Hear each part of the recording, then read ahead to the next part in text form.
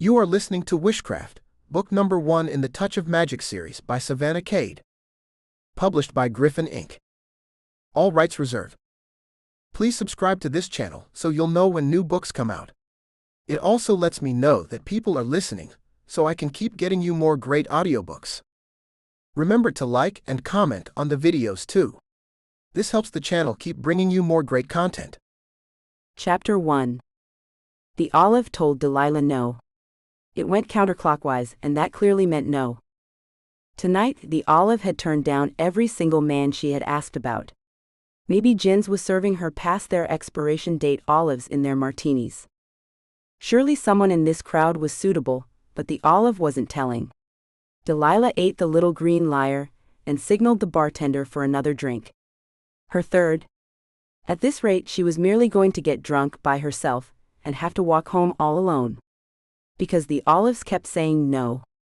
Short buff nails graced the ends of the long fingers she used to push her empty martini glass to the back of the bar. She grabbed the new drink by the stem and gave it a swirl. In her mind, she could see the man coming up behind her at the bar. Good-looking and full of himself, if the way he walked was any indicator, he was perfect for her. The toothpick and olive swirled counterclockwise again. Delilah sighed. His elbow entered her field of vision as he leaned against the bar next to her. "Can I get you another martini?" Yes, he was definitely full of himself. He was about as subtle as a dog scenting for a female in heat. But she wasn't his girl. Well, maybe. Delilah gave him one more chance and gently shook the stem of the martini glass again. The liquid almost sloshed out, telling her she wasn't as gentle or as sober as she thought. The olive went counterclockwise again.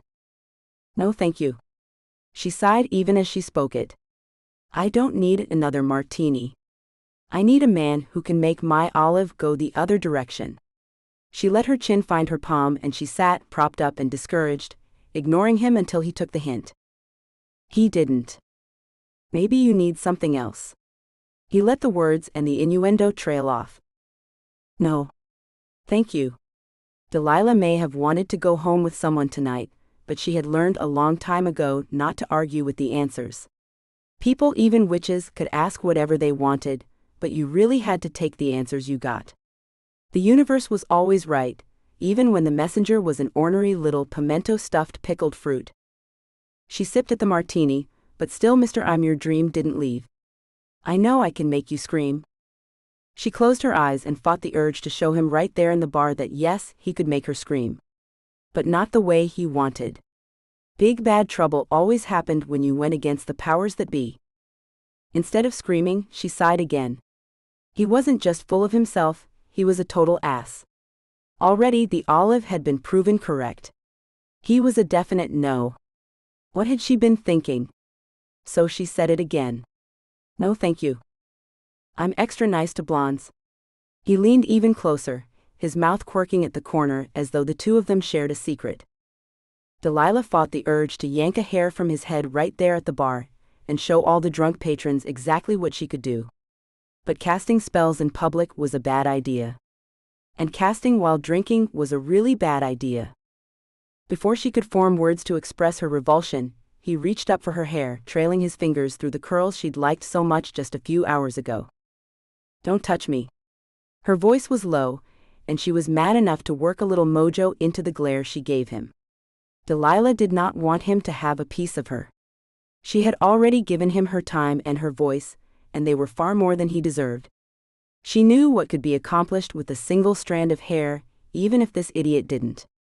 She wasn't about to let him get one, so she added a little red into her eyes and some depth into her voice, and made certain that only he could see and hear it. She repeated her words. "Don't touch me." His eyes widened and his brain was clearly fighting for comprehension through the mild beer haze he was in. At least no one would believe him if he told anyone what he saw. Finally, he backed off.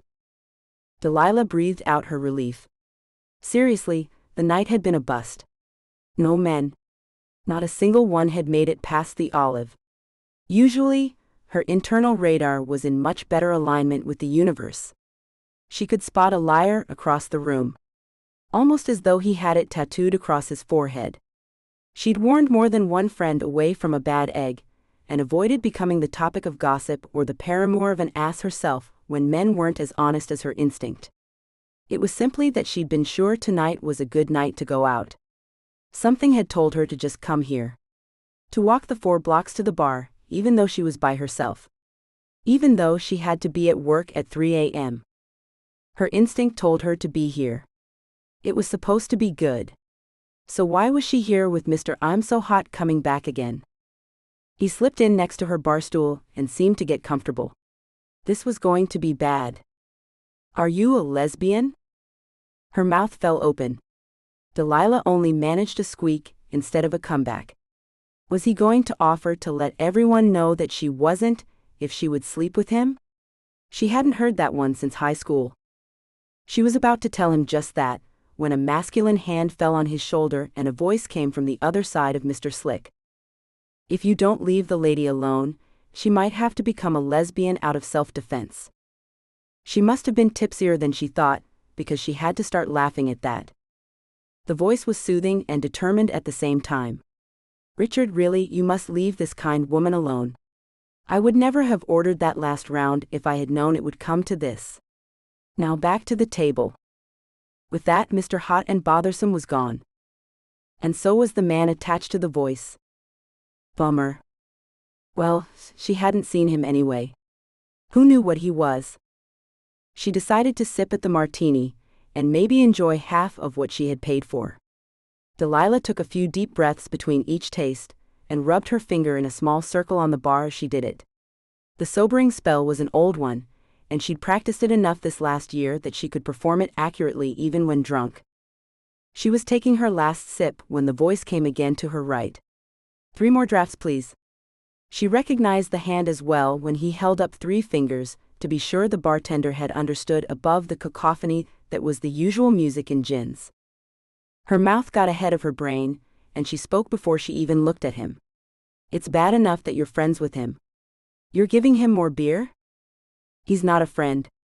Just a buyer that didn't pan out.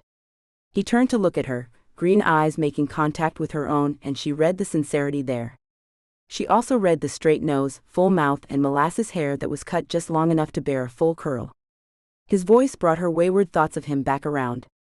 And yet, here I am buying him the beer. I'm really sorry about him. I regret unleashing him on a bar that I used to be welcome in. She laughed a little at that, then reached for her martini as he turned back to the bartender. Delilah blinked. She didn't remember bumping her glass. But she must have.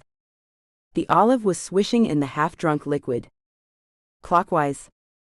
Before Mr. Green Eyes could reach for the mugs of draft in front of him, she stuck out her hand. I'm Delilah. The lush smile banked by a pair of dimples hit her full in the gut. Brandon. His fingers curled warm around her own, just the right amount of pressure, his palm slipping flush against hers. Delilah pulled her hand back at the small sizzle that hit her with the touch. She usually avoided palm-to-palm contact, as it tended to let her see and know things she was better off not knowing. But the handshake was intended to set the evening off as less formal, almost like a business agreement. In the moment it took her to register what she had learned from the contact, he was unattached, just looking for a good time. He worked with something involving computers, and loved grapes. His attention turned back to the bartender. He slid bills across the smooth wood and grabbed the handles of the 3 frosty mugs. It was great to meet you, Delilah. With that, Mr. Clockwise Olive disappeared. She wanted to scream. How much more frustrating could this night get? Maybe aliens could abduct her right from the bar stool. Or a llama could appear and spit on her. There just weren't that many ways for this night to get worse. She figured she'd polish off the martini, because it clearly didn't matter if she was drunk or sober. She lived only a few short blocks from Jin's, and it wasn't like anyone was going to take advantage of her anyway. Delilah held the toothpick with the lone olive out of the way while she drained the glass. Then she fixed her gaze on the last of the green liars and gave it a good stare down, before she popped it into her mouth and chewed it to a pulp so it could never give another bad answer again. Funny, it tasted just like any other olive. It was so rare for a night to go awry like this that she just got horribly frustrated when it did. Usually, there was a man. One who just wanted to get laid. One who would happily go away in the morning. But tonight was not going to be her night. Now it was late and she had to get some sleep, because she did have to get to work at 3 a.m. Placing both her hands flat on the bar, Delilah gave up. She pushed away and turned to leave, not reacting fast enough to avoid the green button front shirt that was apparently hiding a granite sculpture behind it. Oomph! The sound she involuntarily made was muffled against the fabric, and her nose started that low throb of anger at being banged. One hand grabbed her arm to steady her, and before she could look up to see who she had literally run into, she recognized the voice. "I'm so sorry. And I was coming over here to apologize for releasing Richard on you." Her fingers found her nose and quickly she made the pain disappear. "Really, I'm fine and that was my fault. I had a little more than I intended." With the haze of pain having vanished, she could see him looking at her, searching her face. "Were you leaving? Okay, maybe the night wasn't going to be such a bust after all." Before she could respond, he spoke again. "Because I just left my partner back at the table with Richard so I could come, beg forgiveness from you." Her mouth spoke without warning, nice and loud over the din in the bar. "Are you gay?" He frowned. "No." "Are you?" "No." Delilah shook her head. How had it all gotten so tangled up? It had made total sense when she thought it in her brain. She pointed back to the other man sitting in the booth with Richard, the far too brave. "You called him your partner." Brandon laughed out loud. Even teeth showed through the wide grin, and his eyes crinkled above cut cheekbones. It was a good thing he wasn't gay. Within a moment, he led her to a table that had miraculously cleared out. Delilah blinked. She hadn't done that. Had he? But she found herself seated and ordering a soda, and watching his eyes while he spoke. "Dan is my business partner. And Richard spent the day taking up a lot of our time, only to back out on the deal at the last minute." Maybe that sobering spell hadn't quite done the trick. Her brain twisted itself up at that. "So you took him out and bought him beer? Did you think he'd sign on if he was drunk?" "No." Brandon drained the beer that had been in his hand, and ordered a soda from a passing waitress. "He's a lot better at talking people into things when he's sober. And he does know a lot of people who might like to get on board. So we thought we could use his contacts. We'll see." Delilah nodded. On the one hand, she didn't need all the chit-chat. On the other hand, she didn't want to alienate the only man that the universe deemed suitable tonight. "So what do you do?" "We build video games." She had absolutely no way to respond to that. She didn't think she'd ever thought about what went into a video game. Didn't own any. Couldn't remember the last time she'd even played one. So she smiled and shook her head. "I can hardly hear what you're saying. But I live 4 blocks up. Do you want to go?" A few minutes later they were out the door, the night air just a little chilly against her skin. It had been hotter than Hades when she'd walked down, so she hadn't brought a jacket. "Are you cold?" Brandon watched her rub at her arms as she started down Hollywood Boulevard. People passed by on either side of them, not really observing any kind of traffic pattern. "It was warmer when I came in." She shrugged. But he was out of his button-down shirt before she really even managed a protest. The move revealed a t-shirt underneath that looked expensive, soft, and slightly frayed as he draped the green cotton shirt around her shoulders. Delilah grabbed at it to pull it closer. As she did, her palms brushed against the material, and she felt the lingering traces of information he'd left on it. He didn't wear it very often. She should have finished the sobering spell before she left the bar. She shouldn't have shot the last of that martini. Because the universe was always right. So here she was, catching images that she usually avoided. Up here. She pointed up Poinsettia Street and made the turn. In a block they were beyond the buildings and the businesses that made up the main drag. Condos and apartment complexes marched up the Hollywood Hills, crowding each other for space and straining to see over the adjacent rooftops. As the two of them climbed the steep sidewalk, Brandon turned, commenting that he thought he might be able to see his own roof from her place. Delilah smiled and nodded politely but didn't care. She wouldn't be going to his place, so she didn't need to know where it was. Inside her building, she fitted her key into the lock and pushed the door open. He frowned down at her hand. "You really should do the deadbolt too, you know. You should lock up better than that." She fought the urge to laugh. Just because there was only one lock on the door didn't mean the place wasn't protected. Instead, she grabbed the front of his t-shirt in her fist and invited him in by tugging on the fabric. He didn't need a second nudge, and his mouth descended on hers, blocking out all thoughts of locks and bolts. Delilah disengaged long enough to shed his shirt from her shoulders and leave it on the floor in the entryway, before taking his hand and leading him down the hall to her bedroom. Because this was the only way she got involved these days, and because it only happened when she let it, she was prepared. When Mr. Green Eyes peeled his t-shirt, she was waiting. Quickly they stripped away their clothes and the bed covers. Delilah was only a little surprised that he fought her for dominance. She should have been a little more firm about how it was going to go. But later, lying there sated, she realized she hadn't thought that far ahead. Brandon stood next to the bed and looked down at the woman dozing on the fine cotton sheets. Her fingers curled in against her palms, and her hands were pulled in next to her body. She looked peaceful and docile and nothing like the hellcat who'd just wrung him out. Wandering down her hallway, he touched his head. He still felt drunk, although the physical activity he'd just completed should have sobered him right up. Also, he'd only had beer, and not that many of them, at the bar earlier. It seemed much longer than 2 hours since she'd offered to bring him back here. Brandon glanced down at his watch, the only item of clothing that he still had on after that crazy round. He searched the fridge, finding a glass and a pitcher of cold water. The chill hit him as he drank it while making his way back over the soft carpet to her bedroom. For a brief moment, he wondered if she had a roommate or someone he should worry about while he was walking through her apartment. But he dismissed the thought as quickly as it came.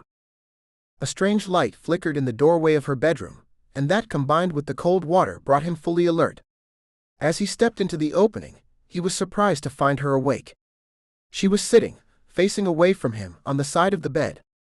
Moreover, he was relieved that the odd light was nothing more than the glow of a candle she was lighting. Her blonde hair was almost platinum in the amber glow, and it brushed the middle of her back in loose curls that had previously been near-perfect ringlets. Now it was a near-perfect mess, and knowing that he was the one who'd messed it was sexy as hell. She turned to smile at him, pink lips reminding him what she'd done and where she'd done it. Her eyes were liquid and fathoms deep in the candlelight. She picked up a sprig of something and held it into the flame. Soft gray smoke curled upward and disappeared. Brandon didn't think anything of it until the awful smell hit him. His nose wrinkled against his will, and without thought he dove across the sheets toward her. "Don't please. I'm allergic to a lot of incense." That wasn't true at all. But that stuff stank. He grabbed it from her hand and blew out the glowing ends on the small blooms, sloshing a little of his water on the sheets as he did. He figured he should apologize, but now that he was lying across the bed, he felt the turning sensation in his brain again, like he was drunk. He closed his eyes, and the world felt like a boat rocking beneath him. For a moment, he wondered if he'd been slipped something more powerful than alcohol at the bar. He'd thought only women really had to worry about that. He was getting ready to ask her if she'd noticed anything, when he realized he couldn't remember her name. She was leaning over him, reaching for the half-ashed stem in his fingers. She took it away and asked him what it was that he wanted. But that was a stupid question. She had just leaned over him, making him forget all about her stinky incense. The world had stopped spinning as the ends of those mussed curls tickled across his bare chest. The sheets were still tangled from the best no-holds-barred time he could remember. And she asked him what he wanted. So he reached out for her soft skin and showed her. Delilah gazed at the man beside her, watching his chest rise and fall in rapid waves, much like her own was doing. She let out a breath. The universe was right. Tonight had been her night. The olives had not deserved the way she'd cursed them. It was midnight. Perfect timing. If she got him out of here and then passed out within 20 minutes, she could catch a neat 2 hours of sleep before she had to get up to go to work. As her breathing and his slowed to a more normal rate, she moved into action. Delilah kissed her fingertips, imbuing her touch with an extra nudge, leading him to agree with her. "Thank you. That was fantastic." She caressed his upper arm with a sweet stroke, intending him to absorb both the compliment and the suggestion a little more deeply. But I need to get some sleep now. I have to get to work at 3. He rolled to look at her, his eyes showing that he'd been affected by the simple magic. He smiled. I should get some sleep too. However, instead of standing, he reached for the covers, pulling them all the way up and over both of them before she could get her bearings. She tried again. No, she kept her voice soft but steady and firm. I need to sleep alone. You should go. His laugh rumbled low in his bare chest. He was still not agreeing. You don't need to sleep alone, and I'm too tired to move. His arm came up and around her, pulling her closer and alarming her more. Surely he wasn't immune to her magic. That would mean that he was stronger than her. She would have sensed that right from the start. Again she pushed a little extra power into her touch and shoved against his chest, still barely budging him. I have to go to work at 3. That's just a few hours. Delilah hadn't even added a kick to her words. She was a little panicked by his nonchalance, which was enough to make her forget the magic that should be second nature. She was functioning on pure logic. Unfortunately, logic didn't work on him either. You shouldn't have invited me home if you have to work that early. The room is spinning like I'm drunk, so I can't drive. And I don't think you really go to work in a few hours anyway. Who starts work at 3 a.m.? He snuggled in a little deeper under the white fluffy comforter and let his eyelids drift shut. Fine, if he wanted to sleep, he could just sleep through the forgetting. As his face relaxed, Delilah rolled herself up to sit on the side of the bed, relaxing now that she had a plan B. With a deep breath to refocus herself, she lit the white beeswax candle again and pulled out a fresh stick of lavender, lighting the tips of the small white blossoms. She woke him to hand him the smoking sprig, figuring she would just push him out the door while he forgot. But he didn't go. Brandon sat up, coming awake with the burning lavender in his fingers. He frowned at it, crinkled his nose and blew it out. That smells bad. Stop doing that. He handed her back the burnt blossoms and rolled over, tucking the covers under his chin. What was wrong with him? Delilah sniffed the lavender for herself. It didn't stink. It wasn't beautiful, but it didn't produce a smell worthy of the faces he made. She was startled from her wonderings of what the hell she might have done wrong by a soft snore. The damn man was out like a light. She should never have indulged in that second round with him. She'd worn him out, and now what was she going to do? Her shoulders slumped. She could burn the lavender and cast the spell on him. He'd forget about her and what they'd done. But he'd still be in her bed, so that was just fruitless. After nudging and shaking him more times than she could count, Delilah gave up. Fine, he'd believe she had to be at work at 3 a.m. when she woke his sleepy ass up at 2:15. Chapter 2. The harsh, incessant beeping of the alarm woke her, just like it did every night she worked. This time it also woke the sleeping man beside her. Which never happened. He groaned and held his head. Then moaned, "Turn that off. I have to go to work." Delilah gave him a good shove, pleased to see that she had finally roused him. It hadn't even taken any magic, just a nasty-sounding alarm. Seriously? She sighed back at him as she stood up. Yes. I told you that. Now get your ass out of bed and get dressed. He didn't. By now that didn't surprise her. She had a plan now, she could work around it. He sat there, the covers pooling at his waist, looking like just the thing she'd had in mind when she'd blown some of her hard-earned money on the very expensive sheets. She simply hadn't planned on him still being here in her sheets afterward. Just what kind of work do you do at 3 a.m.? He was trying to catch her in a lie, but she wasn't lying. Still, she wasn't quite up to the whole story. It doesn't matter. Sure it does. He sat there, making no moves to get out of her bed, her apartment, her life. I don't owe money, do I? All she could do was gasp an outraged "ah" in response to that. His raised eyebrows and the grin that signaled the start of a laugh only made her more upset. This time she went for plan C. It made little difference what she told him. Once she got his hand around that lavender long enough to say the word, he wouldn't remember any of this. I'm a pastry chef. At 3 in the morning? I'm done by 11 when the restaurant opens. She opened her closet to reveal a row of black and white check chef pants beside pressed white jackets. Grabbing one of each, she started getting dressed. Let him watch. And he wouldn't remember it anyway. But when she turned, Brandon was climbing into his own previously pressed pants and stretching his t-shirt over his head. Excellent. As he disappeared into the bathroom, she lit the candle for a third time. He must have only ducked in to wash his face or something, because he never closed the door, and he was out before she had the first blossom burned. Oh God, please. Not the incense again. His handsome face twisted at the smell, and his hands came up in front of him as though he could ward off the smoke. Burn something else, I beg you. Crap. There was no way she was going to be able to hand this man a sprig of burning lavender. Not that he'd remember later, but if she couldn't get it into his hands now. Then go into the living room.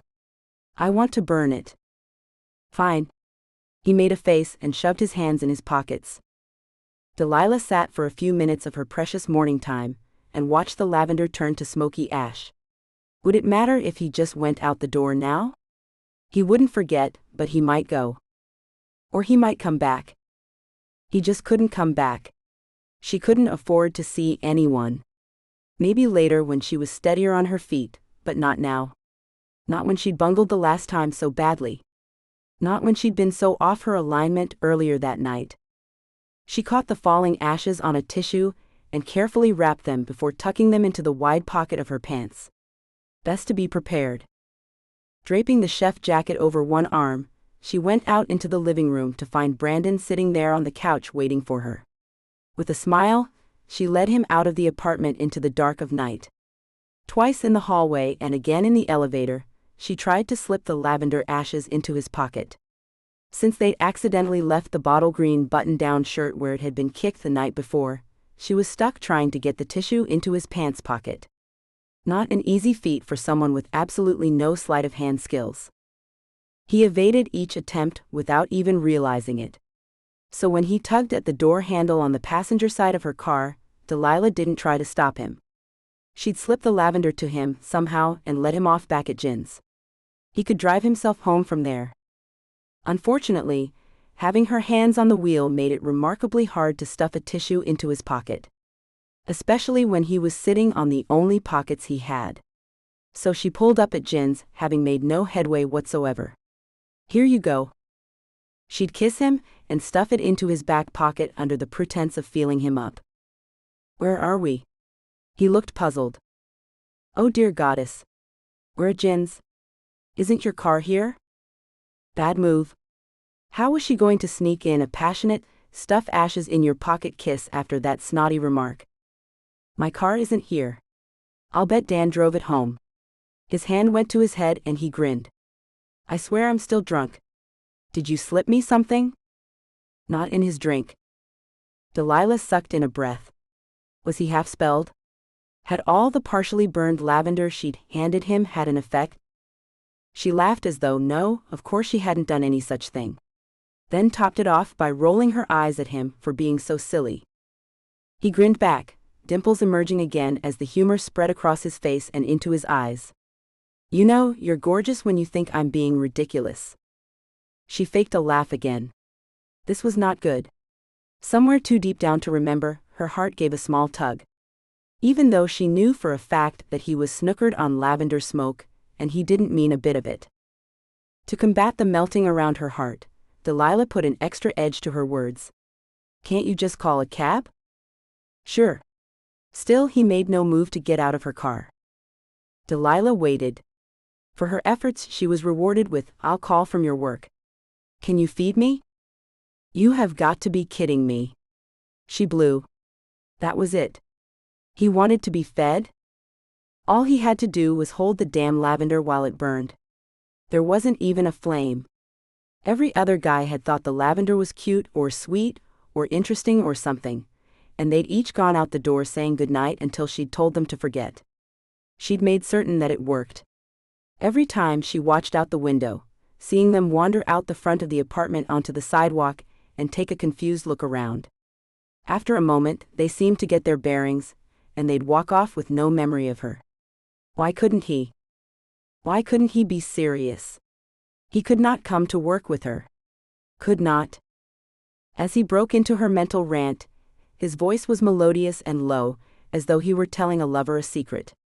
You made me work up an appetite. And I want to see where you work. I've never seen a pastry chef cook before. I'll bet you're fantastic. I'll bet you're high, she retorted. He shrugged. Sure sounds like it. Her shoulders slumped. It was her fault he was high. Half-caste spells were unpredictable and therefore dangerous. They weren't always merely half as effective. There were often weird side effects. Clearly, Brandon was getting first-hand experience of that now. Delilah put the car in gear and thanked her stars that no one worked her shift with her. Of course that was by design, but certainly not because she expected to be driving hot, hungry, half-spelled men into work with her. She couldn't unleash him on society like this, middle of the night, high, left alone in the heart of Hollywood. Who knew what he'd do? She pulled up at the back entry to the restaurant without saying another word to him. She didn't need to talk to him, she had a whole bitch session going in her head. Stepping out of the car, she finally spoke 2 words. Come on. Like a puppy, make that a large, tipsy male puppy, he followed her into the kitchen. Paying attention to him out of the corner of her eye, Delilah grabbed her old-fashioned time card that she secretly loved and punched in 5 minutes before 3. Deep night converged beyond the windows, blocking all sense of the world outside the brushed steel walls. Brandon watched as she slipped her arms into the chef's jacket and buttoned the white cord frogs across the front. She pulled her hair clip from her pocket, only briefly noting that she'd tucked the red one there before hanging it in her closet. He tilted his head. Very 50s. She smiled and slipped her ponytail into the matching hairnet sewn into the huge red bow. It was either this or those nylon things. I love to cook and I like my hair long. His eyes hinted that he was interested in more. And maybe that his brain still wasn't quite screwed in straight. It's kinda sexy. No, it was the only non-cafeteria lady way around something that was necessary. But he took that thought out of her head, as he braced his hands on the counter behind him and prepared to hop up. Don't? She reached out to pull him away. Startled, he let her. He was probably a smart man. He'd seemed so before she'd messed with his head. It was all her fault that his decision-making skills were shot.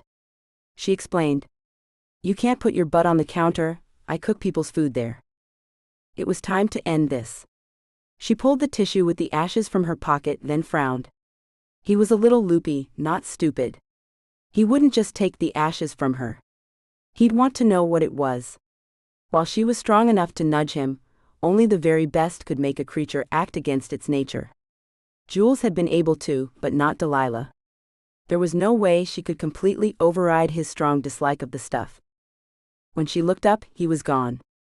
Her breath sucked in, and her heart fluttered with panic. Her soon-to-be ex-lover was a little drunk and now lost at her job. But he reappeared from the office with her boss's chair, which he promptly plopped into the open space beside her, and then he plopped his sweet ass into it. His eyes twinkled, and he grinned the same grin that had made her take him home in the first place. So what do you do first? She sighed. First, she thought, I solve all my problems. On to plan D. There was a note that the pile of small pumpkins in the corner was overstocked from a cancelled wedding. The groom had left with his old flame, and the restaurant was left with an overabundance of shrimp, asparagus, halibut, dark chocolate, and pumpkins. While she couldn't go back and convince the bride that getting married was a bad idea, she could solve the pumpkins and chocolate problem, that was for sure. Turning to Brandon, she motioned with her fingers. If you want to eat, wash your hands. You'll have to earn it.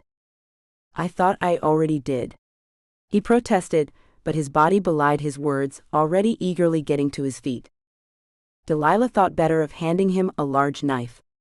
She didn't think he should be wielding it, especially if he ever realized she was to blame for the fact that the room was still spinning around him just a little. So she gave him a big metal spoon instead. She capped the first pumpkin and set Brandon to scraping the insides clean and washing out the seeds. She chopped large cubes of the orange squash and had him feed them into the industrial-strength food processor. When the pumpkin was thoroughly pulverized, Delilah picked up a tongue depressor from a steel canister and tasted it before expertly tossing the taster stick into the trash. Handing him a new large spoon, she told him to move the mixture into a steel bowl and laughed when he mimicked her motions, picking up a wooden stick and licking off the orange mash. He made the worst face. "That doesn't taste right. Isn't it supposed to be sweeter?" "No, silly, it's squash. We have to add sugar and cream and spices." Together they poured in huge quantities of vanilla, molasses, brown sugar, and sorghum honey. She had him grate nutmeg into the mix, which he agreed to only after he had examined the acorn-looking nuts thoroughly. Most people had never seen nutmeg except as a pulverized powder from a can, and Mr. Video Games was no exception. When the batter was ready, she began ladling it into individual ceramic baking dishes and popping them into the oven. Brandon, with nothing to keep him busy, placed his hands on either side of his hips, where he leaned against the counter. Something about the way he stood there, the way he commanded the space around him, made her wish she had another night with him. But wasn't that the whole point? She couldn't handle another night. Certainly not with a man who'd had his tongue loosened, and yet was still polite and sweet, and occasionally shooting her those wicked grins. Delilah had no idea how the half-spell would change his normal behavior, but she did know that she hadn't done anything strong enough to make him cluck like a chicken, or do anything he wouldn't normally do. She couldn't make a complete ass into Prince Charming. Aside from being a little pushy, he was fun and funny and sweet and a little silly. There was no way she'd survive another night without getting attached, and she knew from experience that would be bad. So she had to get him out of here. Even if she was having fun. She reminded herself that she'd likely be fired if she were caught. Turning, she gave him a new set of instructions. "Get down that big pot and pull out that bin of sugar." Like a kid, he eagerly went about each task. Even when she taught him to weigh the sugar, he did the work carefully. She made him do it in small batches, keeping him busy measuring and dumping it into the pot.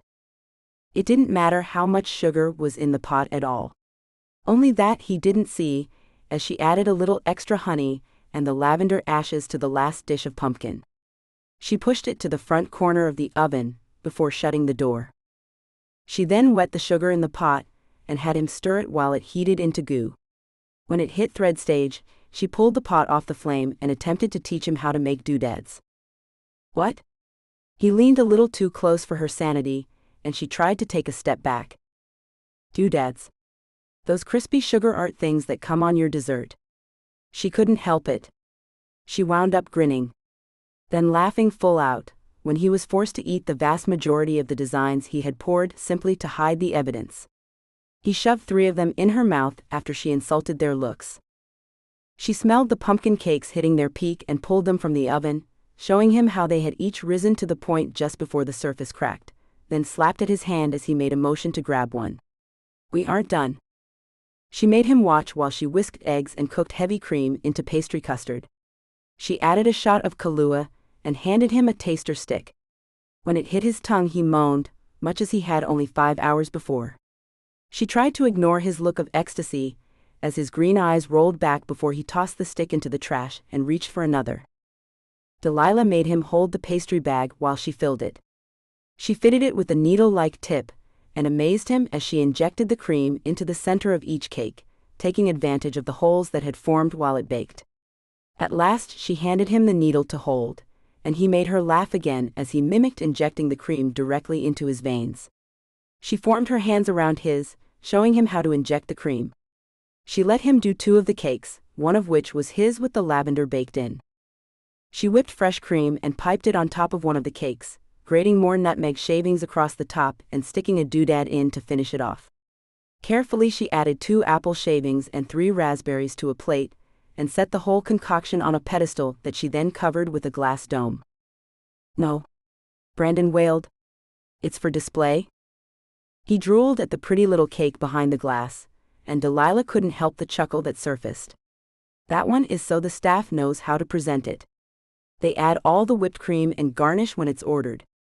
She used a black china marker on the glass dome to label the parts.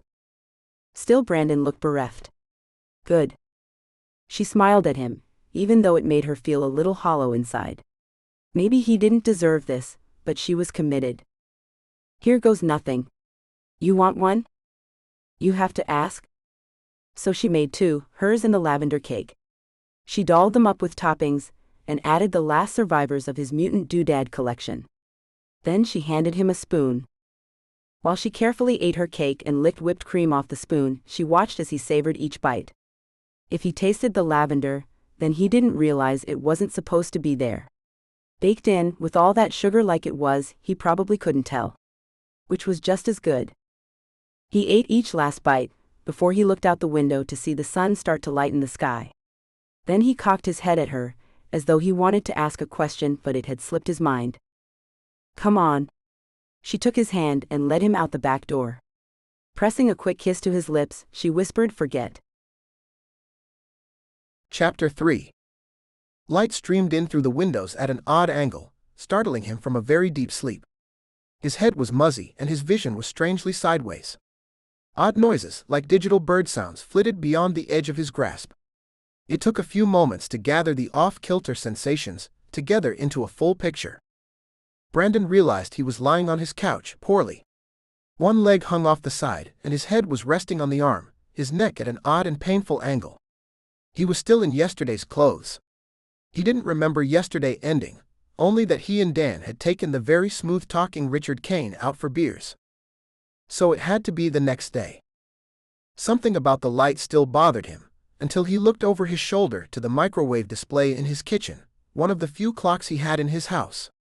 12:14. Holy crap! He sprung up. It was noon.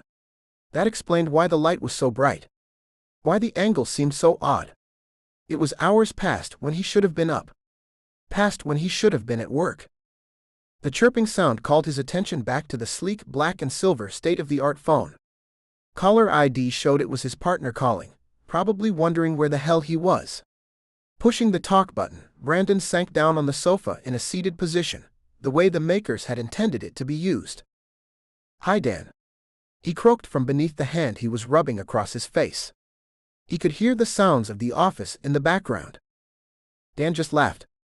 "I didn't expect you to be in early, but seriously, bud, we have to head out of here in an hour.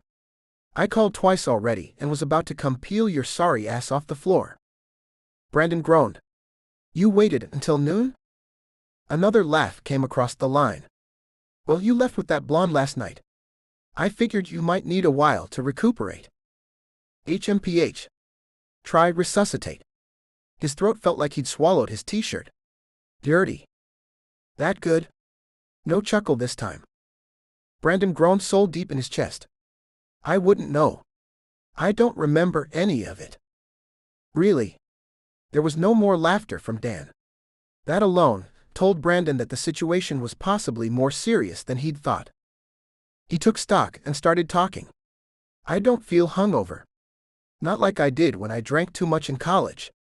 No headache, no upset stomach. But I'm not right." Dan's voice was suddenly louder and the background noise disappeared. He'd taken off the speakerphone. "And you don't remember? I mean, she was hot and she walked you right out of that bar." Brandon searched the corners of his brain. He remembered telling Richard to back off from someone. He remembered going to the bar for more beer. The three of us sat in a booth together. I ordered more beer. After that, I'm pulling a blank. You're obviously at your place, since I called on the landline. Brandon could hear the thoughts churning through Dan's mind. I'm guessing you would have noticed if your kidneys were missing. That opened his eyes. Just for safe measure, and because he did feel odd, Brandon checked. Then breathed a little easier. No, I didn't wake up in a tub of ice. Did you check your wallet? Crap. Brandon dropped the phone to the wood floor, for once not caring if he marred it. He'd been had. He knew it. But his fingers found his wallet in his back pocket. Quickly he thumbed through it. His driver's license and credit cards were exactly where they were supposed to be. With a sigh, he scooped the phone off the floor. It's all here. All of it. For the next 5 minutes, he and Dan discussed the contents of his wallet, and decided that he had to call all his cards and make sure she hadn't copied the numbers and used them over the phone or something. He didn't carry his social security card in his wallet, thankfully. Eventually, Dan sighed. Is there anything else you can remember? Anything weird? Some clue? Brandon thought for a moment, then sniffed the air. I smell pumpkin. You're shitting me. No. I smell pumpkin. He walked around the small house, sniffing. First the kitchen, although he couldn't cook, so that wasn't really logical, then his bedroom. It took a few more tries before he found the source. It's me. My clothes smell like pie. Dan groaned. Don't call your credit cards. You weren't robbed. You probably have a brain tumor. Finally, Brandon found some humor in the situation. He replied in his best Arnold Schwarzenegger voice, It's not a tumor. Dan didn't laugh. Look, you shouldn't drive. Just get dressed. I'll come get you for the meeting. There was a click on the line as Dan hung up. Gently setting the receiver back in the cradle, Brandon set about gathering all the cards and money he'd spilled from his wallet. The lingering scent of pumpkin pie followed him, until he peeled his clothes and climbed into the shower. Chapter 4. Delilah stripped the bed, a little more furiously than necessary. She was tired as hell. Well, duh, she thought, she'd hardly slept last night. And when she had, there'd been a man in her bed. It turned out that just having a warm male body beside her brought back all sorts of unhappy memories. During the day, she recalled flashes of bad dreams she'd had the night before. So no bar prowling tonight. She arrived home just after 11 and decided it was time for a good night's sleep. Only when she climbed under the covers, her eyes refused to close and her brain churned. Still early in the day, the light was pouring in through the cracks around the blinds. Faint noises came from the apartment just on the other side of her wall. Scents of Brandon, the two of them lingered in the fine weave of the cotton. When she finally started to drift off, she got hot and bothered. And that just bothered her. The man wasn't even here, and he was still getting to her. That wasn't good. After an hour of suffering, she gave up. She peeled the bed linens and walked down the hallway to the laundry room to wash him away. 40 minutes after that, she decided that she should have just thrown the bedclothes in the hamper and put on her old sheets. It was her stubbornness that had led her to want to sleep on the Egyptian cotton, with only the smell of fabric softener. And that was the problem with the community laundry room. Once you started, you were committed. So she sat in her living room, waiting on the washing machine, and pondering her ability to cast a forget spell on herself. Eventually she decided against it, realizing that she'd likely just forget her laundry and lose her expensive sheets to a greedy neighbor. Also, if anything went wrong, she'd never remember what she'd done, so she'd have no clue how to fix it. Bummer. She walked down the hall and transferred the sheets to the dryer and dried them on low. It was kindest to the cotton, but today the extra time was unkind to her. She wound up watching infomercials to stay awake, and before she knew it, she had spent some of her savings and a Showtime rotisserie was on its way to her doorstep. She almost called back and canceled the order, but that would be too much trouble. It wasn't about the money, she had backup money. She had no intention of ever touching it, but it was there. Later she finally got the fresh sheets on her bed and fell into a deep and blissful sleep, only to have her alarm go off in the middle of the night, yanking her from some seriously wicked dreams involving pumpkin cakes and pastry cream and of course, Brandon.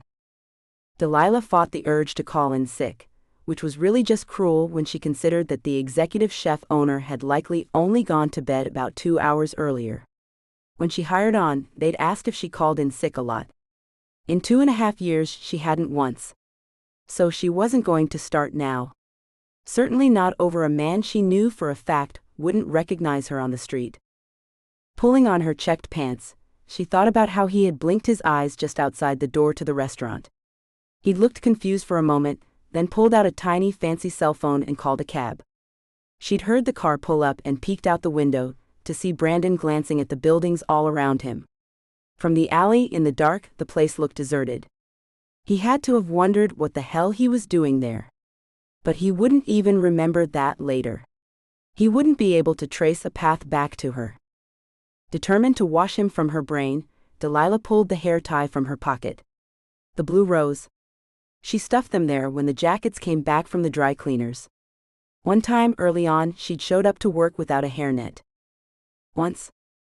Now she had a spare in her tiny cubby in the office, and one stuffed into the pocket of each clean chef jacket in her closet.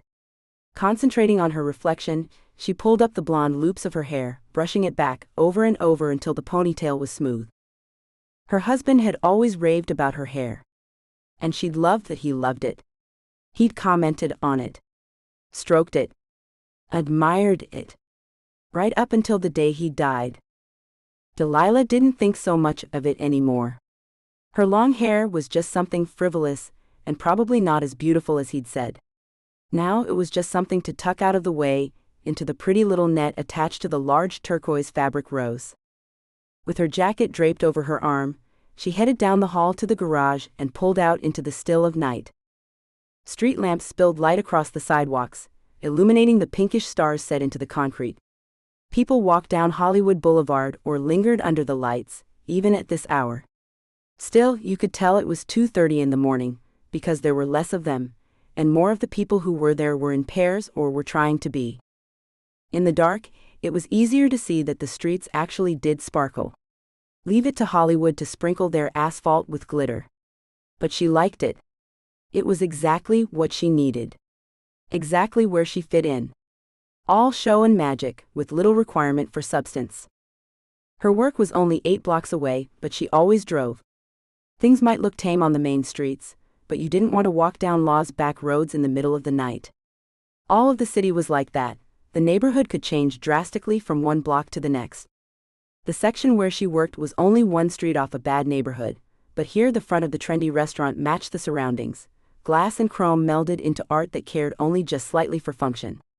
The bright sign was left on all night, the waste of electricity justified as an advertising cost.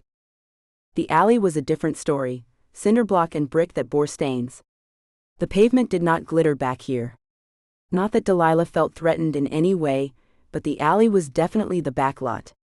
In several hours, the delivery bay would welcome trucks bearing common fish with exotic names, fresh produce from the farms just beyond the city's borders, and once a week huge bags of flowers and grains. Delilah pulled into a spot that wouldn't hinder the trucks from either getting into the alley or backing up to the loading bay. That meant that she was behind the salon next door, which was often as far as her tired feet could make it by the end of a shift. Setting the parking brake, she climbed out, shut the door, and clocked in. This morning's note asked her to test her ability against a delivery of puff pastry and blackberries. Her mouth watered just thinking about it. With nimble fingers, she closed up the front of her jacket and got to work. Finally pushing the green eyes in quick, wide smile all the way to the back of her mind. She had blackberries to tend. Chapter 5. Brandon fought his way through the week. He'd felt out of whack since that night he'd gone out with Dan and Richard Kane. He hoped that a good lunch would put him back on the right track. Although why he thought that was unclear, it wasn't like anything else this week had straightened him out. Dan still swore Brandon left the bar with some hot blonde, and Brandon believed him. It wasn't like Dan would lie about that, nor did Brandon have any memories to contradict his friend. Still, he looked up at the server. "I'll take whatever you have on draft." While Dan's eyebrows shot up, the server merely nodded and walked off to fill the drink order. Dan leaned across the table. "What's that about?" Shrugging was the best he could do. "Hell if I know. Maybe it is a tumor. I just figured that drinking got me into this. Maybe another beer will snap me out of it." After a moment of silence between the two friends, the server showed up again, placing a Pilsner with a perfect head on it in front of Brandon. The perfect lunch beer. Even though he'd decided that drinking during work hours was a no-no when he'd discovered his first shred of responsibility in his early 20s, he took a sip. It didn't solve anything. He didn't really want the beer. He didn't want the fish he'd ordered.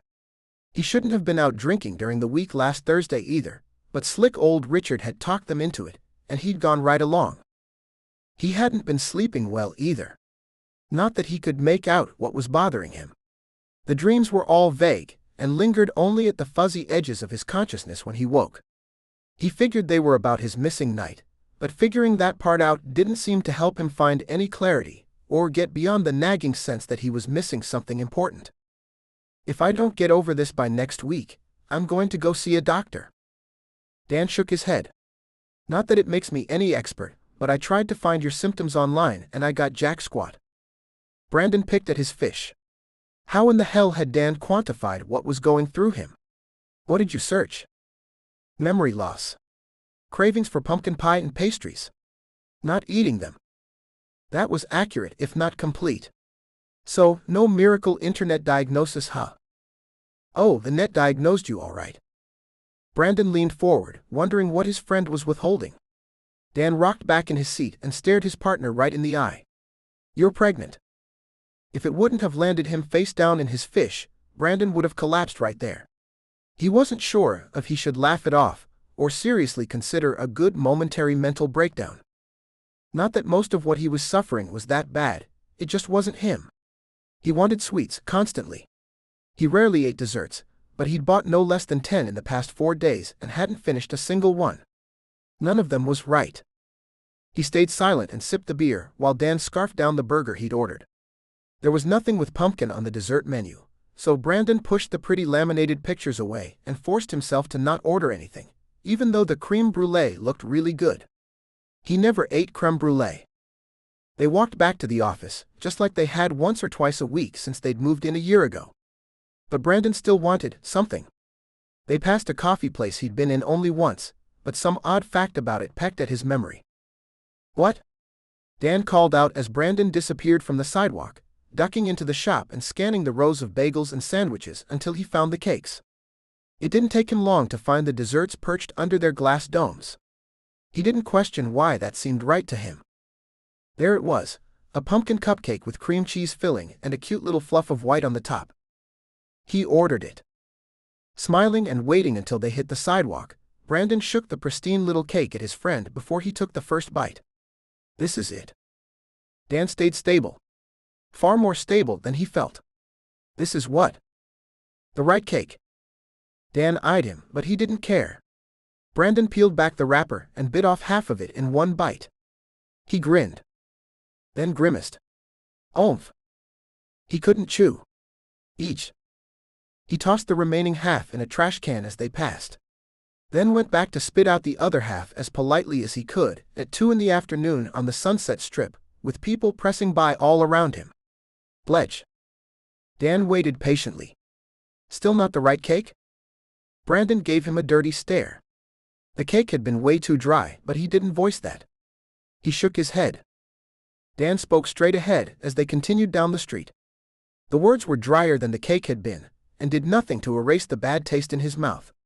Call a doctor when we get back in, okay? Brandon nodded and stayed silent the rest of the way back. But when they got in, he started puttering around his desk, doing things to occupy his brain, and he didn't make the call.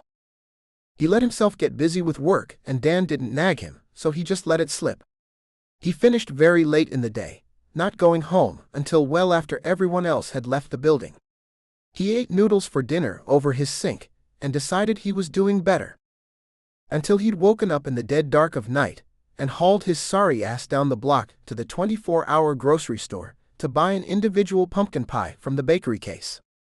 He microwaved it when he got back in the door, then ate it with a fork right out of the plastic container as he stood at his counter and watched the sky start to lighten in a premonition of dawn. He forced himself to finish the whole thing this time, but he could only wonder what had happened to him in his missing hours, and why the hell it still wasn't the right pie. Chapter 6. Delilah was in the kitchen when she felt her brother's presence on the other side of the door. It was more Tristan's gift of getting her attention than any psychic bent on her part. She'd honed what little gift she had in that department over the years, mostly by casting sight spells on herself.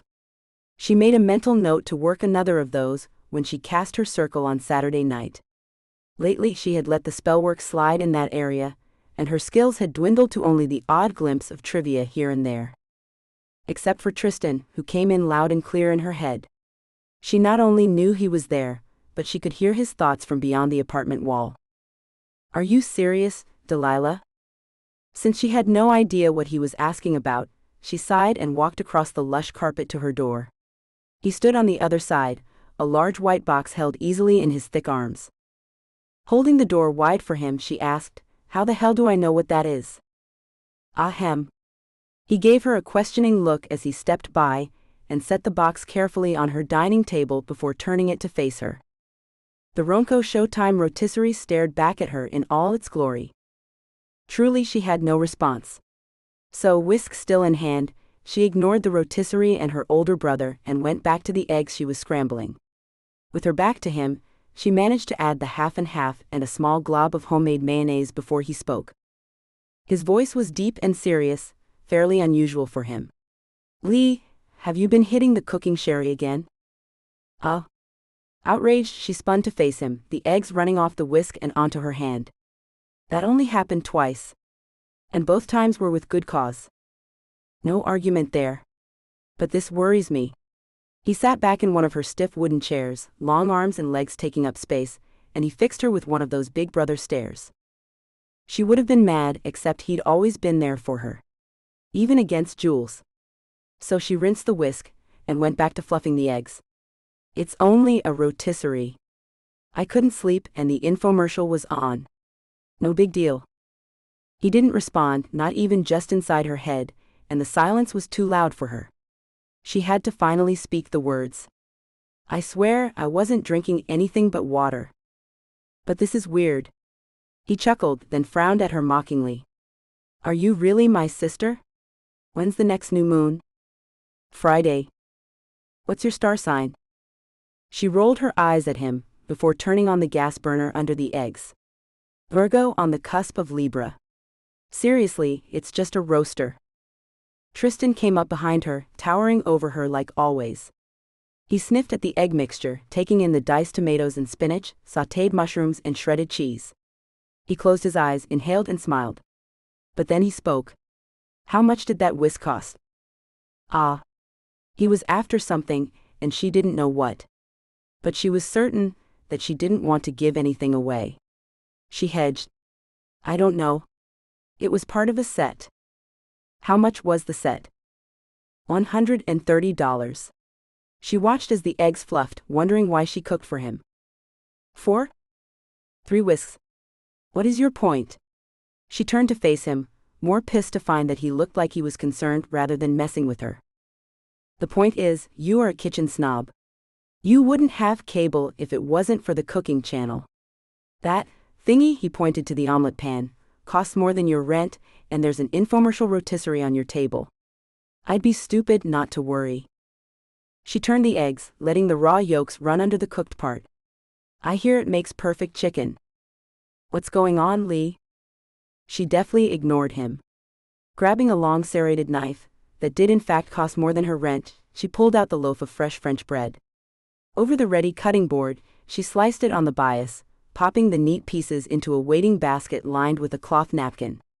Delilah turned the eggs again and reached into the fridge.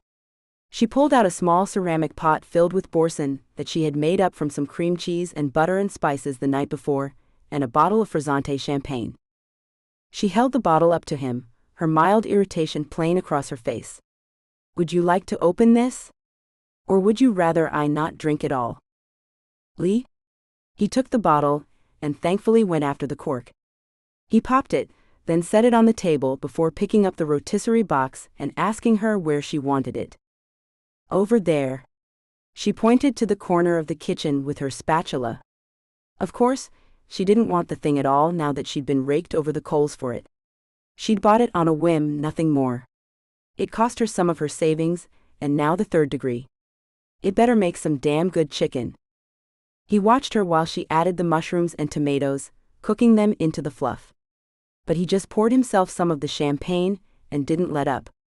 "Not yet." "You still sleeping around?" "Christ, Tristan." She almost burned herself on the edge of the pan, although she didn't know why. It wasn't unusual for him to be that forward. "Do you want all the details?" "Lord, no." He held up his hands as though he could ward her off. After a moment, she took pity on him. "The answer is yes." "Lee?" The sigh in his voice was too much to bear. "Come on, Tristan. You really want me to meet a nice man and get married. But why in hell would I want to do that? Do you really want that for me again?" "No." He didn't say it out loud, but it was there, not after what you went through. If it's any consolation, it's way less than last year. I've lost some of my angry edge. He nodded. That's good news at least. Then he let the subject drop, and only occasionally eyed her as though he was worried. They sat down to eat, talking about Blessed Be and how he was handling it. Their mother had willed the magic shop to all 3 kids, but after her death, Tristan had been the only one around to run it. With his instinct and business sense, he changed it from their mother's break-even hobby into a real thriving store. But then again, a quality shop catering to those in all levels of the craft was a good bet. It didn't hurt that he could cast spells to see what should and shouldn't be stocked, what should be added or removed, or that the store was in the heart of Hollywood. And he was close enough to Delilah that he often turned up on her doorstep for lunch. Although, he usually didn't find infomercial kitchen products waiting for him. You should come back tomorrow. I'll make you chicken in that thing. Delilah pointed her fork toward the unassuming white box in the corner. Tristan just laughed, the last of his concern for her finally slipping behind the gold flecks in his observant hazel eyes. He ran a masculine hand through his chocolate-colored hair and looked at his watch. Crap. Yasmin's going to start her class in 20 minutes. The beginner's class. He nodded, quickly standing to clear his plates and pop them into her dishwasher. He had to get back with enough time to cast his own protection spells to keep the shop safe, before Yasmin set the beginners to their candles and incense. Yasmin had come late to the craft, she hadn't grown up with it the way they had. She was also blessed with a gift for the magic, and another for real common sense. What she lacked was the knowledge that not everyone had common sense. So Tristan was in constant battles with her, about what she could teach the beginners and what was safe. I'll be back tomorrow for that chicken. About 1 o'clock again. Still seated at the table, she nodded to him and accepted the kiss he dropped on her head. Good luck. She spoke it to the air after he left. Then she decided that he could use some real help. Standing, she took her dishes to the sink, before pulling out her candles and lining them up along her altar. She lit an assortment of colors, the tall tapers looking like a haphazard rainbow across the wooden surface. She blew short and hard on the end of a thin maple stick, starting a small blue flame that quickly took hold and turned orange. One by one she used it to light each candle, wish Tristan luck, and then snuffed the twig lighter with 2 well-placed fingers. She left the remaining candles to burn and work their magic. Tristan was a good brother.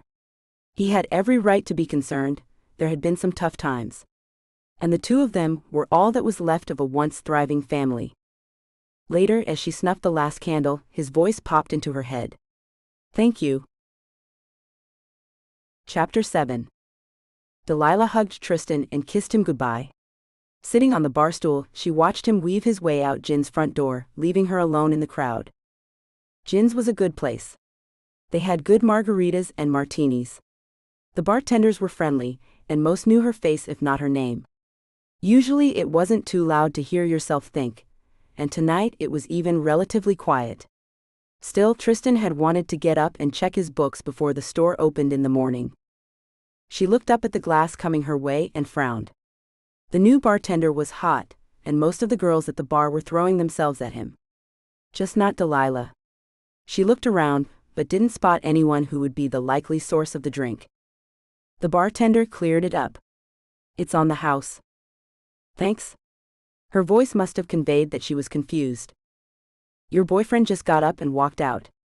And it really isn't my place, but he was seriously eyeing other women while you were here. Her smile grew, but he kept going. You shouldn't let him get away with that. Pretty girl like yourself, you could do a lot better. His blue eyes held sympathy and maybe something else, but she wasn't going to think about that. She wasn't out trolling for men tonight. Just thinking. No, I can't do any better than him. She held her hand up when the bartender started to protest, even while he poured a round of beers for the waitress standing next to her. Tristan is the very best brother in the whole world. She pushed the unidentified concoction across the bar toward him. Do you want your pity drink back? No. He pushed the tall glass back at her and smiled. That smile. The one that said he was glad the other man wasn't her boyfriend. The smile that let you know he scented available female. Then you must tell me what it is. She frowned at the suspicious-looking drink. Crushed green strips of what looked to be chopped leaves floated up and down in the clear liquid. Gins always squeezed the lime into the drinks before they served them, and the crushed fruit slice added to her overall concern for the beverage. It looked like a spell gone horribly awry. "You've never had a mojito before?" "That's what it is. I've heard of those. What's in them?" He smiled. "I'll tell you later." With that, he disappeared to perform some necessary bartender task, and she was alone with the mojito, which turned out to be wonderful, despite lacking an olive for spell work. Tristan hadn't made it back for the chicken until dinner tonight. He always left work when the shop got too busy, said he couldn't get anything done. He had missed his rotisserie appointment from arguing with Yasmin about the beginner spells, which he said had taken the better part of 2 days to repair. Yasmin countered by pointing out that they had at least 6 new, dedicated customers. He'd finally given up and tapped out when the Friday evening crush came in. Friday evenings and Saturday mornings were probably a third to half the weekly business. Most of the clientele was Wiccan like themselves, and that was when they geared up for their Saturday midnight spells. This week had been a little slow because of the new moon. At least she and Tristan finally had a good dinner together, and the rotisserie had impressed him. He said the chicken was perfect, and didn't ask her again if she'd been drinking the cooking wine. Delilah sipped at the mojito, figuring she'd head back home when she was finished. Her hair was down, and she made the fatal mistake of sweeping it behind her ear to keep it out of the drink. From the corner of her eye she caught a movement, and turned to see what had grabbed her attention. None other than Brandon and his business partner. For a moment her heart rolled over. But it was nothing. She could afford to be seen. She didn't think his business partner had gotten a good look at her the other night, and Brandon wouldn't remember her face. It had happened before that she ran into men she had spelled, and none of them ever recognized her. Even when she looked them straight in the face. Last year she'd been hell-bent on getting over her husband's death, and she'd been through a good handful of men.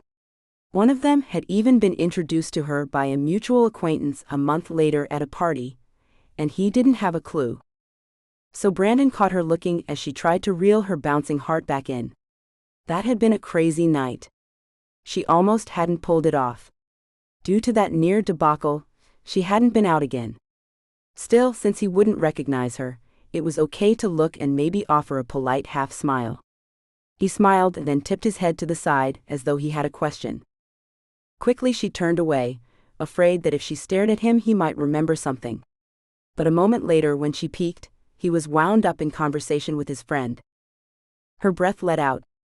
It had been silly to hold it in the first place. He wouldn't remember. She sipped at the mojito, enjoying the taste and the fact that she had no schedule tonight. She was off from the restaurant, and it was a new moon, so it wasn't a good time to cast anyway. She'd probably watch whatever was on the Food Network and curl into her soft sheets. There was a faint smile on her lips by the time she got up from the stool. Thanking the new bartender, she passed over a generous tip and made her way out the front door. Her arms naturally came up around her when she felt the air. She didn't carry a purse into bars, and her hands had nothing better to do than express that it was noticeably cooler than when she and Tristan had come in. It was chilly last Thursday too. The voice stopped her dead in her tracks. She knew that voice. She'd heard it moan and laugh and muse. And now she knew what he sounded like, deadly angry. Slowly she turned, her eyes round with confusion. How was he speaking to her about last Thursday night? His eyes were a hard jade as he stared at her but didn't move. I had a green button-down shirt when I left the bar with you. Where is it? At the bottom of a pile of laundry, so I didn't have to decide yet if I should keep it. Instead, she made her voice as even as possible and said, I don't know what you're talking about. He took a step closer to her. A couple came by on the sidewalk, too wrapped up in their own conversation to pay any attention to her. His voice stayed hard. My friend recognized you. I left with you. What did you give me? She shook her head, confused that he remembered anything. And she lied. I didn't give you anything. Then she realized she had come very close to admitting she'd been with him. So she added, I couldn't have, I don't know you. That last part at least was true. She didn't know him. Well, in the biblical sense she did, but she didn't really know him. He stepped closer again, this time grabbing her arm. He held her firmly, not hurting her as long as she didn't try to pull away. Which of course she kept trying to do. Did you take my wallet? Copy my credit card numbers? What? No. All she'd taken was a good time, and his memory of it. Did you get suggestive photos thinking you could blackmail me? God, no. How could he think such a thing? They'd had fun. She'd had fun. End of story. Or it was supposed to be. Luckily they were right in front of the bar, and the doorman stepped out just then. Everything all right? No. But she couldn't very well say that. He did let go of her arm. But he got closer to her and whispered, I can report you to the cops. For what? But she'd blurted it out before she thought better of it. The more she said, the more she could be construed as confirming that there was actually a connection between the two of them. So she put on her meanest face and threatened back. Even added a nudge of belief to her words, hoping this spell would stick to him. As maybe the other hadn't. You have me confused with someone else? I'm leaving, and if you follow me, I'll call the police. Good night. With that she turned and stormed off in the wrong direction. Delilah stomped a full block over, fuming for help from the universe. She was another block south, before she ran into a cab that she flagged down and took back to her building. Paying the driver out of the folded bills in her back pocket, she told him to keep the change, and bolted up to her apartment. The whole while she'd been in the cab, Delilah had frantically searched for a reason, a way the spell had gone awry. Honestly, it was just easier that they all forgot her. No awkward moments, no explaining, no thoughts or ideas of something further for them or her. Truly practical magic. But as she reached the top floor, having foregone the elevator for speed, she realized that the why didn't matter. What mattered was that he did remember. And he was pissed. Too late, she understood the complete wrongness of what she'd been doing. Never mind that she'd had her own memories altered once, and it had ruined her life. Never mind that what she had done was petty in comparison.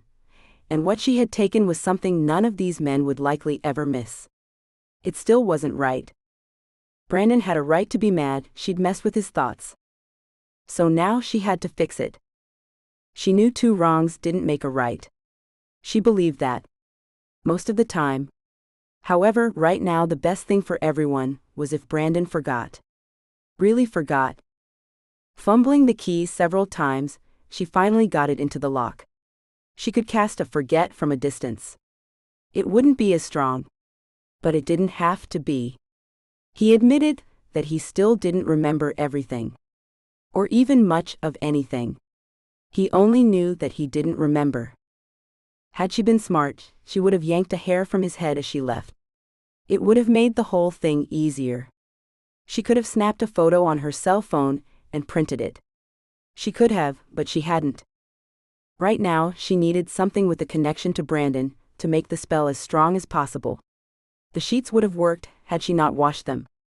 Had it been closer to the time he had slept on them.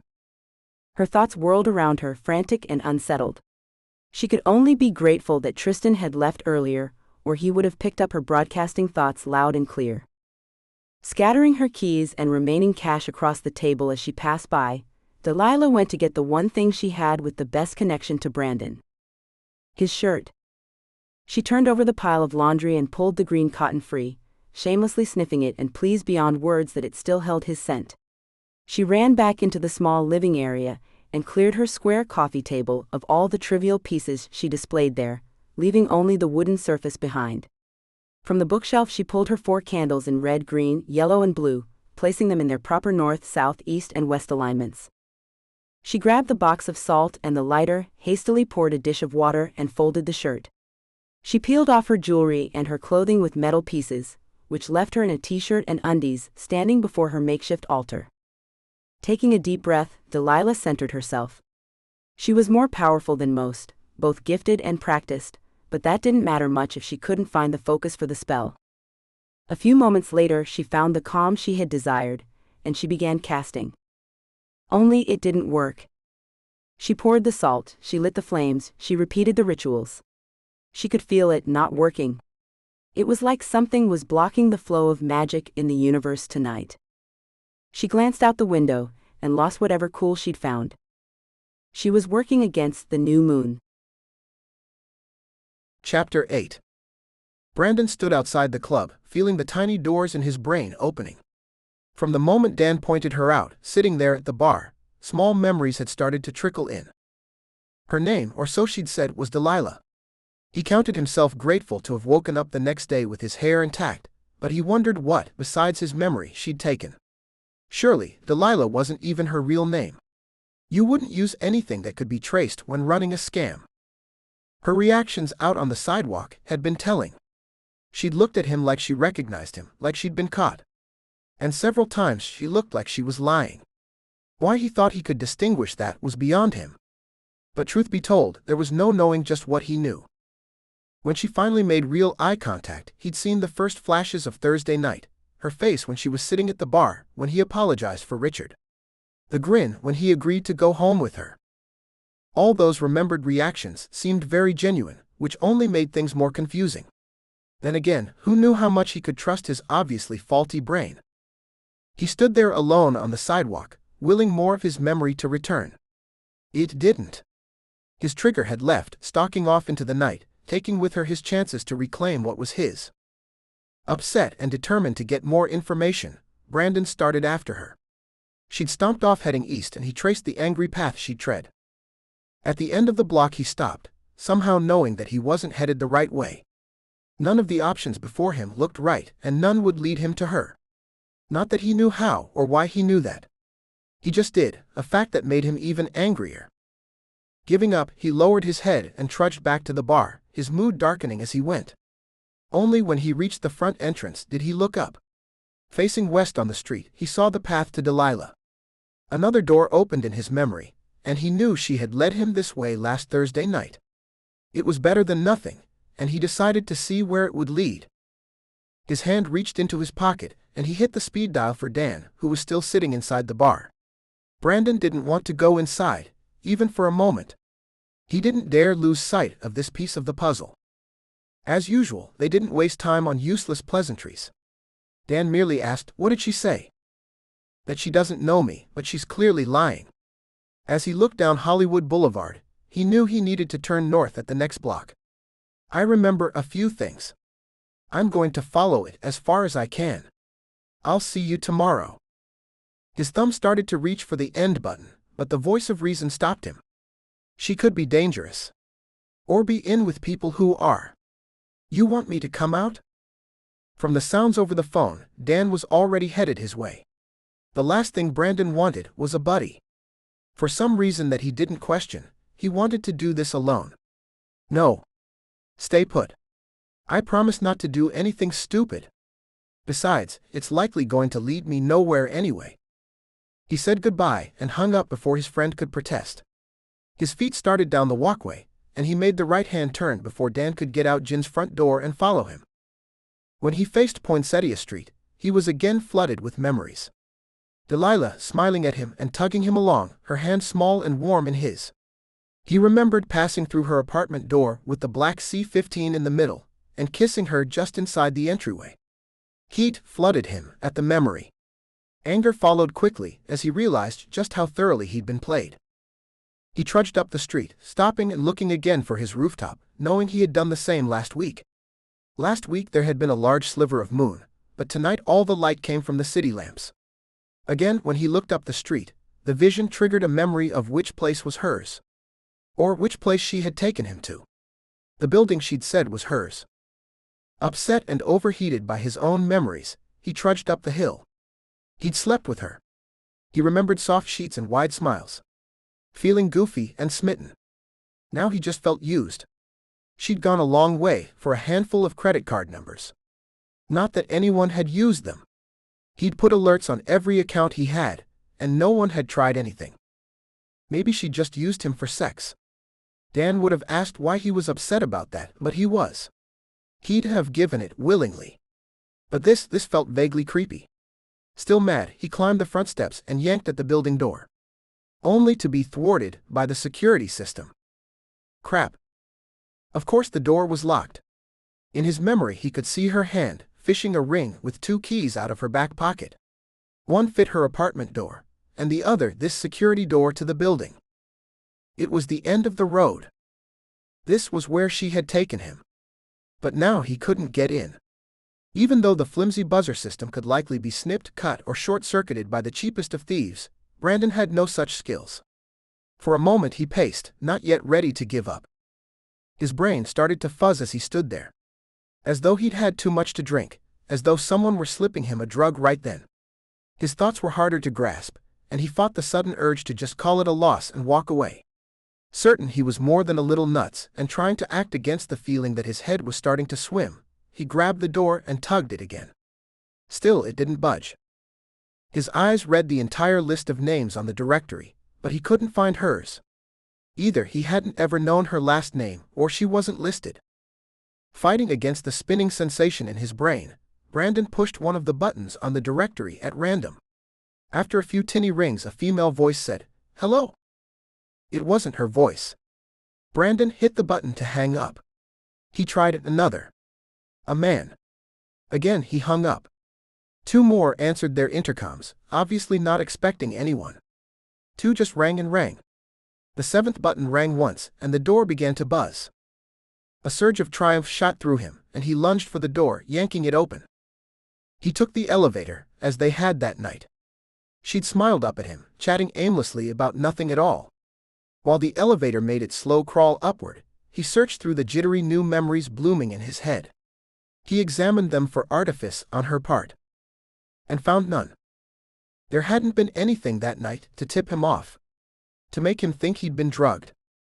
The ding of the elevator brought him out of last week and into the present.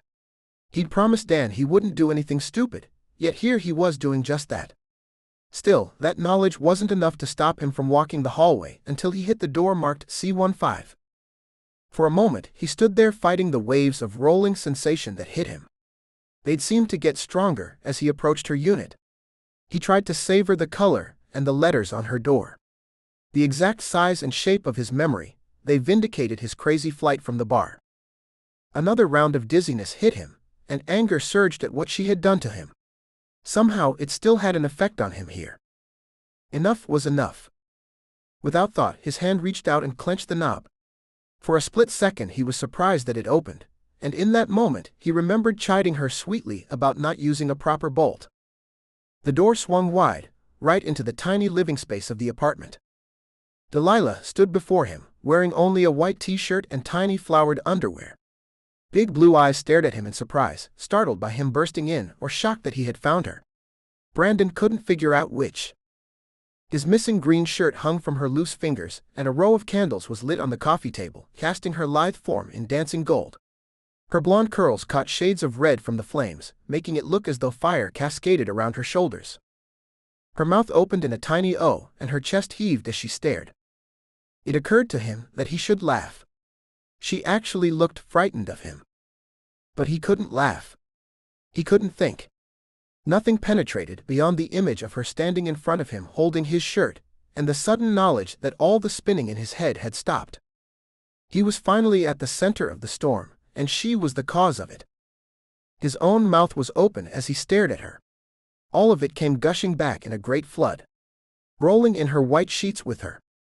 Feeling drunk and making her take him with her to work. The heavenly little cream-topped pumpkin cakes that made everything he'd eaten all week just not right. Her eyes wide and luminous when she'd been sighing underneath him. The feel of her skin under his lips and the feel of his skin under hers. The look and sound of her lush mouth curling when she laughed. How had he forgotten all that? He wanted to remember. Brandon didn't feel the door shut behind him, he merely heard the click as the catch slid into place. He didn't know or care if he'd shut the door, or if it had been moved by some force of the cosmos.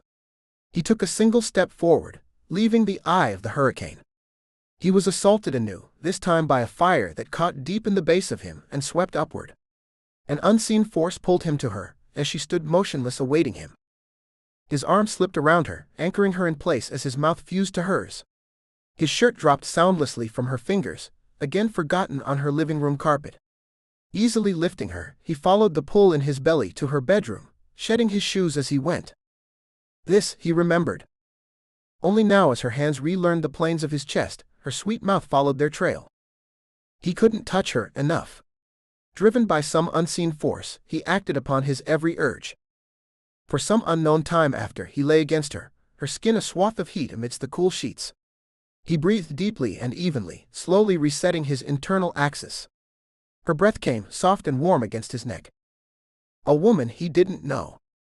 Slowly, his brain managed to shake off some of the lethargy that had stolen over him, even if his body didn't.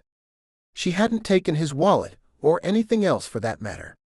Maybe he'd lost his memory of the night some other way. But a drug was the only thing that made any sense. Maybe she hadn't been responsible for it. That was what he wanted to believe. That this creature curled up soft and quiet against him couldn't be responsible for it. Unfortunately, her innocence didn't add up either.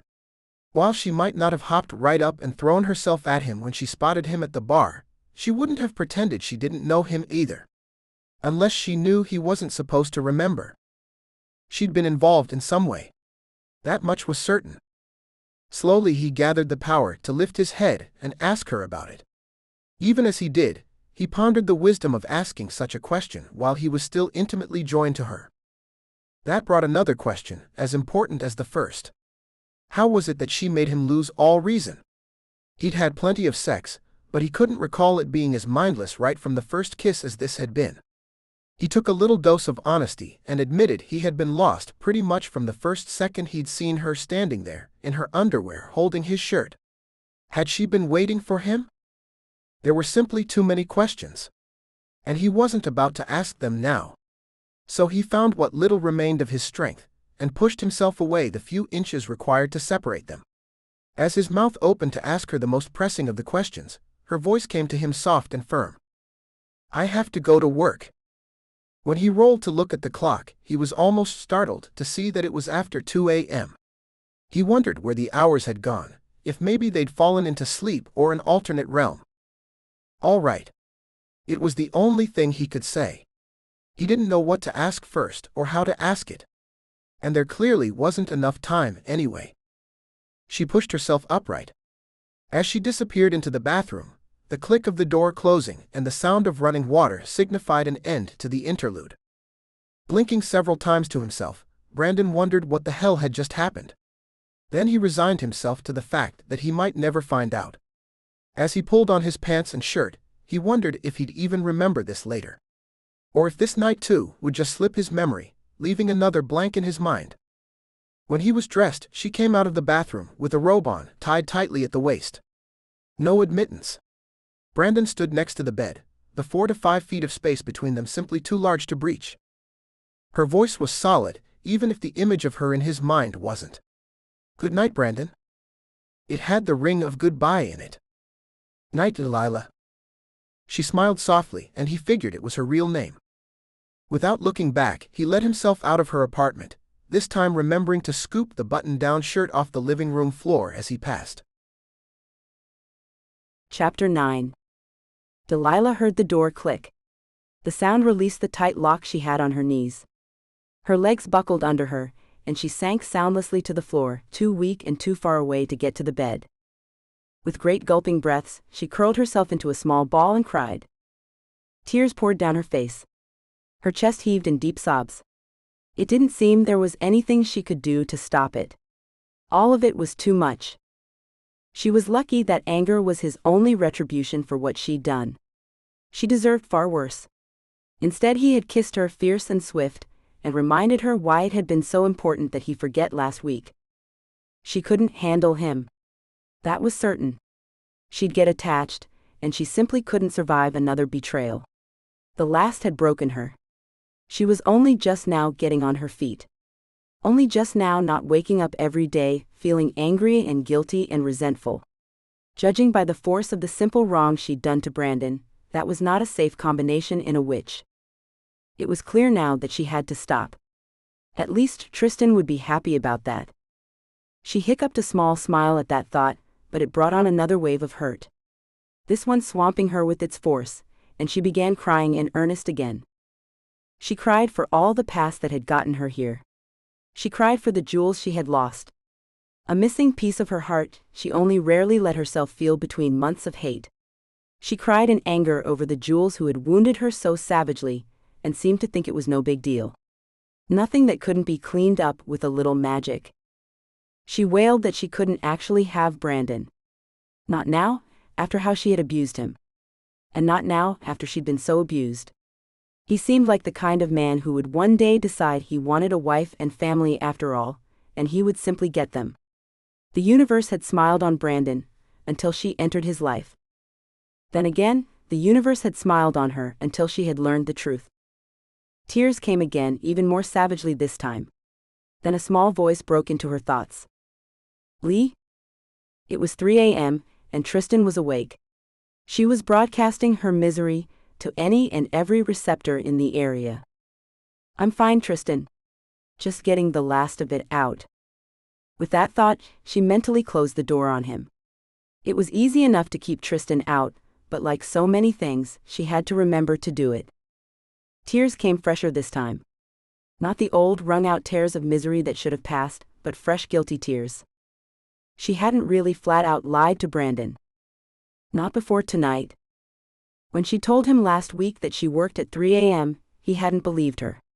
He demanded proof. But this time he accepted it, when she was lying through her teeth to get him out of her apartment. She couldn't handle the questions she saw forming in his eyes. Didn't want to admit to what she'd done. Worse, she had even contemplated casting another forget on him after he left. She did the right thing and left him alone. Only partly because it was the right thing to do. Ultimately, she decided not to cast on him because she had bungled it so badly the 2 times she'd tried. The first hadn't stuck, and she still had no idea why. It had been good, solid magic. She'd felt it working. Maybe it was because of the half spells when he'd interrupted her. But she'd felt it. She was one of those witches, she felt her magic. Tonight, he'd caught her in the middle of trying it again. His shirt had been in her fingers over the flames. She'd been fighting the low power of the new moon. Still, she'd felt it starting to catch. This one would have done the trick. The wrong trick, but he would have forgotten everything. Then he'd thrown open the door that she'd forgotten to lock, because she'd lost all sense when he started accusing her of things he shouldn't remember. And she hadn't expected him to show up here, of all places. He'd looked so angry, she had been certain he was going to kill her. Instead, he'd kissed her. The spell had gone horribly awry from that point. Ready to feed his shirt into the smoke and make him forget, she'd stood in the midst of all that power, now focused only on the feel of his kiss. No wonder they'd gone off like a rocket. And now, like every time she'd cast a strong spell, she was wrung out and empty. Still on the floor in only her bathrobe, with her knees tucked up under her chin, she finally cried herself to sleep. Chapter 10. The sun was coming in the windows, forming squares around her on the carpet where she lay. Her muscles creaked as she made the first move in hours to get herself off the floor. When she tried to look up at the clock, it came to her in blurry red letters, and her eyelids hurt just from looking at it. She'd cried herself to sleep on the floor, and it was time to pay. Dragging herself into the kitchen, she pulled a cucumber from her vegetable drawer and cut 2 thick round slices. Still sniffling after last night's downpour, she shuffled back to her room and laid herself out on top of the comforter. She pushed the cucumbers against her eyelids, and spent a moment focused on coming awake. She pictured her face as she was used to it, eyelids not puffy, smooth complexion with no little pink blotches, her nose a normal skin tone rather than red. Then she put some power behind the picture. Still she lay there, as comfortable as she could be given the aches and cricks in every bone and joint. The bed was soft and warm from the light that fell across it in the late morning. And her mind wandered off out of her control. She'd gotten the job as pastry chef the same day she'd chosen the apartment. She'd just spent 2 weeks planning funerals and packing boxes, and had been in no shape to make major life decisions. But they'd needed to be made. Delilah had completely not cared where she wound up, but forced herself to see no less than 5 different apartment buildings. When she walked into this bedroom, something had spoken to her. She didn't know or care what. She only knew that the universe was always right. So she'd taken it. During the next week, as she started work and tried to establish a routine, she realized that the sun came in through the big windows only by mid-morning, warming the bed and waking her softly, or creating a soft, distant glow when she pulled the shades and fell asleep after a long night baking. Now it was a godsend, the light comforting her when she needed it. Slowly she drifted into a state of non-being. Open of mind and free of her own concerns, she lay there only half awake. The bed cradled her like a lover's arms and she sank into it.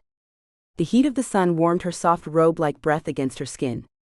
The sheets gave off the comforting smell of man. Delilah rolled over, burying her nose in the scent, as though she could reclaim the sensation of Brandon wrapped around her. With a jolt, she sat up. She did not need to be rolling in her sheets that once again smelled of that man. The cucumbers fell from her eyes, and so did her illusions. Swinging her legs over the side of the bed, she sought another way to free herself from last night. Dressing quickly in jeans and a t-shirt, she pulled her hair up into an easy ponytail, wrapping the elastic around it several times to hold tight. Then she went off to practice her own brand of magic. Tristan's magic was simple yet effective. He didn't own or use 99% of the pieces he sold in their mother's store. He considered them puff and show. Juliet's magic had come from somewhere powerful inside her, a natural gift that needed no conjuring. It seemed Juliet had only to wish something and it came to be. And Delilah was the chef. She had an instinct for the colors and smells and textures to create the outcome she wanted, whether it was a spell or a pie. Food was an excellent delivery system for magic, and their grandmother always said that cooking was a kind of sorcery in itself. Tristan would likely appear in about half an hour. The eternal bachelor, he showed up on her doorstep when he was hungry and she was home. Never mind that she fed him out of guilt too. The colossal explosion of herself and Jules and David had put him off finding his own relationship. If she didn't feed him, who would? She stepped up to the counter and enjoyed the satisfaction of knowing what she was doing. It was a welcome change from the tears of last night and the truth of this morning. Delilah reached for flour and baking powder and finely ground salt. She used skim milk and a dash of rum, and 5 minutes later peeled the first crepe off the griddle and threw it into the trash. With an economy of motion, she turned out a large pile of the perfect thin pancakes, which she stacked under a cloth and stowed in the warm oven. Next she sautéed thin strips of chicken, then reached for pears and deftly peeled them. Using her mandolin slicer, she reduced them to a pile of precise slivers, then popped them into the pan she'd used for the chicken, adding Chardonnay and molasses. "Lee?" The key turned in the door, and slowly it opened, giving her the chance to shout out a warning if it were necessary. When she'd first moved here, Tristan used to just turn the key and barge right in, never considering that he should check first, that his widowed little sister might not be alone. But one Saturday morning she'd been in the back, and he'd opened the door on a half-clothed man who put up a fight. Her overnight guest had figured she'd lied. Since the man coming through the door possessed both a key and an easy familiarity with the woman in the house, it was likely an easy assumption that he was her husband. It was also wrong. Nevertheless, the man had taken a swing or two at Tristan before Delilah could close his fist around the lavender and send him off. Tristan had stumbled backward into the hallway, too shocked to conjure any answers or even simple questions as Delilah's guest passed by. Only later did he ask about her new boyfriend. Unwilling to lie to him, she wound up explaining about the forget spells and the fact that it hadn't been the first time. Her brother had worried about her ever since. Probably rightfully. Now he came up behind where she worked and sniffed at the pears bubbling in thick juice on the stove. She smiled, sliding the chicken back into the pan and sprinkling raisins throughout the mixture. She wiped her fingers on the half-apron tied around her waist and turned off the heat.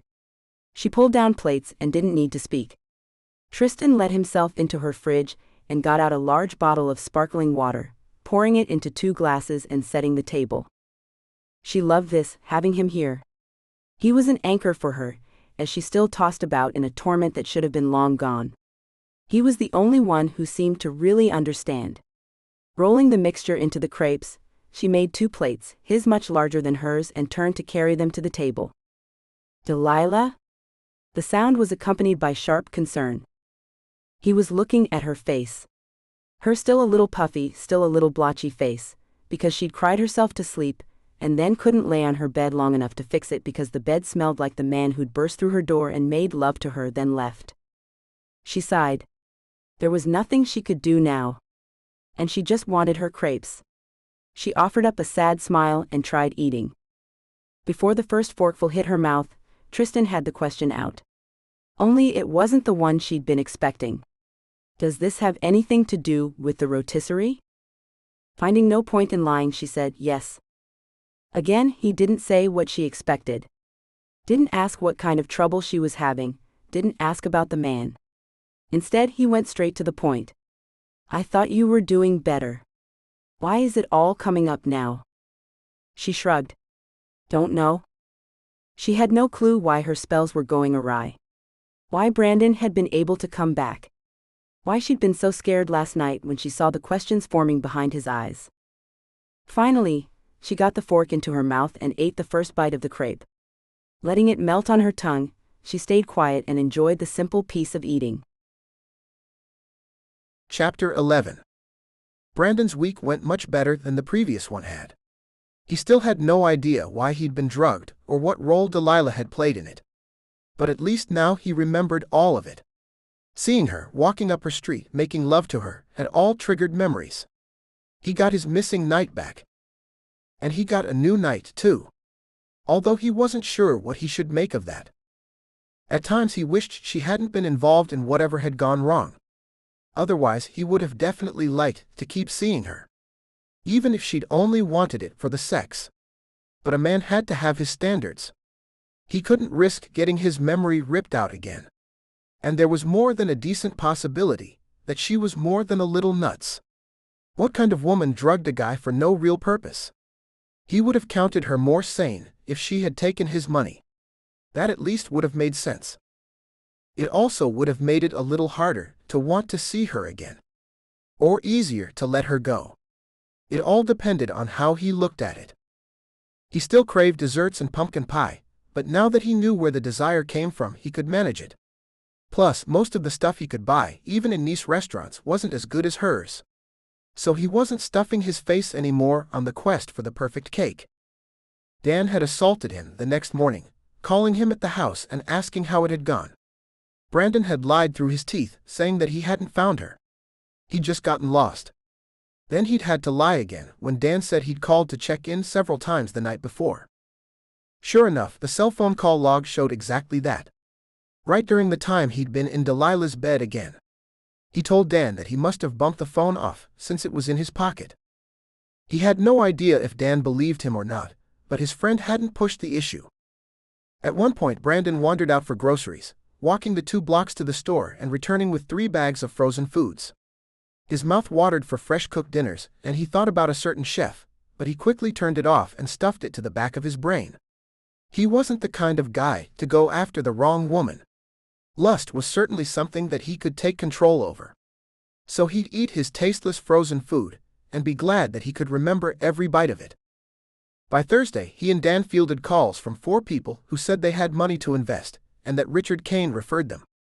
Brandon could not have been more shocked. Who knew Richard would turn out to be decent in his business deals? He'd been such a schmuck to Delilah. They lined up investors to come in and tour the offices, and get a presentation on 4 different days the next week. Dan thought they should go out to celebrate, and didn't say anything or even raise an eyebrow when Brandon suggested gins. It wasn't like he really thought he'd run into Delilah there. He'd gone to the bar over the weekend to meet an old friend from school who was in town. Delilah hadn't been there, so he couldn't say he was going because he was expecting to see her. He didn't question it any further than that. Gins had all kinds of great beer on draft. That was enough for Dan. They pushed through the swinging door at the front, letting the noise and smells assault their senses. It always took just a moment to assimilate the atmosphere inside a bar, and Gin's was no different. Brandon took a quick visual sweep of the place, assuring himself that Delilah wasn't there, before he and Dan settled into one of the last few open booths. Certainly, it wasn't a small pang of disappointment that he felt as he slid into the cushy seat. They ordered beers and relaxed. Dan hit on the waitress as he always did, and the 2 of them got into the same argument they always did.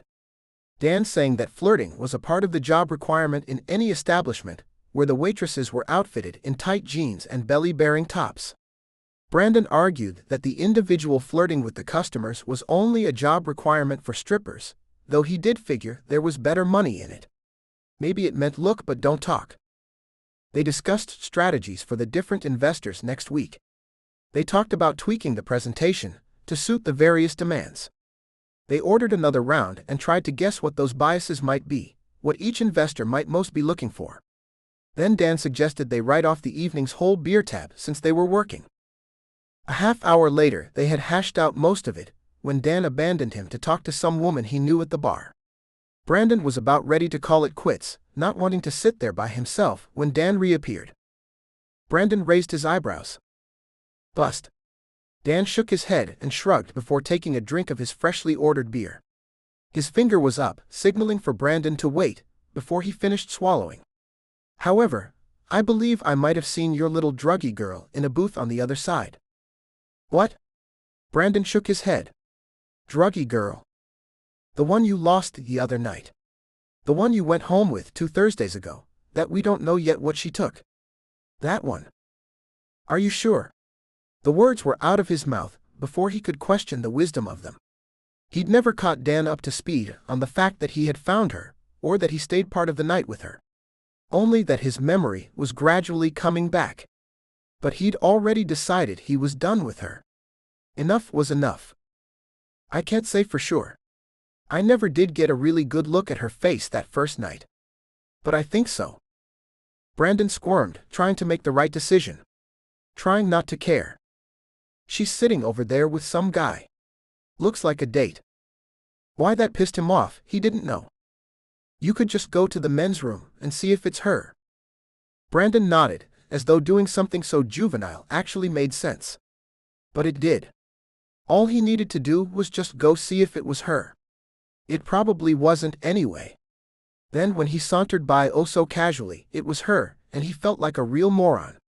At least he really did have to pee, so the whole trip to the bathroom wasn't a total sham. But really, he wasn't going to talk to her, or anything. He double-checked on the way back from the bathroom, all the while making sure she didn't see him. Then he walked off, embarrassed and irritated with his own behavior. He really thought he'd left junior high behind him. Couldn't remember the last time he'd snuck around trying to get furtive glances at a girl. He hadn't ever even gone the grown-up route of that mess. His house had a view of a good portion of the city, and he didn't even own a pair of binoculars.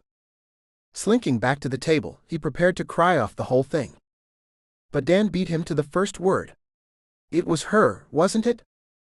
Brandon merely nodded, still feeling like a fool and still hoping that no one noticed what he'd been doing. So, are you gonna go over there? No. He shook his head, trying to take the moral high ground, as well as act toward his own self-preservation. What? His head snapped back a little at the vehemence in Dan's reaction. His friend continued, steamrolling any thoughts Brandon might have on the issue. You have to go over there and break them up. You have a chance to save one of your fellow men from the same thing you went through. You have to do it. Brandon's brain ached. What had he suffered, really? 2 nights of achingly hot sex. Some excellent pastry. The loss of his memory and some uncertainty. Dan leaned forward, his voice and expression melodramatic after several beers. He issued his call to arms. You owe this to your brothers. And to yourself. You have to go over there. Chapter 12. Delilah swished the straw in her mojito, watching the small green pieces of mint swirl in the glass. She wondered if any were stuck in her teeth. And if they had, would they repel the completely boring Jeff? Or could she maybe create a small vortex in the drink and work a little spell to make him more interesting? Delilah doubted she had the power to actually make Jeff interesting. She might be able to work a little spell that would put him off her, but that was likely best accomplished without magic. Perhaps a discourse on the state of her tax filing system. Or maybe just a well-timed belch. She stopped the straw, afraid that the motion, combined with the focus of her thoughts, would cast on him right there in Jin's. She really couldn't let that happen. It was horribly unwise and unsafe to cast if you weren't intending to. Besides, it wasn't her place to interfere. It wasn't her place to interfere. It wasn't her place to interfere. She repeated it over and over in her head like a mantra. As though, if she said it enough, she would abide by it. Hadn't she learned her lesson the last time? Well, hadn't she? She wasn't really certain that she had, because she was still so tempted to do it again. So here she was, in gins on a Thursday night with a man she didn't know and didn't want to know. She never should have agreed to this. In an effort to appease her worried brother, she'd allowed Yasmin to set her up on this date. She always thought Yasmin had better intuitive skills than this. Maybe Tristan and Yasmin had both just gotten so excited that she'd agreed to their blind date, that they lost their heads a little.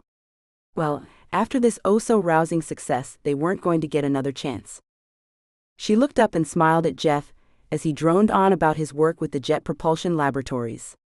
Her bland expression matched the enthusiasm she felt for the formulas he was spouting. She almost laughed out loud. He really was a rocket scientist. And Lord, listening to him, it sounded like the dullest job in the whole world. He hadn't even asked yet what she did for a living.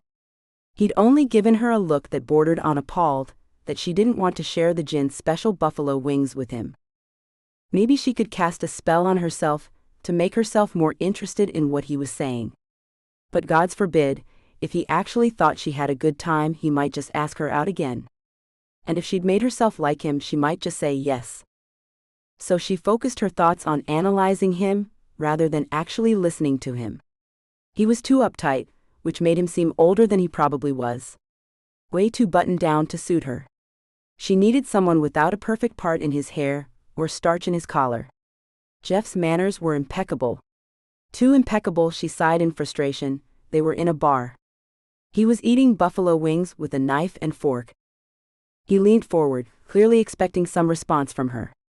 Desperately, she searched her brain for what he'd been talking about, and couldn't come up with anything. So she just gave a small hum while she nodded. Unfortunately, that had him off and running at the mouth again.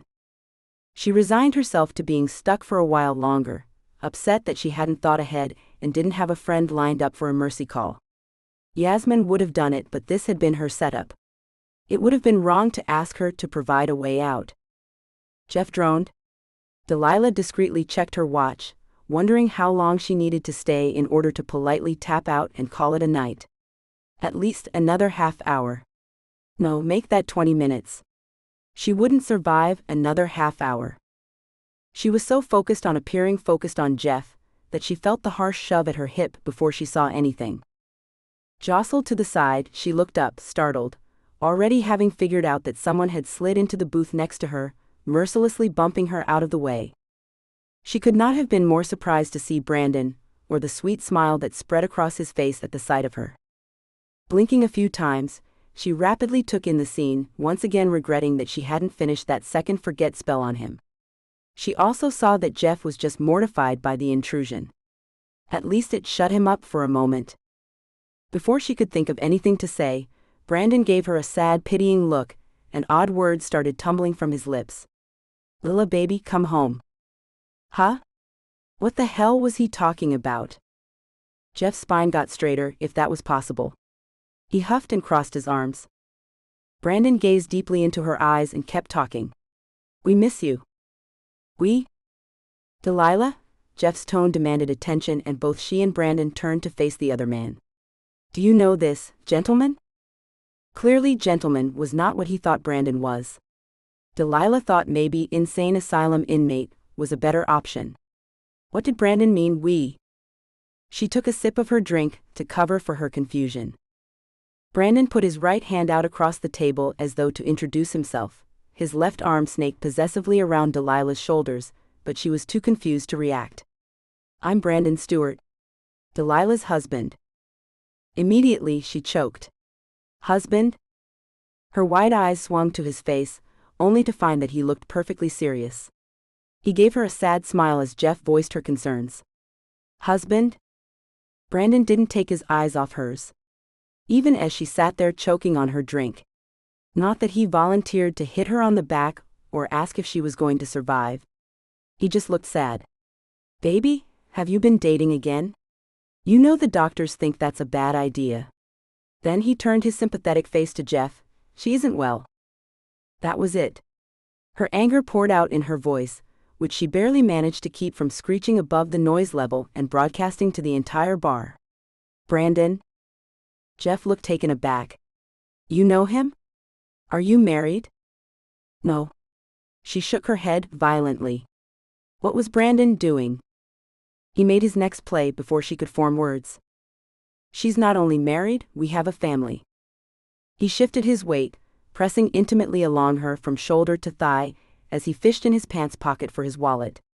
He drew out the leaning and fishing a little longer than necessary, especially considering she was boiling mad. She was married? To him? He deftly plucked a studio portrait of 2 small children, clearly his own. Delilah had to hand it to him. The little blonde-haired, blue-eyed cuties could easily have been hers. One boy and one girl smiled at the camera, sweet and perfect for all the world, heads pressed together. Brandon made sure she saw the photo before he handed it over to Jeff. That's our Tiger and Muffin there. Well, he smiled like he was all chagrined, Tyler and Madison. Then he turned to her, still sweet and sad. You can't do this again, baby. Come home. She simmered but didn't speak. Jeff's expression changed from confused to mad to upset as he looked from one of them to the other. When he appeared to have made up his mind, he tossed down his napkin and rose. Well? It was all he got out. Delilah got her only satisfaction from the fact that the goon was in a booth, and he didn't make it all the way to standing before he hit his thighs against the table and had to scoot out ungracefully to the side. Good night. He raised his weak chin high and stamped out of the bar like a child. Delilah let loose in a low growl, and it cost her every effort to keep her response to mere words. If she'd had her way, her focus was strong enough to create a small wind around her and make her eyes burn red. But her witchcraft had cost her enough already where Brandon was concerned. Even though she was mad enough to burn all bridges and say to hell with it, she kept it in check. What are you doing? He laughed. What, you don't remember Tiger and Muffin? She drew a deep breath and held her emotions on tight rein. The waitress chose that moment to saunter her bare belly up to their booth and ask if they wanted anything else. Delilah merely ground out the word, no. The waitress didn't seem to notice, simply smiled and said, thank you, instantaneously producing a check and sliding it to the middle of the table before she sauntered away. Great, Delilah thought. The obnoxious Jeff had downed 5 very overpriced snobby beers and she was stuck with the bill. She didn't think this could get any worse. But Brandon had her pinned into the booth, the fake sad look gone from his face. The humor now missing as well. Which was just fine, since she didn't have any of her own. She asked him again. What are you doing here in my booth? Running your date off? Sparing him memory loss and who knows what. He reached out and snaked her mojito away, before taking a healthy gulp. That's mine. His smile resembled a shark's. After everything else we've done, sharing a glass isn't going to kill you. He took another drink, draining half of what remained and a lot of her sanity. I had to save the dweeb from you. He didn't need saving. She tried again to push past him, but he didn't budge. So you weren't going to take him home and screw his brains out and make him forget everything? She was so shocked by his blunt but accurate assessment of their first night together that she didn't think, just blurted out no. That startled Brandon and he asked, why not, out of genuine curiosity before she could regroup. I didn't like him. Crap, that was a whole other can of worms. She sat back, at last resigned to this going from bad to worse. It was Brandon's turn to be startled. Then why were you trying to pick him up? She started with a sigh. It seemed only appropriate. I wasn't picking him up. I was trying to figure out how long I had to sit and listen to him before I could beg off.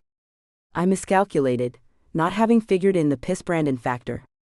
Contrary to popular belief, men do not need to be saved from me. But now, if you'll excuse me, I have to pay for Jeff's drinks. Before she could pluck the cash register tape off the table, it was in Brandon's hand. I've got it. Delilah tried to reach for it. No, I do. You shouldn't have to pay for Mr. Boring Rocket Scientist's overpriced beer. He didn't let go. Was he really a rocket scientist? Yes? Sorry. That startled her. About what? He shook his head. I didn't mean to run off such a good catch. Did he mean as in husband material or money? She couldn't tell. He didn't explain. He did sit there for a moment, looking pensive as he counted out bills and laid them on the table along with the check. Why me? Oh God, what a question. And there were a million ways to answer. She tried to find one that didn't involve filleting her soul and serving it up on a platter. The best she could come up with was, I liked you. He nodded. Okay, here's how it's going to go. She did not like the sound of that. Brandon didn't seem to notice. You and me, we've got 2 nights behind us but no dates. We're going to start making up for that tomorrow night. I have to work tomorrow. It bothered her how quickly and easily the lie tumbled from her mouth. No, you don't. He didn't even act upset that she had lied to him, and he sure didn't believe her. Was he out for some kind of revenge? His words got even stranger. Tomorrow, we are going to start dating. We are going to be exclusive. I figure after everything else between us, we owe each other that much. And maybe you'll explain the whole thing to me one of these days. We'll see where this goes. His eyes caught and held hers, and she had to wonder if he was as crazy as he'd told Jeff she was. He wanted to date her. No way. But he smiled and it seemed genuine. Then he backed carefully out of the booth, deftly avoiding a waitress coming behind him with a loaded tray. His hand locked onto hers, and he pulled her smoothly out after him. Come on. She wanted to say no. Wanted to tell him goodbye. Her instincts were screaming, but not a one of them was about harm. She felt completely safe with Brandon. Even if she didn't know why. As a double check, her hand shot out and jostled what was left of the mojito. The leaves went clockwise. It was all right. Whatever all right meant. Chapter 13. You do it. Delilah's head turned at the sound of the voice. She knew that voice. Her heart knew that voice. It belonged in a time when things had been okay. That's how she knew she was dreaming. Her own mouth opened to respond. Her brain knew the words before they were spoken, but she said them anyway. You do it. You're better at it. Still the small hand had held out the cluster of long grasses plucked from the field behind their house. They lived at the edge of town, both literally and figuratively.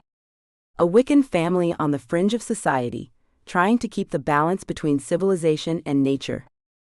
Even back then, when they had been young, Juliet had been the littlest and the best at magic.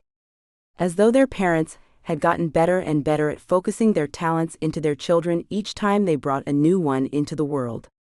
It had been Juliet who encouraged Delilah to get better, stronger. So she held out the grasses for practice. They had stood there for an eternity. At least it had seemed that way to Delilah. Juliet's small fist around the grasses, held out directly between them while Delilah concentrated. She'd been 9. Juliet 7. Tristan 12, but less involved in the effort to master the grasses. Delilah had caved long before her sister. Jules, I can't do it. Not like that. Sure you can. You just have to want it. Where Juliet had come up with that bit of sage advice, Delilah would never know. But it didn't matter. Delilah had wanted it. There was nothing wrong with her desire. Merely with her methods. She wanted herbs, flame, small hand motions. Things Juliet never needed nor used. But she couldn't fail in front of her baby sister, her cheerleader. She tried again. Eons later, the plain grasses bloomed into bright, peach-colored flowers that smelled of the apple pie she planned to help her mother bake that evening. Tristan had worked on his own skills. With a sprinkle of water, he made pebbles levitate and spin. He could whip his pencil through the air and leave tracers of blue light. He could make tiny alterations to wind, the kind that would conveniently pull a few papers out of a girl's grasp as she passed by in the hallway at school. Papers that he could pick up for her. If only he could keep his own awkward body under his control. But that wouldn't happen because junior high was junior high, and there were certain inescapable truths. She and Juliet found those things out for themselves in later years. But that afternoon, the afternoon she had first made the grasses bloom with only her thoughts, she'd gathered them from Juliet's outstretched hand and run into the house. Her mother then pulled down her best vase and arranged them in the center of the table and lovingly poured water on them, even though she stopped doing this for Juliet's creations long ago. They stayed on the table for a month before they finally withered and dried as the grass stalks they had originally been, as they had been meant to be. In the dream, small Delilah knew knew how long her precious flowers would last. And she knew that she should still take this moment to admire them. Her smile must have burned 1,000 watts, for her whole family had smiled with her. Even Tristan, and back then he seemed determined not to smile about anything, at least not until junior high was finished. Small arms went around her. For some reason, Juliet looked up to her. Aside from magics, Delilah was clearly the older, more experienced sister. When she looked at Juliet, though, something was wrong. The voice that came from Juliet's mouth was not her own. Well, it was, but it was a voice Jules would not obtain until adulthood. "I knew you'd be okay." Delilah jerked back, her 9-year-old body reacting with her adult knowledge. "I'm not okay. I'll never be okay." But her mouth didn't speak the words. Not that it mattered. She would never speak to the real Juliet again. So she stood there with Juliet's arms around her, her sister's small face gazing up at her. Juliet smiled. Her eyes. Delilah had to blink twice to figure it out. The eyes were blue. Not Juliet's eyes, but her own. Staring back at her from her sister's face. Her lungs expanded on a strangled sound, sucking in air as though she'd been underwater. Even as she came awake and struggled to right herself, a great weight kept her pinned. She was bound and suffocating in the dark, haunted by images of her sister. Seeing Juliet as a reflection of herself, and scared to think what it all might mean. Delilah thrashed against her bindings, only to discover that she wasn't being held prisoner at all. She wasn't tied but tangled in bed sheets. The weight she felt was a heavy arm across her waist. Brandon's arm. She must not have thrashed as hard as she thought, because he slept like nothing had happened. As though someone on the other side of his bed flailed themselves awake, in the middle of every night. At last she lay still, unable to fight against Brandon, who won merely by being larger and heavier.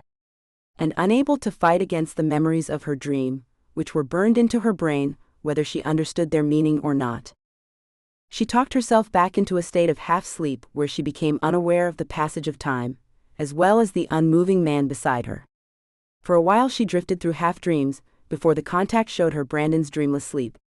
Delilah latched on to that, and tried to relax. Later his alarm went off, startling them both. Tired as she was, and not willing to deal with what she'd done and how she'd wound up in his bed, she rolled back over while he showered then dressed. Utterly confused, she found herself alone in his apartment after he kissed her goodbye and left for work. Pretending to sleep through the whole leaving part had been an attempt to avoid anything else between them. But he hadn't left it at that. What he left was a lengthy note telling her all about the date they were going on that evening. He was planning to take her to Othello where she worked, which just would not do. She sat there in his bed, clutching the sheets to her chest, protecting herself from the lecherous gaze of no one. So why did she feel so exposed? She debated with herself over what she should do. She could call him on his cell, as he'd left her all his numbers on the note.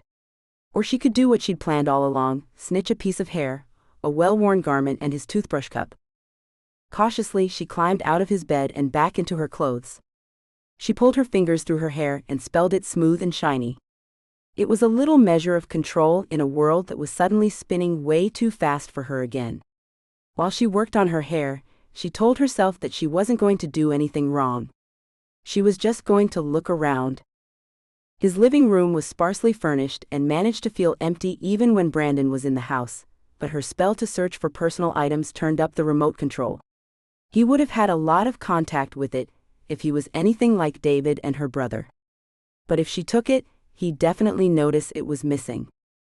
If she cast on him again, it would have to be subtle. If he realized she'd spelled him, then he'd just shake it. Some people seemed to have that ability naturally.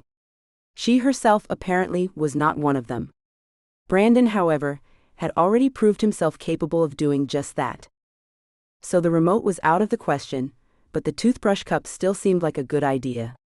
A lot of contact, but it was nothing special, just another plastic cup from his cupboard. She could take the one he'd been using, slip in a replacement, and he'd never realize it. Only her fingers suddenly wouldn't work when she tried to pick up the cup. She'd gone completely klutzo. First it had slipped into the sink. When she grabbed it again, it rolled under the toilet around back. Its third attempt at escape had landed it square in the toilet. That rendered it unusable on all fronts. She'd pinched the rim and lifted it gingerly from the bowl. Thank God the man had good cleaning habits or a good maid service. She rinsed it in the sink, then delivered it to the kitchen where she set it into the dishwasher with its dirty dish friends, and pulled a replacement that she put back upside down on the rim of the bathroom sink. All of this, of course, was carried off without a single bauble or foible, and left her with no cup. She sat down and closed her eyes and focused. Quickly she cast a small spell to see if anything had been cast on her. What a great irony it would be if Brandon were Wiccan too. Or even a pure magician, without the religion to follow. He could be having great fun countering her spells. But when she looked, she found nothing. Not a single spell cast on her. Her fingers simply weren't working. She managed to break every hair she tried to extract from the brush. To top off her frustration, every piece of his clothing was freshly laundered. The hamper was completely empty. She could not get what she needed. If she couldn't cast on him, she was stuck with him. She'd almost sat down and cried. Right there on his living room floor. While he was off at work. And what was he doing, leaving her alone in his house? He didn't trust her. Delilah amended that. Well, obviously he did. But he shouldn't. Maybe he had a camera on her. She'd looked around but couldn't find anything. He did know where she lived. So he could always come after her. Eventually, she'd called it a loss, and picked herself up off his pretty hardwood floor. Making sure she had everything that was hers, she turned the lock when she left. The man hadn't left her a key. Since he thought she drugged him and wondered why she didn't take his wallet, why was he leaving her here alone? For that matter, why had he asked out a woman he thought capable of the things he thought her capable of? She found it hard to trust a man who trusted her. At least given what Brandon knew of her, he shouldn't trust her. And why hadn't she made an effort, any effort, to defend her bizarre actions? She'd started the walk home with her eyes straight ahead, watching the traffic around her and wondering how the world could go on so benignly, when so much was just beyond the edges of what you could see. But within moments her thoughts had turned back inward, to Brandon, to the dream, and her feet followed their own path home. She was almost there when she was jolted from her blind state by the music from her cell phone. The faceplate showed that not only was it Tristan calling, but he had called 3 times already this morning. Realizing that she had to do it sooner or later, she hit the send button and connected through to her brother. I see you have deigned to answer my call. Then he got right to the point, commenting on her date with Jeff. Which now felt like it had happened over 1,000,000 years ago. Somehow he wound up with entirely the wrong idea. No, Tristan? It was a complete disaster. Delilah sighed into her cell phone as she rounded the last block to her apartment. Yeah, right. There was a smile in his voice that she couldn't understand. I'm just glad that you had a good time with the date for once. But I didn't. Jeff was boring. And later, he was arrogant. Don't tell Yasmin because I know he's her friend, but he was awful. What makes you so certain I liked him? Tristan's voice faltered through the line. You didn't go home last night. How do you know that? Delilah spilled the words before she realized that they were as good as an admission that she hadn't spent the night in her own bed. She really had to cast a spell on herself to be sure that she thought before she blurted. It was happening way too much lately, really, since this whole thing with Brandon started. Which just went to show you that she really needed to ditch Brandon. Something more than her words must have broadcast to Tristan, and she added, keeping her thoughts closed to the growing list of spells she clearly needed to work on herself. His voice couldn't mask the trepidation underneath, belying how concerned he was about the answer. Was it the rotisserie guy? She could lie, but really, what good would that do? It was likely that Tristan would just laugh at her for trying. Then, if it did work, she would carry around the guilt of lying to the one person in the whole world who truly loved her. So she bucked up and did what she could. I plead the fifth. That didn't work for Tristan. Rotisserie guy. No.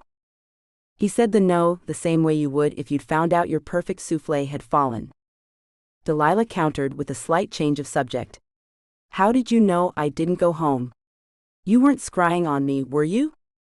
A warped image formed in her head of Tristan and all his adoring clerks at the shop, gathered around a crystal ball, trying to watch her on her date.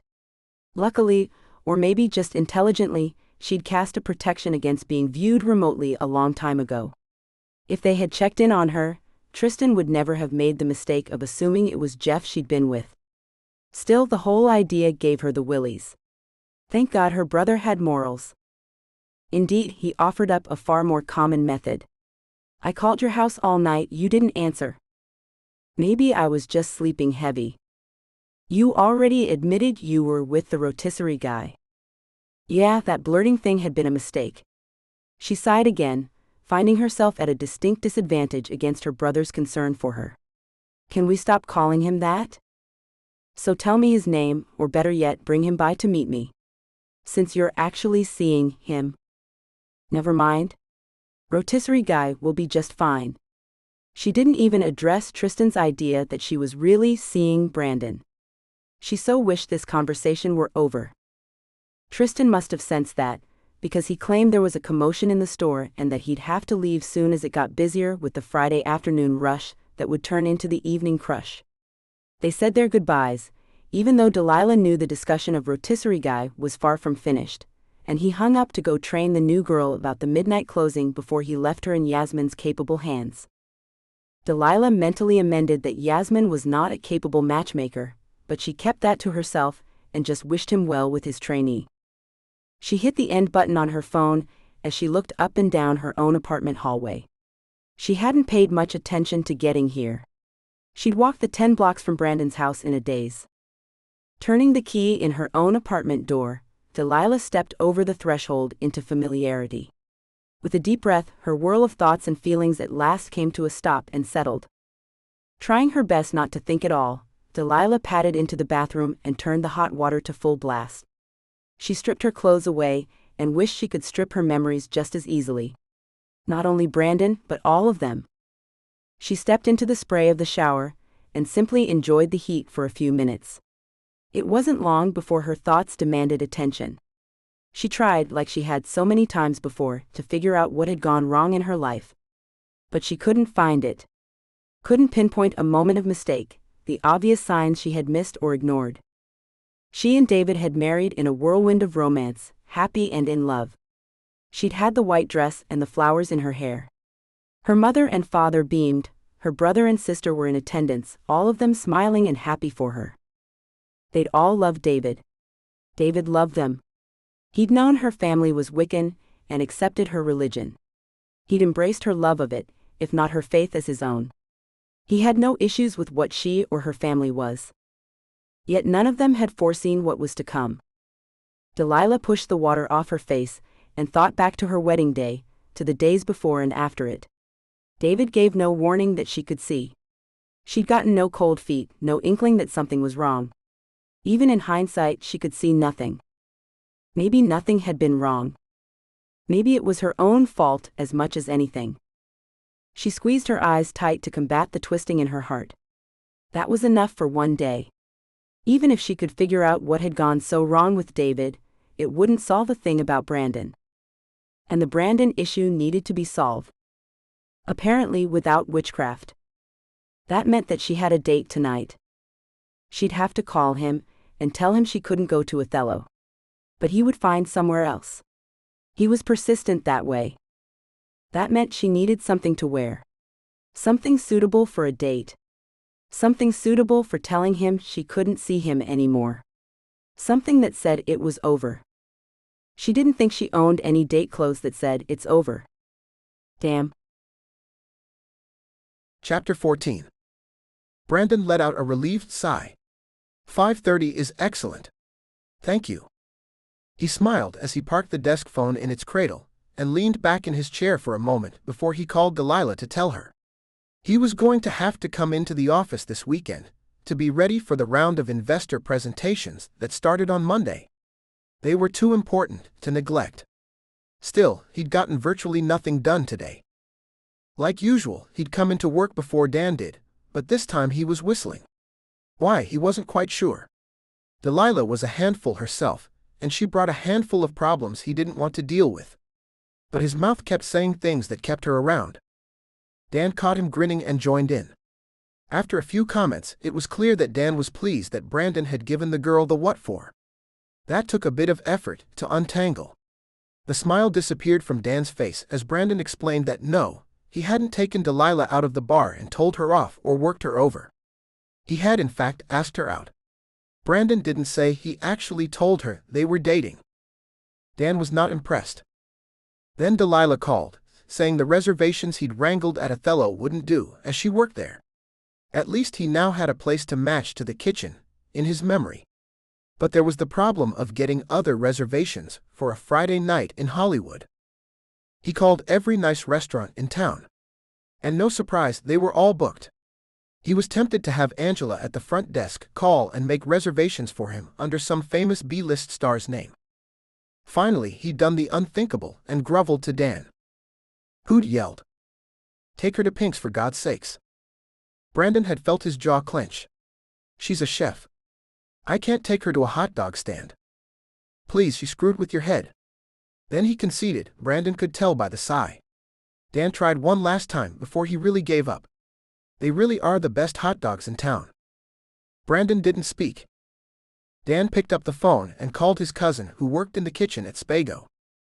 She'd called Brandon back 40 minutes later with the reservation. Now he had to call Delilah and tell her dinner was going to be earlier. He wasn't going to get anything done today. Anything. Except seeing Delilah.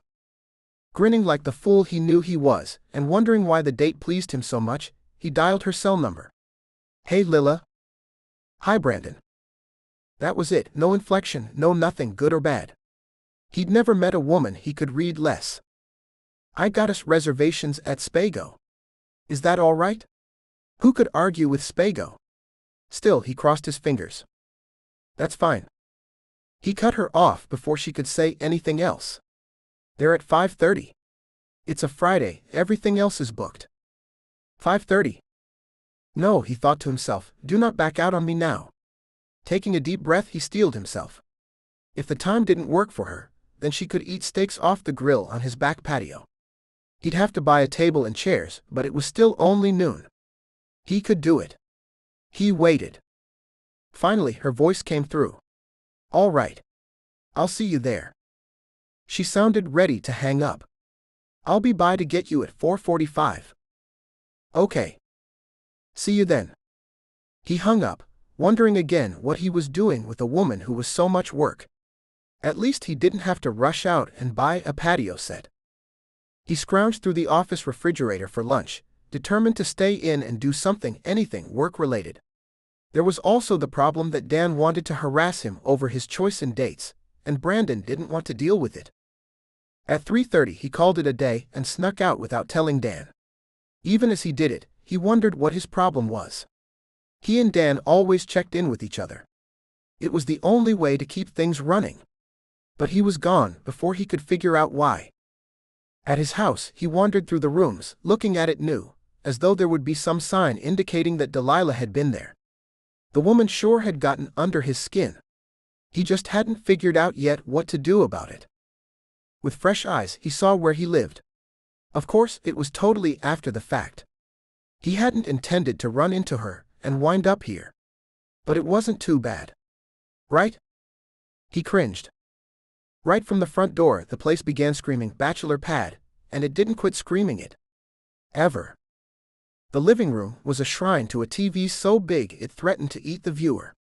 Aimed at the TV were a sofa and mismatched chairs, slouchy for watching football on Sundays. The old nondescript coffee table seemed to serve as an altar to the widescreen, and bore circular testaments to all the biers of worship that had sat on it. Out back, his tiny yard was enclosed with beautiful vines blooming as they climbed the wooden fencing, but he'd had nothing to do with that. The house came that way. The cement patio was home to 2 shiny silver testaments of manhood. There was a grill so souped up, it looked like it would take off into orbit at any moment. A matching outdoor bar with an inset fridge had a great liquor and beer collection. But there was nowhere to sit. He'd have to remedy that. The bedroom had only one small nightstand and a California king-sized bed, made neatly for the first time in, well, ever. He stopped cold and stared. She'd made his bed. And that was why he had to keep seeing her. Why the woman had drugged him then lied to him about it was beyond him. Especially when she was clearly such a poor liar. That the same woman would practically catch on fire for him after he'd almost badgered her into coming home with him, and then in the morning make his bed, that was too much of a mystery. That was something he'd have to figure out before he was through with Delilah Goodman. He climbed into the shower and sudsed himself up. Then got out and toweled his hair dry, combing and watching it spring back into the large ringlets that more than one ex-girlfriend had been jealous of. He wasn't so fond of them himself, but there was something about having his hair past his collar that said he was no longer under his father's military roof. After he got his hair where it could air dry, he took a look at himself in the mirror, then promptly quit. There wasn't much he could do about the way he looked, and he wasn't about to get into it with himself. Delilah must have found him acceptable, because she'd taken him home that first night. That was as much as he needed to know. He pulled nice slacks and clean shine shoes from the back of his closet. He chose a gray button-down shirt, fresh from the cleaners, but only consented to wear it by sliding on one of his softest cotton tees underneath it. There would be no jacket. He only owned 2, and didn't wear them unless someone died or got married. That was part of the benefit of working for yourself. 4:20. Time to head over to get Delilah. He wanted to be a few minutes early. To see what she did before she went out. He figured those few unguarded moments would be worth gold. But his car was a mess. She'd been in it last night. The passenger seat was clear, but the back had fast food wrappers and receipts from oil changes and car washes. Last night, the darkness had obscured a multitude of sins. Luckily, Delilah hadn't paid any attention to the fact that it was no longer a clean car. Although to look at it now, you'd never know it had ever been detailed. There was not enough time to get it done, and still be on time to pick her up. So Brandon opted to do what little he could. She might forgive him his general male slovenliness, but he didn't know if she would be able to get past the fact that he ate fast food regularly. While he cleaned the junk out of the car and into the waiting trash can, Brandon wondered if he could throw himself on her mercy and get her to make him breakfast tomorrow. His mouth watered just thinking about homemade breakfasts and what would have happened if he were still around in the morning to be cooked for. Then he stopped himself and wondered if she actually had any mercy to throw himself on. He still managed to make it to her place a little early, but because of the building security, he had to buzz up to her apartment. He found Goodman on the list, just where it had been last time when he hadn't known her full name. He heard the change in static as she answered, and her voice lilted over the crackling speaker, still giving nothing of herself except words. She said she'd be down in just a minute. Brandon frowned. No way.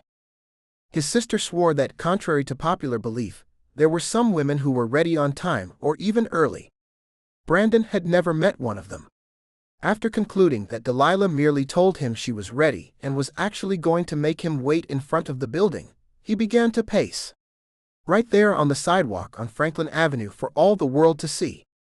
Of course that's what she'd done. It wasn't like she hadn't lied to him before. He figured some fellow male would come up and sympathize before Delilah showed up. So he didn't even turn when the apartment door buzzer went off, signifying that someone had come out. Is something wrong? Her voice sounded worried. She worried. That was something to know. He'd begun to wonder. She was in a soft red, somewhat clingy dress that begged to be touched. You're ready. And that's a problem? She scrunched her eyebrows, looking at him like he was suggesting they try to shoot pigeons out of the trees and roast them for dinner. No. He stumbled through it. It's not a problem. He opened his mouth again, then thought better of it. Turning away, he opened the passenger door to his car for her. But when he looked up, she was still standing in the same spot. Her tone was almost demanding. You were about to say something. You might as well spit it out. I've just never met a woman who was ready on time. Early, in fact. Great, this was already starting out so very badly. I didn't say it because I was afraid you might take it as an insult to your gender. Instead, she smiled. Then laughed. No offense taken. My sister was that way. She swallowed the last word as her smile changed from natural to forced. Instantly, she started moving from her spot on the sidewalk, sliding past him and into the passenger seat. She didn't look at him at all. Well, he thought, things were definitely weird with Delilah around. But never boring. Closing her into the car, he went around to let himself in and started the journey to Spago. 12 blocks later, she hadn't said anything, only given him sideways looks that said she didn't like something. At a loss to figure it out, he finally broke the silence. What's the matter? You hate Spago? No, I love Spago. I have spinach in my teeth? She shook her head. Good, because I didn't even eat spinach today. So that would be very concerning. He waited a beat while his attempt at humor fell flat around him. He tried again. Really bad breath? No. For some reason she laughed at that, the sound washing relief through him. What then? Honestly? At least she unfolded her arms and turned to face him at that point. All he could do was say yes and brace himself. I don't trust men in button-down shirts. He almost hit the brakes right there in heavy traffic on Sunset. I was wearing a button-down shirt the night we met. I didn't trust you. She shrugged. You took me home. So? She looked out the window. She altered the subject slightly, leading him away from the questions he was forming. If you must know, my husband always wore button-down shirts. He said they helped him present a better, smarter, more honest face to the world. Brandon saw where this was going. Ex-husband, button-down shirts. He was nodding by the time she said exactly what he expected. He turned out to be a liar and a cheat of the worst sort. He was still nodding, trying to figure out if he should express sympathy or outrage. He decided to try her own tactics and went solely for facts. So you're divorced? No. That time he did step on the brakes. Cars honked at him as Delilah scrambled to grab for the dash, a scared look racing across her features. Well, too bad, because that one was her own fault. Angry at all she'd played him for, Brandon hit the gas, startling the other drivers and squealing the tires as he pulled off the road into the nearest parking spot he could find. Then he jammed his fingers into his hair. For a moment he just looked at her, sitting there staring all wide-eyed at him like he was the crazy one. Then he yelled at her. You're married? No. Her voice was calm, and she finally quit looking at him like he was insane. Widowed. He blinked at her. He was so confused. That option simply hadn't occurred to him. At least she didn't look so upset anymore. I was in the process of divorcing him when he died. His mouth said, I'm sorry, even though he really wasn't. If the man really had cheated on his wife, then Brandon had little sympathy. He'd watched his own little sister go through half a dozen cheaters before she found her husband. So maybe Delilah's ex had gotten what he deserved. That led to another train of thought. One he didn't like much and didn't want to believe. But given his own history with her, he had to wonder, had Delilah been involved? After a deep breath, he realized he wasn't in any danger of getting killed off tonight. He hadn't cheated on her. It was a silly thought anyway. So he got himself together and smiled at her. I wore the shirt to impress you. To look nice at Spago. She smiled at that. It was a brilliant smile that made him forgive her for sins real and imagined. So you don't mind if I take it off? Delilah went back to looking at him like he was crazy. She hadn't said a word. For once her expression told him everything. I have a nice, soft, expensive gray t-shirt on underneath it. He already started unbuttoning the damn thing. You don't mind if I go out to dinner in a t-shirt? Again she looked at him like he was crazy. She shrugged. Spago is about the food. He shucked the buttons on the cuffs and peeled down the sleeves, stripping right there in car on the side of the road. If he could look past the memory loss and the questionable ex-husband, he could imagine for a moment that he'd found his dream girl. She was ready on time. Preferred him in a t-shirt. And she could cook. He tossed the shirt into the back seat and almost blurted out, "What do you think of this year's draft picks?" but knew he'd only be disappointed if she didn't know who they were. It would be too much to wish that she kept up with football, too. He pushed his thoughts back on track. "You dressed up." Was he trying to talk his way back into that shirt? She shrugged again. "It's cotton. Feel." Delilah leaned closer to him, urging him to test the fabric. Even though there was nothing sexual in her manner, his mouth watered. She didn't need to know a damn thing about the draft. He reached out and, though it was a little awkward there in the car, stroked his hand down the side of her waist. Her breath sucked in, and the look on her face changed from proving a point to noticing his touch. For a moment, he wanted to ask if they should just turn around and skip Spago altogether. But the whole point of this was that they should date. At his insistence. Sometimes he was really stupid. So with great force of will he pulled his hand away. "Yup. Soft." Then he put the car in gear and pulled out into traffic. Chapter 15. The blinds let in a soft glow. She liked that they allowed some sunlight in, and yet still kept her private in the big city. God forbid someone might have looked in and seen her with Brandon last night. She needed her cocoon. Maybe more than most. She always figured the high fences were because there were so many people here, that everyone had to lord over their own space. Even the balconies had high walls. But Delilah was more aware than most that wood and metal wouldn't stop people from watching, not if they knew what they were doing. An altar, a white plate of water and a glass of red wine could see beyond a privacy fence any day. Still, only the strongest would be powerful enough to scry through the spells she had cast on her apartment. So Delilah felt much safer here in her own place. Still off kilter. But not as lost and exposed as in Brandon's bed. When she'd slept last night, she'd slept well. Deeply. Contentedly. Then she'd woken early, her conscious mind harping at her about men. Asking her what the hell she'd gotten herself into. And what the hell she was going to do to get herself out of it. She was supposed to break things off with him last night. Brandon simply refused. He'd done it so successfully that not only had she not broken up with him, here he was, right beside her in her own bed. She frowned. When had she become such a wimp? She couldn't even break up with a guy she was determined to break up with. She even told him that she'd gone out looking for a dress that said, "It's over." He'd only laughed at her. She could still hear his words. "That dress says a lot of things. It says look at me, it says touch me, it says siren. But it does not say no to anything.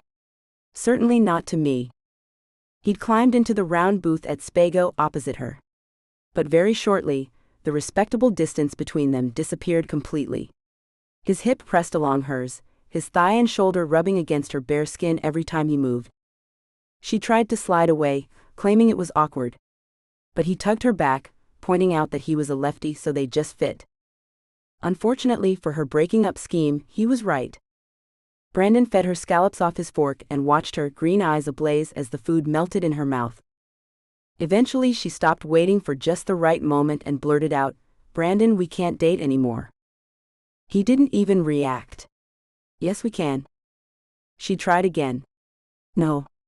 You can't call me, come pick me up." "None of it." "All right." Her heart had lurched unexpectedly at that. She was kicking herself for already being so attached to him when he smiled. "I'll just roll over and say, 'Good morning, Delilah.'" He then fed her a bite of risotto with sun-dried tomatoes before she could mount a protest. All evening he merely told her no every time she tried to end it. When he brought her home, she tried again. She said thank you, and scrambled out of the car as soon as he parked it. But she was too slow, and he got out behind her and walked her to the front door. She was useless when he took her keys, letting them both into the building, and leading her up to her own apartment. She was mush by the time he closed and locked the door behind him and kissed her. She was still mush now. Mush was bad. Mush made poor decisions. Delilah had too much history of acting on bad decisions, and causing serious problems, to be with a man who made her into mush. Yet here she was, lying in her own bed, off to the side, rather than taking up the whole thing like she was used to. Her head propped up on one hand as she watched him come awake. Jade eyes blinked and focused. Brandon smiled. "Good morning, Delilah." Her brain and her mouth fought. Her mouth won and she smiled. "See, that wasn't so bad." He leaned up and kissed her lightly. When the kiss started to change from greeting to passion, Delilah jerked back, pulling the sheet up tight against her. "You should leave." He frowned. "I'm not really sure what's going on between us. But why are you so anxious to get rid of me? Why can't we just play it by ear and see how it goes?" Her voice ratcheted up a notch, and she pulled a little further away. "I know how it goes. It goes badly." Brandon reached out and grabbed her hand, tightening his grip when she tugged. He slowly slid her back, closer to him, until she was plastered along his side. He tucked her head against his shoulder and she gave up, ceasing her struggles.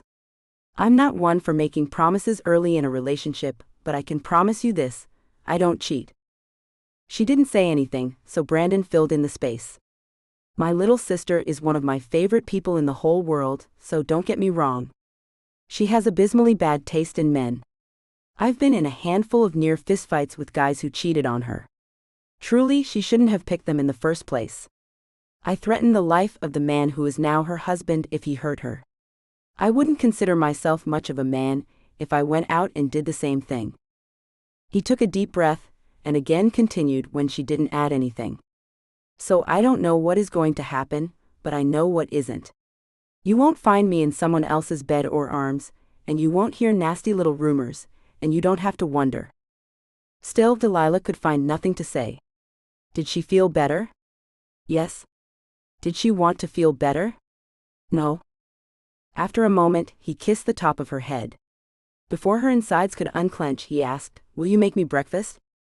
Quickly he amended that. "I'll help any way I can. I can open cans, peel foil, and I'm a whiz with a microwave." She fought the smile that kept threatening and she caved. "Totally and completely. For now? Fine. But you just do what I tell you." "Yes, ma'am."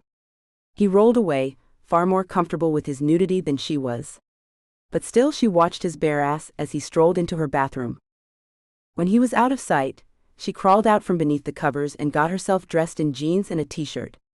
Her frazzled brain had her double-checking herself in the mirror, then refused to change clothes. She stuck with her first choice out of sheer stubbornness. She was not trying to impress him. She passed Brandon in the hallway and slipped into the bathroom, hoping that he didn't intend to come to breakfast that way. She'd burn the food. Or herself. Brushing her teeth, Delilah worked hard to keep her thoughts on track. She slipped her hair up into its usual ponytail and put on just a little makeup, stopping herself when she realized what she was doing. She was looking through the fridge when she felt his fingers in her hair. Turning, she was glad and disappointed at the same time that he was in clothes. His fingers trailed down her spine and hooked into the waist of her jeans. Tugging on the denim, he brought her upright and backed her against the counter. He kissed her soundly, hinting at something more. Her heart was racing when he pulled back. His finger brushed a few stray curls away from her face, and he scrutinized her. "Why can't I seem to get enough of you?" Breath escaped her lungs and she panicked, wanting to flee the whole situation. "Really, I have no idea. Do you want pancakes, waffles, quiche, puff pastries with egg soufflé? I can make baklava." She was rambling. Sensing her need to extract herself from the situation, Brandon stepped back. "Just a little. Baklava? Well, with sausage and egg.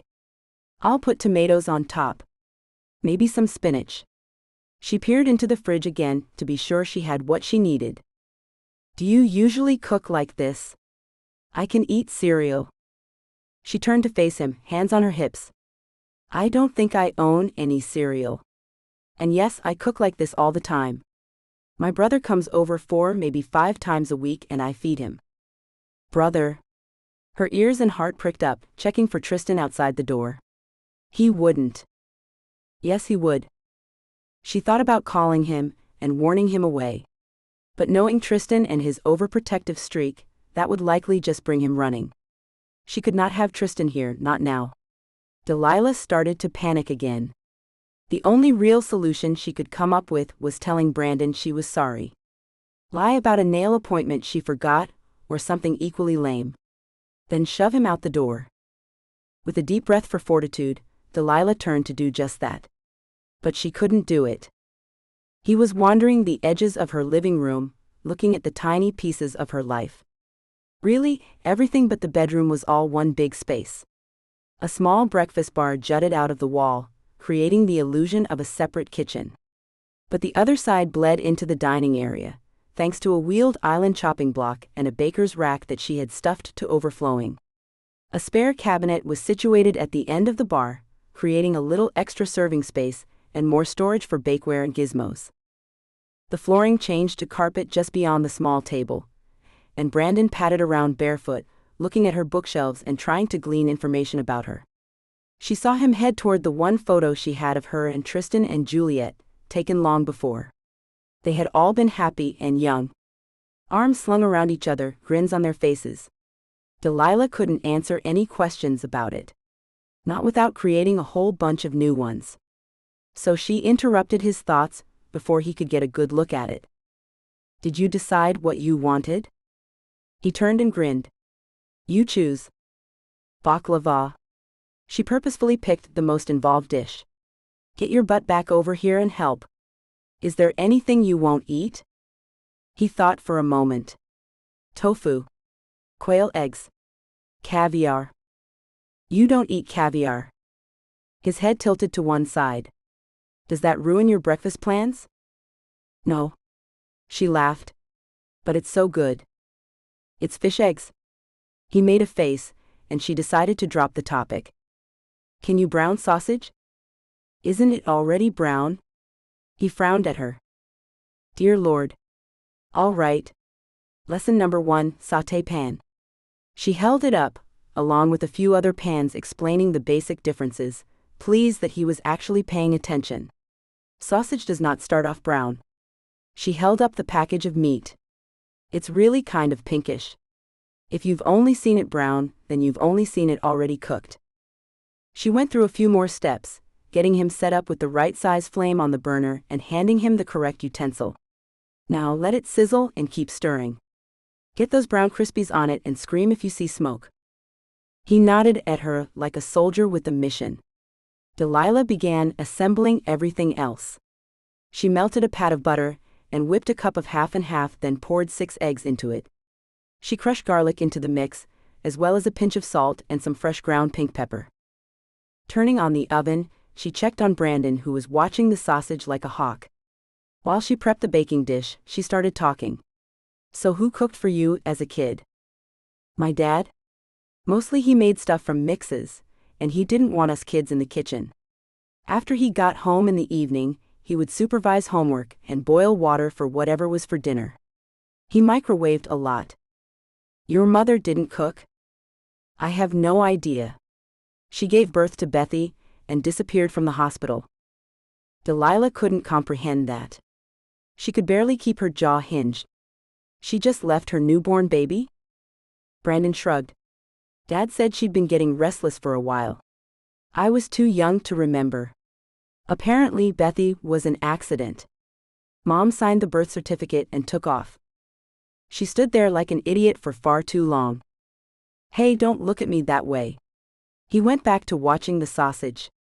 Everyone has a sad tale to tell. Your parents were around? Both of them. She cut and layered strips of phyllo dough into the bottom of the pan, trying to think what she could tell and what she shouldn't. Too much of the time. But everyone's got a sad tale. Your ex-husband ran off with my sister. She didn't know why she'd said it. It had just tumbled forth. She never talked about Jules and David. At first she had raved to Tristan, who had listened and understood. Still, that hadn't been talking, mostly just anger and rants to expunge the pain. This was the first time she'd ever spoken of any of it in anything near a calm manner. Now she stood there cold, wondering what she'd just handed Brandon. She heard his spoon clatter to the counter. Felt the shock radiating off him. He didn't turn, but she could guess the look on his face from the tone in his voice. He was trying to be calm and cool about it as he picked the spoon back up, but there was a pinched quality to his words. Your sister? She too tried for cool and easy. I couldn't make this stuff up if I tried. He stirred the sausage. The sizzle of the meat seemed way too loud, and the kitchen suddenly seemed cramped rather than cozy. Remember I said I wouldn't cheat on you? Well, I wouldn't. Certainly not with your sister. Delilah snorted. Of course not. She's dead. Again silence reigned supreme. She stood still, waiting for his response. It seemed to take forever before she heard the spatula move along the bottom of the pan again. Her shoulders sagged. She hadn't cast the think before you blurt spell on herself. Clearly, that had been a colossal oversight.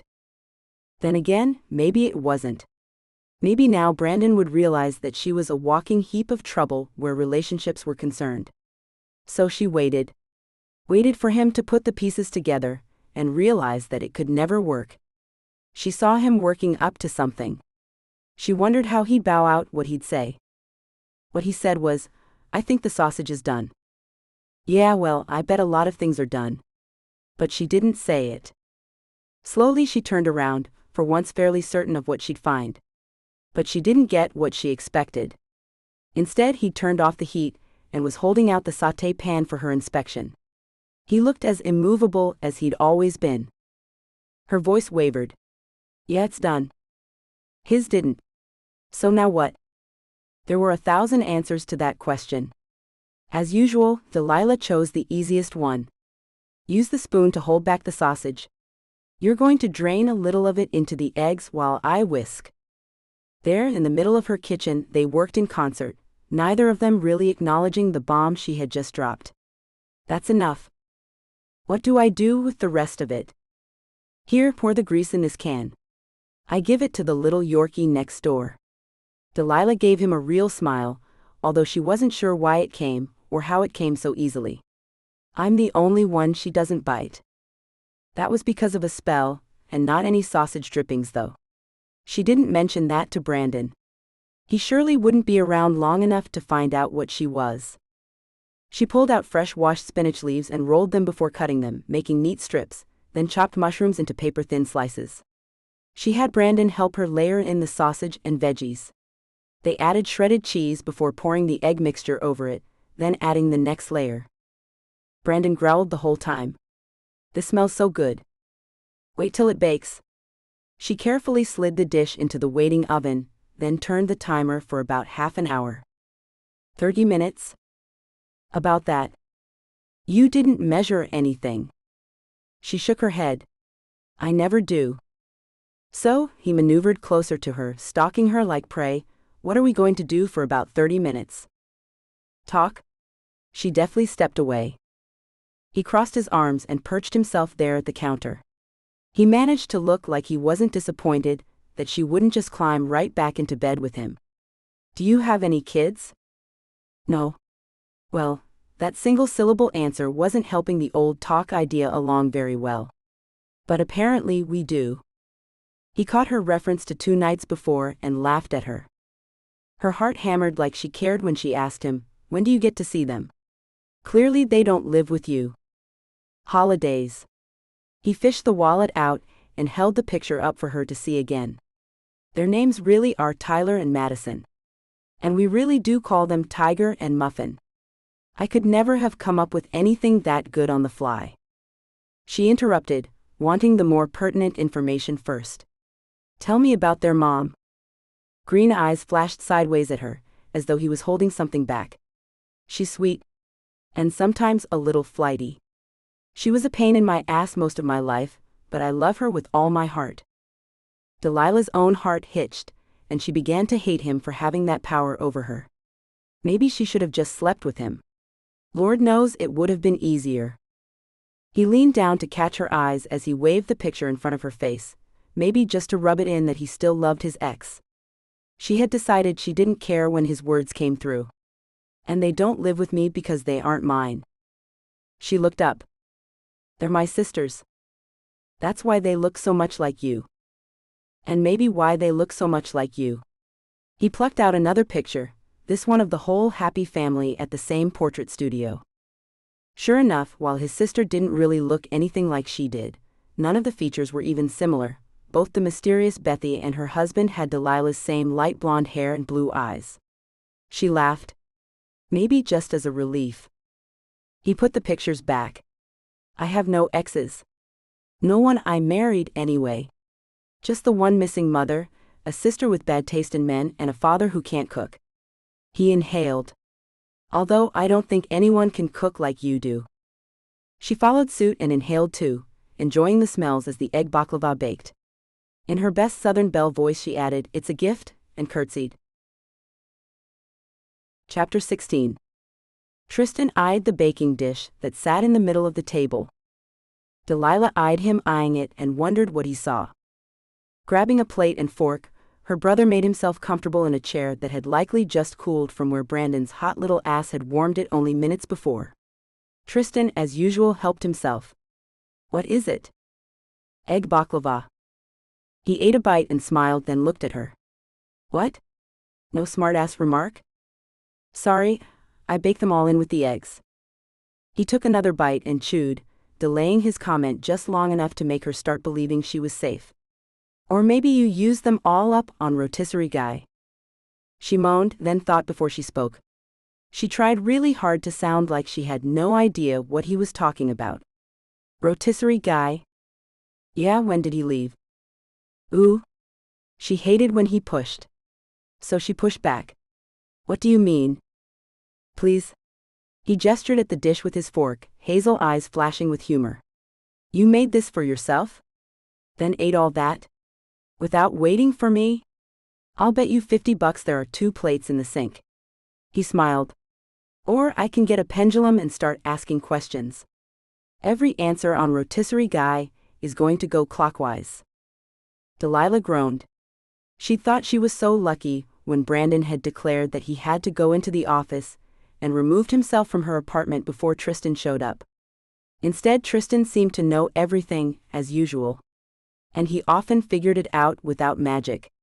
She was so screwed. What do you want, Tristan? She turned to face him, exasperated. I think the real question is, what do you want? I want to be left alone. As she had suspected, that didn't work. I can't leave you alone, Delilah. You cry yourself to sleep at night and pick up strange men in bars when I do. So what? She plopped her butt down in one of the chairs, recognizing this conversation as a long one, and one she'd need to conserve her strength for.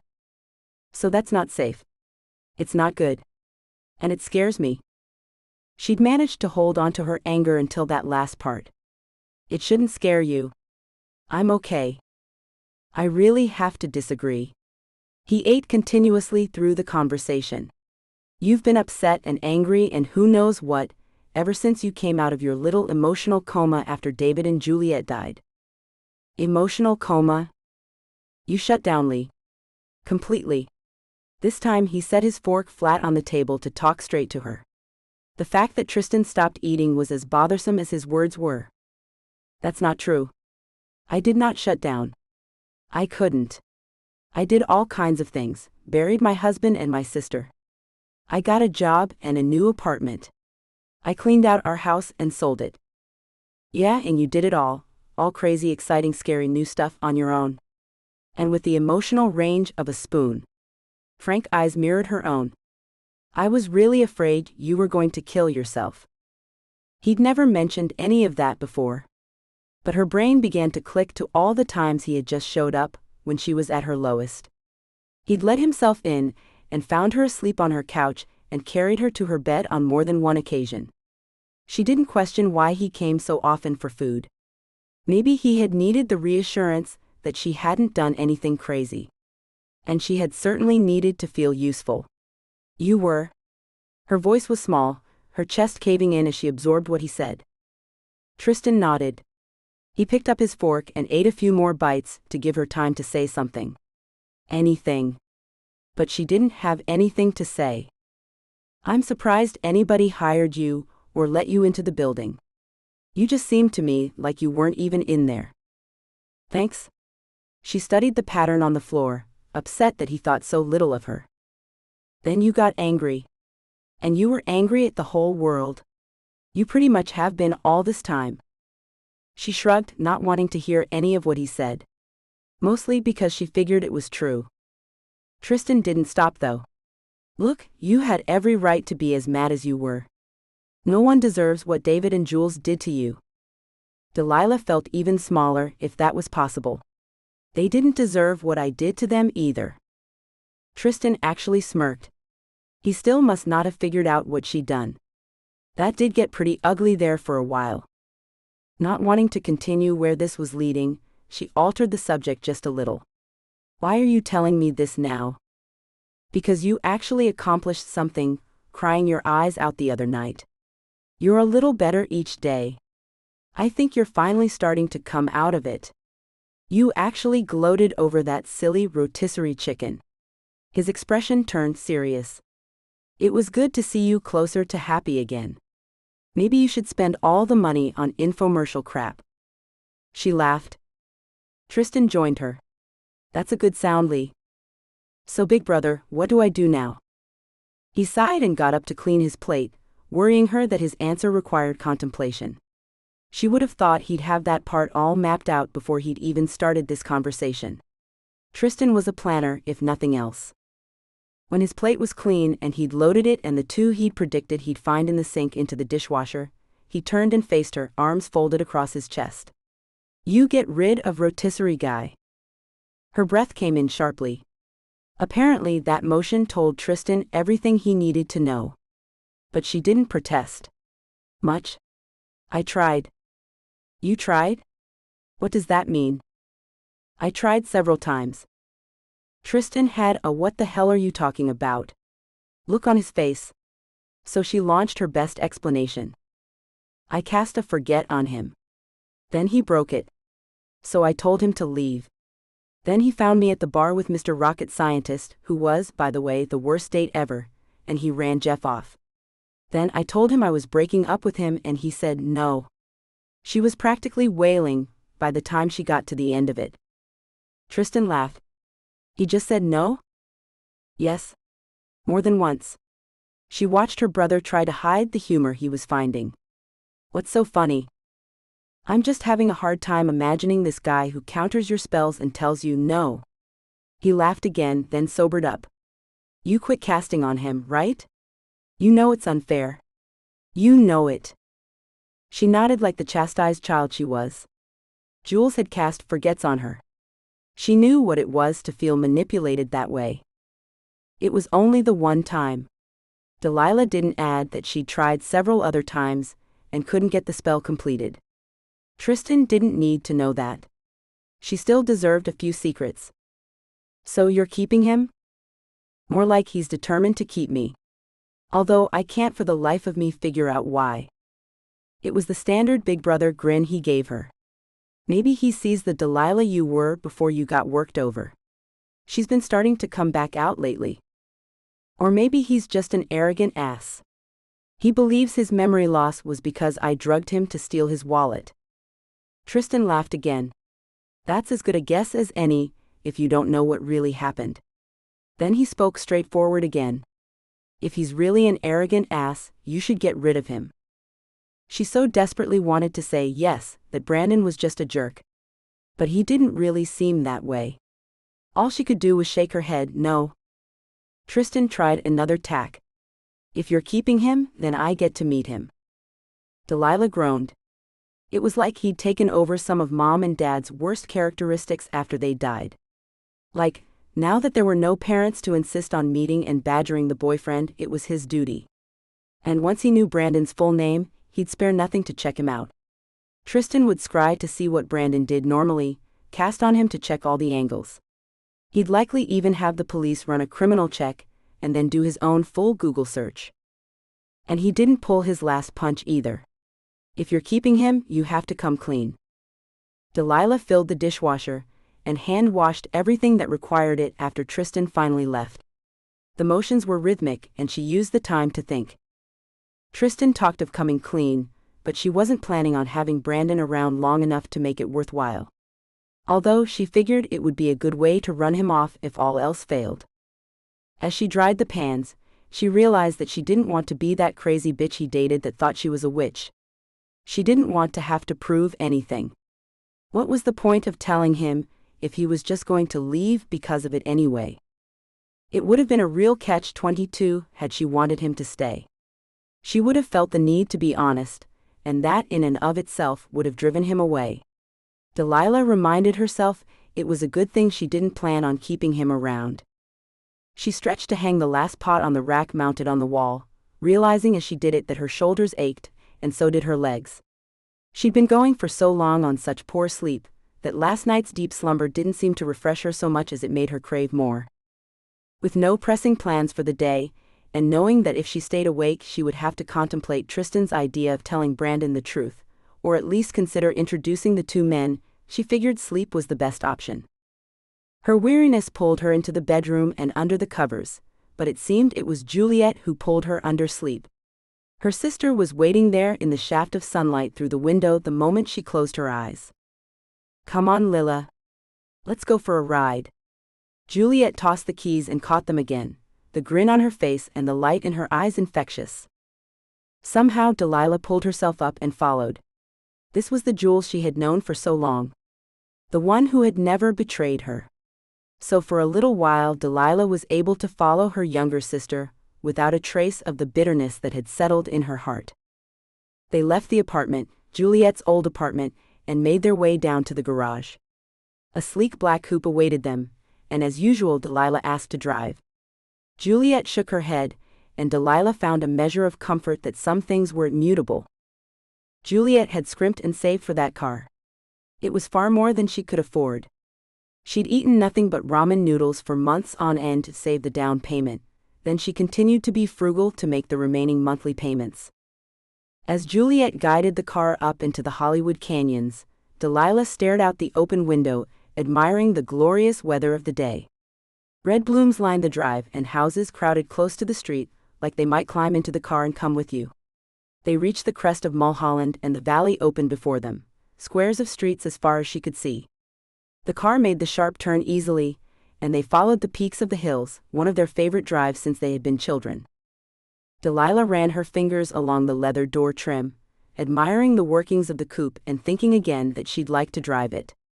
As usual with these dreams, she seemed to know it wasn't real. She had an innate understanding of the future that would destroy them all. Still, in the dreams, she didn't yet bear the scars of that what she knew was coming. So after a moment's contemplation, Delilah asked what she had never dared in life. "Jules, did you push the deal on this car?" The corner of Juliet's mouth quirked up, but she didn't answer. All three Goodman children had been schooled in the religion of the craft, as well as the magics. There had been no question about it. Her parents had withheld certain skills, until they felt the kids were old enough to use them wisely. With Tristan and Delilah it meant they simply hadn't been taught the secrets, until they were of age. For Juliet, with her peculiar brand of thought magic, it meant the Goodmans cast a series of binding spells on their youngest daughter. They had lifted the last of them on Juliet's 20th birthday. And Juliet had never fought them in that regard. She knew she wasn't to use the craft to harm another, to advance herself or for material gain. But Delilah always had a nagging doubt about the car. With their parents gone, Juliet had acted as though it was all okay. She cited the circle of life, and that she would merely wait for the two to reincarnate when asked if she missed her parents. And she went on as if nothing had happened. Delilah had never really wanted to know about the car. She didn't want to get upset about it. Later, when she might have thrown it in her sister's face, there were far bigger concerns than a mere car. But here, in the safety of her dream, where she was no longer so angry and the answer wouldn't hurt, she tried again. "Juliet, did you give the car salesman a push to cut you a better deal on the car?" Juliet still didn't speak. But this time she lifted her hand as she drove around the curve. Her thumb and forefinger were held just a smidge apart. Still Juliet had grinned, almost as though she were proud of herself. "Just a little bit." Chapter 17. Brandon typed the message carefully. "You said I can't call or come pick you up. So I am texting and you have to drive over." He thought for a moment and added, "Dinner. Steaks and corn, I can grill. Come at 5. Bring a salad and an overnight bag. See you?" He hit send and slid the phone into his pocket, wondering if she'd come. The better part of him said that he'd get the steaks and get ready, and if she didn't show, it would be her loss. Another part of him fought the idea that it wouldn't just be her loss. Still, he couldn't figure out what it was about her that he simply had to have. He'd dated other women that he'd been very interested in. Yet he always managed to play the games, waiting before he called, keeping his distance and not being pushy. He'd been through women who did the hard-to-get thing, and it always turned him off. Even when he admitted, it was no worse than playing the 48-hour rule. Maybe it was because Delilah didn't play hard to get. She was hard to get. He didn't expect a return call from Delilah. If he was lucky, she'd simply show up. He pushed the thought to the back of his head and settled into work. There wasn't a lot of time to get the presentations prepared. Not if he wanted to find a patio set and get the stakes and be ready to go by 5. Strange ideas came to him and plagued him during the day. He pushed them out of his brain, but they continued to nag at him. Delilah's husband cheated on her and wound up dead. Brandon could laugh away the coincidence. But she said the man cheated with her sister. And later said that the sister was dead too. He entertained thoughts that maybe the two had died together, and that was how Delilah found out. Except she said she'd been in the process of divorcing the husband when he died. So she'd known. Divorces often got ugly. He shook it off. His thoughts were what was ugly. He tried to convince himself that he knew her. But he really couldn't quite lie to himself that badly. In the end, he knew things about her. And he wanted to say he knew her, but he couldn't. Then he fell back on the fact that his instincts about women were pretty sound.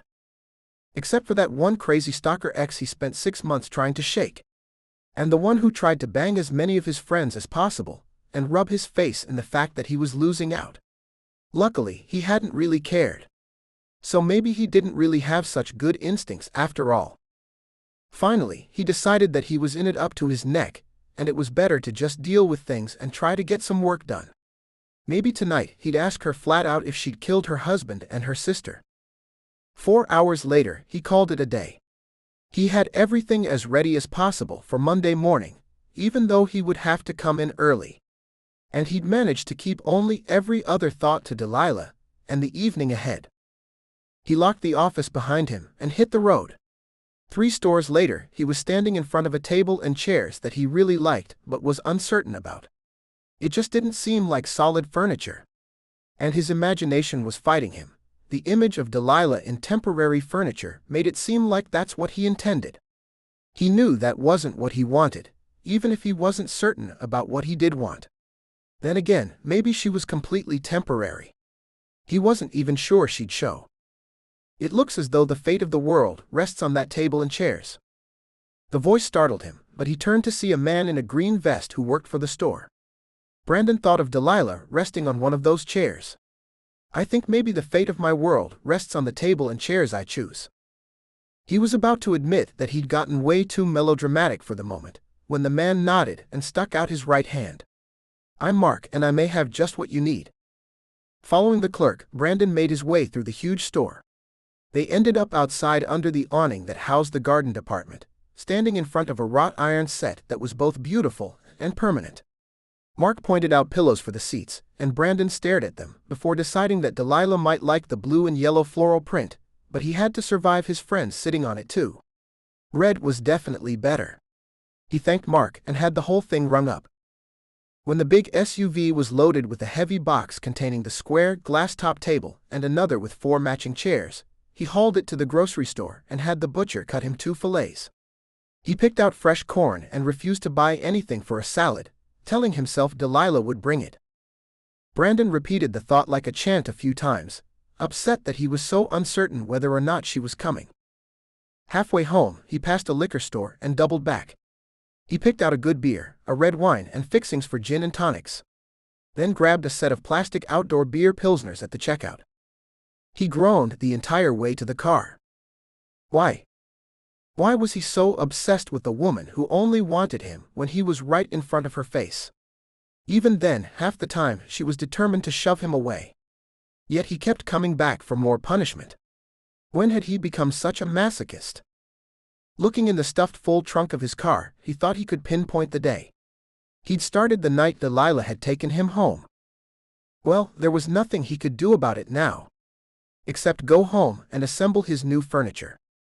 He was covered in sweat and had pulled out every piece of his toolbox by the time he finished.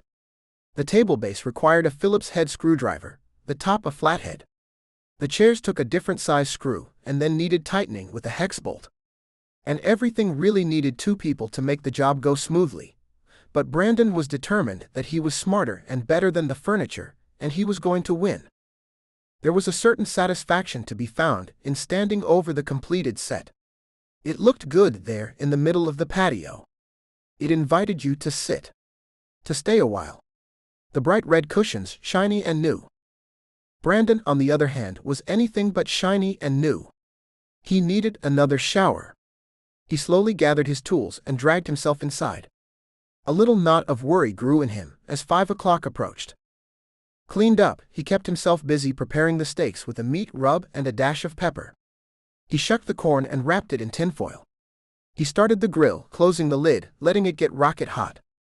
He went back inside and ran a comb through his hair, which was now almost completely dry. When he was out of things to do, he checked his doorbell to be certain that it worked. Then he opened the patio doors wide so he'd be sure to hear her, and sat down in one of the new chairs with a beer. Only then did he allow himself to look at his watch, telling himself it only felt later. Surely it wasn't yet 5, he was just anxious. It was 5 after 5. No big deal. Maybe his watch was a little fast. Slowly he finished the beer.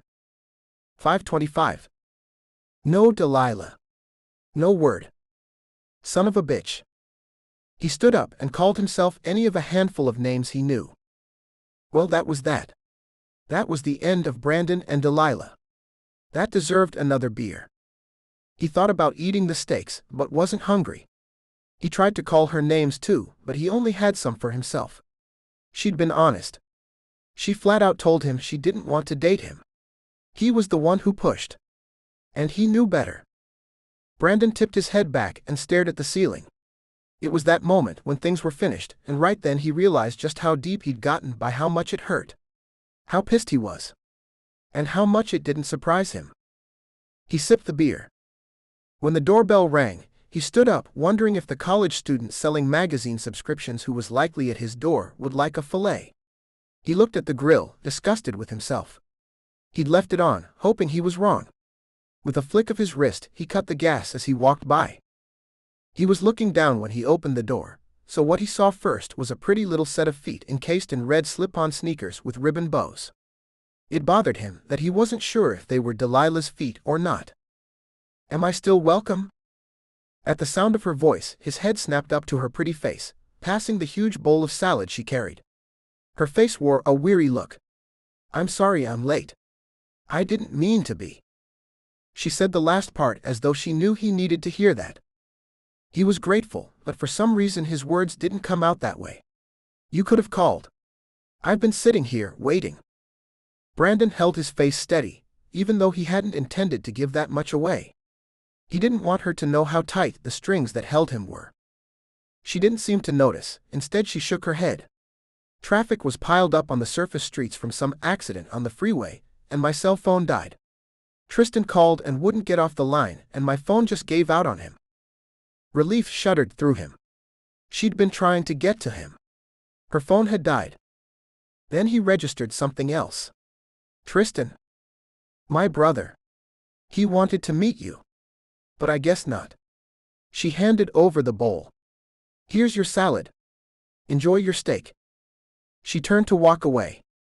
Only then did Brandon see that he'd planted himself in the doorway, not allowing her in. His feet were spread apart and he could feel the scowl on his face. Instantly he changed it. Tucking the salad into the arm that already held his beer, he reached out for her, managing to snag her arm. I'm sorry. I'm being an ass. Please. Come in. She looked at him with uncertain eyes. It seemed neither of them was ever certain at the same time. Slowly, her arm still loosely in his grip, she made the decision to change directions and walk through the door. She didn't smile, but lifted the salad bowl from his awkward grip as she passed. Brandon used the opportunity to catch her, carefully tangling his fingers in her loose blonde hair and turning her for a kiss that weakened his knees. When he pulled back, he handed the information over freely. I'm sorry. It's just that I was sitting here waiting for you. And I decided that you'd ditched me. She shrugged. There wasn't much she could say. She'd already explained herself, and Brandon accepted that. So he wasn't really prepared when she tucked the bulky salad bowl to one side and grabbed him. This time, for the first time since that first night, she kissed him. Just as abruptly, she let him go and walked away, leaving him more than a little stunned. Still, he managed to find his feet and follow her into his own kitchen. She found adequate counter space and opened her shoulder bag, producing salad forks and a bottle of what looked like homemade dressing. He turned the grill back on, happy as a little clam now that she was here. He put the corn on and carried plates and silverware out to the table. When she asked, Brandon happily fessed up that it was all new. He slipped easily into the role of host, asking how she liked her steak done and demanding that she sit in one of the new chairs. "Can I get you a drink?" "God, yes." Delilah shook her head, finally relaxing. The sight of the tension easing from her shoulders made some of his own tension ease up. "It's 10 blocks, you know. But it's the weekend, so I wasn't expecting bad traffic. It was a parking lot. I almost just ditched the car and walked." By the time I got serious about doing it, suddenly everything cleared up. "Then you need a good drink." Delilah took a gin and tonic, rambling sweetly about anything and everything while he tended to the grill. He'd stuck a tiny umbrella in her drink for fun, and occasionally she jostled it, making the paper garnish swirl in little circles. She frowned at it a few times but kept talking. When the steak was done, he poured them each a glass of red wine and sat down with her. She looked good on his patio, daintily eating steak and praising him for it. He plowed through salad filled with nuts and grapes and frilly little lettuces he couldn't identify. But it all worked together, even if he didn't know what it all was. Kind of like him and Delilah. She told him again that he had to meet her brother. "My mom and dad both died, and Tristan took over. He's worse than both of them." Brandon laughed. "It didn't matter. I can handle your brother." She looked skyward, like she was sure he didn't know what he was getting into. But he'd handled worse. Hell, he'd been worse. Delilah would make her own decisions anyway. They were stuffed, sitting there talking, when the bugs started coming out. So together they cleaned up, hauling all the dishes into the sink in several trips before Delilah packed her bowl and salad forks back into her bag. Patiently, he waited until she finished, before turning her around and kissing her like he'd wanted to all evening. She kissed him back, arms around his neck, and he'd never been more certain of anything. Until she pulled away. "I have to go." "What?" She seemed distracted, nervous. "I have to work tonight. I'm going to go home." "You work at 3 a.m. The words tumbled over each other. He wondered how she was slipping away so fast. Delilah opened her mouth to mount another argument, and he realized that he had to let her go. If he had any hope of holding on to her, he couldn't do it by badgering her or following her home anymore. "Okay. Thank you." Brandon held himself in check. He didn't want to be the one to ask, but she was walking away and she wasn't saying anything. Deciding he'd be more upset about not having something on the table than about not holding on to his pride, he asked what he had to. "When can I see you again? Are you working all week?" He hated that he sounded desperate. He hated that he was desperate. "Monday, Tuesday, and Wednesday. Then I'm off Thursday." She smiled. "So I can see you Wednesday night." At least she didn't seem to be playing him. Brandon had to accept the fact that for whatever reason, he was far more invested than she was. He kissed her one last time before watching her walk out his door. Chapter 18. Delilah made cakes and pastries like the devil himself was at her heels. Flour made snowy white patches against the stainless steel countertops in the kitchens at Othello. Bowls of berries sat plump and at the ready. She popped one into her mouth each time she passed by. Her whisk was a rapid metallic scrape against the bottom of the copper bowl, and the egg whites didn't stand a chance against her. She was driven to turn out as many desserts as she possibly could. Not that she could figure out why. She expected Tristan to come by her apartment as he always did Sundays after dropping in at Blessed Be and checking the previous night's receipts. She wondered if there was ever a day he didn't start with a cup of coffee and a ledger. Since the store wasn't open on Sundays, and he didn't hang around or spend time running the store, it usually didn't take long for him to arrive. With her frantic drive, she'd worked a whole shift in 6 hours, then arrived home ready for a shower to see that someone sat on her couch watching TV. Brown hair fell in soft waves, the top of his head all that was visible on the man slouched there. Her heart kicked up at the notion that it might be Brandon. But it wasn't. It couldn't be, she hadn't given him a key. Not unless Tristan had gotten here first and let him in. That thought alone was enough to give her the willies. If and when the two men met, she needed to be right there in the middle, running interference. She hadn't spilled all the beans the night before. She'd gotten as far as telling Brandon that her brother wanted to meet him and grill him like one of the steaks. That seemed like enough information for one evening. Then, feeling guilty about not telling him the whole truth, she'd completely chickened out of staying over too. She did have to get up and go to work, which she could have easily done from his place. But since she hadn't yet confessed and been forgiven, she hadn't felt quite right about it. And he let her go.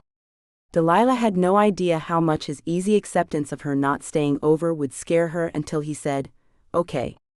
She'd expected the usual argument, and instead it was as if she tugged and he suddenly let go. It left her stumbling.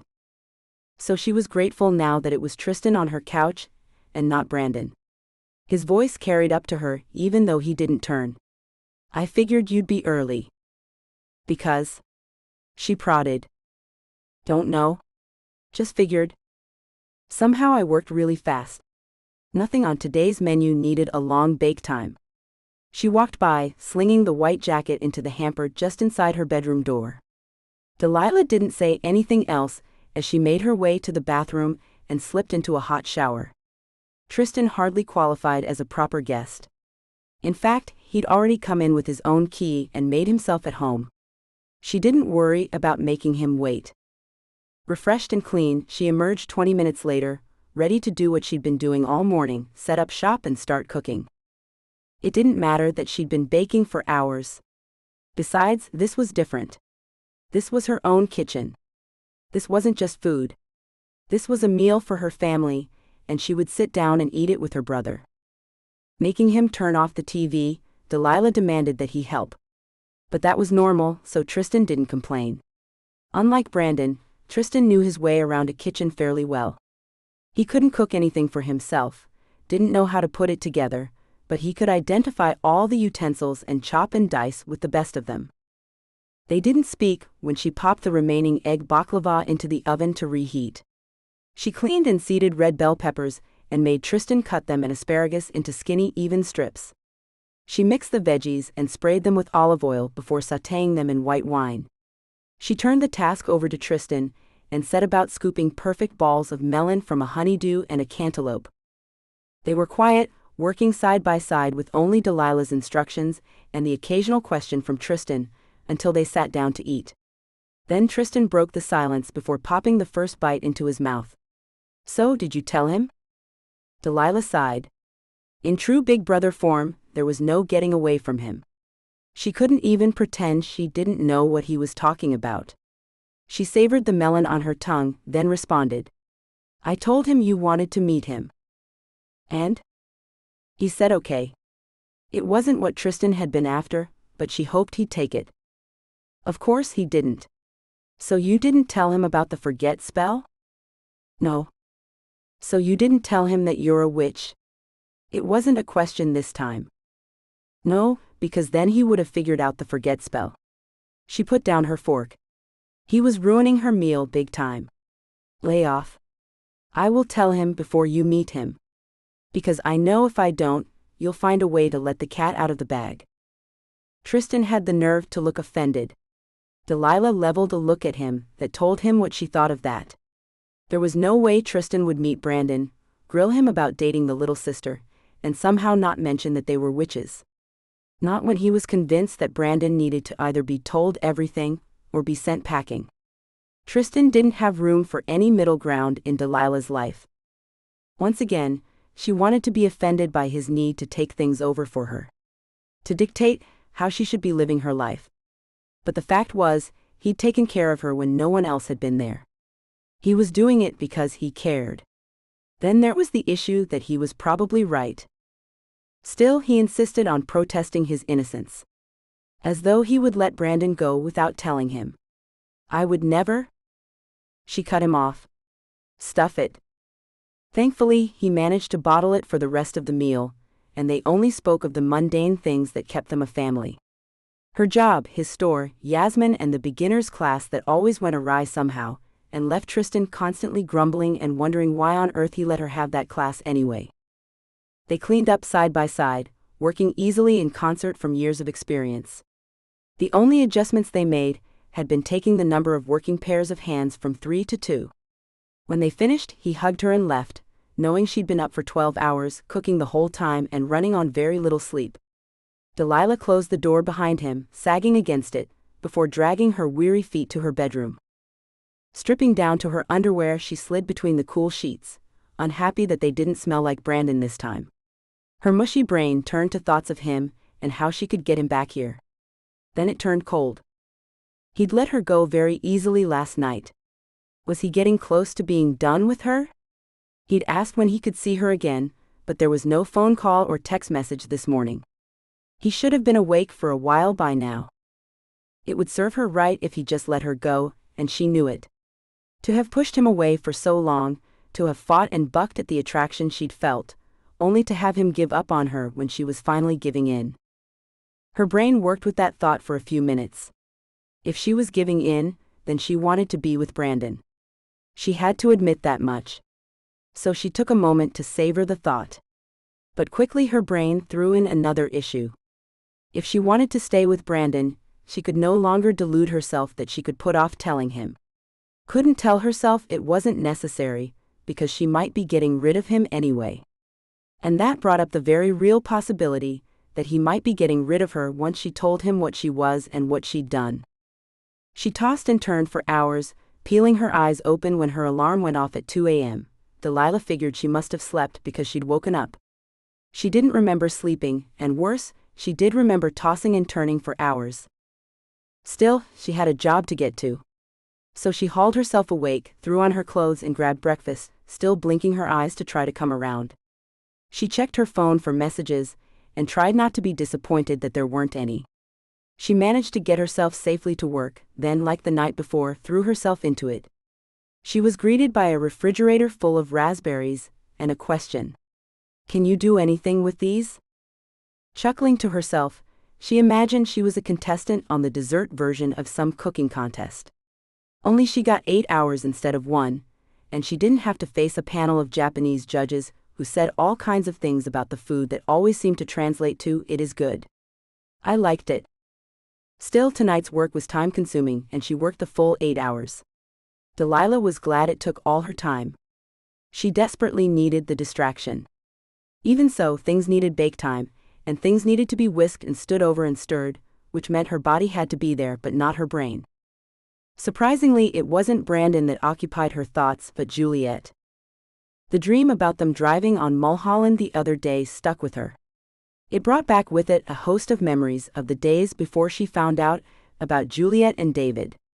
That discovery tainted all her memories.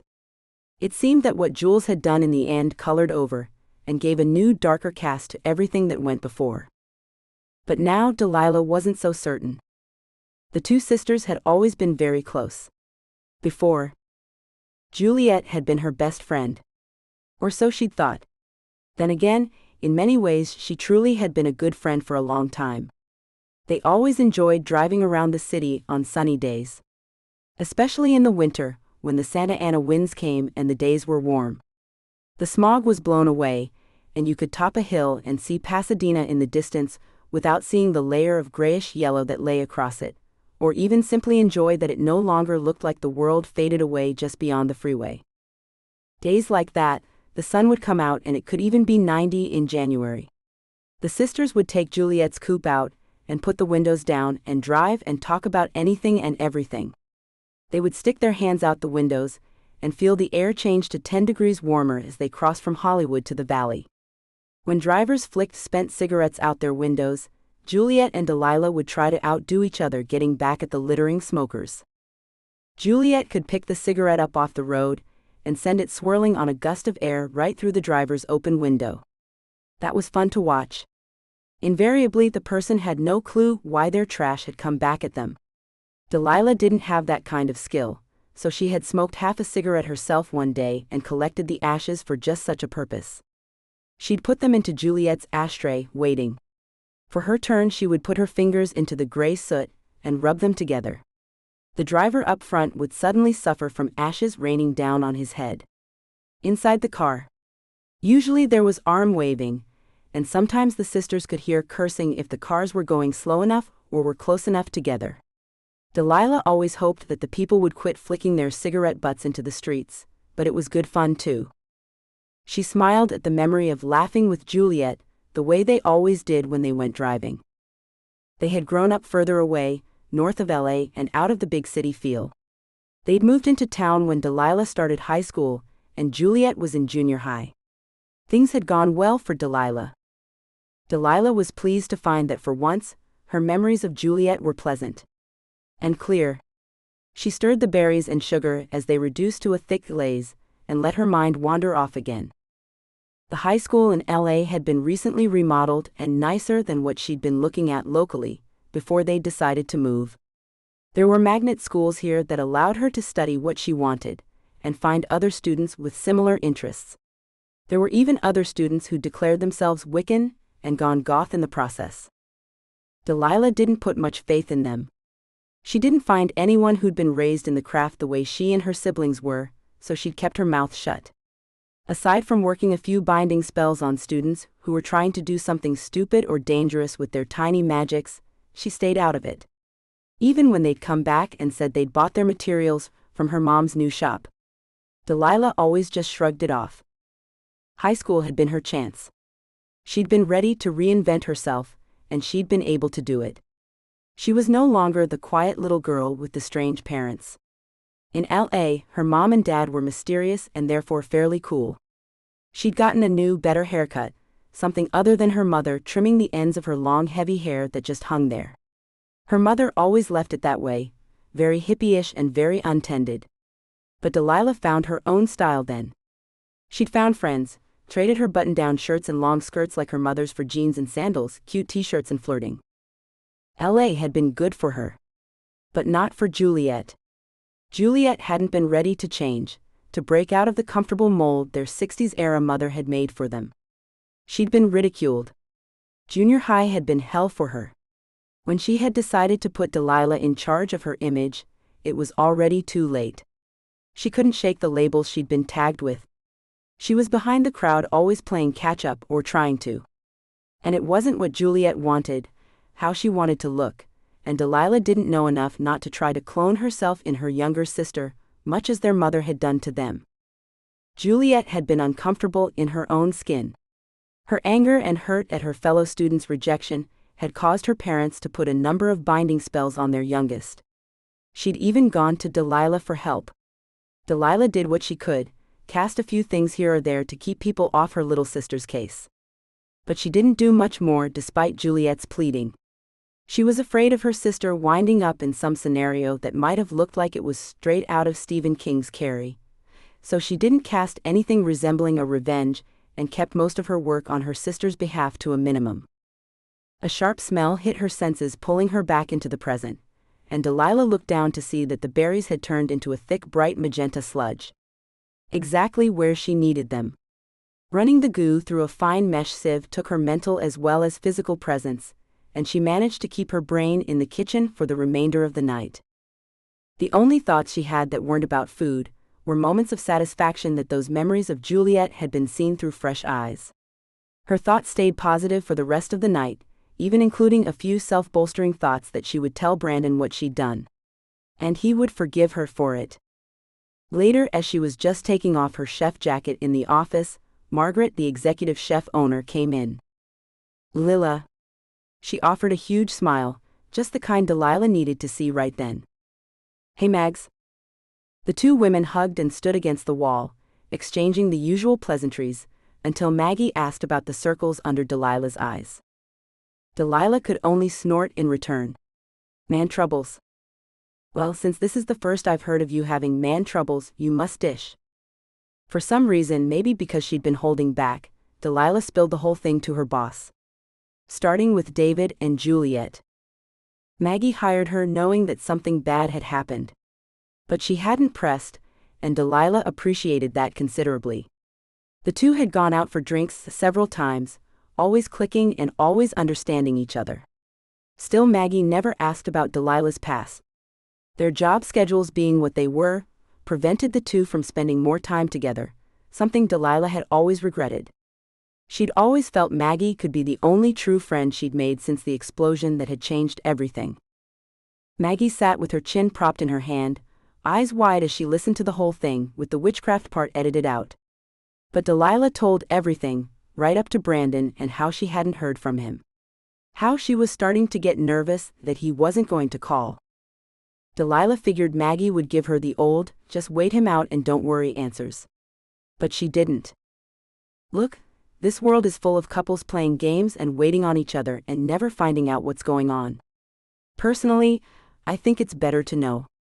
So I think you should call him now and set up a date.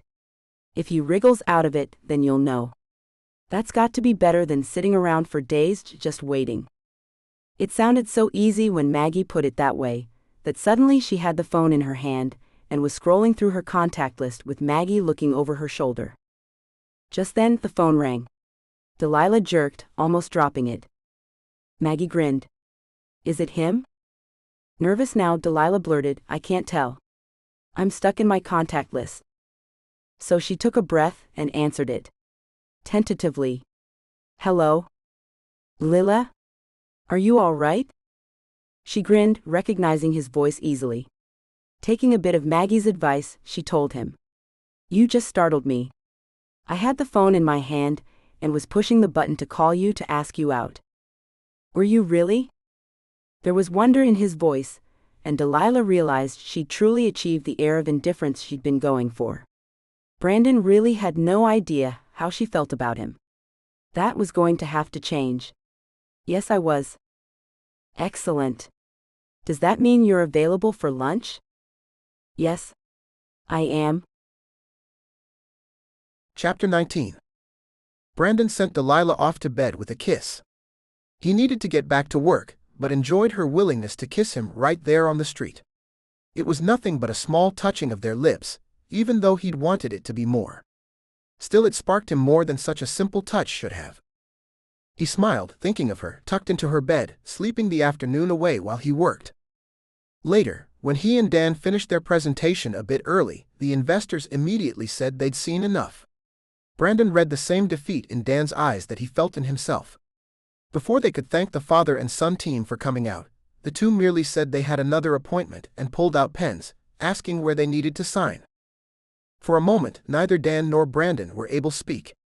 The two men had simply followed them around the office and sat through game demonstrations and development graphs with very few questions.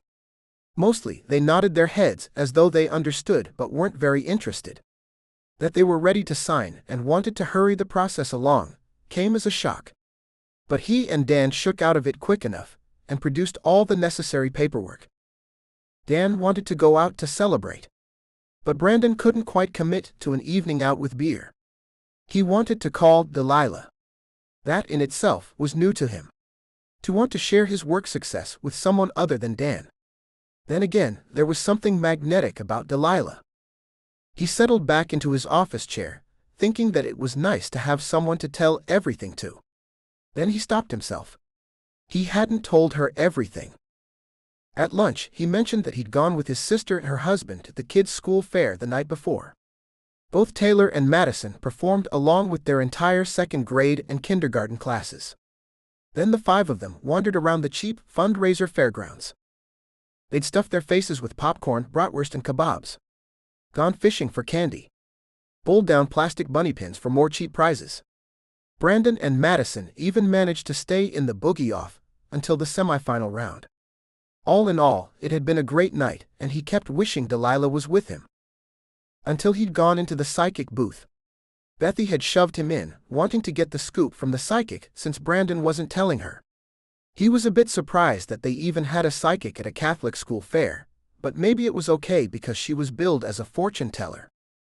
The whole family went into the purple tent, and Brandon forked out all the money, glad that it was helping the art program.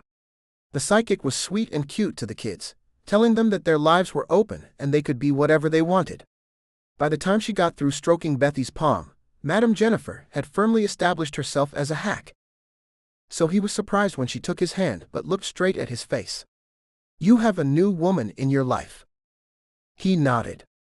He figured he looked like a single guy, so that wasn't a big stretch. "She is afraid." Okay. He didn't know what to say to that. The woman was right, but again it was an easy guess. "She doesn't want you to know." Madame Jennifer's eyes clouded, as though she were looking at some world other than this one. She blinked a few times before focusing again on this plane. Her gaze strayed to Bethy and her family standing behind him, anxiously awaiting his fortune. "You might not want the children to hear this." That shocked him. Before he could say "No, it's okay," Bethy hustled them out of the tent, leaving him there alone. The psychic leaned forward, her face a mask of concern for him. Brandon just figured she was putting on a good show. Her voice was her own though, not the over-inflected, slightly gravelly voice of Madame Jennifer. "She's hiding something from you." Duh. He'd pretty much already figured that out. He told the two-bit psychic exactly that. But she shook her head vehemently. "No, not that." Of course she said not that. If it were about that, then she would be wrong. She's hiding something else. Something dark. Something you should look into before you go any further with this relationship. At that point he'd had enough. Pulling his hand away, he said so. She reached for him, clutching at his fingers. "Look, I do this for fun, but sometimes I really do see things. You should be careful." Her eyes had been a little wild, a little soulful, as though she really did fear for his life. And he almost believed her, until she handed him her card and blew the whole thing. She was just drumming up business. He shoved the card back at her, and the expression on his face must have said exactly what he thought, because she got angry. "You can ignore me if you want, and I'm sorry I don't have any more information for you, but whatever's in her past is dark. Blackmail, murder, that kind of dark." Okay. It was the only word to come out of his mouth, even though it wasn't okay. She'd ruined a perfectly good evening out with the kids. And managed to badmouth Delilah, even though she didn't know a damn thing about the woman. Brandon held on to his righteous anger, even if Delilah still did have a few things to answer to. He turned around and stalked halfway out the tent when she blurted out, "You told her about your mother leaving. About the fact that your pop only made bad macaroni and cheese. And this woman, she can cook. It's like I'm in a bake shop. I can smell brownies and cakes and custards. And pumpkin cakes. There's something about pumpkin cakes." He just kept going, walked away, freaked out by those last words tumbling out of her mouth. When Bethy asked what the fortune teller had said, he only replied, "Nothing." But he was shaken. Madame Jennifer had ultimately been very convincing. Maybe too convincing. He spent the rest of the evening ignoring the things she'd told him. It had all been so much mumbo-jumbo until the part at the end. Then he shrugged it off. He told himself she guessed the pastry part because he smelled like cake, just a little. Delilah often did. He ultimately decided the whole thing was silly. But if it was so silly, why hadn't he told Delilah about it at lunch? It would have been so easy. This funny thing happened at the school fair last night. But he hadn't said it. Why couldn't he forget about it? Brandon knew it was just one of those psychics' tricks. Whatever they say that's closest to your truth gets a reaction from you, so they keep going with it. But she'd hit some of it dead on. It wasn't like he hadn't been having concerning thoughts about Delilah's ex and his mysterious death. Brandon did what he'd done before and pushed the thoughts to the back of his head. Still, they waited there for him. When he finished whatever task he set for himself, they would burble up again until he managed to get into the next item on his list. But always they lingered. Eventually he gave up trying to fight it, and he gave up trying to stay focused on work. He did an internet search, trying out the name David Goodman. He looked for obituaries and found 3. One was for an infant, and the other 2 were for men in their 70s. The timing wasn't right on any of them. After a handful of searches that turned up hundreds of thousands of links, none of which were useful, he tried Delilah Goodman. There were several old pieces about scholarships she had won, but nothing much helpful. At least he enjoyed reading the articles about her. He knew he'd have to confess later that he'd checked her out online. Quickly he made a mental note to check himself out too, just to see what might have turned up had she done the same. First, he finished the article. Her sister Juliet was mentioned in one of them. Delilah had been a previous winner, and Juliet followed. There was something about the Goodman sisters that grabbed him, until he realized that Goodman was her family name, not her husband's. She'd either not taken his name, or had reverted back when they divorced. Brandon had no idea what the mysterious philandering David's last name might be. That would make it harder to find him. But his brain crackled a moment. It would make it easier to find Juliet.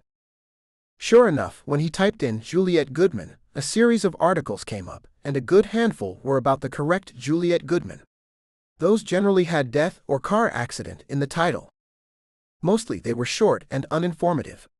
Juliet and David had been running errands according to one article. David Burnham. Now he had a name.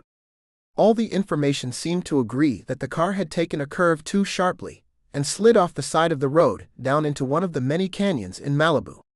Several mentioned that the two were survived by Delilah Goodman, his wife, her sister. None mentioned anything untoward going on between the two, and there was nothing, no matter how hard he looked for it, about a divorce. He wasn't sure how much later it was that Dan popped his head into the room, asking if Brandon was finished for the day, and were they ready for tomorrow. Figuring he'd seen enough, Brandon sure didn't want to read all 52,000 links the internet provided. He agreed and finally followed Dan out for a beer. They hit gins again. As though if he kept coming back, it would prove that he hadn't been here just to see Delilah. Of course she was working and he knew he wouldn't see her. He managed to relax for a while and forget what the psychic had told him. Surely, if anything had been suspicious, truly suspicious, the police would have followed it up.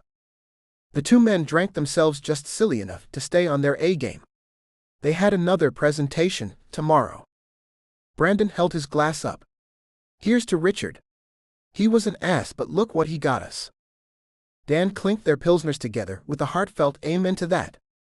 Just as he was shooting the last of his beer, Brandon realized that Richard had given him Delilah too. If the other man hadn't been such a jerk to her, they never would have met. He raised another salute to Richard, but he didn't tell Dan what this one was for. Delilah woke up long before her alarm that night. Rolling over, she opened one eye, staring at the red numbers on the face of the clock. 1:04. She blinked. It was full dark outside, although the streetlight just outside her window gave some faint illumination through the glass.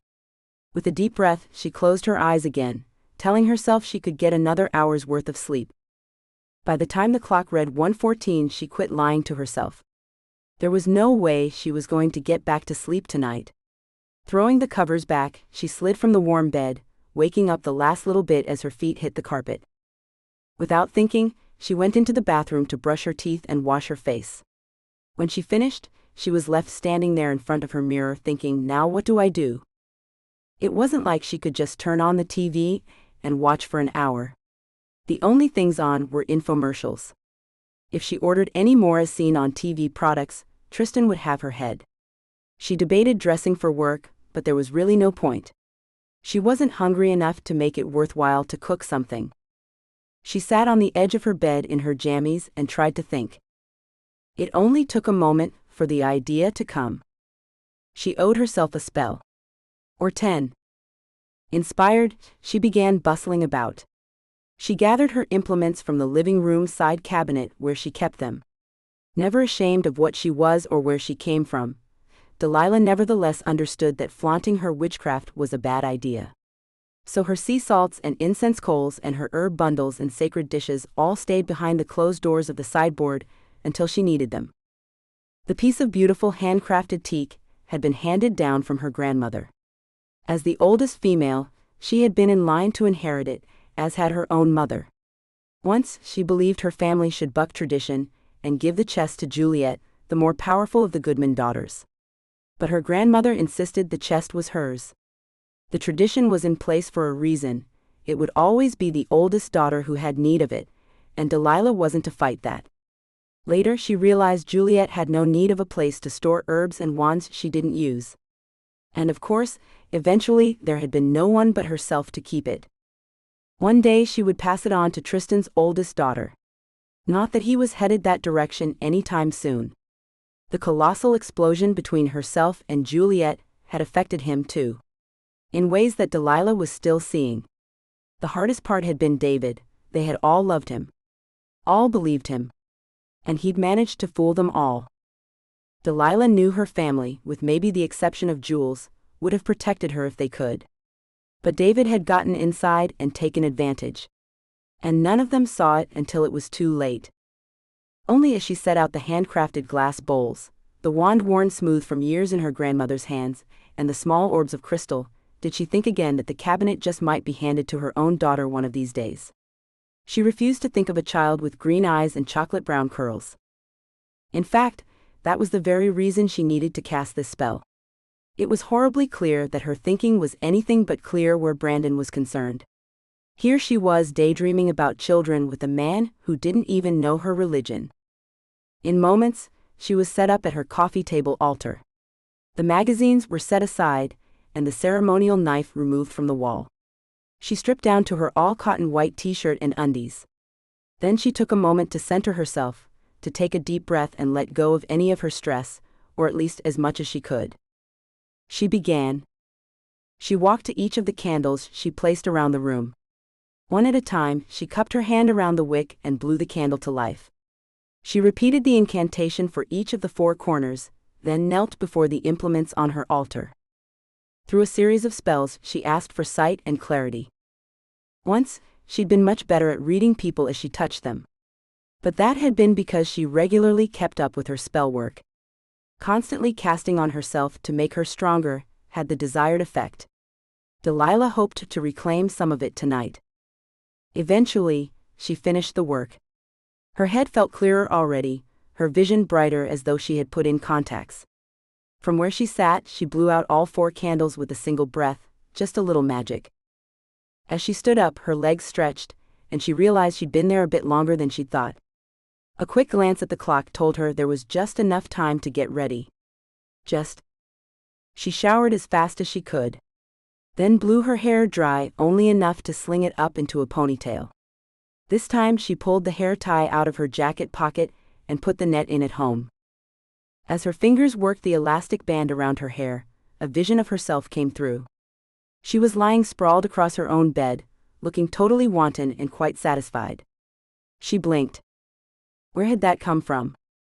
The mirror gave nothing away, until she gave up and decided if she didn't get her hair up, she'd be late for work. As she rotated her head to see what she was doing, her gaze caught the blue fabric rose on her hair tie. This was what had triggered the vision. Brandon touched this tie that first night they'd been together. That vision of her laid out across her own bed sheets must have been what he saw. Lordy, that was hot. She wondered what else she'd see the next time she touched him. And she was beginning to wonder less and less whether she should keep him around or not. Chapter 20. Brandon worked his butt off on the presentation the next day, but it wasn't as clean and easy as Monday's. The investors didn't whip out pens and ask where to sign. They said they had to think about it. Tell the other investors in their pool. Make a group decision. They'd be in touch. They asked so many questions. Some of them horribly underinformed. And they'd taken the entire day to come to their less than thrilling conclusion. After the trio left, Dan stood in Brandon's office rubbing his head. I hate this crap. I know it's wrong and premature to write them off and blame them for taking up our time. But it's just as bad to hold out hope that they'll come back tomorrow with fistfuls of money. Brandon agreed. Who knows? But today is a total loss. He was ready to rub his own head. Dan looked like he'd put in a week of labor in the mines. I'm ready to go round again tomorrow. But right now I'm going to go home and watch some football and see if I can't pass out on my couch. Brandon agreed. After all, Delilah would be dead asleep right now. He wasn't thoughtless enough to wake her up before a shift like this. So he wound up leaving the office only about 15 minutes after Dan did. Exhausted from the trying day, Brandon paid little attention to his surroundings as he locked up the office behind himself and dragged his sorry butt down to his car. Eventually, he took one good look around before he backed his SUV out of the parking lot. Immediately, a man appeared behind the car, and Brandon slammed on his brakes. His first thought was that the man was either a moron or was trying to kill himself under Brandon's tires. But he was too worn out to start up a good round of LA road rage. Besides, he wasn't even on the road yet. And the world was full of idiots waiting to happen. So he sat there with his foot solid on the brake and waited for the man to pass, but it didn't happen. Because he was fairly short, the man's head was just at window height, and it was wrapped in a huge white turban. On closer inspection, all the man's clothes were white, edged with embroidery and fine threads. It was a nice enough outfit that Brandon had to wonder if the man was an actor escaped from some location shoot down the street. Or if there was a Hindi wedding missing their priest right about now. So he was startled when the man rapped his fist against the glass, then motioned for Brandon to roll down the window. How had he gotten there so fast? Brandon was just surprised enough to do it, not questioning the move until the window was already halfway open.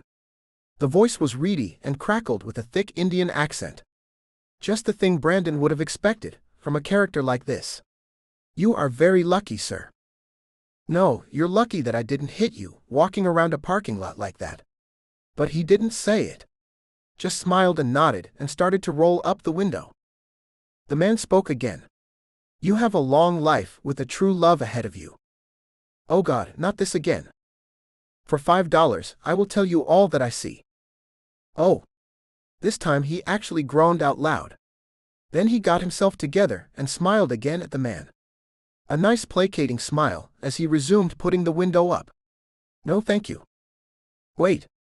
The man's bony hands wrapped around the top of the glass, forcing Brandon to reverse the window direction or break the man's fingers. Even though he wasn't heartless enough to just put the window up and damn the man's fingers, he was still done with this crap. So he put on his best "don't mess with me" face. "What? I do not charge for this. You need to know." Truly impatient now, at the end of a long day, there was nothing Brandon wanted to do less than listen to this man. But he couldn't quite bring himself to be rude enough to drive away, although he desperately wanted to. "What? There are strong magics around you. On you. There are spells cast on you. Hexes. Okay. Thank you for that bit of enlightenment. I'm putting the window up now." At that, the old man let go and took a step back, his brow wrinkling. Brandon put the car in gear and pulled forward to turn out of the parking lot. In the rear view, he could see the Indian man shaking his head and frowning. Well, he was probably disappointed he'd lost the sale. Brandon drove away wondering if people really paid him $5. Maybe just to make him go away. And what kind of living did he make at that? Brandon read once that some panhandlers in Vegas made enough to put their kids through college. Still, the Indian man looked upset. And what was that crap about spells and hexes on him? Brandon got mad. That crap was doing exactly what it was supposed to do, make him uptight, and make him want to go back and pay the $5 to find out what the old man meant. He shook his head most of the short drive home. But he believed he'd cleared most of the infection of ideas by the time he pulled into his own driveway and closed the gate behind him. He wound up sitting on the couch watching football just as Dan had suggested. He microwaved a frozen dinner and missed Delilah's cooking, but ate it anyway, all the while telling himself that it wasn't so bad. But it was that bad. After a long drawn-out game that first looked promising, his team lost. His microwave dinner had been one that he'd enjoyed in the past, just not now. Brandon wanted to tell himself the company had changed something. The formula for the sauce was different, or it had been frozen too long, but he couldn't quite brush it off that easily. He knew the truth. The truth was that reheated food no longer qualified. The other truth was that reheated relationships no longer qualified. He'd been having the same stale go-rounds for years now. Meet girl. Like girl. Sleep with girl. Wait for something to come up that keeps it from going any further. Find next girl. It wasn't a very flattering look at either himself or the women he'd been dating. The fact was, he didn't even remember half their names, they'd been so interchangeable. While he didn't know if what was going on with Delilah was right, or if it was going to completely blow up in his face, At least it was different. Every time he saw her, he became more attached to her. More convinced that whatever was going on with him not remembering their first night wasn't her fault. He needed, more than ever, to know if she felt any of the same feelings for him. Still, there was no way he was going to solve any of those problems while the football commentators rehashed a game that had been thrown away at the end of the second quarter. Eventually, he hauled himself into his bedroom and rolled into bed. But all night, thoughts bounced through his head about hexes and spells. Something was different about Brandon. Delilah just couldn't quite put her finger on it. Wednesday she'd slept all day. Her shift had gone by pretty quickly, and by 8 a.m. she was home and putting away the groceries she'd stopped for on the way back. Then she'd fallen, face first, onto the fluffy comforter, and tried to force her body back onto Brandon's schedule. Though even he told her he hadn't known what that would be, given that he and Dan were presenting to investors again all day. Still, she shook herself awake and out of bed by 4 o'clock, and was clean out of the shower by 4:30. She took the time to blow dry her hair and put on makeup. By 5, she was sitting on her couch with a glass of wine in hand while she waited. Delilah figured she'd be there for a while. 1, because she deserved it after making him wait last week. And 2, because she hoped that meant things were going well with the investors and they had a lot of questions or were busy with paperwork. So she sipped her wine and leaned her head back against the couch cushions. He called not 10 minutes later to say he was on the way. Delilah had hopped up and gotten down to work.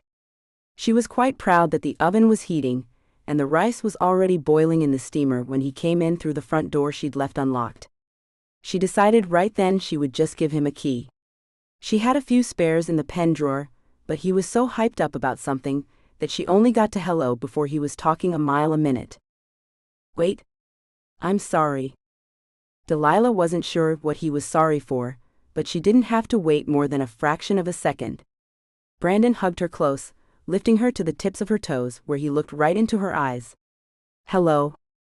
Then he kissed her thoroughly before sitting on her couch, which was a good thing because her knees were about to give out. Luckily, she'd already had a beer in hand for him and she held it up. As he accepted it, he started talking again. Not all of it made sense to her. In a moment she found her feet and made her way back into the kitchen, still listening. Sipping at her wine, she got to work on the remainder of dinner while she listened to him ramble. These guys are very interested. It seems their problem is they want to put in more money than they have. But they wound up not signing anything today. Which is frustrating. What exactly do they invest in? She rubbed a thin layer of oil on the slabs of salmon in her hands. Well, we have a concept for a game. They put in the money, we hire the code writers and design people, and do a lot of it ourselves. Then we sell it to a big company, and the profit goes out according to shares. While she sprinkled herbs and chopped broccoli, he watched her with an intensity that threatened to unnerve her. It was like he was looking for a drug deal to go down, or trying to catch a car dealer doing sleight of hand. But he kept talking, explaining the finer points of their system. How video games were developed in other ways. Their track record, and the idea they had right now that people would want to put their money into. He told her about games they developed and sold in the past, and what kind of money and splash they'd been able to make. She shook her head each time disappointing him that she hadn't heard of one of his babies. Eventually she begged him to stop his questions. She pointed out her TV, and how it lacked any kind of gaming system. Brandon walked over to the set, looking at it as though it were an alien being of some kind. Which was funny because hers was so much more basic than his, lacking all the wires and game controllers. Also hers was a lot smaller. He popped it on and, as Tristan had predicted a week ago, it was on one of the cooking channels. He sounded almost bewildered. This is what you watch? She nodded as she pulled the fish from the oven, turning it and admiring the perfect tinge to the pink meat. She looked up at him long enough to catch the frown that marred his features. Why do you watch this? You're a trained chef. You can't possibly learn anything from your TV. Can you? I get ideas. I don't know that I would have thought up baking raspberries and pears together. One of the shows made a pie with it like a month ago. But 2 nights ago I had a batch of raspberries, and I made raspberry pear cream tarts. So it's worth watching. She set the timer and joined him on the couch for a few minutes, curling in beside him, as he watched a round woman showing off a level measure of yeast for a bread recipe. He frowned again and flipped channels, surfing like every man she knew. Only after the first 10 channels went by, he cringed and apologized. "I'm sorry. It's just been a long day and my mind is off. Does it bother you if I channel surf a little?" "Not at all." But while he ran through the programs, watching each one for all of 15 seconds, it seemed he continued to keep an eye on her. When she got up to pull the fish from the oven. When she removed the top on the steamer and forked out bright green broccoli onto 2 plates. When she pulled a lemon sauce from the fridge and whisked it for a moment. She wanted to believe that he was just so in love with her that he couldn't look away. But it seemed more like he was watching for poison. More like he was waiting to catch her at something than like he was making puppy love eyes. He turned off the TV and came to the table. He ate everything she set before him, including the leftover fruit tart she cut into wedges for dessert, as though it were his last meal. He praised her for each thing, until she thought he'd gone a little overboard. "You act like you've never eaten good food before." He practically shoveled another bite of his rapidly disappearing dessert into his mouth. "I swear I had a microwave dinner last night." Delilah made a face and shivered through a round of the willies while Brandon laughed. She smiled at him. "You could eat here." "Not all the time." There it was, the perfect opening to say, "You can have a key, then you can come eat whatever you find in the fridge." There was a small pause as they waited, while Delilah couldn't quite get her mouth to form the words. Then it was Brandon who filled in the space. "Besides, if I ate here all the time I'd get fat." "No, you wouldn't. The preservatives in those frozen dinners will make you fat long before anything I serve you will." There it was again. Another perfect opening to offer him a key. But still she couldn't seem to get the words out. "It wasn't frozen," he insisted. "It was from a box. I added water." You should switch over to frozen." "I don't even want to think about the chemicals in food, you don't have to chill." Brandon, still laughing at her, though Delilah was convinced it was no laughing matter, stood with his plate, insisting that he clean up since she made everything. He practically forced her to sit at the table while he loaded the dishwasher and hand-scrubbed a few of her precious pots, even though she'd volunteered to do it. They talked about nothing and everything, and still he watched her. Finally, he hit the start button on the dishwasher, filling the room with the subtle swishing sounds. Turning, he braced his hands on her countertop behind him, his eyes painfully serious for the first time all evening. Something in his stance made her heart go oh. She'd seen him building to this all evening. "I don't know how to ask it, so I'm just going to say it flat out. Please don't be offended. Here it comes." Although she had no idea what it was, she was nervous right down to her bones. "Do I get to stay tonight?" Immediately, he began backpedaling. "Look, that's not why I came. I wanted to see you. And if the answer is no, I still want to see you. I want to stay for a while at least." She wanted to stop him in his frantic explanation. Then again, she wanted to hear it too. Wanted to know if he had a solution, or even just a reason for all this craziness. "I thought we could settle in, watch TV, whatever." He took a deep breath. Just when she was ready to jump in and save him, he started prattling again. "It isn't just about the sex. It was. But it isn't anymore. I just..." He ran out of words or steam or something. His eyes looked away then, and his hands searched for something to do before grabbing a hand towel and wiping at his fingers. After a moment passed in almost complete silence, he looked back at her.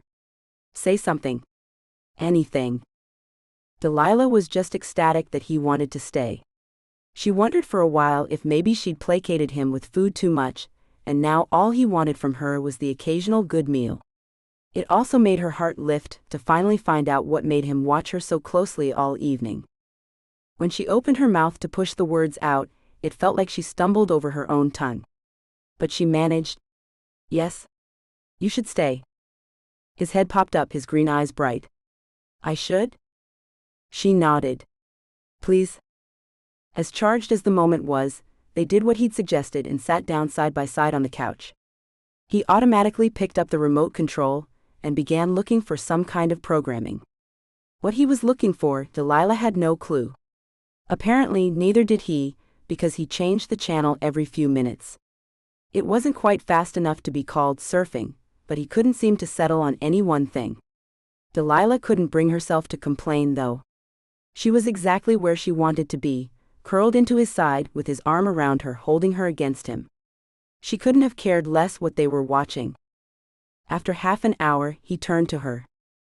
"I know I said we should watch TV, but TV really isn't holding my interest with you all pressed up beside me."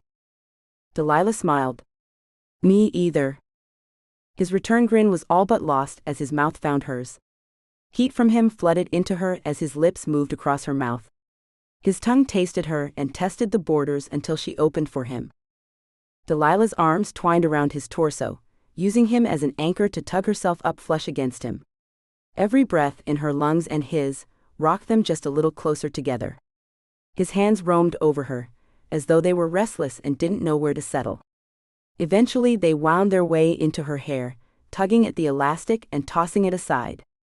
His fingers found the back of her head and turned her so he could kiss her more deeply.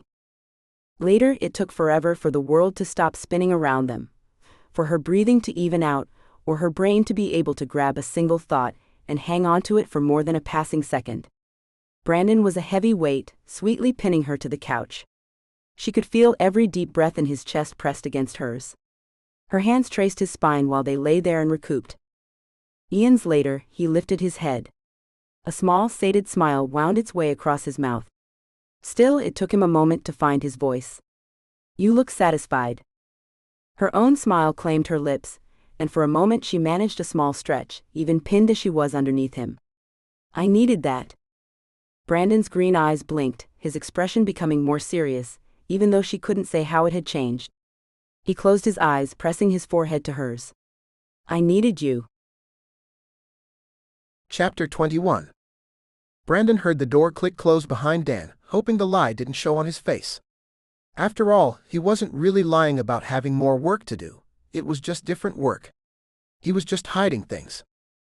Delilah wrung him out last night, both physically and emotionally. They'd made love 3 times, as though to make up for the dry spell. He didn't know if it was Delilah who demanded so much from him, or if he simply couldn't help but give it. But each time they came together, he handed over another piece of himself. In itself, that wouldn't be bad. He'd been dating all those interchangeable women, thinking that one day one would come along and be unique. Be one he couldn't live without. But in his imagination, in the path he'd always been certain love would take, it had been both of them there, giving and learning together. With Delilah, he was unsure. Oh, she contributed, she was there, in a way his previous lovers hadn't been. But he wasn't sure she was handing her soul over, piece by piece, the way he seemed to be.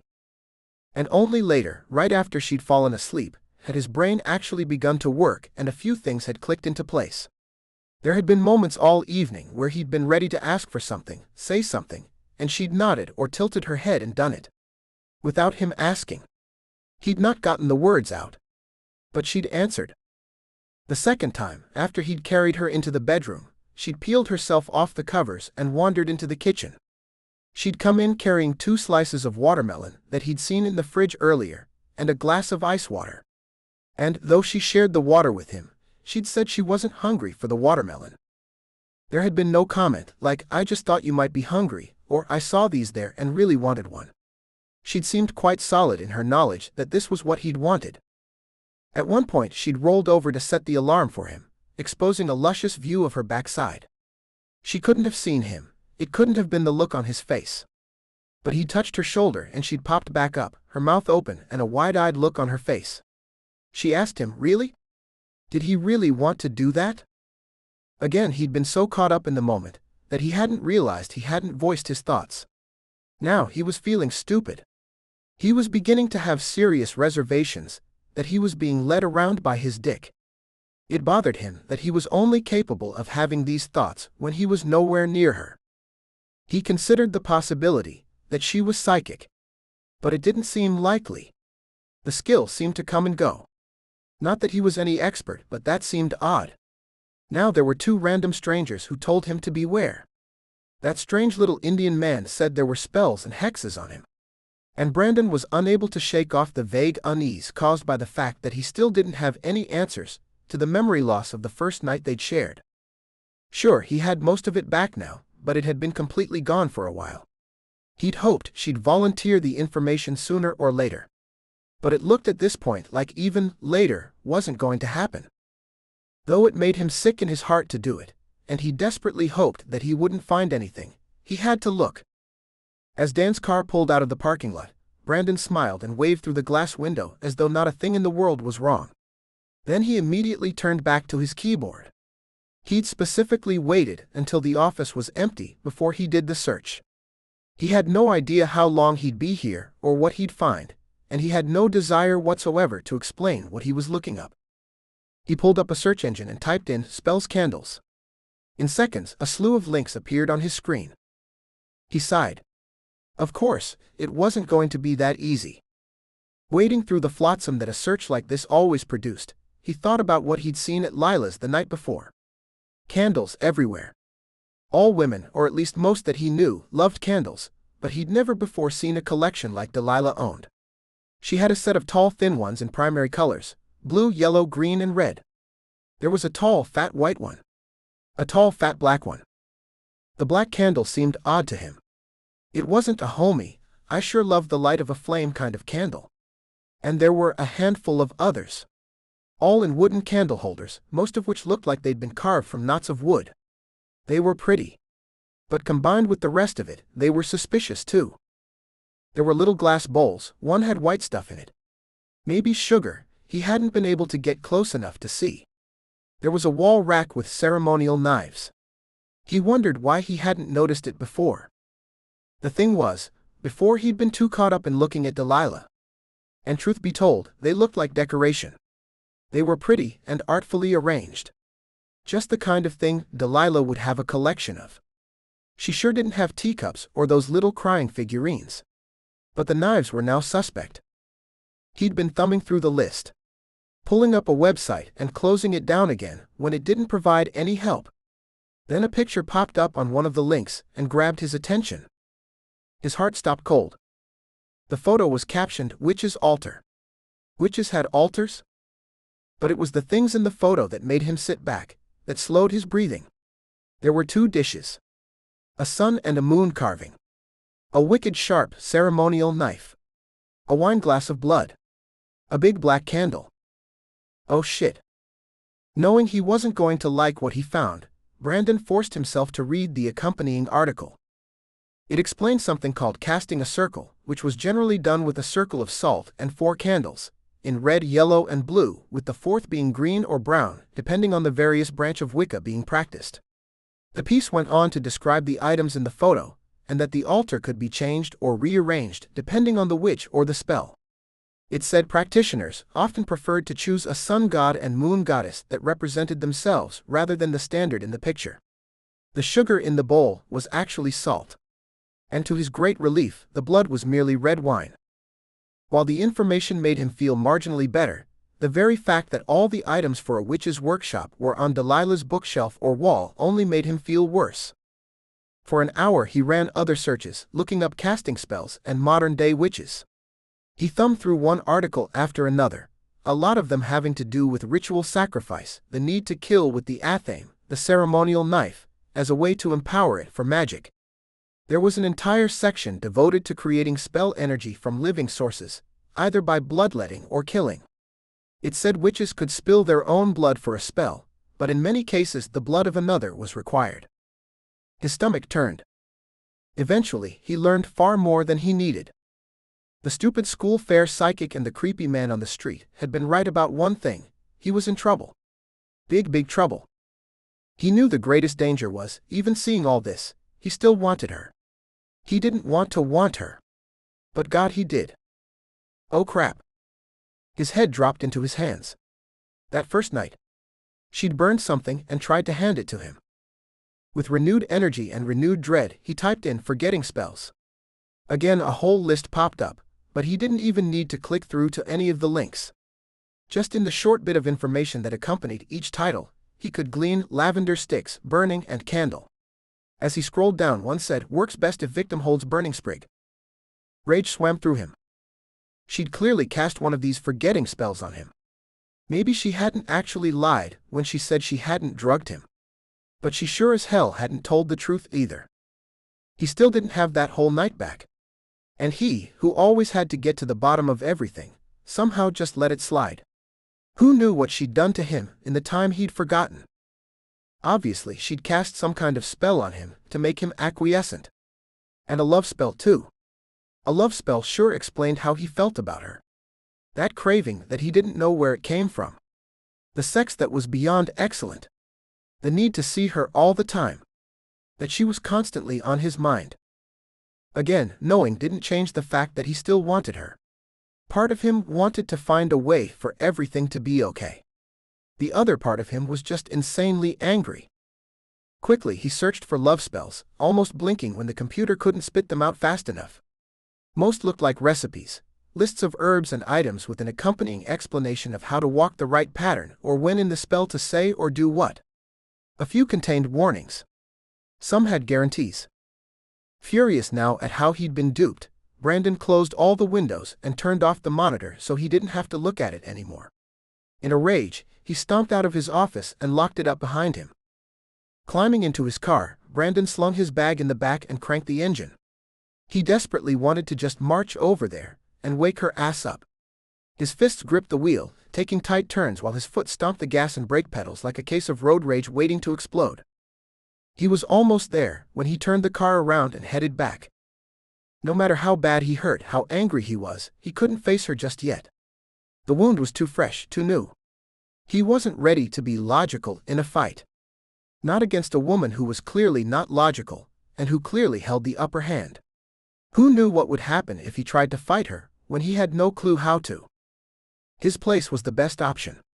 He told himself his best bet was to head home. Cool off. Wait until he could see her, without feeling that nearly suffocating desire. Because right now he was a swirl of anger. He'd been played, and it was all he could do to keep his lunch down. He was almost home when his brain refused to go any further. He might not be ready to confront her, but he also wasn't about to just go pop a beer and think it through. No, rationality was definitely beyond him. He turned the wheel again at the last moment, not yet ready to face the memories in his house. She'd been in his home. He'd invited her in. With his new knowledge, her presence felt like a violation. How many things had he done that weren't of his own design? Brandon really couldn't bear to try counting. He found himself driving down Fairfax Avenue. His eyes saw the things he passed, the sunset he should have considered beautiful. The people walking by, bikers weaving in and out of the sluggish traffic he really should be watching out for. But his brain didn't register any of them. He couldn't process anything beyond his feelings. He tried to simmer down.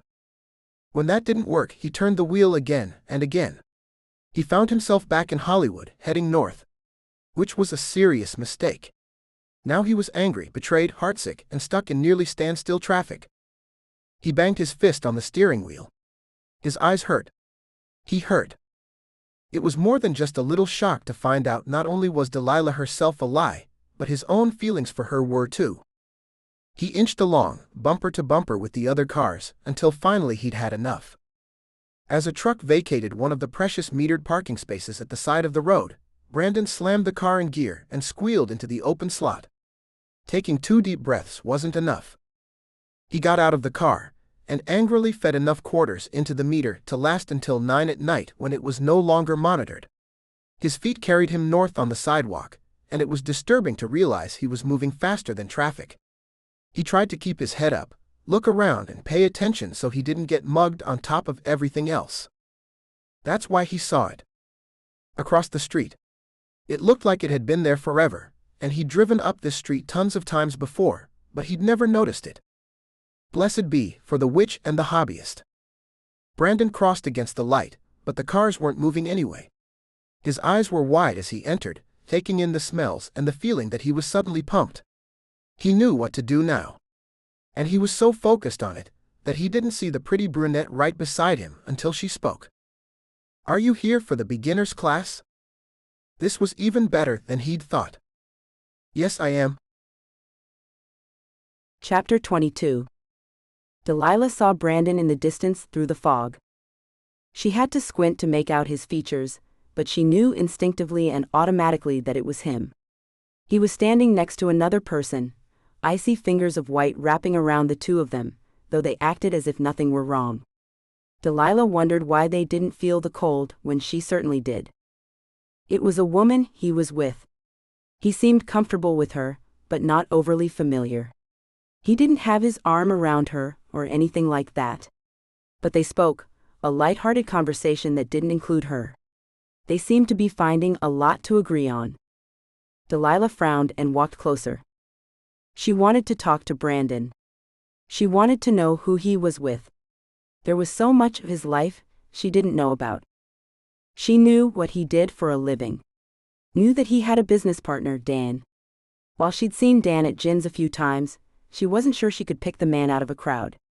That didn't sit well, that something that was such a big part of Brandon's life could go right by her. She knew he had a sister, complete with husband and kids. She'd heard about his father and the story of his mother. But she'd never actually met any of these people. Aside from the picture of his niece and nephew he pulled out the night he'd run Mr. Rocket Scientist off, she had absolutely no confirmation that any of these people even existed. She walked a good bit of the distance between them. Or she thought she did. They weren't getting any closer. Still, Delilah pushed through the cold. She wanted to get to Brandon. Needed to hear him say everything was all right. She was curious about the blonde he was with. Was it his sister? For some reason, Delilah didn't think that it was. She was shivering now.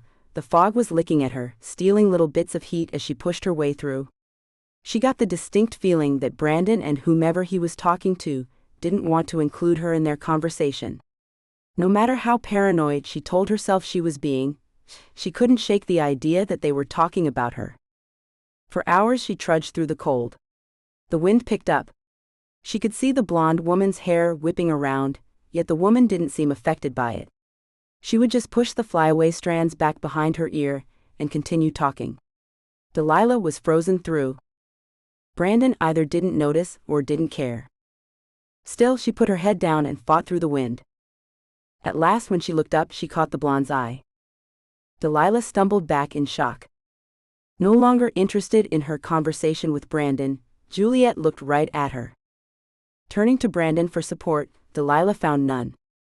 How could he? He knew how she felt about her sister. He knew what Juliet had done. But when he finally paid attention, it was clear he was angry with her.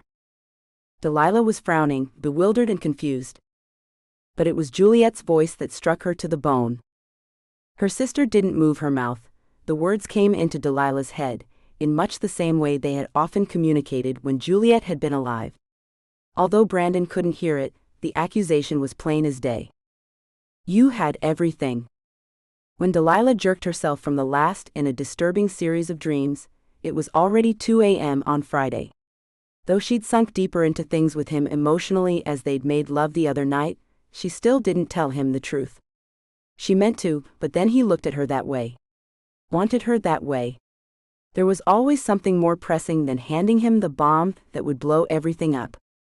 It had been a nice interlude to the week, but now her alarm was blaring in her ear as usual, only she didn't feel well. Since she was never sick, she chewed a Tums and went off to work, figuring it would pass.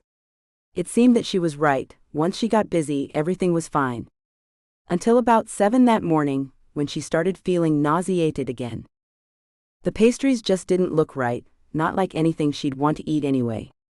The smell seemed off to her. She had decided to throw the whole batch in the trash and go with her backup recipe, chocolate mousse. But she couldn't. The idea of chocolate turned her stomach too. Though her brain logically recognized that the pastries smelled the same way they always had, she realized she just suddenly didn't like the smell of cooked fruit. That was a terrible dilemma. What was she going to do with her life if she didn't like the smell of cooked fruit? So she didn't throw out the tarts. If she had, she'd just have to bake something else. And nothing seemed appealing. She was feeling worse and worse as the morning wore on. Just barely she managed to keep going, but before the night was half over she left Maggie a note that she wouldn't be in for her Saturday shift. There was no way this would simply pass. There was no way she'd be able to cook. All through her shift, Delilah fought her stomach. It wanted to turn over. To rebel. Suddenly, she hated all food. Particularly the smell. So she tried to limit herself to cooking things that weren't horribly fragrant, then bailed as soon as she could. When she got into her car, her fingers scrambled for the Tums again, and she popped two directly into her mouth. Though they tasted like mint-flavored chalk, which did nothing to help, she forced herself to chew frantically until her stomach settled just a little. She managed to drive home, although twice she pulled to the side, thinking she would have to climb out and lose what little was in her fragile stomach. Somehow each time she waited it out and the feeling passed. She was sweating by the time she arrived in her garage, praying for Tylenol and sleep. Of course, today the elevator had never been slower. The hallway was a long, winding challenge before her, and Delilah wanted to fall against her apartment door as soon as she got there. But even after she fumbled with the key and got the door closed tightly behind her, it wasn't the haven she had hoped for. She didn't feel better just for crossing the threshold.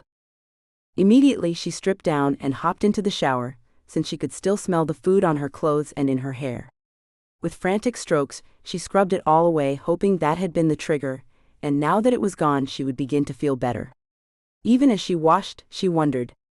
She usually loved the smell of food, particularly dessert. Still, she stripped it away as best she could. Normally, she ate as soon as she got home. But this morning she skipped that step and practically flung herself at the bed, hugging her pillow tightly. And trying not to moan. Delilah stayed there, just praying for the feeling to pass, until she heard the key in the lock. For the briefest of moments, she hoped it was Brandon come to take care of her. That was what you did when someone you cared about was sick. But then she remembered, she'd chickened out of giving him the key. And she hadn't even come close to confessing what she'd done and what she was. No, the person coming through the door was Tristan. Lee? Lee? She mentally thought in return, I'm coming, complete with sigh and attitude. Delilah hauled herself out of bed, mostly for her own preservation. The last time she'd been sick, right after David and Juliet died, Tristan tried to cook for her. He'd only succeeded in making her worse. She wondered if Tristan's cooking had been a test. If she ever ate it again, he'd know she'd lost it entirely. But she'd have to be practically catatonic to eat anything Tristan made. She ran into him in the hallway, where he was beginning his search for her. Which was silly. If she wasn't right there when he came in, he knew to help himself to the fridge. Then again, the tone of his thoughts had been practically frantic. Her arms came up to his, desperately trying to stop him from waving some paper around. Just watching the motion was making her feel worse. What is it? This. He held up the small yellow sheet. It was a receipt from Blessed Be. There was no way it could be good. Not with that look on his face. He checked previous night's receipts every morning, but not once had he ever brought one to show her. His voice was as frantic as his thoughts had been. It's Cassandra, the new girl. She let this go out of the store last night. Apparently, Tristan had absolutely no concern for her illness. For a few moments, neither did she. At least this was more interesting than lying around and feeling bad. Anything that took her mind off the nausea was welcome. So she didn't make any comments about how she felt, or about how he failed to realize it. He waved the yellow slip in her face, as though she should be able to make out the tiny moving script. It was all Delilah could do to form a word. What? Instead, he read the list to her. A jasper ball. Tapers too black too green. Tansy. Salt. Athame. The Almanac of Spells. He looked at her, as she digested the information. Oh no, Tristan. All for one person? That was like handing a novice an instruction manual for how to light 1,000 pounds of fertilizer. I told you to stop selling that almanac. It's like the anarchist's cookbook, it could be dangerous. We're very careful about who we sell it to. He paced back and forth in her hallway, blocking her in. Not that he didn't already know it, but she said it anyway. Clearly you aren't. He just shook his head in frustration, at his wit's end. It's Cassandra, she didn't know. Delilah caught his attention for a moment, her stomach finally taking a back seat to Tristan's trouble. Why didn't Yasmin catch it? She wasn't paying any attention. She was running that damn beginner's class. As much as he hated that beginner's class, his logical side acknowledged all the business it brought into the store and wouldn't let him shut it down. Delilah was about to pace too.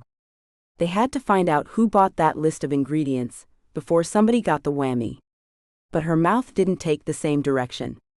Why was Cassandra running the checkout all by herself? He shook his head. Because she's good. She learned everything really quickly, and she's actually quite intuitive.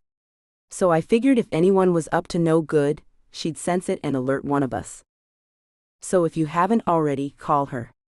Delilah pushed past him into the living room, where she could finally pace a decent distance and think. Ask her about the sales last night. She waited, watching while he dialed the number from his cell list. Hi Cassandra. It's Tristan. Delilah didn't need to hear it, and now that her focus was off Tristan, her stomach rolled again. Another Tums would only make things worse, so she scrambled through her kitchen for a peppermint. Finally finding one shoved in the pen drawer, she unwrapped it and gratefully popped it in her mouth. The mint was sinking into her tongue, and starting to work just as Tristan was coming around the corner. She doesn't remember much. Just that she thinks she sold that stuff to a guy, and that she didn't get any bad vibes off him. He hung his head. So that's no help, and now she feels guilty. She won't feel guilty for long, Tristan. You're good at putting people at ease. The fact that the buyer was male is helpful. There are a lot fewer male buyers at Blessed Be than female. We just have to figure out which guy he is. Delilah smiled. Tristan didn't. She said she'd never seen him before. As though that ended the whole discussion. Were they witches or not? His hands made wild flights, gesturing complete nonsense, and he spoke. He started in again before she could speak. You know how you can't buy certain cough medications without showing your ID, because you could use it to make crystal meth? Well, I just sold the equivalent of the parts for a pipe bomb. Only Cassandra didn't know enough to ID the guy. And my only saving grace is that the government doesn't know enough to arrest me. Tristan, it's done. There's nothing else we can do about it right now. Maybe we can scry for the buyer later. He turned to her, his face showing that her words made him suspicious. Why can't we look now? I just don't feel that well. And Tristan had never been any good at it. Juliet had been the best at finding things. She just had the gift. She wished something found or known, and within a few hours the knowledge or the item would present itself. But like every time she had that thought, Delilah pushed it back down. It didn't matter that Juliet had been the best, because she couldn't help them now. Tristan gave up and gave in, she could read it in his shoulders. All right, why don't we eat some breakfast then? Just the mention of food brought all her nausea back. Delilah awoke at 1 a.m. on Saturday morning for no apparent reason. 2 o'clock she would have understood. But 1 a.m. made no sense at all. By 1:30 she was wide awake and bored. So she noticed when her stomach started rolling again, which made it impossible to use the time to cast spells again. She hugged her pillow against her stomach and thought that the next chance she got, she needed to bulk up her immune spells. Then she tried to fall back to sleep.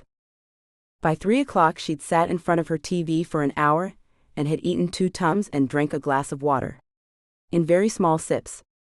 By 5 she was exhausted, as well as the proud owner of a pressure cooker that cooked with water instead of oil, and claimed to keep all food juicy and flavorful, and would arrive on her doorstep sometime next week.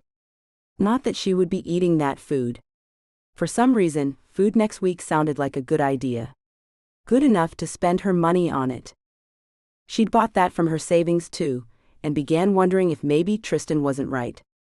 If maybe she ought to blow the whole wad on infomercial products. But there was no way her kitchen would hold all the crap she could buy with David's life insurance policy, and the half of Juliet's that had come to her. Delilah rubbed her hands over her face. Thinking about this wasn't making her feel any better. But she'd spent over a year avoiding thinking about it, and look where it had gotten her, nowhere. Top that off with the fact that she had a great guy that she was almost completely incapable of dealing with, and it started to seem like a better idea to dust off the old memories and dive in.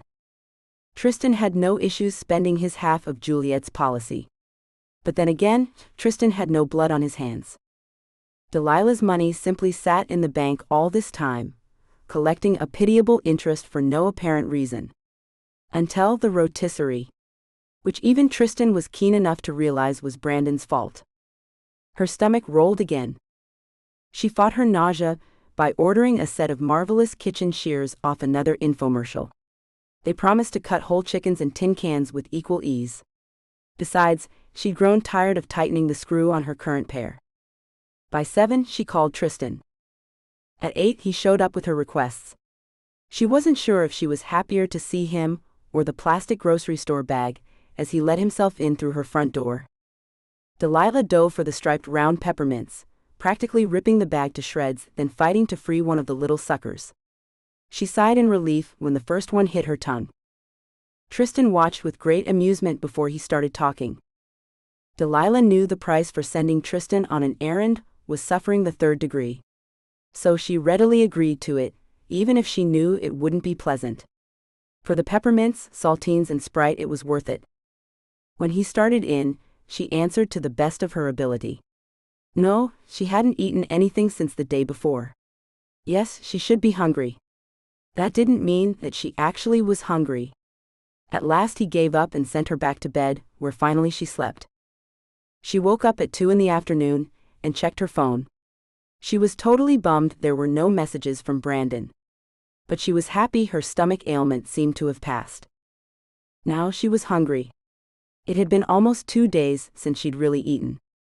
In her desire for food, and soon she sliced a hunk from a small loaf of bread, then slit it sideways. She stacked it with roast beef, provolone cheese, thin sliced Roma tomatoes, and green peppers. Usually she added sliced mushrooms, but today she wanted extra oil and vinegar. Besides, the mushrooms looked like they were on the verge of going bad, although she couldn't say why. Maybe it was some sixth sense about food. Then again, who cared? She turned her head sideways and bit into the fragrant sandwich shark style. Oh, that was good. Delilah stood there, over her kitchen counter, and savored each bite. She didn't think about the mushrooms again, until she was almost at the end of the sandwich. Maybe they really had gone bad. Or she realized, becoming absolutely still as she polished off the very last bite of the sandwich, maybe it was for another reason entirely. Brandon hadn't called. She hadn't confessed. He hadn't forgiven her. Because he didn't know he should. And that only made the whole thing worse. Because it was plain as day, as soon as the thought entered her head. Oh crap. She was pregnant. Chapter 23. Brandon sat on his beautiful hardwood floor in his circle of salt, right in the middle of his living room, coddling the big glass of the last of the wine, and thought for a moment. Tomorrow, he would need to hit Target and buy a really good vacuum broom. He'd been thinking about getting one for a while, and the thick line of white grains around him clinched it. There was no way he'd be able to adequately sweep that up. And there'd be no way to explain it to Dan or his sister either. 4 candles flickered around him. They were as closely aligned to the 4 compass points as he could get them. He wondered if the people at Target would figure out what he was up to, what with the weird list of things he'd bought: wooden tabletop, wooden candle holders, tchotchkes, and matches. He now owned a small wooden table, hastily made with 4x4s cut down for legs and held together with peg construction. The internet said the spell altar could contain no metal. That meant a trip to Home Depot and an hour in his garage. It looked like crap and wobbled just a little, but fit the bill. He'd gone to the liquor store and bought a huge party wine glass and 2 glass dishes. And a really expensive bottle of vintage Merlot. He figured if it really was all going to hell in a handbasket, then revenge ought to be served with a fine red wine. Delilah would appreciate the gesture. Brandon decided to forego the sun and moon representations on his altar. Yasmin, the friendly instructor at Blessed Be, led a discussion how some people just did the spells, were merely magicians, but that there was a whole religion associated with it. Half the class consisted of useless chat about worshipping the rivers and the air and the souls of everything around them. At one point, Brandon asked about the need to sacrifice small animals. Yasmin at first looked shocked, as though she would never stand such an occurrence, then patiently explained that his was a common misconception. She went on to say what he'd read online was actually a subset of voodoo, or maybe Santeria, an entirely different religion that the uneducated often called witchcraft. He hadn't thought it would go over well if he raised his hand and asked if they could just get to the part about causing pain. Yasmin would have frowned on his revenge. Well, Yasmin the good witch could just stuff it. Still, it was noon on the second day. Thursday night he'd cast his first stupid spell, feeling like a moron the whole time. He'd stopped twice to be sure the curtains and blinds were all tightly drawn, afraid his neighbors would see him and string him up for being a witch. Which, of course, would be the ultimate irony. He also didn't want anyone to see him being such a fool. He'd carried everything he needed to his little unsteady altar, lit his candles, repeated the rhymes, and poured the circle of salt right from the bag, keeping himself inside. The book and Yasmin both stressed the need for pure emotion. There was also the theory that strong emotion worked better. Well, he had that in spades.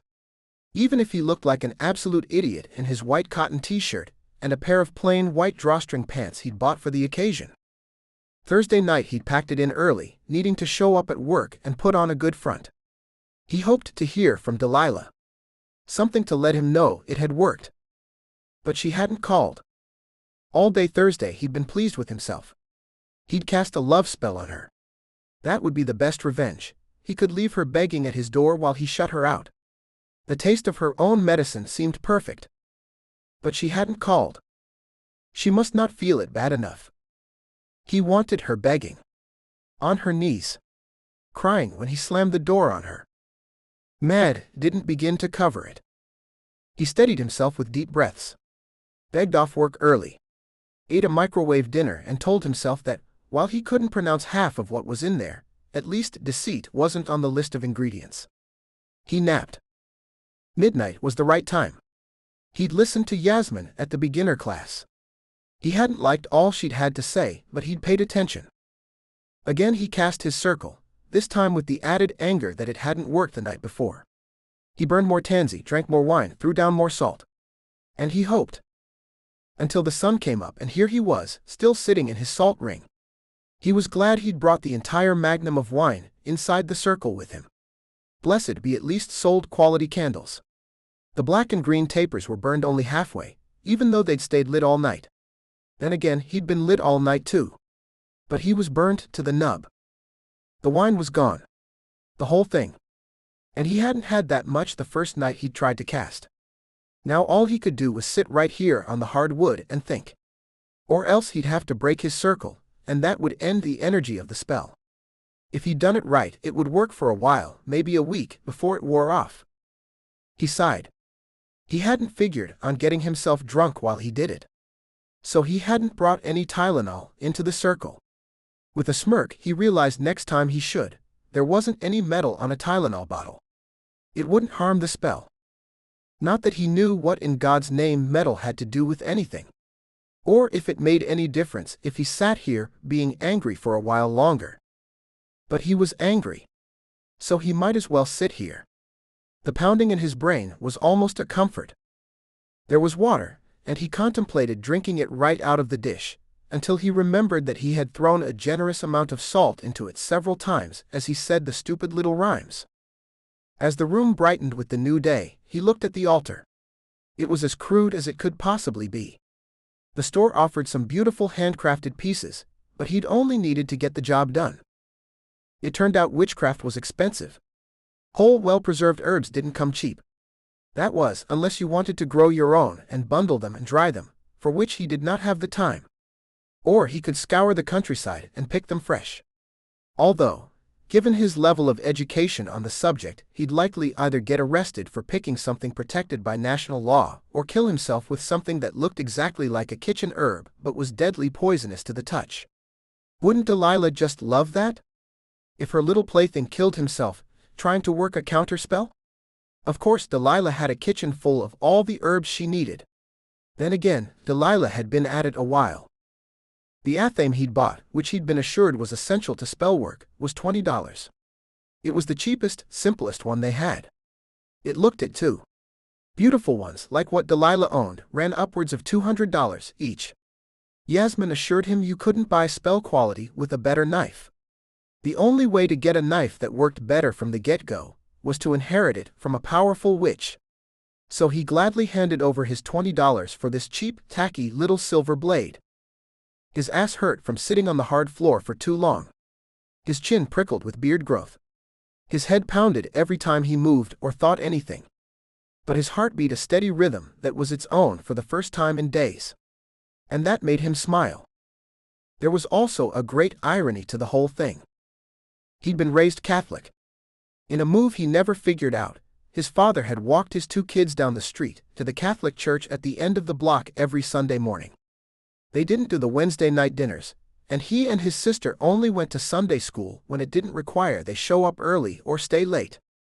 His father wasn't Catholic. He'd only partially completed his conversion by the time Bethy was born and their mother had run off. Still, the two kids were baptized in the church and had done the whole First Communion thing.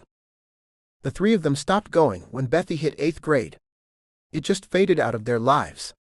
But Bethy had gone back during college, married a Catholic man, and even sent her kids to Catholic school. And she believed all of it. She would have the mother of all hissy fits if she knew her brother was sitting in a salt circle, casting spells, dating a witch. So far, she'd had nothing but good things to say about Delilah. Unfortunately, all Bethy had to go on was the idea of Delilah. The reality was turning out far different. Brandon laughed.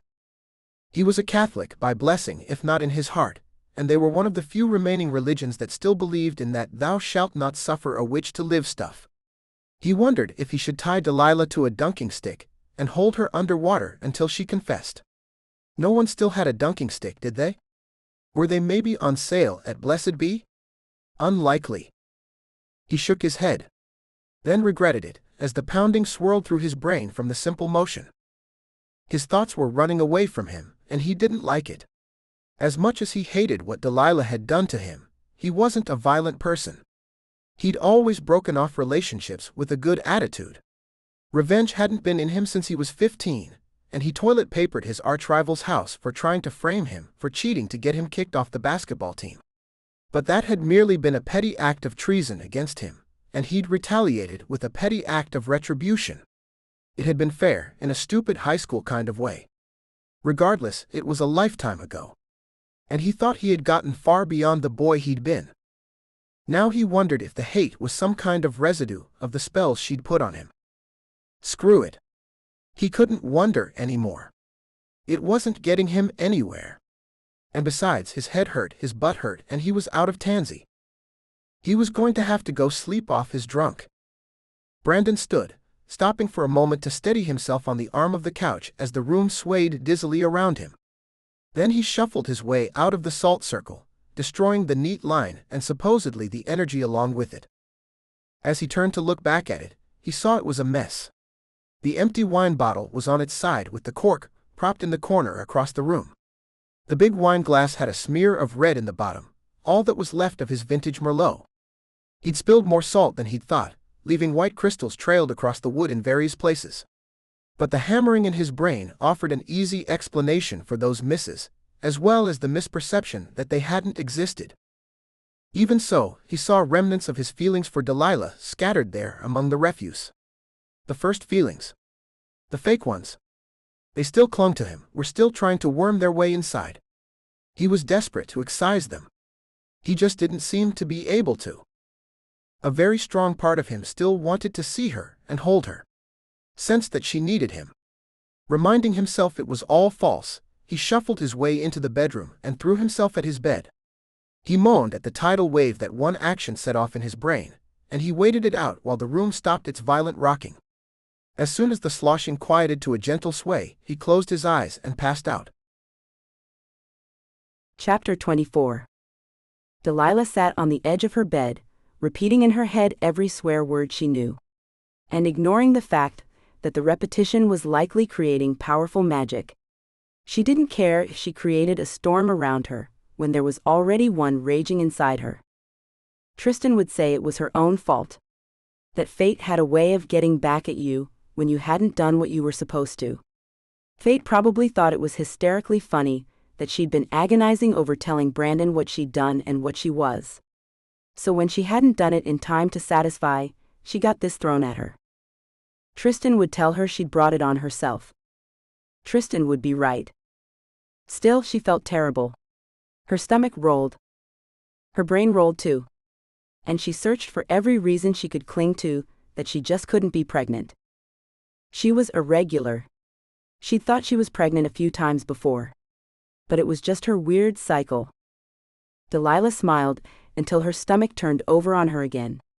Of course, there had been that one time when she actually had been pregnant. And it felt just like this. That made her stomach turn over again.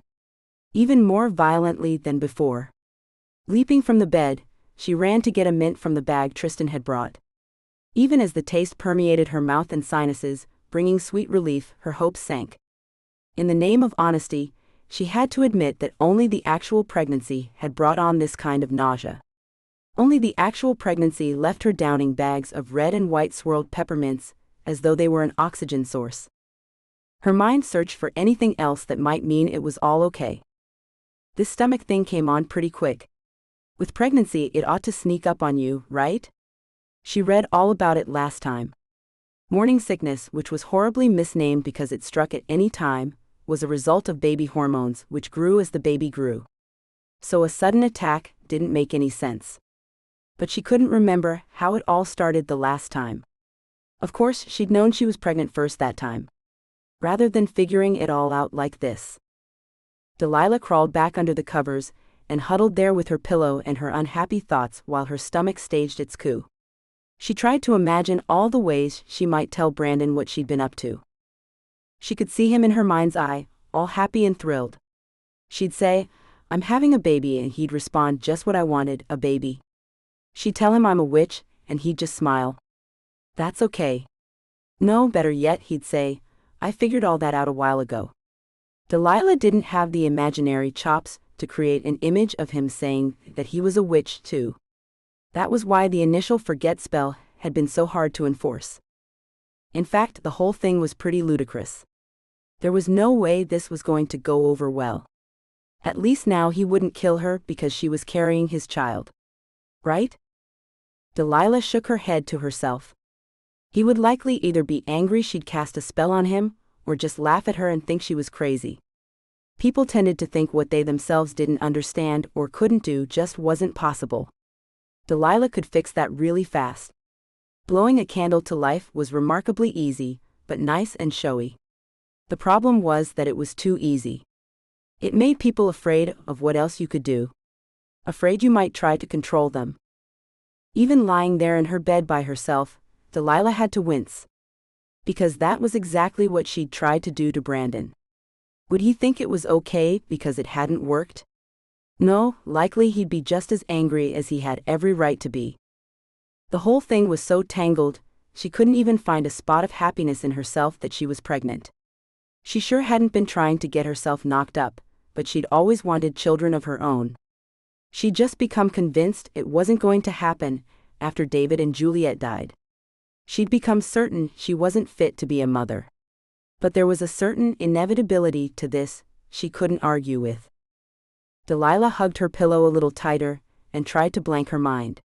She hoped she might find some rest if she could stop the hurricane of thoughts crashing through her brain. Finally, she was able to get herself to eat again. Only the saltines and soda, but she sat on the sofa and slowly munched while watching really bad television, keeping the food constantly moving to her mouth. Just having something in her did make her stomach feel better. A decent serving of crackers convinced her mind it was just a stomach bug. Right? If she were pregnant, she would still feel the nausea certainly. Delilah consoled herself with the thought. She didn't even notice when she dropped off to sleep. But slowly she was climbing stairs to a small apartment in Santa Monica. An apartment she had known before. She'd cleaned this apartment out just over a year ago. But everything was here now. For some reason that didn't seem strange. Her brain associated the door with all things Jules. The memories came in a flood too fast and furious to be stopped. Consoling her sister's tears over the boyfriend who had dumped her after she'd gone to the tremendous trouble of really cooking for him. Saturday afternoons, tired feet, dropping her sister off and sorting through shopping bags before she headed home to David. Jules always helped her shove the shoe boxes down inside the other bags so David wouldn't ask about another pair of shoes. Delilah had other memories of dim red lights and pulsing music, wall-to-wall people, as she and David made their way into the cramped apartment, made more so by all the bodies. They always came to Jules' parties. Her brain wondered now if anything had gone on between her husband and Jules at these parties. If the boyfriends and the tears were merely clever covers for infidelities. But no, they assured her it had been a one-time thing. Although something at the back of Delilah's brain nagged her that it hadn't been just the once. Still, in the end, it was Juliet's infidelity that hurt the worst. So it was her younger sister Delilah wanted to hurt the worst in return. She knocked on the heavy tan-colored door, noticing the sound was hollow in her brain. The way Jules pulled the door open showed that she knew it was Delilah waiting on the other side. The siblings always sensed each other, and Juliet had always been the best. Delilah could have cast on herself, made it so Jules wouldn't recognize the feeling from just beyond the door. Jules would throw it open and get the nasty surprise of her betrayed sister waiting for her. But Delilah didn't do that. She wouldn't cast against her sister. She knew how it felt, and got her only satisfaction out of this whole mess from taking the moral high ground. And besides, she didn't have to spell Jules. She had enough ammunition, enough righteous anger, that she didn't feel the need to resort to parlor tricks. Delilah pushed her way into the apartment, wondering briefly if she'd find David moved in here. He hadn't been home, not that she'd seen anyway, in a week. He said he wasn't staying with her sister. Then again, he said he wasn't seeing anyone else either. He said he'd never cheat, and that he'd love her forever. Delilah shut those memories down before they could go any further. That kind of thinking could tear her up inside even worse than she already was. But it didn't seem David was there. Which would hopefully make this easier. Juliet quietly closed the door behind herself. She was 4 inches taller than Delilah, thicker, more athletic, and right now, even though her voice was soft, she stood her ground. "What do you want, Lee?" Delilah didn't really think she could provide a real answer to that. She was so conflicted, even if she knew what she needed to do here. And she didn't feel like giving the short version either. Didn't think it wise to tell her sister what it was she wanted, or more accurately needed, to hand her more ammunition when apparently Jules had little compunction about using it against her. So she asked her own question. "Are you still seeing him, Juliet?" Jules flinched. At first Delilah figured she'd scored a blow just by using Juliet's formal name. The sisters had always called each other Jules and Lee. The formal name had been intended as an insult. But apparently, Delilah had been wrong. Juliet flinched because of her answer. "Yes, I'm still seeing him." Delilah's voice and emotions came flooding out in a screeching voice she didn't recognize. "Well, you have to stop. How am I supposed to save my marriage if you keep seeing him?" Delilah didn't leave room for an answer. "No more, Juliet." While she'd yelled, Jules had stood up straighter, gotten angry, and her words came out on the grate of steel. Somehow Juliet managed to look wounded and offended and dignified as she responded to the fact that she'd not only cheated with her sister's husband, but she was continuing to do so. "I love him. He loves me. I'm just supposed to hand him to you?" "No, Juliet, you weren't supposed to take him in the first place." That at least made her sister a bit contrite again. Where did she get off thinking it was okay to steal someone else's husband? Her sister's husband at that? What had she ever done to Juliet to deserve this? The answer, of course, was nothing. And nothing could have prepared her for the next low blow Juliet delivered. "I didn't steal him. He came to me." Delilah found some of her own dignity. Tried like hell to push down the hurt, to believe it maybe wasn't true, and to simply file it all away for later when she might be able to deal with it. If she couldn't deal with it, at least she'd be alone. "Oh, he came to you? So that makes it okay? Then there's more than one of your cheap-ass boyfriends I should have screwed along the way." Juliet seemed to tower over her, looking sad and sorry and a little bit regal. "I'm sorry you got hurt, but you have to face that it's over, Lee. Delilah didn't balk. I'm pregnant. She expected the shocked look on her sister's face. She expected Jules to stop and place her hand flat against her chest and need a moment to think. She didn't expect the whispered words she heard back. I'm pregnant too.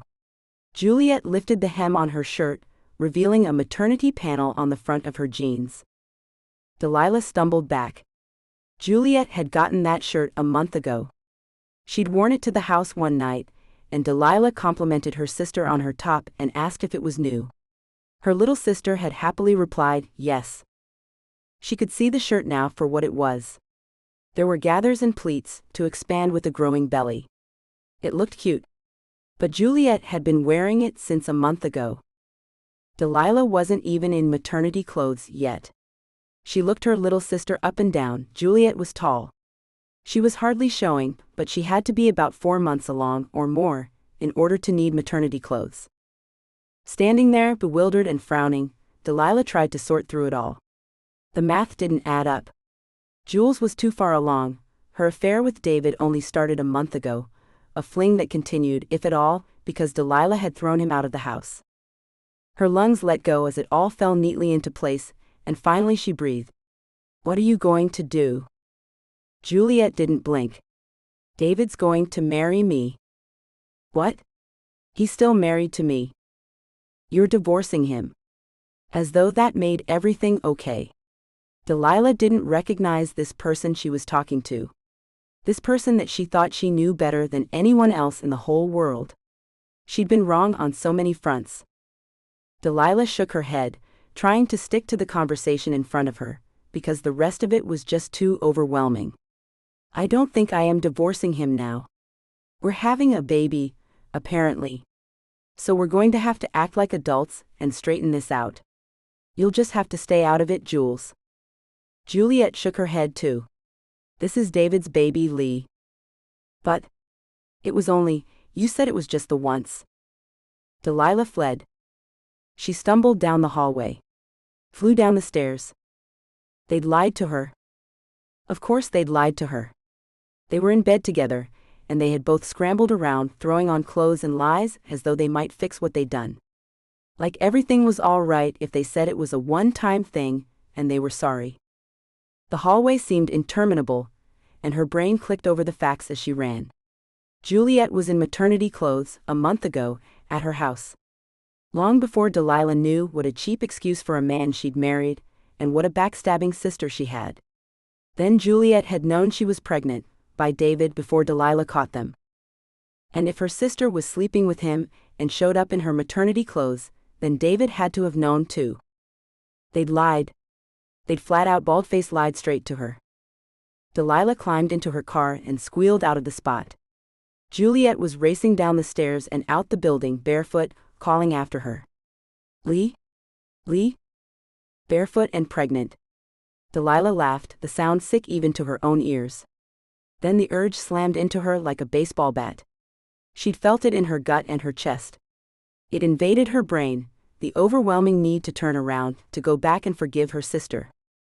Delilah looked in the rearview mirror and saw Juliet standing there, bare feet just apart, hands clasped in front of her heart.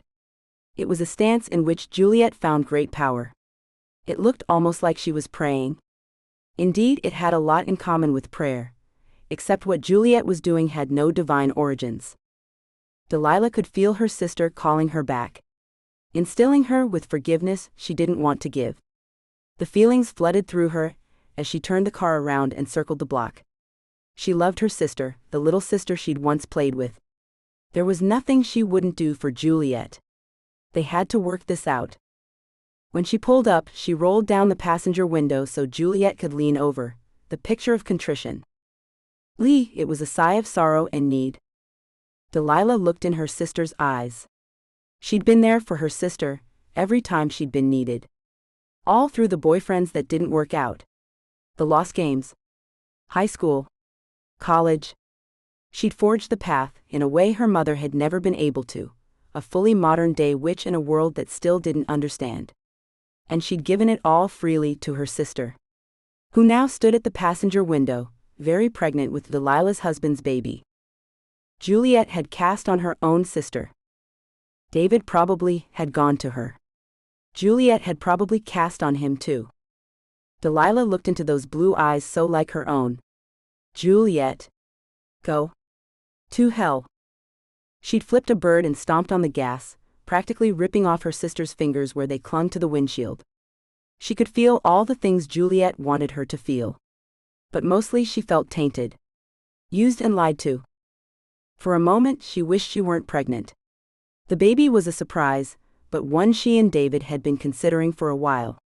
Of course, now she realized that all the while they'd been talking about a baby, he'd known he was already having one. With Juliet. If either of them weren't pregnant, it would all be so much easier. If she weren't pregnant, she would hand David over to Jules and tell them they deserved each other. With her first clear thought in a while, Delilah realized that was exactly what she needed to do. Baby or not. She could even threaten David if he tried to get custody. He had his own child, Juliet's child, to be a father to. Delilah would find something better for hers. And if he tried anything, well, she could start a turf war with her sister, the likes of which LA had never seen. David wouldn't risk that. As she felt Juliet's spell wearing off, she sighed, and took a moment to be glad her parents weren't alive to see this. Racing home, she ignored all the speed limits and every vestige of sanity she possessed. It was a wonder she made it. Judging by what came later, Delilah had always figured letting her survive that drive had been a bad decision on fate's part. In the remembered dream, her thinking brain took over, correcting for life's mistakes. As had happened so many times in her dreams that first year, her car raced off the side of the Pacific Coast Highway. The tumble down the long cliffside ended when she plunged into the water, jolting as the car slammed her around from the impact. She sat straight up, breathing heavily and drenched in sweat. Delilah hadn't had that dream in a long time. Even though she'd suffered through it so many times before, she still required a moment to reorient herself. She was on her couch, game shows were on her TV, sunlight filtered in through the window. It was long over. Just a bad dream constructed and reworked from a far too real memory. She stood and stretched. She called Maggie and left a voicemail saying she wouldn't be in the next night either. She was suffering from a bad stomach bug that she didn't want to spread around. Well, it was partly true. She checked her messages, on the home phone and on her cell. Nothing from Brandon. She drank a Coke to clear her head for a minute and ate more crackers while she thought. She could go out and get a pregnancy test. But she thought the best thing to do was sleep. She'd like to tell Brandon before she took the test. She absolutely must come clean to him now. Still, her eyes were pulling closed. She needed real restful sleep. For her and the coming baby. Chapter 25. Brandon was pissed. Somehow he'd screwed it all up and Delilah hadn't called. She should be in the throes of a good, deep-seated need for him right about now. If he'd done it correctly, which was a big if. Yasmin the Good Witch told them that first-time spells were often duds. It seemed Brandon was going to prove to be no exception. She'd also told the class to start with inconsequential spells, things in which it wouldn't matter if they went awry or not. But Brandon didn't really see the point in that. If he was going to do something inconsequential, it would involve several rounds of beer and a willing babe he'd pick up at Gin's for the night. Yasmin had thrown in other good advice as well. Like they should practice a handful of different spells so they could try things out and see what worked best for each of them. Brandon was soundly ignoring that advice too. He needed more tansy. Monday afternoon at work he called it quits early. They'd heard from the trio they presented to on Tuesday the week before. While the men hadn't come up with the money for as many shares of the game rights as they ultimately claimed they wanted, they still signed for more than what he and Dan had originally thought might be possible. Dan wanted to celebrate. Brandon wanted to want to celebrate. Instead he was too wrapped up in his now very warped love life. He drove straight to Blessed Be. He played Parking Shark until a spot opened up on the neighboring block.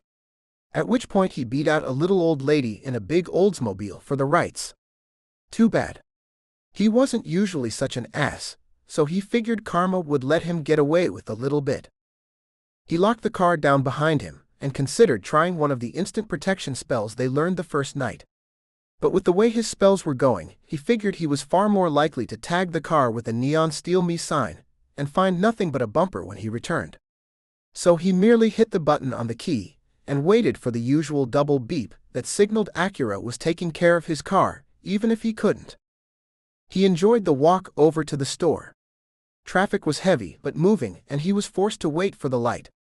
He was certain he was breathing in the fumes of years of overpopulation, but he couldn't summon the will to care. As he pushed it open, the door knocked a bell that let out a small tinkle to signal someone was entering the store. The bell system seemed kind of primitive to him. Weren't these people supposed to be psychic? Shouldn't they just know who was in the store or not? He found himself wandering around, appreciative that the dim lighting and the seeming pulse the store exhibited hadn't been effects of the odd evening when he'd first come. They existed now in the broad daylight of middle afternoon too. He was standing, gazing at the racks of dried herbs and wondering what the hell they were all supposed to mean and do, when he felt the woman next to him staring. Brandon looked up. She smiled. He smiled back. She was pretty, with large gray eyes and a nice figure. She was dressed to be attractive, but her outfit didn't scream it the way so many LA women seemed to think was necessary. Her understatement didn't hide that she was actually quite beautiful, in fact. But it was something he noticed with his brain. It didn't grab him in the gut and wrap itself around his heart, not the way Delilah's looks did. He felt no pull whatsoever. Then he reminded himself there was a very good possibility all those emotions, and even now the lack thereof, were likely due to Delilah. Still, he couldn't make himself feel any real attraction for the woman. He grabbed the tansy, noting that it all said Boleyn cut hand cut, another important tip from Yasmin. Machine-cut herbs were definitely inferior. Although he couldn't say he was seeing the benefit of these expensive witch-cut herbs either. He picked up a small felt cutout and nearly laughed out loud. They had all looked so horrified and offended when he asked about sacrifice. And Yasmin herself had gotten that "how dare you" look on her face when she firmly explained that he was confusing witchcraft with voodoo. But here he was, ready to make a likeness of Delilah for spell work, and all this at Yasmin's instruction. It seemed they were the ones who confused voodoo with witchcraft. Still, the cutout was supposed to represent a person. It looked more like a fuzzy gingerbread man to him, but supposedly it would get the job done. They came in several shades. Brandon chose a pale piece to go with Delilah's milky skin, surely kept flawless with some kind of spell. He grabbed a round of white cotton, hand-woven ribbon, and a fat pink candle. He was glad Yasmin wasn't here. She'd tell him he wasn't ready yet. Not for puppet work. But he was more than ready. The question was Delilah? He hadn't grabbed a shopping basket, and now he was forced to juggle the items in his hands. Poorly. He should cast a spell on himself to keep from dropping things, but he was saving his energy for Delilah. Here, let me help. It was the same woman who had been looking at him, was still looking at him in that odd way. Maybe he had something in his teeth. Or on his face. She graciously took some of the items he was grasping, and held them for him. He was about to ask what she wanted when she spoke. Do you know you've had spells cast on you? He fought down the urge to laugh hysterically and never stop. Only in this store would that be an appropriate pickup line. Do you want $5 so you can tell me which spells? $5? Realization dawned on her face, and with it came a look telling Brandon he'd seriously offended her. I don't need your money. Huffy now, she began stuffing his items haphazardly back into his hands before she turned away with a sniff.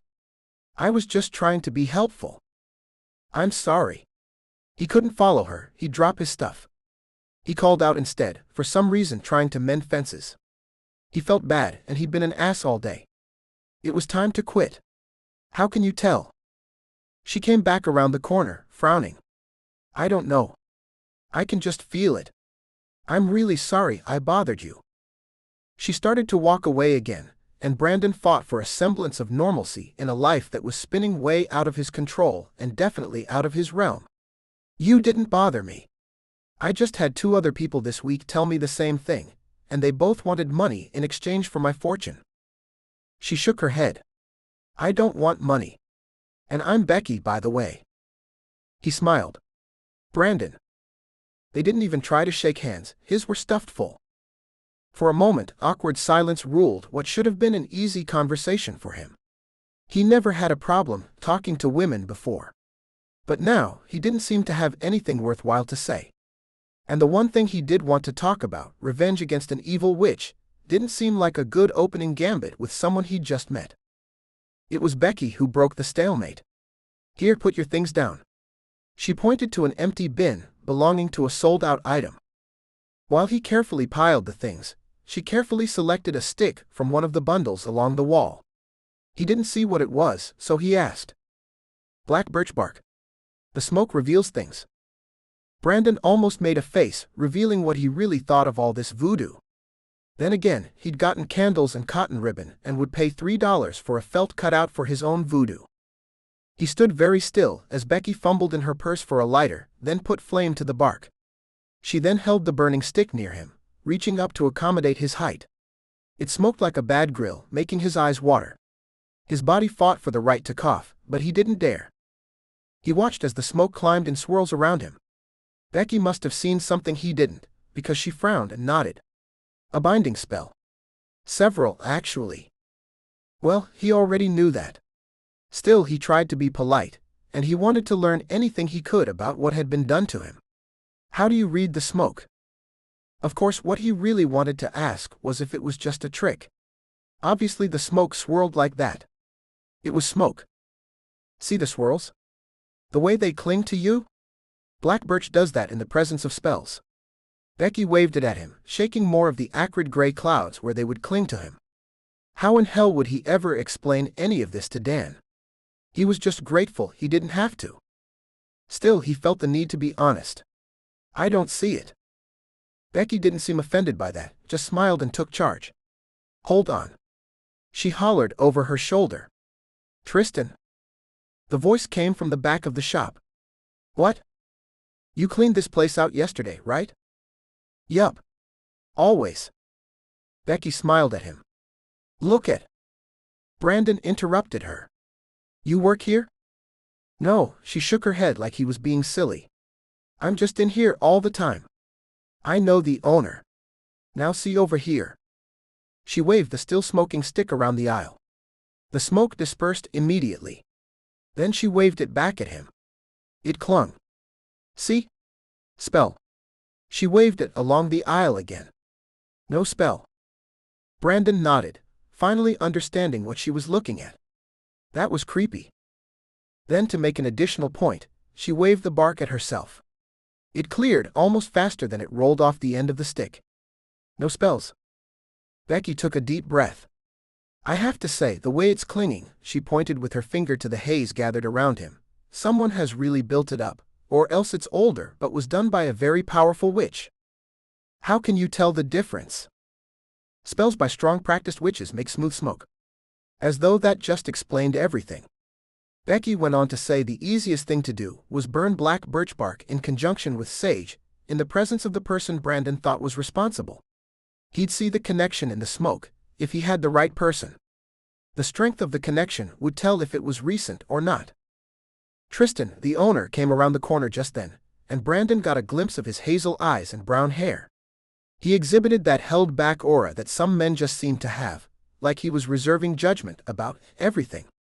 But Brandon was already gathering his things, so all he did was smile and nod. His brain was elsewhere. There was no way in hell he'd be able to burn that stuff around Delilah without her knowing exactly what he was doing it for. Besides, he already knew who was responsible. He thanked Becky and grabbed about 5 of the sticks, before leaving her and the mysterious Tristan, standing there in the aisle, caught up in their impromptu discussion of the merits of various herbs. After paying for his purchases, Brandon left Blessed Be with his brown paper bag tucked up under his arm so the logo didn't show. It wasn't like he usually ran into people he knew just walking down the street, but it would figure it would happen today.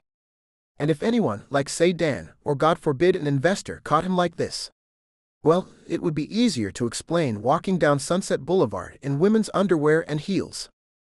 So he kept a keen eye out as he made his way back to his car. And he made plans.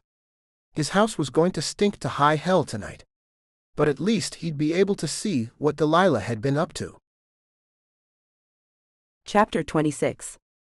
The car raced along the Pacific Coast Highway, just as it always did in her dreams. Only this time, Delilah wasn't in it. She stood at the edge of a bluff, able to see for miles it seemed. She easily recognized the view. It was the edge of the property, back when she and David first bought it, before the house was built, before the neighbors came. There had been more than one day when she stood here just like this. At the edge of the land, overlooking the hills, and though she couldn't hear it, she was high enough to see the ocean licking at the shore in the distance.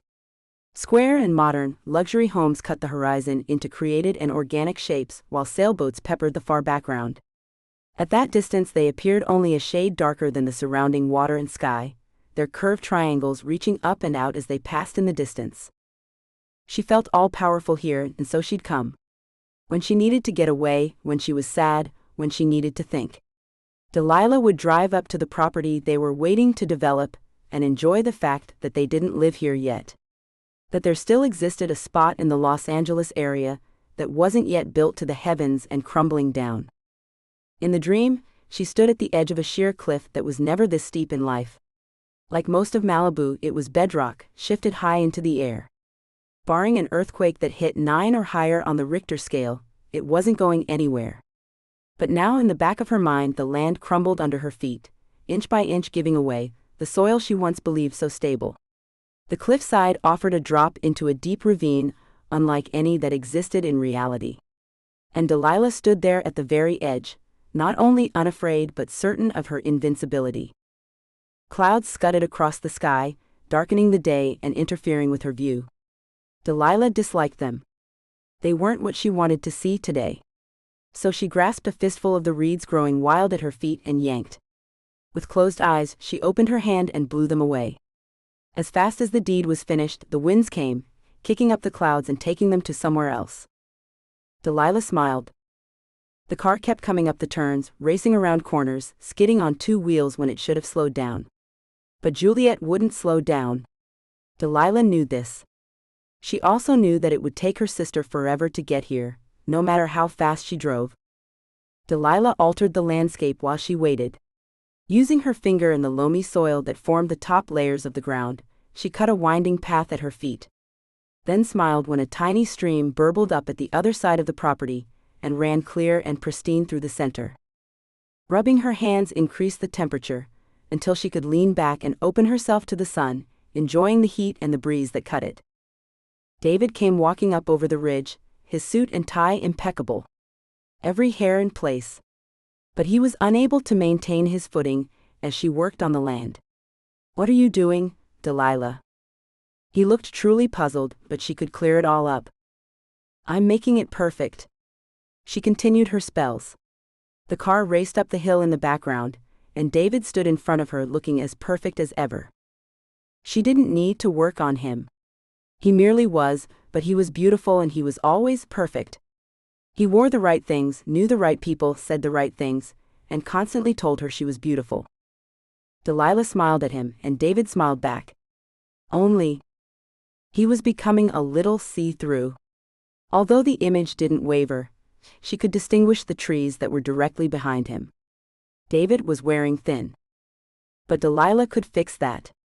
With a wave of her wrist, she made him solid again. Exactly the way she liked, then she could go back to concentrating on the things around her.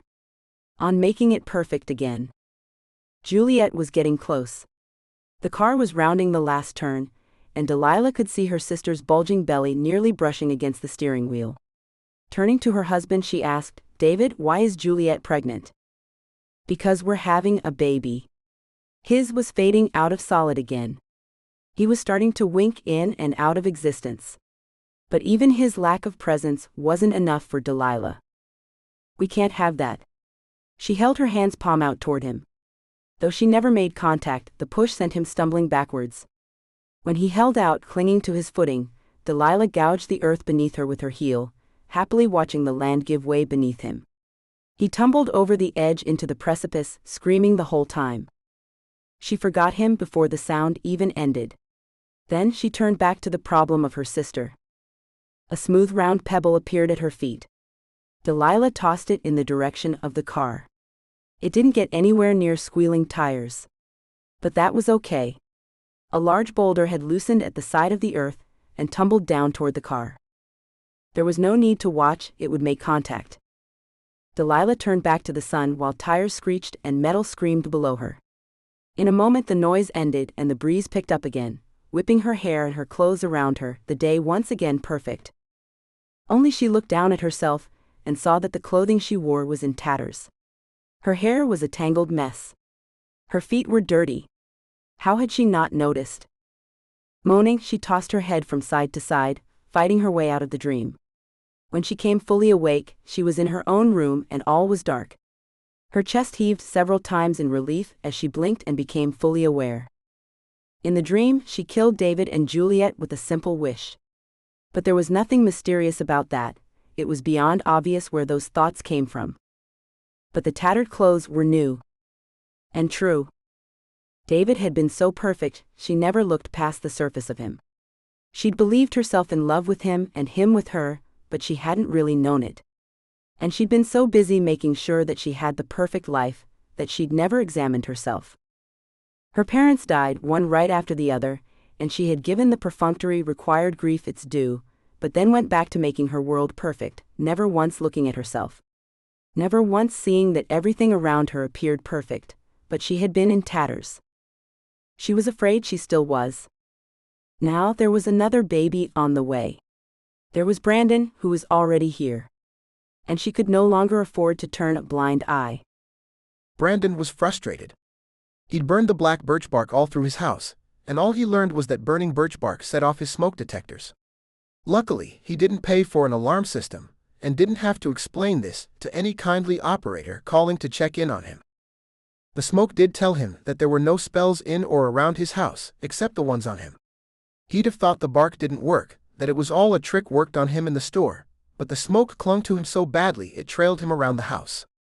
It was creepy and he wanted it to stop, but in the end his yeah, I get it hadn't made the gray fog quit its clinging and he'd had to shower to get the smell off. After he was clean and dressed in fresh clothes, he went back to burning the tansy, thinking he had a better shot of actually accomplishing something that way. 3 more times he'd walked his circle, poured and cleaned up his salt, and generally felt like an idiot as he cast his stupid little spells. Still Delilah hadn't called. She was no more in love with him than she had been a week ago. He was ready to call it all crap and just be done with it. But if he admitted that there was nothing to this witchcraft thing, then he was back to wondering what the hell she'd done, or thinking that she'd drugged him. Oh, and now he'd wasted a huge wad of money on those stupid herbs and felt cutouts. Not to mention the time he'd spent in that damn class. There were logical problems too, with simply scrapping his new beliefs. Although Brandon would have been the first to admit that it seemed like an oxymoron to have logic issues with giving up a belief in witchcraft, that was the heart of it. Delilah drugging him just didn't make any sense. There was no pimp breathing down her neck. She'd never taken his money, or his internal organs, or even his silverware. It made sense that Delilah was a witch. He'd also had spells cast on him. Too many different people told him this. Perhaps he was on a new and very elaborate prank TV show that featured random people no one would care about. Since that clearly wasn't the case, the spells couldn't be anything other than true. It was scary that the simplest explanation was the one where his girlfriend was a real witch. That, unfortunately, all added up. So if spells really worked and he was now a believer, why weren't his working? His almanac said that anyone could become a witch. It was just a matter of practicing the religion. Anyone could harness the energy of the universe. All that was required was a way to tap into it. Spells were one way. So why didn't his work? Yasmin's spells worked. She said the shop clerks were all experienced in the craft and could help. Delilah's spell obviously put the whammy on him. If the energy of the universe flowed in and around him, as Yasmin swore that it did, then why wasn't Delilah on the phone in tears begging for him? The beginning witchcraft book from class recommended a senior witch or magician as a teacher. But what was he going to do? It was clear that Yasmin the good witch was in no way going to help with his revenge. He could ask Delilah. Oh, by the way, I figured out about you casting spells on me. I was trying to get this love spell to work. Maybe you could tell me what I'm doing wrong. Yeah, she might be a bitch, misusing him and not caring what he felt, but she wasn't stupid. She'd realized that he was casting on her. Not only would she not help him, she'd likely retaliate. And as he was learning, he wasn't a very good witch. There was no way he'd be able to stand up to her. There was also now the huge problem that he couldn't go back to Blessed Be. When he was last in, Becky called the owner over and she'd called him Tristan. As Brandon walked out that night with his purchases, his brain put the pieces together and he jolted to awareness. Delilah's brother was named Tristan. And though he'd seen the photos in her house, he hadn't studied them. Each time he looked, something came up. It was as though she didn't want him to get too good a look at her family. So he didn't think he'd recognize the brother from the photo. But now that he thought about it, something about the shape of their faces seemed the same. Brandon was grateful that he hadn't recognized the name while he was standing in the store. It might have been the tip-off for the other guy to recognize him. As it was, he'd made it out without incidents. Of course, there was every possibility that while he knew about Tristan, her brother knew nothing about him. Perhaps Delilah hadn't told her brother about her new plaything. Or maybe she just hadn't mentioned his name. There was also the possibility that she marked him. That her brother would recognize Delilah on him. Which left Brandon feeling a lot like the tree that got pissed on, so every passing dog would know who it belonged to. He lit another sprig of tansy and ran the chant through again. Angrier now that he was starting to catalog the ways his life had gone to hell. Still, he couldn't go back to Blessed Be until he knew that wasn't her brother running the store. His mind could argue the points for days. On the upside, it was LA, and there were likely a lot of Tristans. Just the name sounded very Hollywood. So this one didn't have any great likelihood of being her brother. Except that on the downside, Delilah was a witch, and this Tristan was running a shop for witches. The almanac said that witchcraft often ran strongest in families, handed down through the women. But this Tristan was obviously neck-deep in it, regardless of his gender. Then again, her brother, if he was such a great witch that he ran a shop for it, should have recognized his sister's handiwork all over Brandon. Right? But the Tristan in the store had seen the smoke, had seen the way it clung to Brandon and followed him around, and at no point had he said, "You know, that looks like one of my sister's spells." Plus, even though they might have some similarities, his coloring was nothing like Delilah's. Still, Brandon had to figure it out before he could go back. He reasoned that even if he did find someone to help him, he was still in deep dog shit. Brandon sighed. He didn't like these analogies. If Tristan was the brother and there were too many clues to just discount that, then the second he figured out Brandon was casting against his sister, he would let fly. Brandon had already been on the receiving end of one witch. Once was enough, thank you. Two would tear him into pieces. His family wouldn't have anything left to bury. And being Catholic, they'd never buy the witchcraft angle. Bethy would have decided he was doing drugs, his family would bury him in shame, and his sister would fear his soul was going to hell. Which, if he faced it, it seemed to be doing at a rapid pace these days.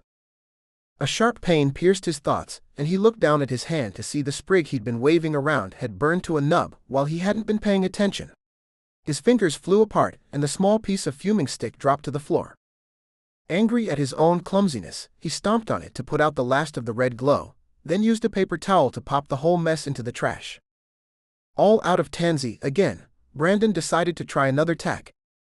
He got out the wide pink candle and the poppet. The book suggested that he color the poppet in like Delilah's face, to help the spell stay directed at her. But seeing as his art skills were so poor, Brandon was afraid he'd cast a plague or a pox on some poor deformed woman who had nothing to do with any of this. Instead he stayed simple, putting blonde hair on it, blue dots for eyes and pink lips. Even if it did look like a host of other women in LA, he hoped it was enough to give the impression of Delilah, without it running amok. For a moment he feared it looked too much like his sister, whose coloring, if not her looks, were remarkably similar to Delilah's. Needing a way to distinguish the poppet as hers and only hers, Brandon hunted for something that didn't require any artistic skill. Eventually, he settled on the addition of the Wiccan symbol of the 3 interlaced circles. Using a bottle cap that he traced, he made a pretty good version right at the middle of the poppet. Now there was no way any energy in the universe could believe that the likeness was of Bethy. Satisfied, he turned back to the spell. Above the flame, he wound the white ribbon around the poppet, over and over, until he ran out of ribbon. All the while he spoke the words binding Delilah to the feelings he wanted her to have for him. When he was done, he blew out the candle and went in search of a hiding place for his poppet. This spell was supposed to be stronger than the burnt tansy. There was a tangible piece keeping the spell alive, the mummified felt cutout. The binding was supposed to last until he unwound the ribbon, or destroyed the poppet in some way. The book recommended burning it. Brandon shuddered at the burning idea. The almanac said it was a legitimate way to end spells.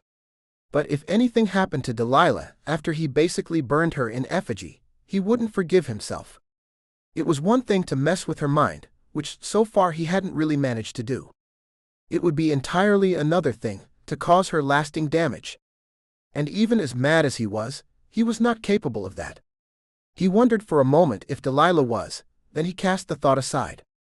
His judgment may be screwy right now, but it wasn't that far off. He would never have been with her if he'd believed her capable of real harm. The thought made him feel better about Delilah, but worse about what he was doing to her, or trying to do to her. He had to remind himself that she had cast on him first. No matter how much that sounded like playground logic to him, it wasn't quite enough to make him unwind that stupid little doll.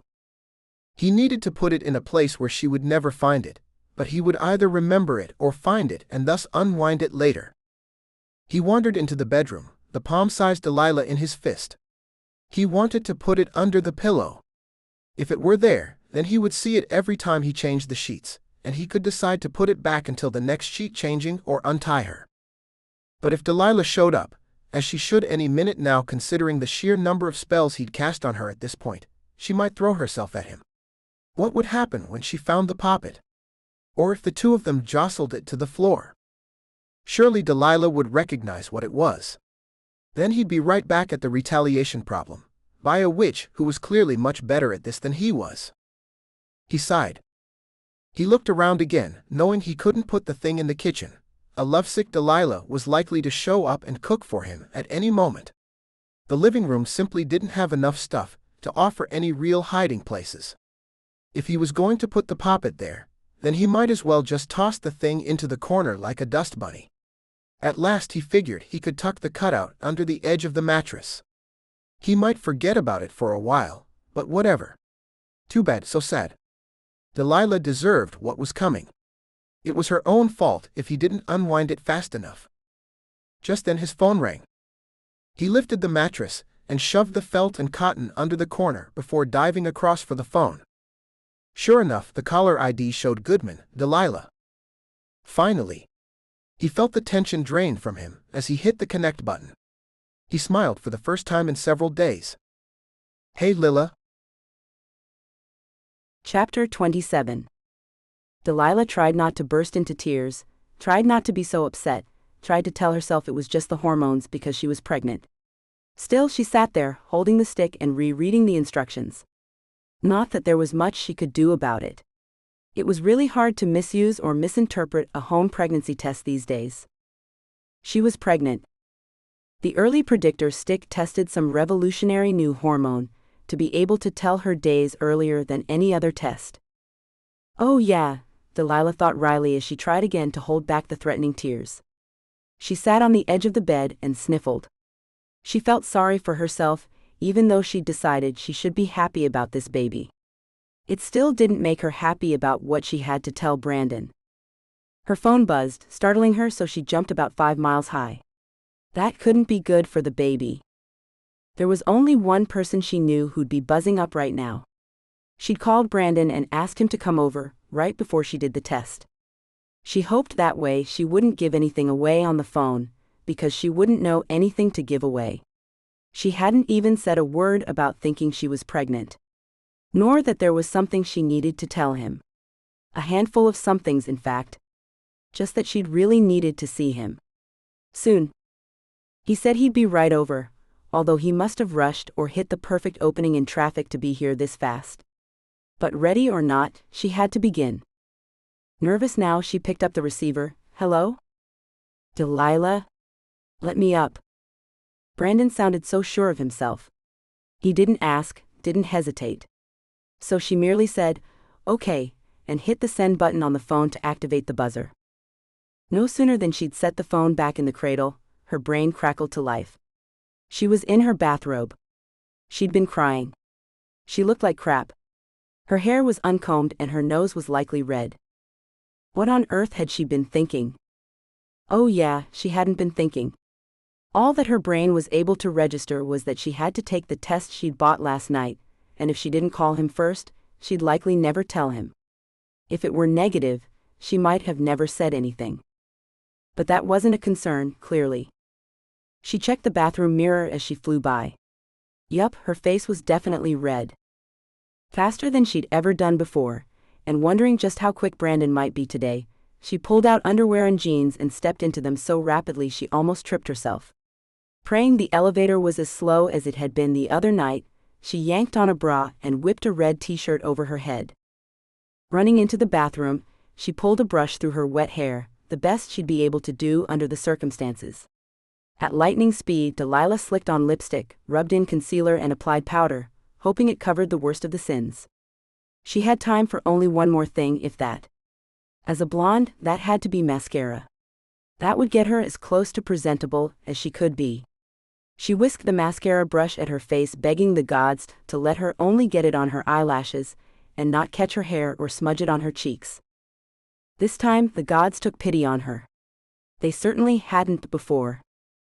Heavy knocking came from her front door, but she wasn't ready yet. Delilah took a deep breath to steady herself and evaluated the face in the mirror. There was nothing about the woman who stared back at her that looked anything other than hastily put together. Nothing that said, "I'm pregnant with your baby. Love me please. Keep me forever." Nope, everything about her screamed unstable and now what, and oops. She walked as calmly as she could to her door and pulled it open. Brandon sauntered right past her like he owned the place. "Delilah baby, what's up?" She frowned at him. Had he really just said that? Maybe he'd eaten a bad toadstool. Then again, maybe it was just her. There was certainly no way she could convince herself she was thinking straight right now. She had to come clean. Had to. Just look what fate handed out for punishment if she didn't. Delilah was steeling herself with a deep breath when he spoke again. "I thought we'd go out today. Do something. Or maybe just stay in." Huh? Then at last he looked at her. And he frowned. "Are you all right?" Finally, he sounded like Brandon. That gave her the courage to speak. She opened her mouth, but once again Brandon beat her to it. She hadn't gotten a word out since he arrived. "You look like you've been crying." He said it with the same inflection he would have used to ask what color her table linens were. "I have." "Why?" Still no real concern. Now she was the one frowning and she reminded herself, think before you blurt. Then she realized if she took the time to think first, she'd never get it out. So she blurted, "I'm pregnant." He stepped back like he'd been slapped, his mouth falling open. His eyes blinked rapidly as though the movement would help him process his thoughts faster. Then he looked at her, really at her, and she felt it like a sharp stab. Not the reaction she'd been hoping for. Well, it probably wasn't what he'd been hoping for either. He leaned in, still scowling, his face just a few inches from hers. "Is it mine?" "What?" She just exploded. "What? Are you serious?" He stood stone still. "It's a legitimate question, Delilah." Fury burned through her, and she fought the urge to send the room into a maelstrom. As if that would teach him. He'd probably run screaming out the door, and she'd never see him again. Although after that last remark she was thinking she might not want to. Still, she had to get through this. Sanely. Focusing her energy on a candle sitting silent on the bookshelf behind him, she held her tongue and her anger in check. The candle popped to life. The tiny flame dancing once, twice. Then it winked out. It didn't satisfy her, but it helped. She kept her voice controlled. "I'm tempted to tell you that it isn't yours. Just so you'll take your damned accusations and get the hell out." The stone facade that had been his expression broke and words gushed out of him, none of them making any real sense. "Really? How? I thought." Her anger broke too and she sighed. Honestly, I have no idea. Because I thought we were careful too. She hung her head to cover the fact that she was fighting tears. Quickly, Brandon was at her side, the Brandon she knew, his arm around her shoulder. He lowered her to the couch, tucking himself alongside her, whispering soothing words the whole way. "It'll be okay. We'll figure it out. Don't cry." Then, as though he suddenly thought comforting her was a huge error, he abruptly pulled away. Putting space between them and a chill in his voice, he looked at her. "What are you going to do?" She stared. Her mouth hung open as she gaped at him. How could he possibly think it was the wrong time to comfort her? She really did burst into tears then. But Brandon remained stoic. Delilah sniffled. "Well, this was how it would be then. I don't really know what I'm going to do. I didn't even realize that I might be pregnant until yesterday. And I took the test all of 10 minutes before you buzzed. So I apologize for not having it all figured out quite yet." She stood and went to the fridge for a Coke, only to realize when she opened the can that she shouldn't be drinking caffeine if she was pregnant. Crap. She poured the whole thing down the sink while she tried to keep herself together. Steeling herself for what was ahead, and making her first choice for her baby, she poured a glass of ice water instead, then turned to look at Brandon. "Do you have any ideas?" He looked at her like she was an alien from another planet, not like she was the woman he'd helped create this baby with. "Are you going to keep it?" She pushed her teeth together for a minute, trying to think of the right thing to say, whatever that was. When the right thing didn't come, she settled for not destroying the relationship she had with the father of her child. Delilah forcibly reminded herself that he usually wasn't such a dick. "I'm going to try." He didn't say anything. Just looked like he'd been pushed too far into a corner, and his fight or flight response was kicking in. She did what she could. She cut the strings. "Look, if you want, you can walk out the door and forget about all of this. I don't need or want your money or your help." So much for not alienating him. Her brain churned through a life without Brandon, a life as a single mother. She'd spend David's life insurance policy on this child. On the child she could have. Maybe to make up for the one she'd lost. Brandon yelled, snapping her out of her thoughts. "Look, I just found out about this 10 seconds ago. So I'll apologize for not having it all figured out quite yet." He threw her own words back at her and rubbed his hands over his face. He crossed his arms. He uncrossed them. He stood. He sat.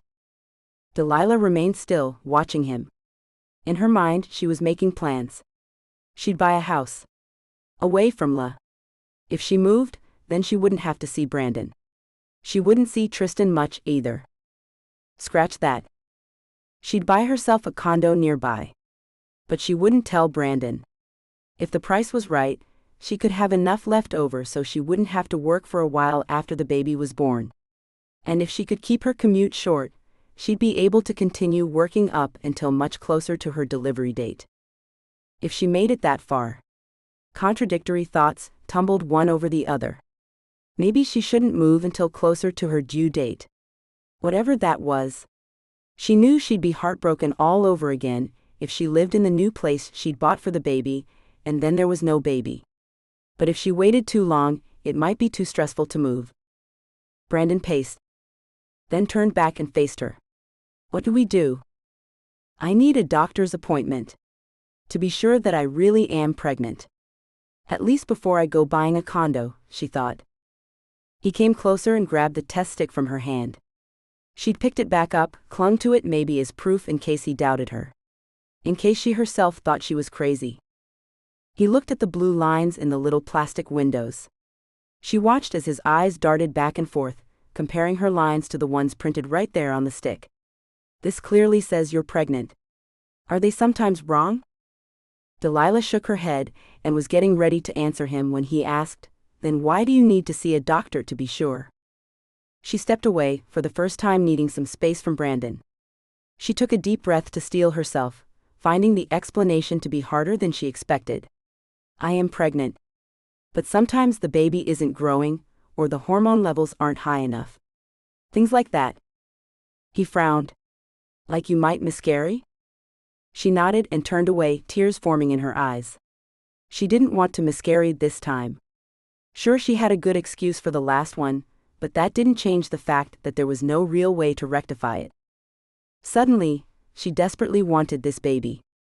Involuntarily, her arms wrapped around her belly, as though she could protect the life growing there with her hands.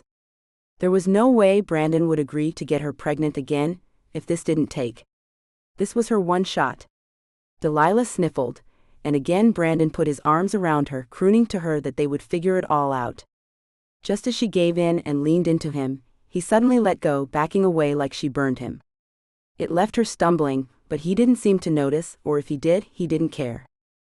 He'd never done anything like that before. He was the one who said they were going to go out. He was the one who decided they would be exclusive. He pushed for the relationship that created this baby. And now he started pulling away? Her brain twisted around that fact. Tried to find a way for it to be okay that he didn't want to touch her. Maybe he was overwhelmed. Maybe his brain was working too fast, trying to figure out how this happened, and how things were going to happen from here on out. He'd never pulled away from her before, but then again, she'd never told him she was pregnant before. Maybe no one ever had. She tried desperately to give him the benefit of the doubt, even if the way he was looking at her cut like a knife. How he jerked away like she was the plague. Brandon, maybe you should go. We both need some time to think about this, to figure out what we each want. He opened his mouth, but she couldn't take any more of his pulling away, any more of his hurtful looks. So this time it was her turn, and she talked right over him. It's okay if you don't want anything to do with this, with us. I'll understand. But I won't keep you away from your child either. She watched his face flinch at the words, your child, and wondered what was going on in his head. Still she kept railroading him. You call me when you're ready to talk about it. He opened his mouth once, twice, but no sound came. Clearly, he needed time to digest. Her heart burned. His reaction was so strong. And she'd only gotten through a third of the things she needed to say. She was going to have to do this twice more. Even if Brandon could live with all of it, even if he could adjust to everything she was laying at his feet, she wouldn't ever know. Because he was going to just die from the shock of it all, if today was any indication. With only a brief nod of his head, he turned and let himself out her door. As soon as the door clicked into place, the dam holding back her tears burst. Her chest racked with great sobs. Slowly she slid to the kitchen floor, her hands covering her face. Her body and her mind let go of the tight hold she'd managed to maintain. She was going to be a single parent. Which was nothing she'd ever aimed for. Look at her past. She'd been willing to take a cheating David back when she found out she was pregnant. The irony here wasn't lost on her. Brandon was a good guy. He wouldn't cheat like David. Not even if Juliet came on to him. Somehow she knew that in her heart. But Brandon still wouldn't be here for her and her baby, simply because he didn't want to be. She sniffed, and managed to haul herself up far enough to reach the tissues on the counter. Then she sank back down to the floor, wiping her face even though she was nowhere near done crying. Blinking a few times, she at least managed to get her pep talk started. If Brandon didn't want to be with her, then she would deal with it. It was her fault, and she could own up to it. But if he didn't want to be with his child, then he wasn't the man she'd thought him to be. Even though she'd been so convinced he was. She started crying in earnest again. It wasn't supposed to be this way. As she sat there huddled on her kitchen floor, Delilah entertained the very real possibility that she'd never hear from Brandon again. Chapter 28. Brandon was still in a shocked daze when he pulled into his garage. Delilah. Pregnant. Well, he hadn't seen that coming in a million years. He wasn't even sure how he got home. His brain was going a mile a minute, but none of his thoughts were about driving. He'd simply gone on autopilot. For some reason, putting the key in his front door and unlocking both the deadbolts brought him out of it. With his brain working ahead of his feet, he didn't finish unlocking the door, but turned around and went out into the front yard and looked up and down the street. It was a good neighborhood. Right on the border of Hollywood and West Hollywood. West Hollywood was incredibly gay-friendly, Also, there were a lot of Russian families that had been here since long before the tide had turned. People had their thoughts about the lifestyle in this section of town, but the fact was that it was open and friendly. Not as rich as Beverly Hills, but not full of rundown apartment buildings like so many areas. It was as safe as you could get in LA. And he had great neighbors. The yard wasn't big, but it would do. He'd want to put a fence around it. You couldn't have a small kid running out into the street, no matter how nice you thought your neighborhood was. There was a good green park at the end of the block, something he hadn't considered at all when he bought the place. Now he could envision a chubby blonde toddler running in the grass there. Just as quickly, he turned away from the scene playing out in his mind and finished unlocking the front door. He stepped over the threshold onto the hardwood floor and tried to think logically. The fact was, he was having a baby with a woman who had completely manipulated him. Who still was. So many times Brandon found himself reaching out to her, putting his arms around her to console her, wanting nothing but to make everything okay. He'd thought about asking her to run off to Vegas, get married.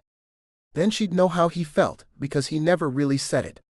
Now logically, he was glad he'd never said it.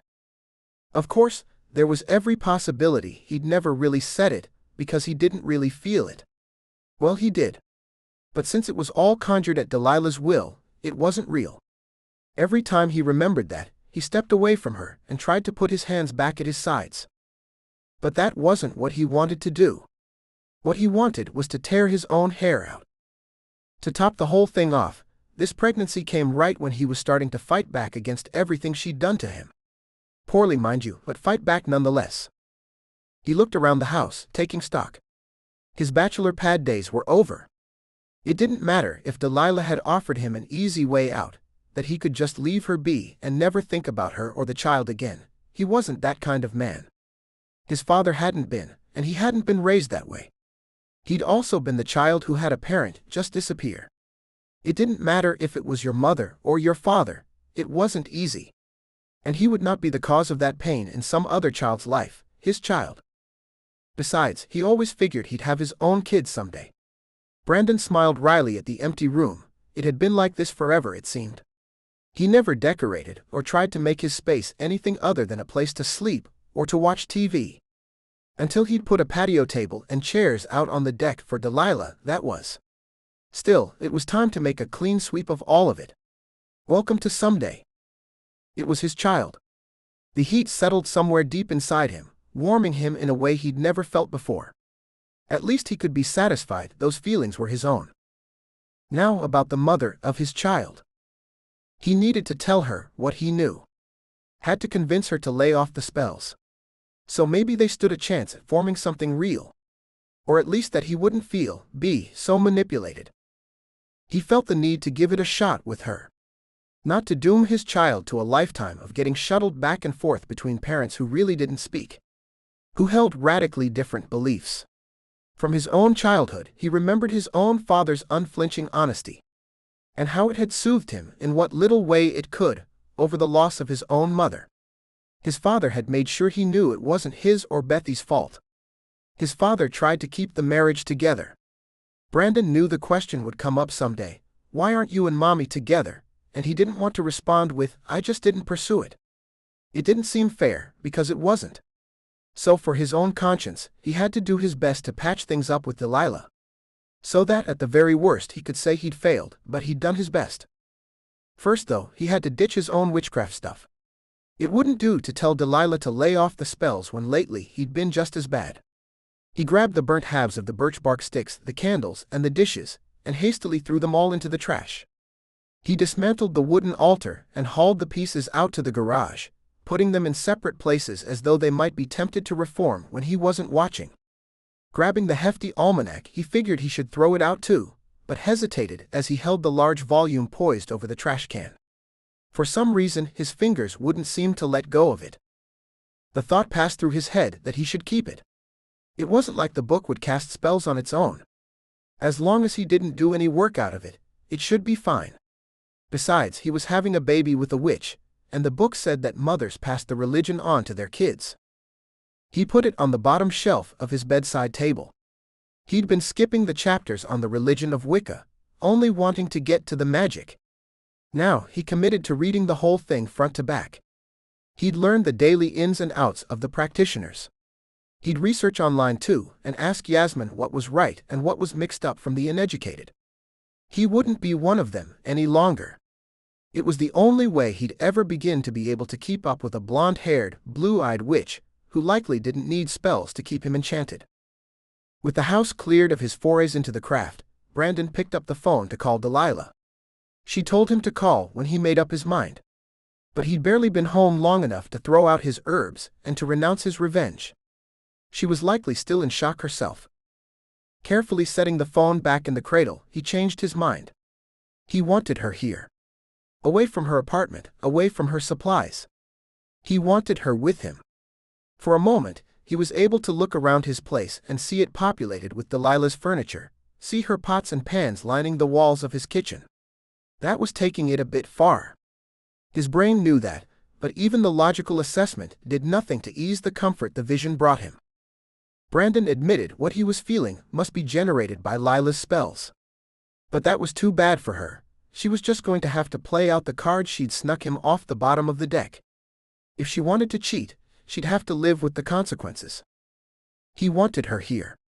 He wanted to influence her decisions about this baby. He didn't want her to be able to dump him and dash away as she had before. Besides, he reasoned, she wasn't likely in any shape to drive. So he pulled out his keys and headed back the way he'd just come.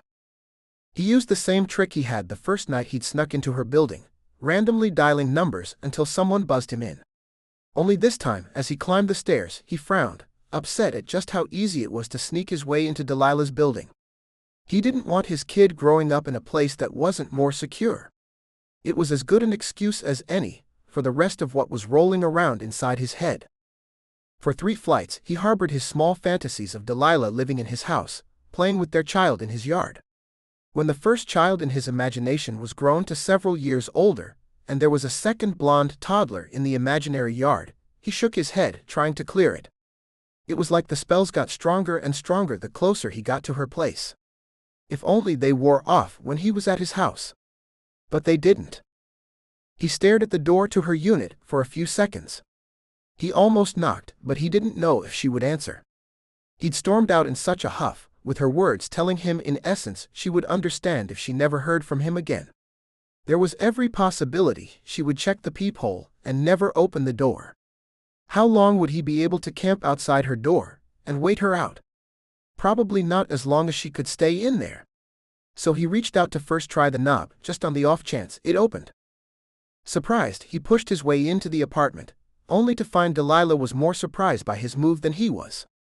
He was opening his mouth to chide her for leaving the door unlocked, when his brain put together the red eyes, disheveled hair, and the fact that she was sitting on the floor of her kitchen.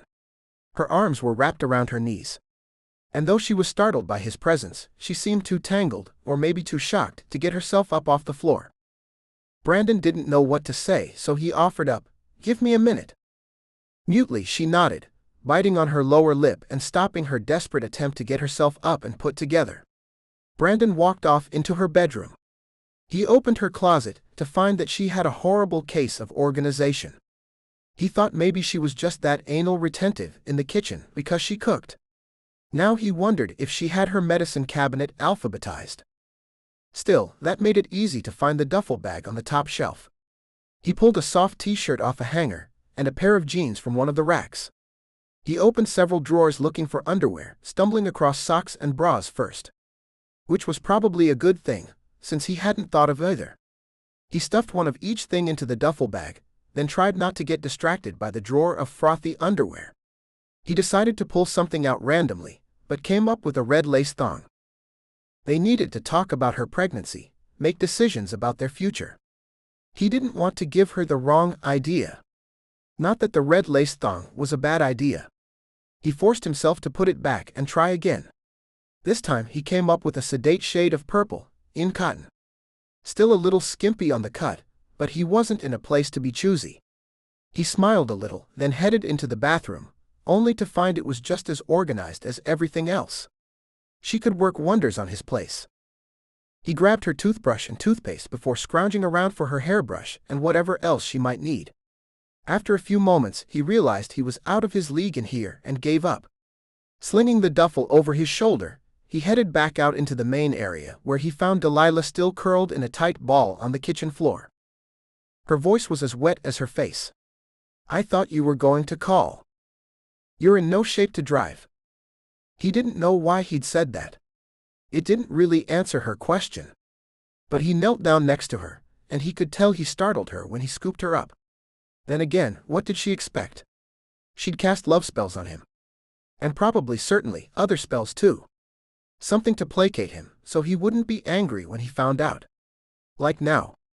Again, he went back to his mental argument about her needing to stay in the bed she'd made. She protested, though only marginally, when he headed to the door with her in his arms. When he asked, she provided keys, and he carefully locked the door behind them before heading down the hall to the elevator, Delilah's head resting against his shoulder. Maybe it meant she'd seen the inevitable and given in to him.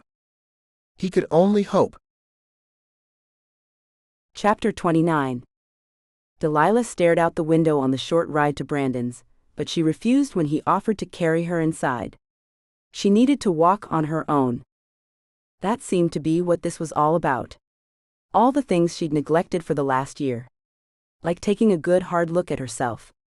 Like taking stock and being sure she was doing what she needed to do, not just putting up a good front and getting to work on time. Since she was being honest with herself, finally, no matter how painful that was, she had to admit that she'd been neglecting a lot since long before David and Juliet had died. She'd been perfect on the outside. Had the perfect plot of land to build the perfect home on with the perfect man. But none of it had been perfect or even right. It just looked that way. Maybe because she could manipulate things to suit herself so well, she'd been able to make things seem close enough, even when they weren't. The fact of the matter was, she'd been able to achieve what she thought was perfection, but now she needed to admit she didn't even know what that was. Still, she couldn't let Brandon carry her around and completely take care of her. That would be like going back to David. David who earned all the money and didn't want his pretty wife to work. But he sure liked the fact that she threw the best parties.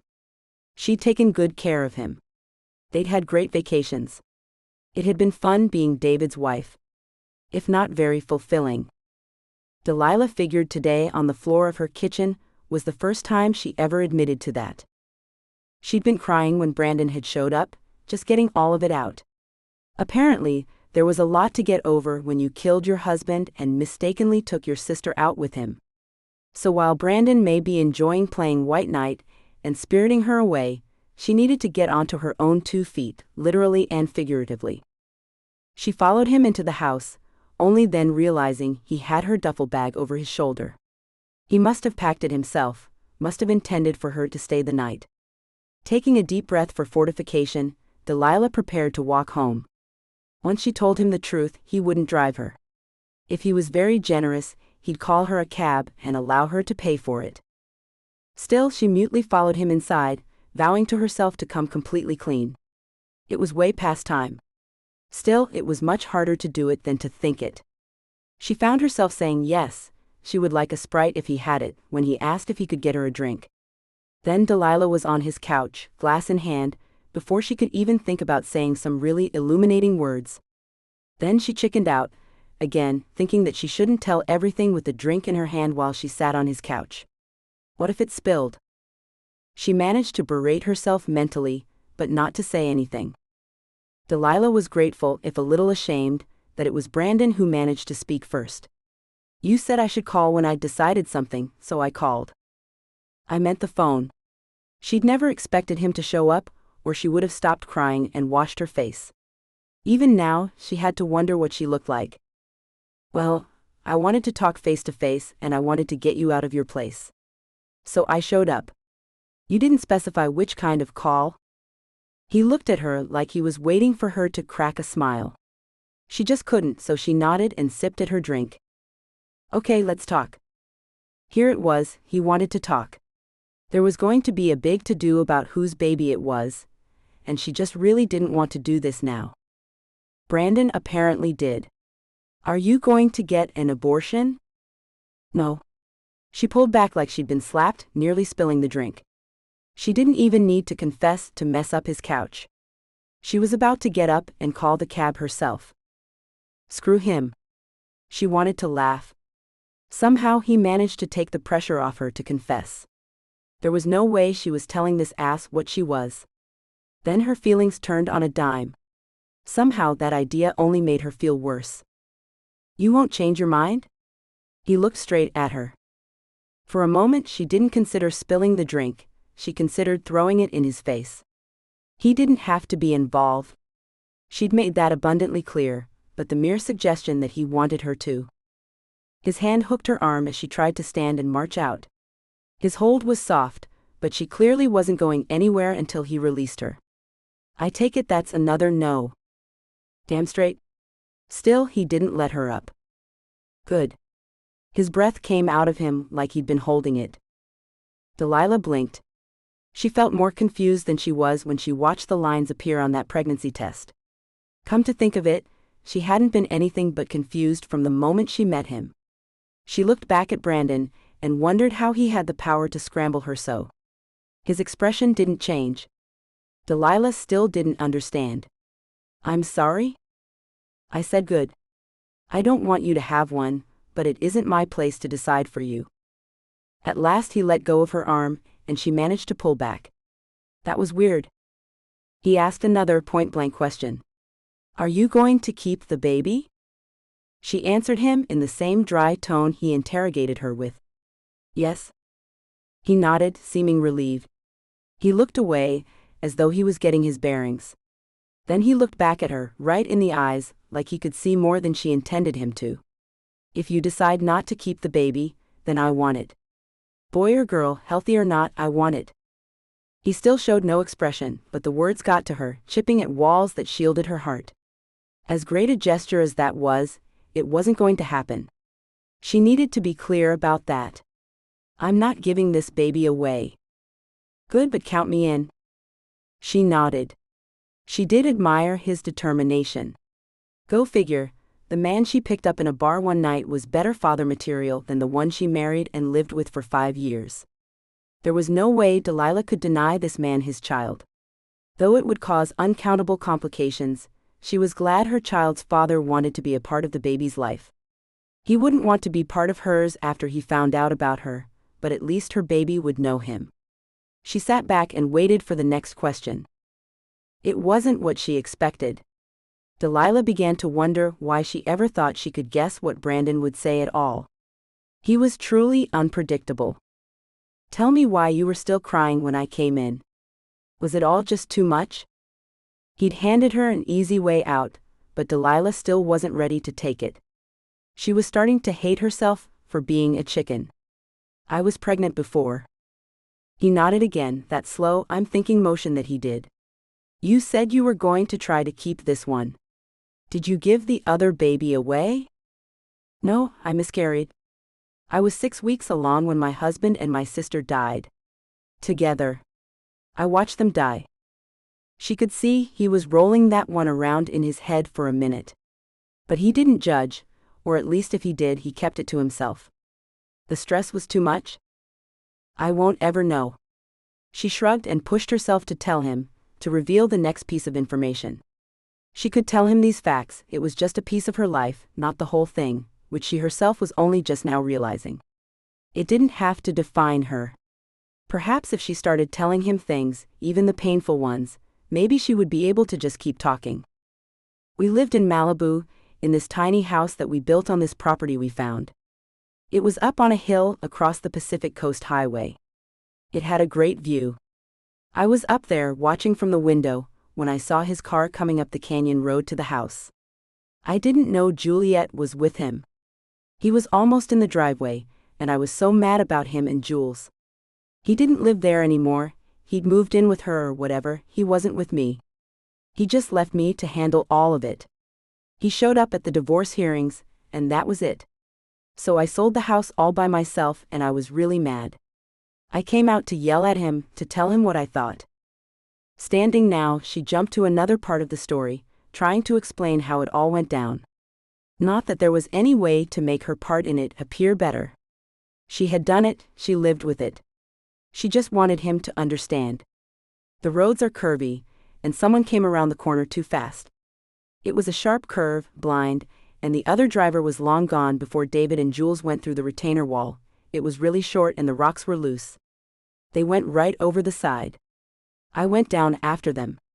I just ran right down the side of the cliff. Delilah took a deep breath and another sip of the drink. It didn't help. Brandon merely waited her out. They went into the river and so did I. I tried to save her. But by the time the paramedics pulled me out of the water, I'd developed hypothermia, and the baby died a little while later. In a blink, he was up and his arms were around her. He pulled her close, a tight bear of a hug that didn't let go.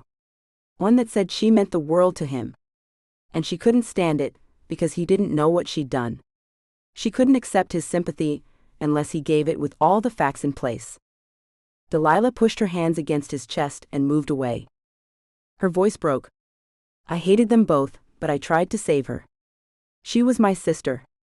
Even though I'm confident she worked hard to take him away from me.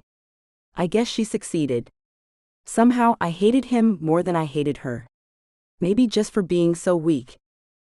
I'm so sorry, Lila. He tried again to pull her close, but this time Delilah managed to dodge him before she was tempted to sink into his embrace and just forget the rest of it. She was pregnant too. She stood up, watching as that fact jumped through the points in his brain, connecting up all the things he'd learned. It was his? Yes. She nodded as she walked a tight circle, as though the action might keep Brandon away. Nothing she did ever kept him away. The autopsy showed she was almost 5 months pregnant when she died. Oh, Lila. But Delilah turned her face to the wall, so she couldn't see his sympathy, and so he couldn't see her. She'd hated both of them so much. But suddenly, she didn't. She lost her niece or nephew that day too, and never before had she considered that as another blow to her heart. The baby had always just been a weapon Juliet wielded against her. Not a family member. Delilah never even found out if it was a boy or a girl. He was standing too when he spoke next. Did you hate her? How did he do that? How did he see what she was thinking? Yes. More than anything. Except maybe him. This time she couldn't fight his arms around her. His words were soothing, even though they should have made her angrier. He only justified all the mean things she'd felt. But the justification made it easier to start to let go. Of course you hated her. She was your younger sister, right? Delilah nodded, her back pressed against his ribs. Her head fell against his shoulder, resting there and finally taking some of the strength he offered. She deliberately took your husband, then got pregnant with his child. I'm guessing it was just another blow that she was more pregnant than you. Everything went out of her then. Like a balloon with a hole, in a second it was over. Somehow Brandon made it okay that she hated Jules. He was the only one who ever realized Juliet had taken something else by being further along. She'd taken the first grandchild, and she'd made Delilah's early pregnancy trivial. She'd taken away Delilah's chance of salvaging her marriage. How many times had David asked Delilah to try to forgive rather than carry it around with her? He'd tried to comfort, and he'd soothed a little. But he'd never made it okay to be angry. He'd been the source of so much of her anger, it wasn't possible. Suddenly, in that moment with Brandon's arms around her, she wasn't so angry anymore. Maybe because it wasn't a fault of her own, so much that she harbored all this resentment still. Even against two people who paid the ultimate price for what they'd done. Maybe because someone finally understood, or simply let her be without trying to judge her or fix her.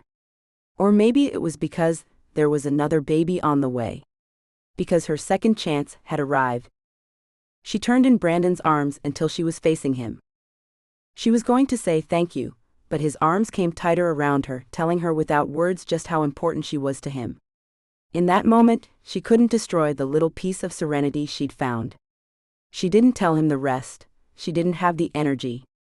She desperately needed just this one more chance to be held by him before he wouldn't ever offer again.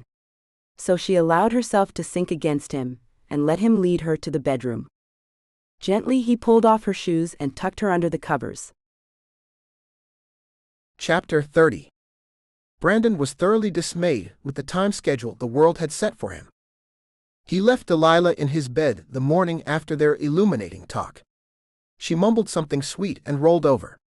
It was the second time he'd gotten up and gone to work, leaving her there alone at his place. Nothing special, just a normal day-to-day kind of thing, and he was surprised to find just how much he liked it.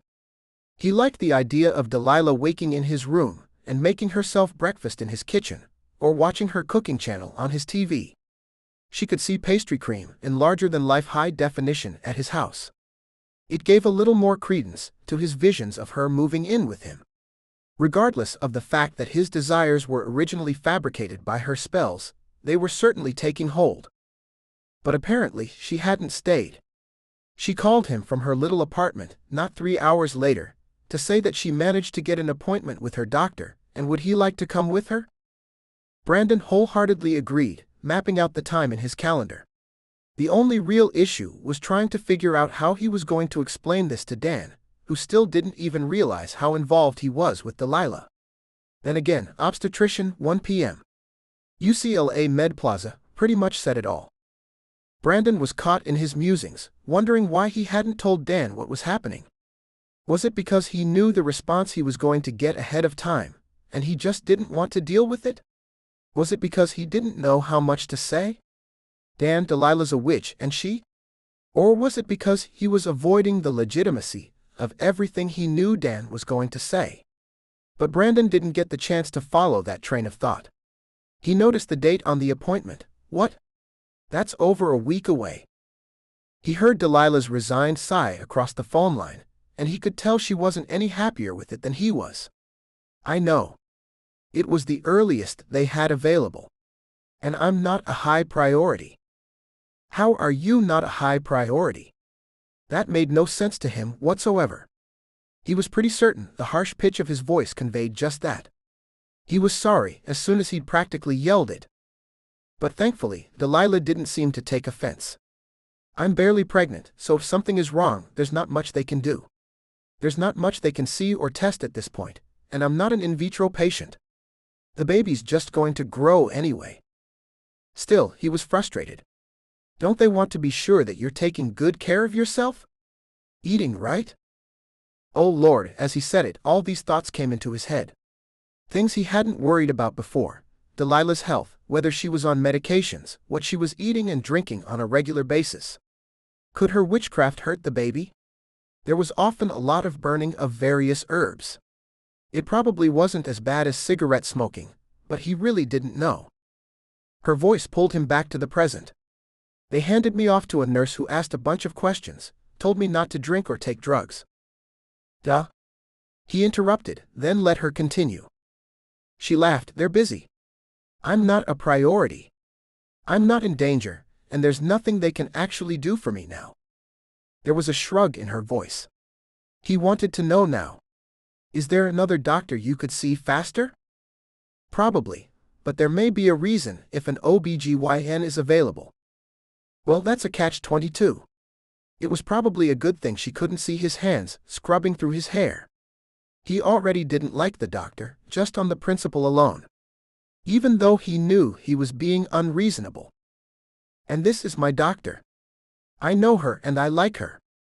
Brandon resigned to waiting the week, totally bummed. He wanted an ultrasound now. He wanted to see his baby. His baby. The words tumbled around in his brain, finding a home and putting a slight smile on his face. His baby. He was getting loopy about it, and almost missed Delilah's next words. They did recommend a book. Brandon copied down the title, and they talked for a few more minutes before hanging up. He was going to have to confront her about the witchcraft. He'd wanted to wait until she told him. He really needed it to come from her. But his baby needed that discussion to happen now. What if tansy smoke was toxic? Surely Delilah wouldn't keep drinking the wine so many spells seemed to require. Surely he could initiate a tough conversation about his child with the woman who was going to be that child's mother. Well, the witch who was going to be that child's mother.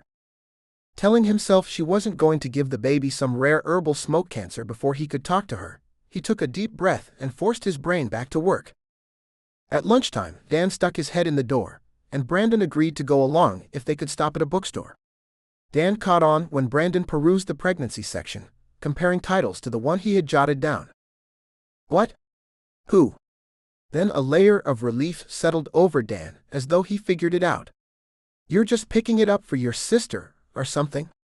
It's a gift for someone. Apparently satisfied with his own answer, he stepped back, letting Brandon thumb through the books looking for the one he wanted. But Brandon didn't leave it that way. Was it a bad sign that it was easier to start the conversation with Dan? Nope, this is my copy. Delilah's pregnant. The indignation switch flipped back on in Dan. The same Delilah who drugged you? She got herself knocked up? That's what it was all about? Sperm thievery. She's one of those women who wants a baby, but the sperm bank isn't good enough. Although this was really taking it to a new level. Brandon laughed away his partner's zany explanation. No. She's only a few weeks along. Dan let out some air. Then maybe it won't last. I'll pray for you, buddy. An unexpected jolt of anger struck Brandon. Don't? His voice was low and rough, in accordance with his surprise at the hurt he felt at the thought of losing the baby. But Dan didn't see the pain in the response. His brain had already latched onto another tangent. This time he looked truly horrified. Not the expression Brandon wanted to see. If she's only a few weeks along, then you guys are still seeing each other. Really seeing each other. Brandon just nodded and took the book up to the checkout line. Dan followed. Was this planned? No. Just happened. Brandon paid and got his receipt, and wished the interaction with Dan was just as easy to terminate.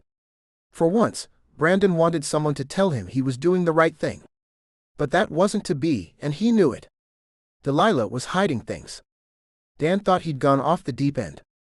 And if he told his father, there would be discussions of marriage that Brandon was not ready to deal with. If he told Bethy, well, his very Catholic sister might just go get that dunking stick. So he decided not to tell anyone who didn't already know. At least not for now. Still, Dan pestered him all the way back to the office and through most of the afternoon. Brandon put up with the henpecking because Dan was his business partner and his best friend, and truly only had his best interests at heart. Even if he didn't see what Brandon really needed. Delilah went home that night because she had to work the next morning, leaving Brandon with time to himself.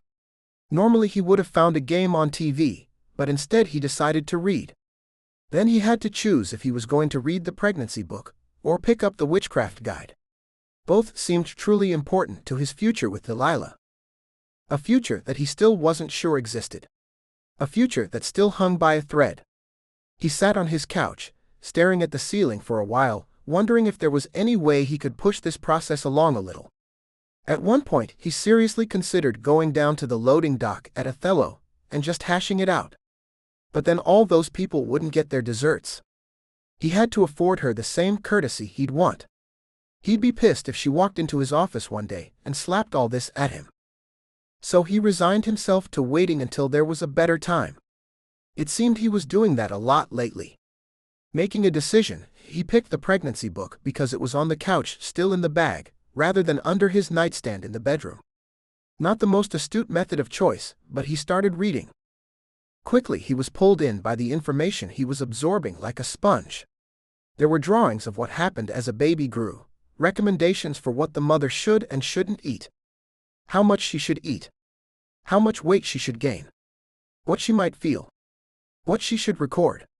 What other women had experienced. By the end of the first chapter, he was overwhelmed. Delilah might be happy or irritable or sad and weepy, or any combination of those, for the next 9 months.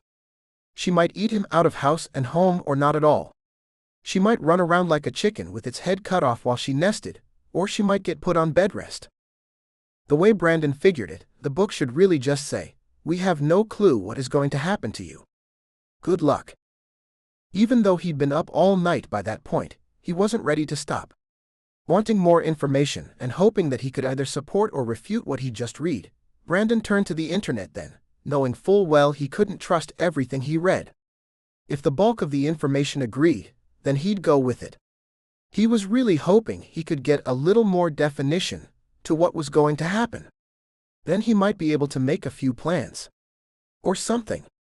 After an hour and a half, he had Delilah signed up for discounts at 3 different maternity stores and had a free package of very tiny diapers on the way. He wanted to call Delilah and ask her exactly how far along she was, so he could put it into the due date counter and see when their baby would come.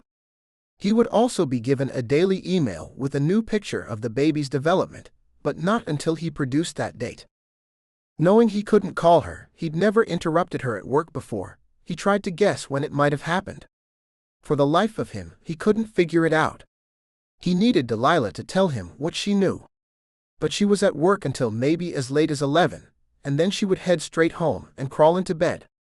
She said she'd been so tired lately, with the pregnancy and all. And he didn't have the heart to wake her when he knew she hadn't slept well for the past few nights and hadn't eaten much at all in days. Eventually, he gave up and went to bed. Chapter 31. Delilah worked every night that week. Partly because she owed a few nights to the chef who took over for her the week before on such short notice. Also because there was a good likelihood she'd need a few more days here and there just to take care of herself. So she needed to rack up some extra hours just in case. It also didn't hurt to get in everyone's good graces early.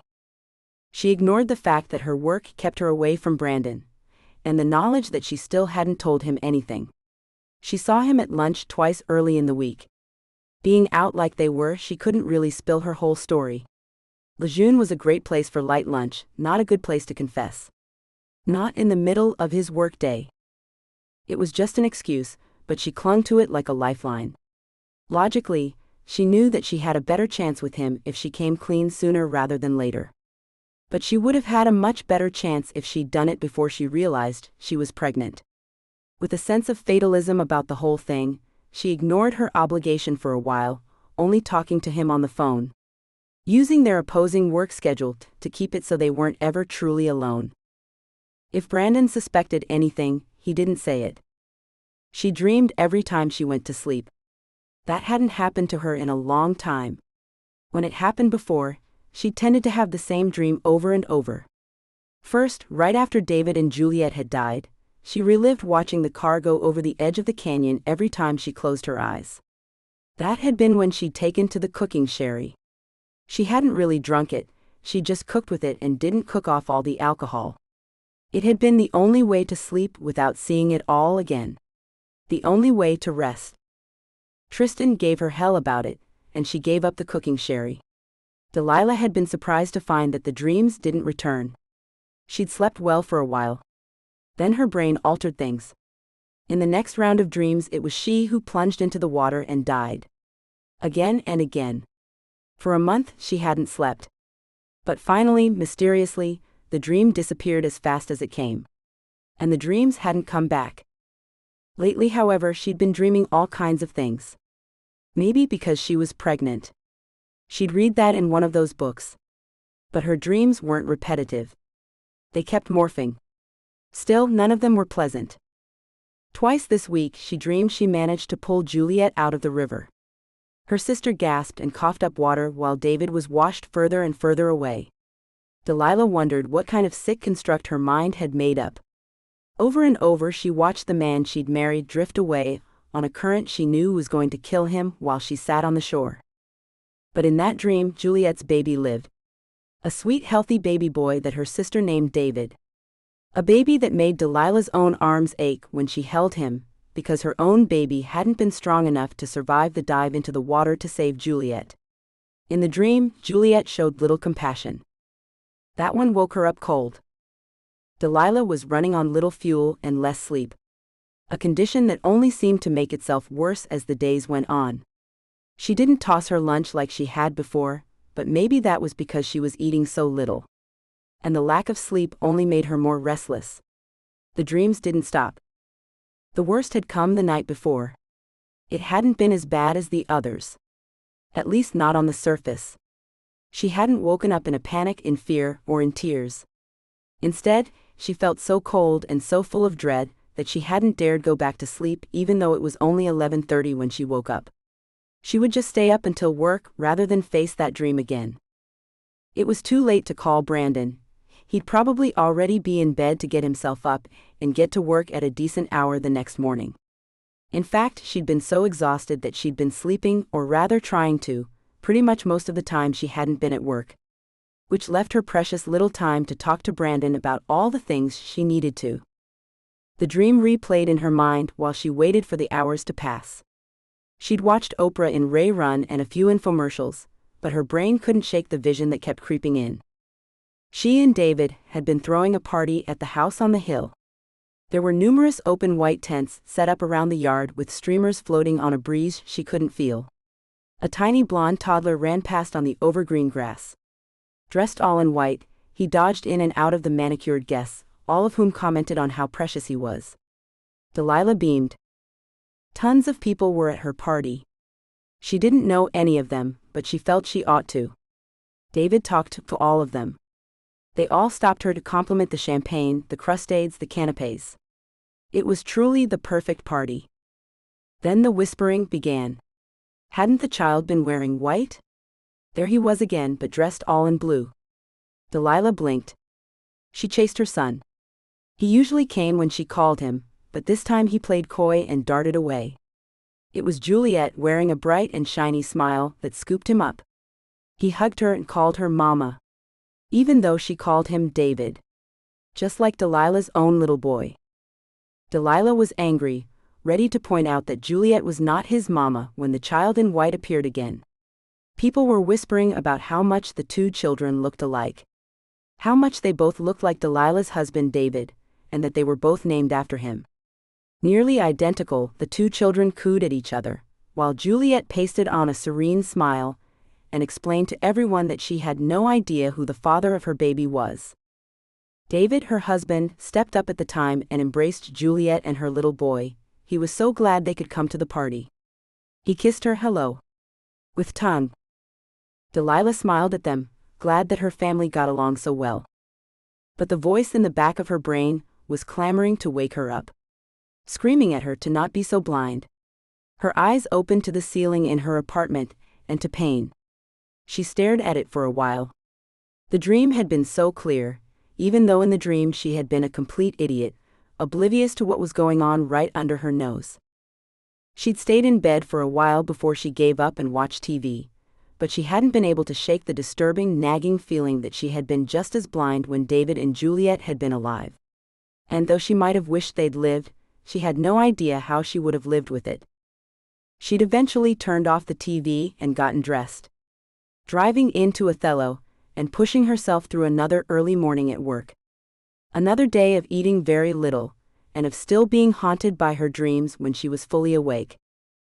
Not wanting to go back to sleep, Friday after work she stopped in Blessed Be to see Tristan. It was easier to confess to Tristan than to Brandon. So she used her key to let herself in the back just after 9:30 that morning. Tristan was exactly where she expected to find him, at his desk with a mug of coffee in his hands, and his ledgers and receipts spread out across the desk in various piles. He looked up as she came in and smiled before asking how she was doing, if she was still sick, and Delilah found she had a hard time getting her own information out there. "Hey," Tristan looked at her sideways, "did you think that maybe you made yourself sick? By bottling it all up inside?" "No, it isn't that." She sighed. "How do you know?" Delilah opened her mouth to tell him exactly how she knew, when Yasmin stuck her head in the office, her curls bouncing like her smile. "Morning, boss man." Her deep brown eyes twinkled at Tristan, but her stupid brother was oblivious. Yasmin had carried a torch for her brother as long as Delilah could remember. Only thing was she'd never put that torch to any herbs that would speed the process along. Delilah was so frustrated at both of them, she was tempted to cast the spell herself. But then she repeated her little chant, that she wasn't going to interfere, she wasn't going to interfere. Having ignored Yasmin's pointed look and decided that he'd accurately diagnosed his sister, Tristan's head bowed back over his receipts. Delilah was getting ready to tell him what a jerk he was being, when Yasmin's voice called out from the front of the store for him. Knowing her chance to tell him about the baby was likely shot, Delilah followed him out behind the front desk just for the entertainment, as dull as that might be. Tristan smiled at some girl on the other side of the counter, as he leaned over on his elbows. This time he made eye contact with the female. "Hi, Becky." Delilah fought to not roll her eyes. Yasmin leapt into the conversation. "Becky said there's only one little birch bark shard in the basket. She wanted to know if we had any more sticks in the back. I didn't see any, but thought you might know." Tristan shook his head, still smiling at Becky. "We had a whole bundle come in last week." He paused, then thought. "There was that one order. I saw a receipt for something like 8 sticks. Still," he muddled it. Then he shrugged. "That usually lasts us until the next order comes in. It should be here Tuesday, but there's nothing I can really do before then. Pan pipes in Venice might have it." Becky shook her head, and Delilah watched as Tristan noticed. Yasmin noticed him noticing too. Delilah had to get out of here. She had enough trouble in her own love life without dealing with Tristan's mess. At least Tristan seemed gloriously oblivious to his troubles. It was a shame he was so hung up on hers. She wanted to lecture him on the evils of burying his head in the sand, but outing Yasmin at the front of the store, and in front of the oh-so-flirty Becky, was not a kind idea. She really should just take her thoughts and leave. The problem was, she was just too tired to move from where she'd perched her butt on the edge of the counter. Probably because she was pregnant. And it wouldn't help that she was crashing from a sugar high. She'd drunk 3 ginger ales during her shift and eaten a caramel cake, the only thing that looked appetizing in days. Becky sighed. "It's probably my fault. I think I saw that guy grab a whole bundle of them last week. I should have said something, told him he only needed one. But I was busy talking to you." Delilah saw the smile tighten on Yasmin's face. She had to tell Tristan about the mess he was in. So he knew, even if he decided, he didn't want to do anything about it. He just seemed so clueless. Tristan leaned across the counter toward Becky. Was he dangerous or just a beginner? Beginners can be dangerous.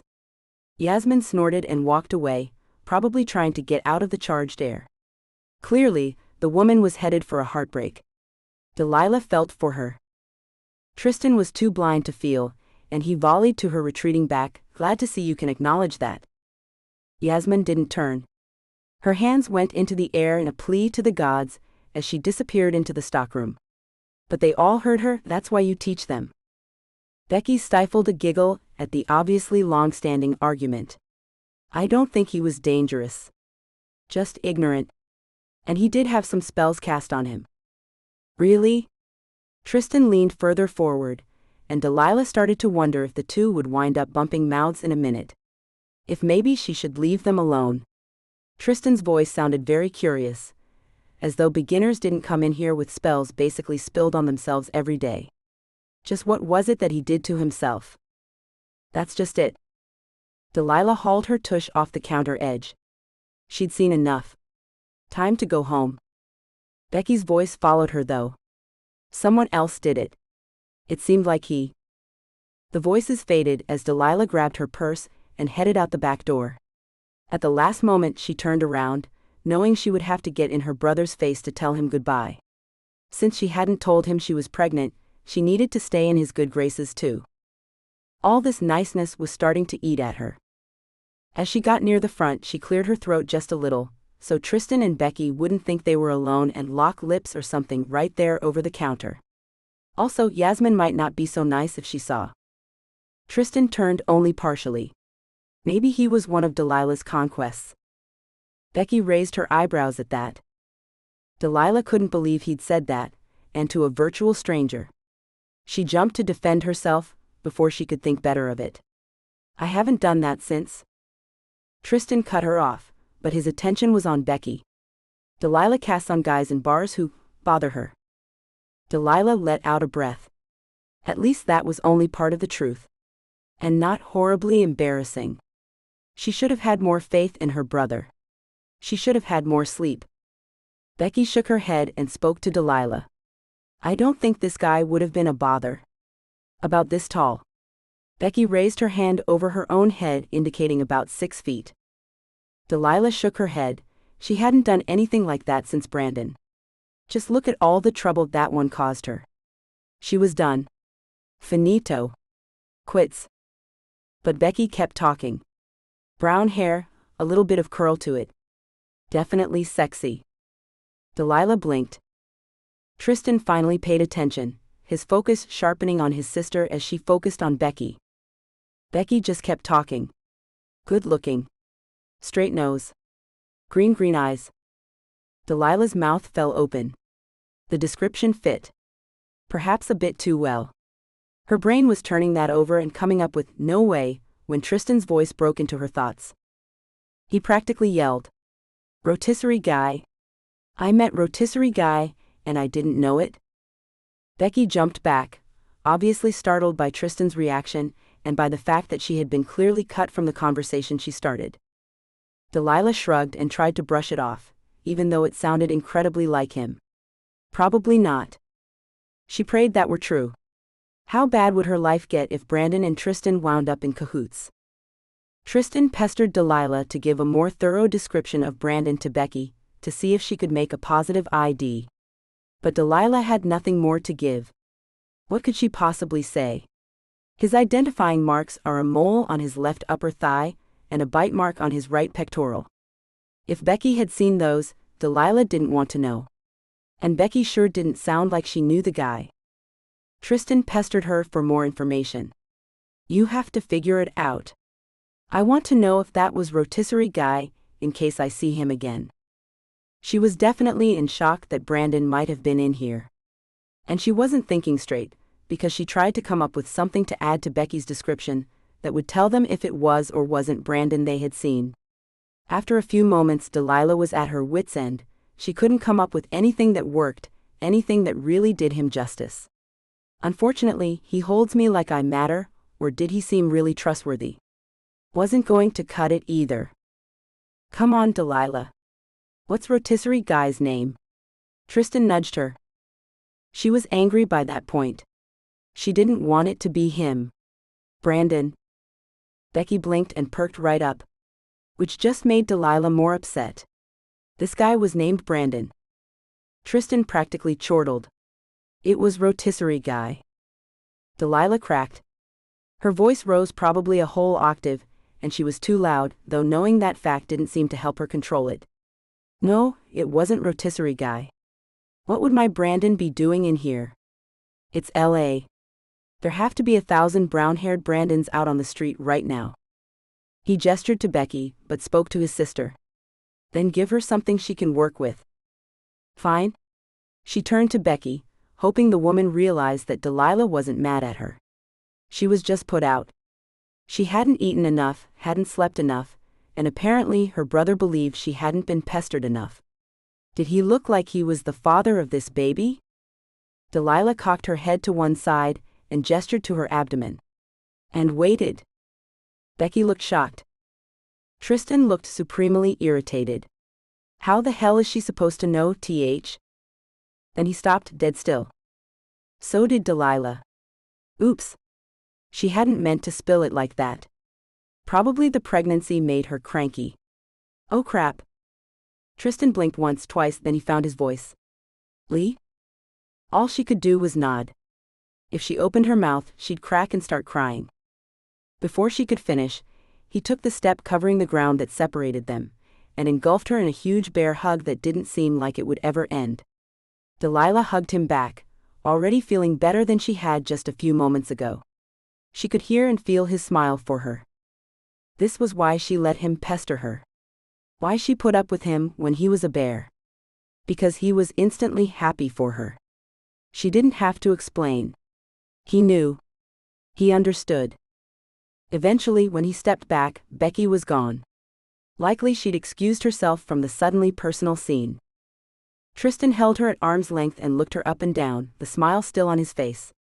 Rotisserie guy? She nodded. Brandon. Oh Lee, I'm so happy for you. She smiled, and felt like a ton of bricks had crashed on her. Me too. But I have to get home. Go to bed. I'm working again tonight, and I am so tired. As if to make her point, a yawn snuck up and overtook her. Chapter 32. Tristan showed up for breakfast the next morning when she got off work. He called ahead and actually asked if he could come. He asked for a grocery list and made her clarify the whole thing to be sure he got everything right. All in all, Delilah was entirely weirded out. Tristan normally just appeared in her kitchen. He didn't knock, and lately he hadn't even asked her to feed him. He was like a baby bird. If he was there, then his mouth was open and he was hungry, and it was just natural for her to supply the food. None of that bothered her. But Tristan changing the game did. He said it was because she was pregnant. Now he felt the need to take care of her. At least until he knew rotisserie guy had taken over the job. But she sensed there was more to it than that. Tristan suggested something with vegetables. Delilah complied, mostly out of curiosity. She wondered if Tristan figured out what she had, that Brandon already knew what she was. She unlocked her own front door and let herself in, shedding the chef jacket as she walked toward the bathroom. She shoved it into the dry cleaning hamper and the checked pants into the regular wash, then stripped out of the tank, bra, undies and socks she was wearing. She started the shower, and stepped back as she always did to give it a moment to heat up. Usually she stood there, breathing deeply, but this morning her reflection caught her attention, and she searched herself for signs of change. For outward indications of the life growing within her. There was nothing she could put her finger on. No definitive signs of pregnancy. Her body looked the same as it always had. Not that she would know what those changes would be. She hadn't been far enough along the last time she'd gotten pregnant to see any changes then either. She wasn't sure if there was a glow or not. She didn't really think she had that. But at least she was getting caught up on her lost sleep. There was also a recommendation in the pregnancy book for what to eat to keep her stomach settled. Since she only cooked normal fancy foods most of the time, Delilah had little experience with special diets, and it was all news to her. It was also working. Her stomach had settled dramatically, and she was back to eating pretty much what she wanted, as long as she had crackers and ginger ale the moment she woke up. She was clean and dressed by the time Tristan arrived. Fruit was cubed and arranged in a big bowl in the center of the table. He set salmon down, and Delilah set to cooking it. Since the book ruled out raw or undercooked meats, lox, a longtime family favorite, was out for the next year or so until she finished nursing. Delilah pushed that thought into a small compartment and ignored it. That was just too far away to deal with right now. As usual, Tristan waited a while before he brought anything of importance into the conversation. He ate, he chatted about the store, he kept things mundane. Then he sat back. The look on his face indicated he was formulating words. Delilah knew what was coming. Does he know? She didn't bother asking about who he was or what he might know. She nodded. Yes. Tristan didn't say anything. The raised eyebrows, the forward lean, the question in his eyes, all said and. But where could she even begin? What should she tell him? It wasn't Tristan's baby after all, it was hers and Brandon's. Tristan was her brother, but Brandon had to have priority here. Delilah started simple. He agrees about keeping the baby, and wants to be part of his child's life. We have an appointment in 2 days at the doctor's to get everything confirmed. Then, at Tristan's frown and subsequent upset that she waited so long for an appointment, she wound up explaining exactly what she'd explained to Brandon just a few days before. She sighed. Men. But didn't voice the thought. Luckily, Tristan didn't push further. She half expected him to pester her about Brandon's level of involvement, and to press her for information regarding how and where they were going to raise this baby. None of which did she have an answer to yet. She hadn't yet come up with a single reasonable method for sharing this baby. She and Brandon had not gotten that far into the discussion. They both wanted the child. For now at least, that was end of story. At least she thought it was lucky that Tristan didn't push. Until he started his new line of thought. Lee, if Brandon was in the store looking for spells on him, then you didn't tell him about you. About what you are, did you? This time she did sigh. He deserved it. Tristan shook his head. And he figured it out on his own. Yeah, she'd come to that wonderful conclusion all by herself. It had woken her out of a deep sleep, the same afternoon she'd done the banner job of breaking the news to Tristan. Brandon had shown up at Blessed Be, trying to see the spells that had been cast on him. Her spells. There was only one reason for him to do that, because he knew they existed. Lee? The single syllable held a world of concern. But all she could do was shrug.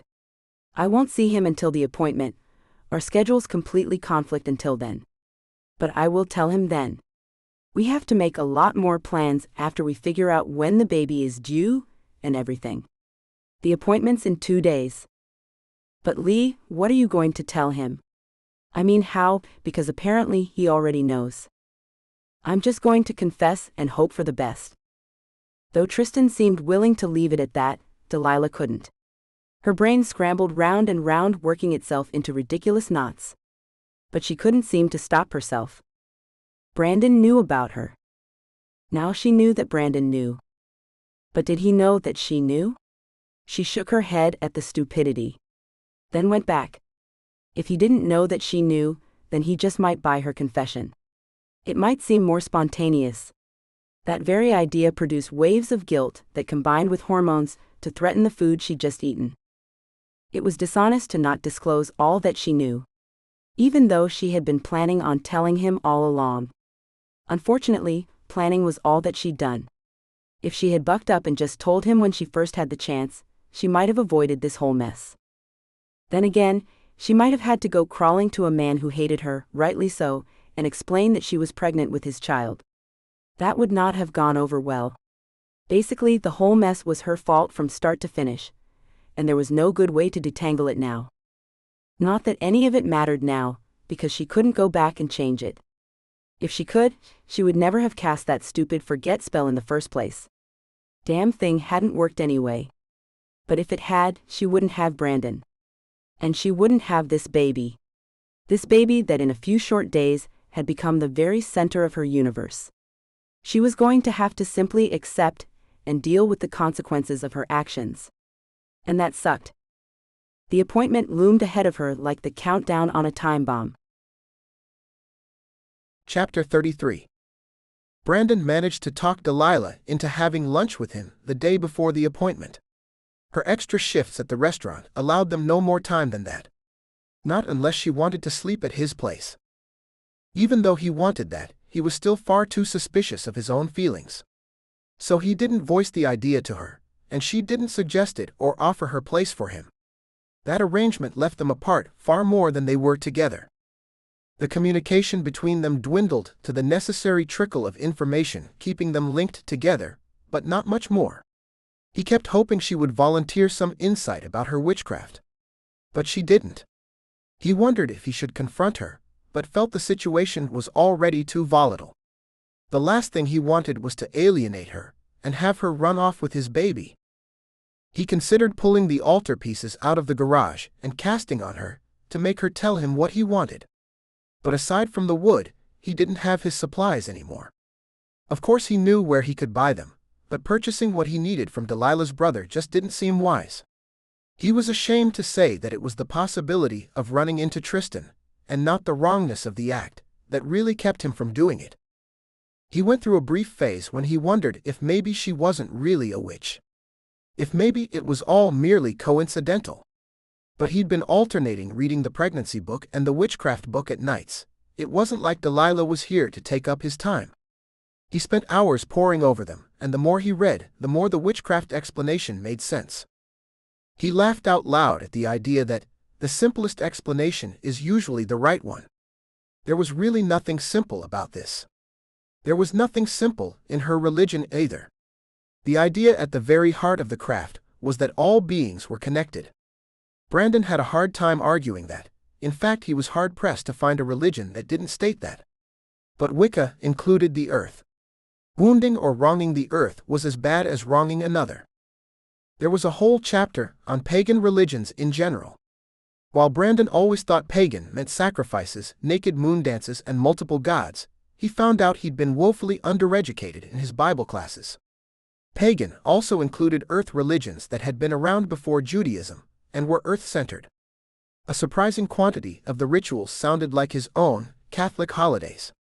Ultimately, he wasn't too shocked to see in print that the Christians took over a good number of pagan days in the effort to convert the heathens. Rather than force an entire new religion down their throats, the priests merely renamed a good number of the holidays and tweaked a few meanings. His Christmas tree sure looked a lot different after all that reading. The thing was, he was getting caught up in it. He wanted to start this conversation with Delilah, ask her about all of it. He didn't know if he could convert, but it was beyond interesting. Fascinating, really. Sadly, Delilah wasn't talking to him. Not really. She didn't even know they could talk about this. He was grateful she was coming to lunch, and he managed several ways he could work the topic into conversation as casually as possible. He finally went to sleep, glad he had a little more of a plan. But lunch wasn't very illuminating. Delilah spent most of it withdrawn and hardly talked at all. She'd picked at her food and done nothing but make him worry about her. He asked every question he could think of, but he got only vague answers. Was she nervous about the appointment? Somewhat. Was her stomach feeling all right? Mostly. Had she thought about what to do up until the baby was born, and after that? A little. How was work? All right. He'd wanted to stand up in the middle of the cafe and scream that he was doing all he could. Could she please give him something to work with here? He considered tearing his hair out, just to give them something definitive to talk about. Instead he stayed calm. He probed and got nowhere. He sent her home to bed, and promised to pick her up the next day for the appointment. At least she agreed to that. So he was shocked to find Delilah a whirlwind of activity when he arrived at her apartment door. Again, he'd hit buttons until someone randomly let him in. That was going to have to change. Delilah and the baby weren't safe like that. He'd knocked on her door and known the second she threw it wide that this was not the same woman who sat docilely across from him at lunch yesterday. And even though she talked nonstop and made little sense, he liked her much better. She ran frantically around the apartment, and it appeared to Brandon that she was throwing random things into her handbag. Of course they didn't all fit: the book, the pregnancy test, a small notepad, mints, and who knew what else? So she wound up searching for a larger bag, and then having to transfer everything. Once the bag was packed, she nodded, almost at him. Brandon wasn't sure. When he asked if she was ready, she smiled. Then said, "Oh crap," before running off to the bedroom. Brandon just waited patiently, grateful he was the kind of guy who regularly showed up early. She appeared again, about 10 minutes later. "Okay, I think I'm ready." She stood with her right hand clutching the strap to her tote. Her feet planted apart, her lean legs showing beneath a swingy skirt where a few minutes before they had been encased in jeans. She'd also brushed her hair until it shone and redone her makeup after work, as though the baby needed to be impressed with its new mother. He didn't even try to interfere with the whirlwind she was, but kept an eye on the time. He was pleased she had announced her readiness about 5 minutes before he was going to have to stop her insanity. She chattered on the way to UCLA, saying she expected to have to wait, and could he take the whole afternoon off. Obstetricians routinely ran very behind schedule, because babies had no concept of their appointment times. He could drop her off if he needed, but she really wanted him to stay, especially if there was a long wait. Brandon didn't even want to picture a Delilah who'd been made to wait. Not if she was starting out like this. Still, the thought brought a smile to his lips. They parked in an underground lot, which seemed to make Delilah nervous. "I don't think they've ever gotten an accurate blood pressure reading on me in this building." Before he could ask why, she forged ahead. "The parking structure makes me nervous. Earthquake Central should not have underground parking. Or a subway, for that matter." He didn't point out that no one was making her ride the subway. She calmed down just a touch when the elevator passed above the ground floor. But they didn't speak as he followed her through the spider web of hallways to the door marked with a list of doctors' names. He stood back while she checked in at the desk, then sat silent beside her in the office lobby, crowded by women with various stages of rounded bellies and punctuated with the occasional very tiny baby. He tried hard not to stare. Both of them thumbed through the magazines piled high on the end tables while they waited to be called. It took him a few minutes to realize that the magazines were advertisements and not real journals. The articles were each geared in praise of a particular product that a new parent just couldn't live without. They seemed genuine enough, in spite of the matching coupon on the next page. But when he hit the second article, claiming that a different formula was the only formula clinically proven to be more easily digested. He caught on. Time crawled. Especially once he gave up on reading the propaganda that was lying about. Then Delilah was called. The two of them jumped up like they'd just been announced the winners at bingo, and Brandon trailed Delilah to the wooden door that led into the mysterious beyond. Only the nurse refused him admittance, stating that they only needed Delilah. With a placating smile, Lila followed the round woman in the two bright scrubs, and just left him standing there at the door. Brandon blinked. He stood facing the closed door, dumbfounded. He'd come all this way, waited with her, tried to keep her calm, only to be shut out? Delilah hadn't stood up for him at all. Not even an "oh, he's with me." He considered just leaving. She could call when she was finished. But just as he made that decision, the door opened, spitting Delilah back out. Her face told him nothing. While he waited impatiently for some little tidbit about how it had gone, other than fast, she walked over and sat back down in her seat, leaving him to once again trail behind. Lila. She looked up at him, only just then catching on that he had no idea what was happening. Oh. They just weighed me and took my blood pressure, and made me pee in a cup. But we should get to go see the doctor in a little bit. She went back to reading her advertisement zine. Brandon just sat and blinked for a moment. He was so out of his element here. Luckily, he didn't get to dwell on it much further. The round little nurse popped her head out and called for Delilah again. This time Lila grabbed his hand and pulled him along after her, through the heavy wooden door and into the inner sanctum of the obstetrician's office. They were led into an office rather than an exam room, a fact that seemed to surprise Delilah, even though Brandon was pretty sure she'd said she liked this doctor and had seen her before.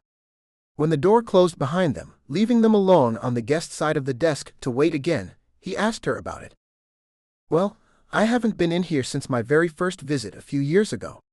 You know, the doctor likes to meet you face to face before they see you in a paper gown. Is this the first time you've seen her for pregnancy? Delilah nodded. Well, maybe that's it. He wasn't afforded time to ponder that, as the door opened behind them and the doctor breezed around to sit on the other side of the desk. Good afternoon, Delilah. It was almost as though the two women were friends. Quickly, Delilah introduced them. This is Brandon. He's the baby's father. She squeezed his hand, making him far happier than just that simple gesture should have. So, Dr. Bauer leaned forward, her elbows on the desk. If you don't mind my asking, was this pregnancy intentional? Quickly, Delilah shook her head, and Brandon decided to let her do all the talking unless she specifically asked him for something. He had no clue what to do here. He was feeling more and more like a fish flopping on the shore gasping for oxygen. The doctor nodded in return. And how did you realize you were pregnant? My stomach was bothering me. And that's all? The black pen flew over the open page of the chart, but the writing looked more like Sanskrit to him. No, I took a pregnancy test. The doctor asked what kind and when, and Delilah explained that too. At long last the doctor quit asking and started talking. Your pregnancy test here didn't show a positive result. Brandon perked up his ears at that. He frowned. Dr. Bowen kept going. The test you mentioned doesn't actually test for HCG like ours do. Brandon lost the thread there.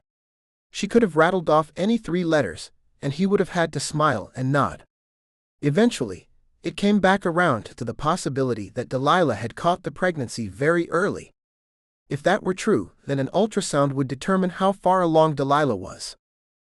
Then the doctor mentioned 2 other very disturbing possibilities. 1, the baby had died. The office test was negative, because the baby had stopped growing since Delilah took her home test a week ago. 2, Delilah had never been pregnant. The doctor didn't like the new tests because, although it was rare, they did sometimes yield false positives. The ultrasound should give them the answers. Delilah gripped his hand a little tighter, as they headed for the exam room. He was allowed in with her even though there was barely room after the bed, the tech's chair and the cart with all the wands and paddles. They waited what seemed another eternity for the tech to show up. Then they watched the gray screen with avid interest, although the tech would tell them nothing at all. Finally, they were escorted yet again back to the doctor's office for more waiting. This wasn't turning out how he'd expected. He'd thought they'd go home with a picture of a little white blot that they would coo over and start thinking about naming.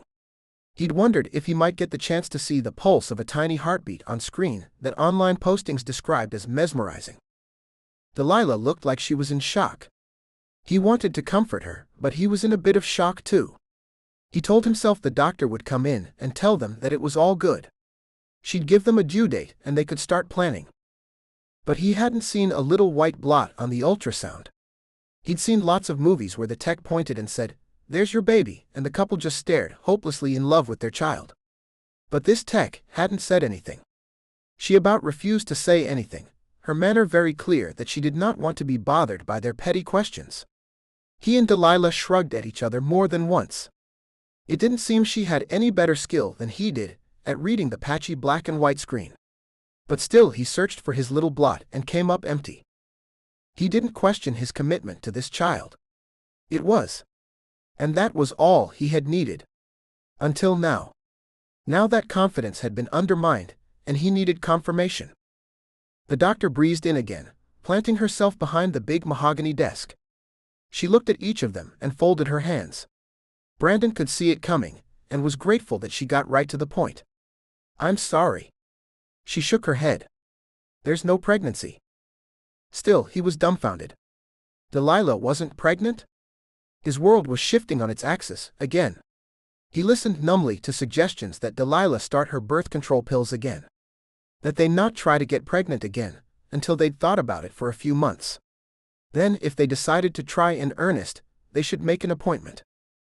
The sounds of conversation were as distinguishable and as meaningful to him as the noise of a brook babbling by. With his head under the water. Slowly, together, they gathered themselves and made their way silently and solemnly out of the office and down into the parking structure. This time, Delilah was too preoccupied to be concerned about earthquakes. She seemed as shell-shocked as he was.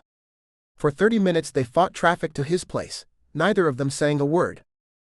Brandon's brain turned over and over. He figured he should be happy. He was no longer having an unplanned kid with a woman who never confessed about why she tried to take his memories, but not his wallet. But he wasn't happy about it. He wondered if Delilah had faked the whole thing. He wondered if he even knew her well enough to know if she was the kind of woman who would do that. But he'd seen the test stick. It had read positive. There was no doubt about it. They checked the key 3 or 4 times each because they were both so surprised. Besides, if she had faked it, then the Academy had been giving their Oscars to the wrong women for the past several years. Brandon just didn't see how Delilah could fake the catatonic stare that was on her face right now. He took in a deep breath. If the baby had died and Delilah was miscarrying, that might have made more sense, but the doctor was quite certain that Delilah had never been pregnant at all. It seemed to him the doctor was the only one who was certain of anything. Brandon drove straight to his house, part of the not thinking thing. When he parked in his driveway, they climbed out, both on shaky legs. Numbly, Delilah followed him inside. No, there was no way she had faked this. Somewhere low in his gut, Brandon began to feel really bad for her. She wanted this baby. This was a chance to fix what had gone so tragically wrong the first time. She looked to be in the early stages of grief. When she was standing in front of his couch, her legs buckled and she fell to where she was sitting on it. Her back was ramrod straight, her eyes wide and confused. Her voice was shallow. "I'm sorry. I thought I was pregnant." Immediately he was beside her, drawn by the intense gravitational pull he always felt when she was near. His arms draped her shoulders and he held her in a loose hug. "It's okay. I understand." It seemed to be all he could say, even though it was nowhere near enough.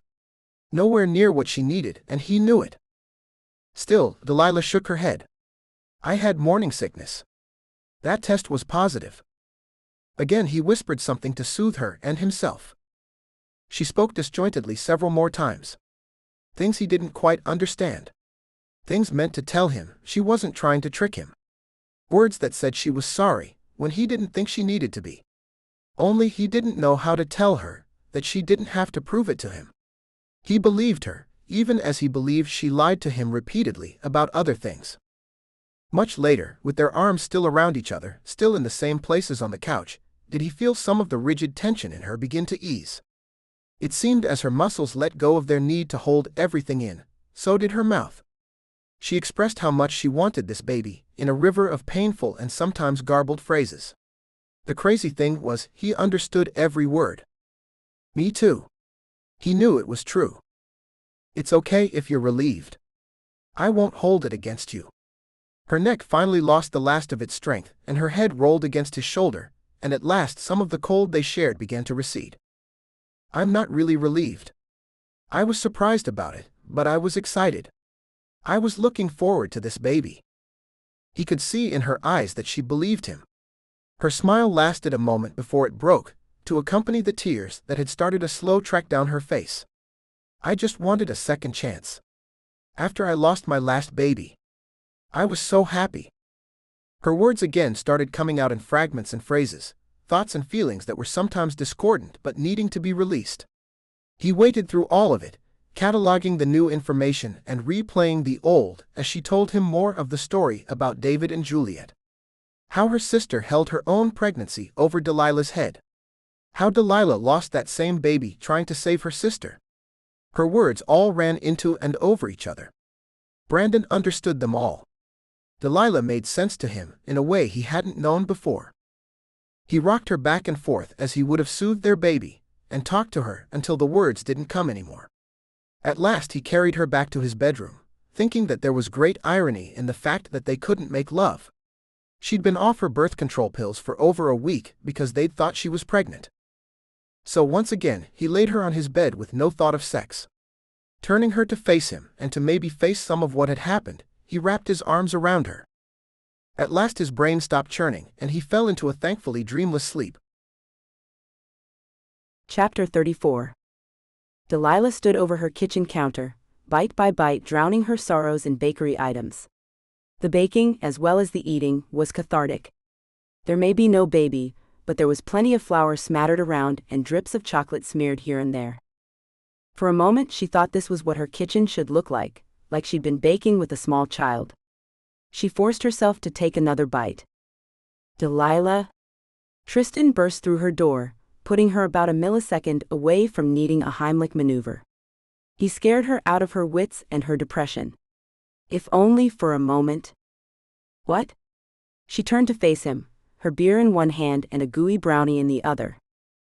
Tristan came screeching to a stop, wildly eyeing the food she held. You shouldn't be drinking. I'm not pregnant. Her voice sounded monotone to her own ears. Brandon had gotten up and gone to work. He'd kissed her and said more than his usual goodbye, but still he was out the door and she was once again left at his place alone. She called a cab instead of her brother to get her home, because she hadn't been ready to face Tristan yet. But clearly that had been a waste of money. In the end, all it had meant was that she'd managed to shower while the brownies baked, and get halfway through her beer before he burst in.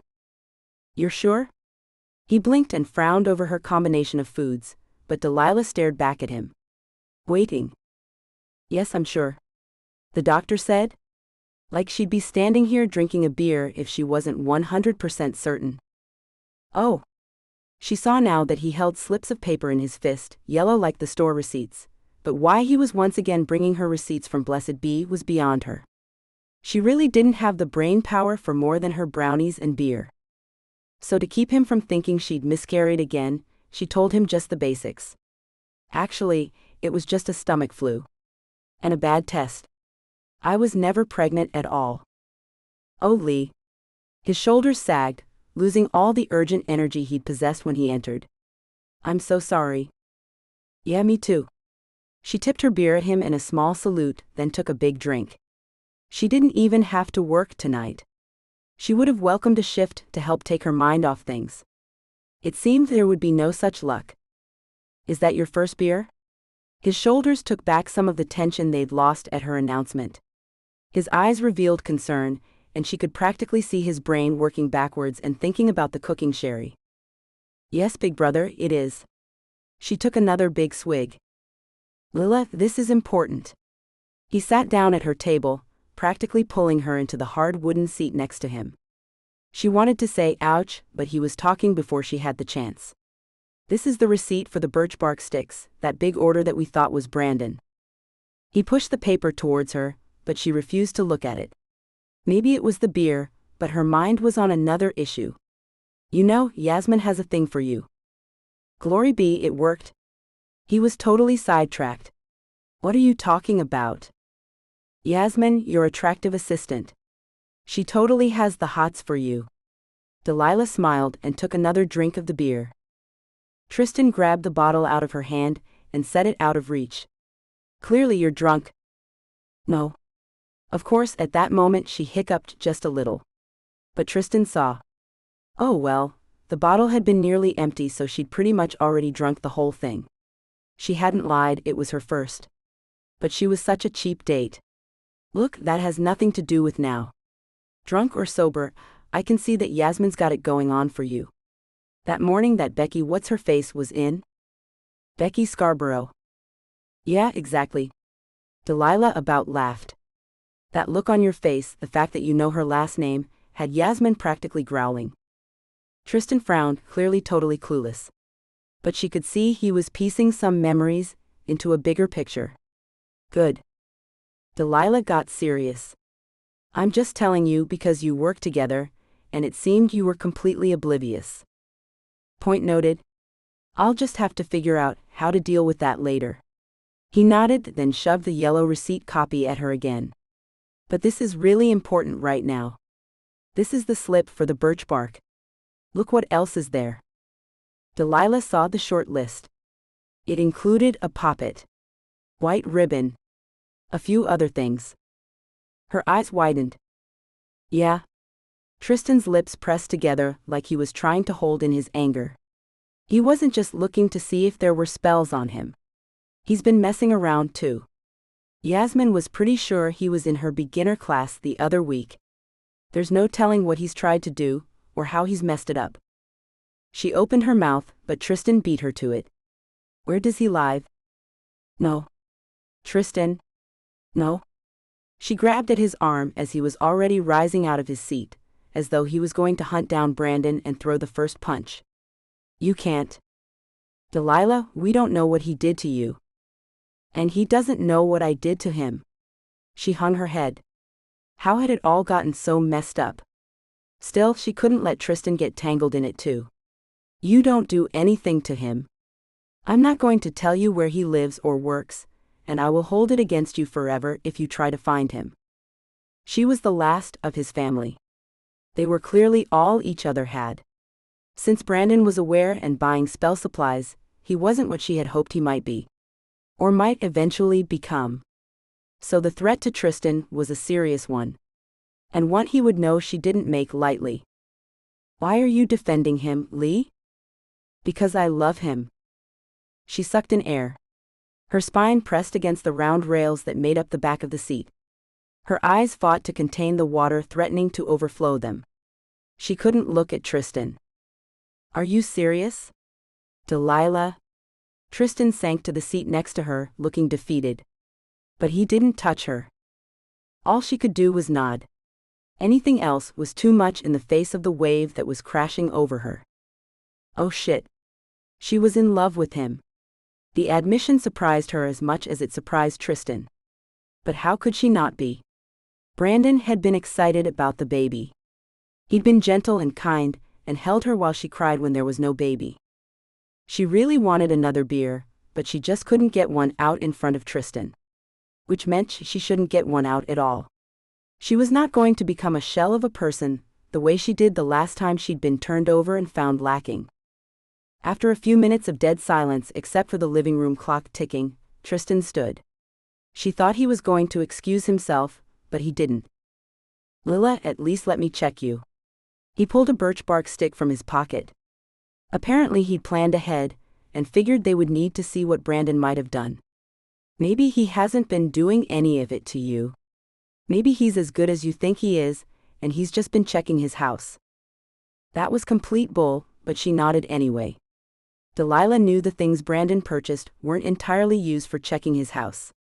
They weren't for seeing, they were for committing. Or, Tristan tried again, maybe he was just protecting himself. All Delilah could think was, the only person Brandon had to protect himself from was me. All in all, she only felt lower. Still, she agreed to let Tristan look for spells, as he seemed pretty immovable on that topic. He went into her living area, dragging her behind. She kept a lighter on the bookshelf, just in case someone was there when she needed a flame, and neither of them was up for even the momentary focus needed for a spark. Also, neither was in the mood for the effort of a good clean ritual. A battery-sparked propane flame wasn't really the way it should be done, but Delilah was beyond caring. Tristan talked while he held the lighter to the bark and waited for the wood to catch. The thing is, that receipt was paid in cash. Almost nobody pays in cash anymore. So I pulled up old cash receipts, since without a credit card number or an account I can't really trace his purchases. Tristan let the stick burn until about half of it was engulfed in orange flames. The telltale greenish tinge at the center let you know it was real birch bark properly culled. Then he blew out the fire, turning the stick into a billow of clean gray smoke. Still he waited. There were a handful of other purchases in cash over the past week. Maybe he came in before the time Becky saw him. I really have no way of knowing, but there were several that showed basic setup purchases.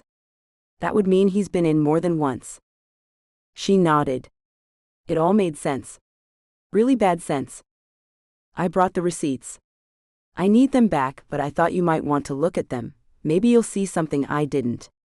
Maybe you can scry and see if they are his purchases or not. Delilah shook her head no.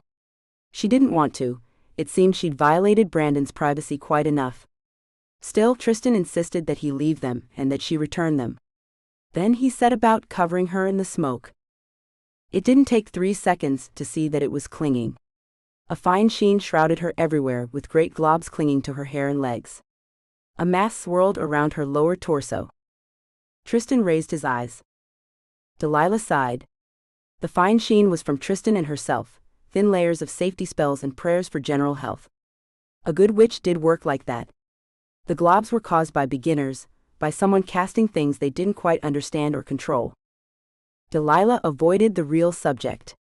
There was a new spell on her, one of the clearer, cleaner layers of smoke. What did you cast on me, Tristan? A protection spell. She snorted. A day late and a candle short. He shook his head. No. I've been doing it every week since you were in the hospital. A tear leaked from her eye. She hadn't been in the hospital since David and Jules died. All this time, they'd all been taught to do it themselves, keep themselves safe. Tristan would have known that she'd lapse. Thank you. For what it was worth. He indicated the blobs of birch bark smoke that were slowly sifting away. She walked to the bookshelf and pulled down the incenser. She added sage and lavender and a sprinkling of poppy, then lit the thing. It would help dissipate the birch bark smoke. While the smell of burnt black birch wasn't unpleasant, it wasn't exactly nice either. Tristan said his goodbyes and asked her again to check the receipts. She smiled, having no intention of doing it. What was done was done. She'd have to talk to Brandon anyway, and she shouldn't go off half-cocked because of some receipt that may or may not be his. Still, she was drawn to the slips spread out on the table. She held tightly to the one she knew was his, the list Becky had identified as being bought by the man she'd said was named Brandon. One by one, Delilah went through each of them, first eyeing them analytically. Then, when that yielded nothing, she pulled out a pendulum and asked if the purchase had been made by Brandon, even though she'd sworn she wasn't going to do it. Each time the pendulum swung counterclockwise, indicating no. Delilah gave up. It had been a waste of time, and she wasn't sure what Tristan thought she'd find anyway. She hopped in the shower again, to quickly rinse off the smoke she could still smell. It was likely all in her imagination, but she felt better after she did it. She turned her face up to the spray while her scrubby dangled from her fingers, and for some reason that yielded a thought. Tristan had that one purchase just a while ago. The one he'd yelled at Yasmin about. The person who'd bought the setup and the almanac. In her grasp, the scrubby began to swing clockwise for yes. Crap. Chapter 35. Brandon was surprised to see Delilah waiting on his front porch steps. She was perched on the top step with her feet tucked up under her, and she was staring off into space. She looked sweet and fresh and was definitely a welcome sight. Yesterday had been a shock. He'd gotten up and gone to work only because he had to. There was too much to do, too much to make up for missing yesterday afternoon entirely. He spent the day wishing Delilah had work tonight, so she could do something to take her mind off the missing baby. But now that she was here on his front porch steps, he was happy she didn't. His brain told him he shouldn't be so glad she was here. Baby or not, there was still a lot to work out. But as usual, he couldn't fight the rising tide of emotion in him. Her clothes were different from what she'd worn the day before, and she was outside. So he guessed that she'd gone home, locking up behind herself. Then when she came back she was locked out. He'd never given her a key. He thought about asking her to move in with him, but he didn't know who those thoughts belonged to, so he made a point never to act on them. So here she was stuck on his front porch, untrustworthy, but somehow still welcome. He parked his SUV in the back and trotted around to where she was. She seemed to be looking up for him, so she must have broken out of the spell she was in when he went right past her down the driveway. He smiled and sank down next to her, managing to keep his hands to himself. "Hey Lila. How are you holding up?" She nodded, coming to grips with it. She looked back out over the sky. The afternoon was late, just sliding into the bright early part of evening. He heard Delilah take a deep breath, but she didn't say anything. Brandon joined her in her silence, just looking out across the street at the cars going by. In the background were a few tall apartment complexes, and large trees hid most of the city in the distance. While the view itself was enclosed, the sounds filtered in, the rumbling of tires on the beat-up roads around the corner. Birds in the trees overhead. Front doors and car doors opening and closing. Brandon heard it all for maybe the first time. Eventually, Delilah smacked at her leg. Clearly the little no-see-ums were coming out. Brandon broke the silence around them and suggested they go inside. He emptied his pockets just beyond the front door and started into the kitchen for a drink. "Brandon." The word hung behind him, her voice sounded sad. But that didn't take a genius. Turning, he saw her face match the sound. She needed to be held, and he needed to hold her. He crossed the 5 feet to where she was, engulfing her in his arms, surprised when she stiffened. As though she didn't want, or hadn't intended to be hugged. After a moment she relaxed into him, making him feel better if not her. She buried her face against him, but didn't cry. Her arms hugged him around the waist, tight. After a few moments, he felt her take a deep breath. Then she looked up at him and stepped back. "Brandon, I'm a witch." He nodded. "I know." The words were too simple for the relief he felt. For the flood of hope that finally she was opening up. That maybe they were getting on the right track at last. But his arms were still loosely around her. Because of that, he could feel that her body didn't ease at the knowledge the way his did.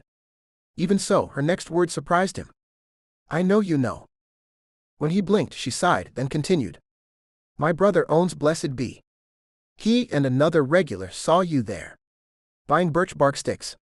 She laughed a little, in a way that was almost but not quite natural. "You way overbought. You only needed one. The store was out of stock for almost a week." He only nodded in return, still processing all of it. Delilah gave him something he could work with, though. "How did you know to go there in the first place? What tipped you off?" "A school fair psychic and some Indian man who wanted $5 to tell me my fortune." "Seriously? What did they say?" Brandon took a deep breath. While he was glad it was all coming out, that didn't mean it was easy telling her everything.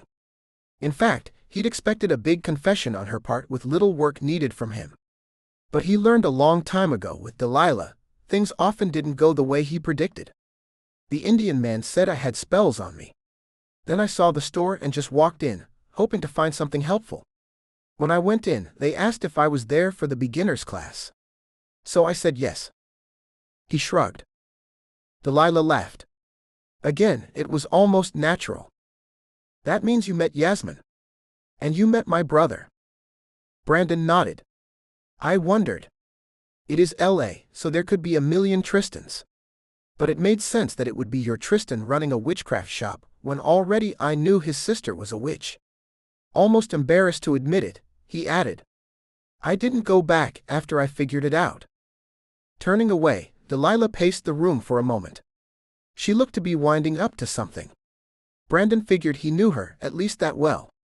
He wondered what she was going to throw at him next, but wasn't prepared for what she told him. I grew up as a witch. My folks were both Wiccan, us kids were raised that way. Juliet was the youngest and the most powerful. I'm so sorry about what I did to you. I know what it's like to be cast on.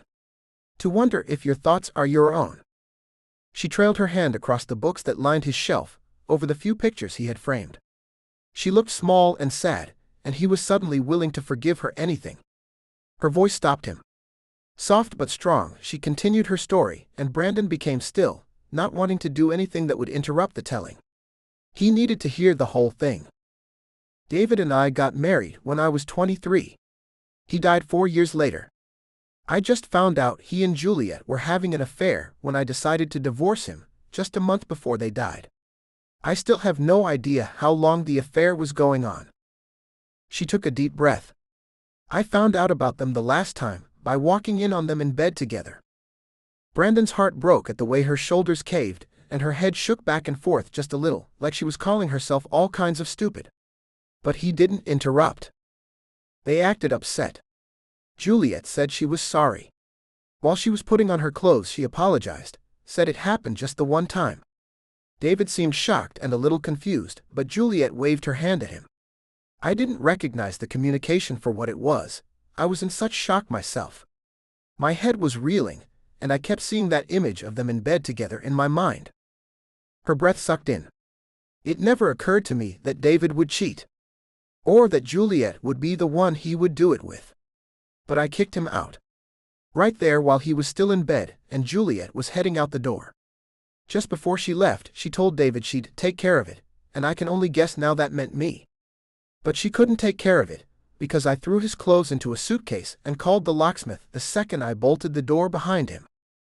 She sank down onto the couch now, as though there wasn't enough energy to hold her up. Brandon stood motionless, the way you did when you saw a deer and didn't want to scare it. He wanted this. Wanted to know all of this. I called Tristan. He intervened. He tried to make peace, but agreed Juliet was in the wrong and David was a snake. He tried to get me to forgive her, since it was just the once. As the days went by, I did. I started to forgive her. I realized I was pregnant, and I began to think I could save my marriage. I thought it was the right thing to do. Tristan agreed to help me because it was what I wanted. Then I went to Juliet and found out she was pregnant too. Which meant the time I caught them hadn't even been close to the first time. That she was 5 months along meant she'd flat out lied to me. Then she cast on me, tried to get me to come back and forgive her, but I fought it.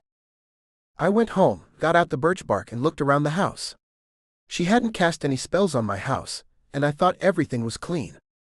But then I turned around and saw that the smoke was following me, in this big thick layer. Juliet had cast on me time and again. I still don't know exactly how many times I figured out they were sleeping together, and she made me forget each time. Delilah sunk her face into her hands, not quite in tears, but unable to deal with anything around her. Brandon was unable to deal with letting her sit there by herself. He sank down beside her, pulling her back against the cushions and cradling her in his arms. He was grateful she allowed the gesture. But he still didn't have any idea what to say. After a few moments, Delilah went on. I undid her work. It took a while, but I peeled the layers and started remembering. I caught them together on at least 3 different occasions. Each time Juliet cleaned up the mess, meaning me. She was good, she got through my protection spells, and she made me forget. I have no real idea if David was in love with her, wanted her, or if she'd worked him over too. But when I remembered, I found out that David had on several occasions pressed her to make me forget. So he wasn't innocent. And you can't pull people that far. What? Brandon frowned down at her until she caught on and explained what she meant. You can't make them cluck like a chicken. The forget spells were welcome to me because what I saw was so painful, part of me wanted to forget. Because I didn't want it to be true. And if David truly wanted me and only me, well, Juliet wouldn't have been able to get very far. Then again, my parents had died, one right after the other the previous year, and I'd been in a shell myself. So maybe David had a good reason to stray. Wait a minute. Brandon grabbed her arms and hauled her around to face him. I thought he married you. Is there something different and non-binding about Wiccan marriages? Delilah blinked. Maybe he'd handled her a little too harshly, but he was upset. No. If anything, a Wiccan marriage is supposed to be more binding. Then what happened to in sickness and in health? He's supposed to stand by you when you need him, like, oh, say your parents die. Brandon was surprised by the depths of feeling Delilah's self-doubt caused him. He wanted to write it off to his issues with cheating, but honestly thought more of it was due to his issues with Delilah. She shook her head, making Brandon sick at the thought that she was going to defend David's behavior. I wasn't there really. I was so sad I was lost. So how was he supposed to maintain a marriage to me? That's the point. I don't know how. And he didn't have to either, but it was his job to figure it out. Well, he didn't. And he paid for it. Brandon remembered the school fair psychic, telling him that Delilah's past was dark. And something omniscient ran up his spine. I don't understand. He wasn't sure he wanted to, but he was certain that he needed to. I told you, I saw David's car coming up the street. He could tell she was upset just at the telling. Her breathing had changed, but so had something else about her. She was going to get this off her chest. I had just come out the front of the house. I needed fresh air to make up for all the work of undoing Juliet's spells on me. I saw the car and I got so angry. I pushed them off the road. She got very quiet. Wait. You told me there was another car there. There wasn't. There was. It sideswiped them. Then how did you push them off? How could she possibly think she was responsible? Besides, a slip of a person like her couldn't push a car. She didn't look at him. Did you read that almanac you bought? There's a lot of information in there. He hadn't read the whole thing, it was huge. She offered up some wisdom. A spell works best when it can take time, when things can play into it. What do you mean? He asked. She'd gone from being sad to making very little sense. Like if I wanted the remote to be on top of the TV. She pointed to where it rested on the arm of the chair. Right now I would have to cast a spell that would lift it and move it there. Or teleport it. That's a lot of energy. But if I cast the spell even a few hours early, or if someone was walking around here, then the remote would have energy to it. It would have almost wanted to be on top of the TV, and someone would have put it there. Almost unconsciously. That's not what most people think of when they think of witchcraft. Delilah practically snorted. Most people don't have a clue. It isn't moonlight dances and lightning from your fingertips. Hell, I never met anyone who rode a broom, and I know some damn fine witches. He had to laugh at that. But you didn't have time. I can't imagine that you would have set that up in advance to kill them. I didn't. It was snap. But there was a car there, and I saw in my mind David going over the side of the rail a moment before the other car swerved for no reason.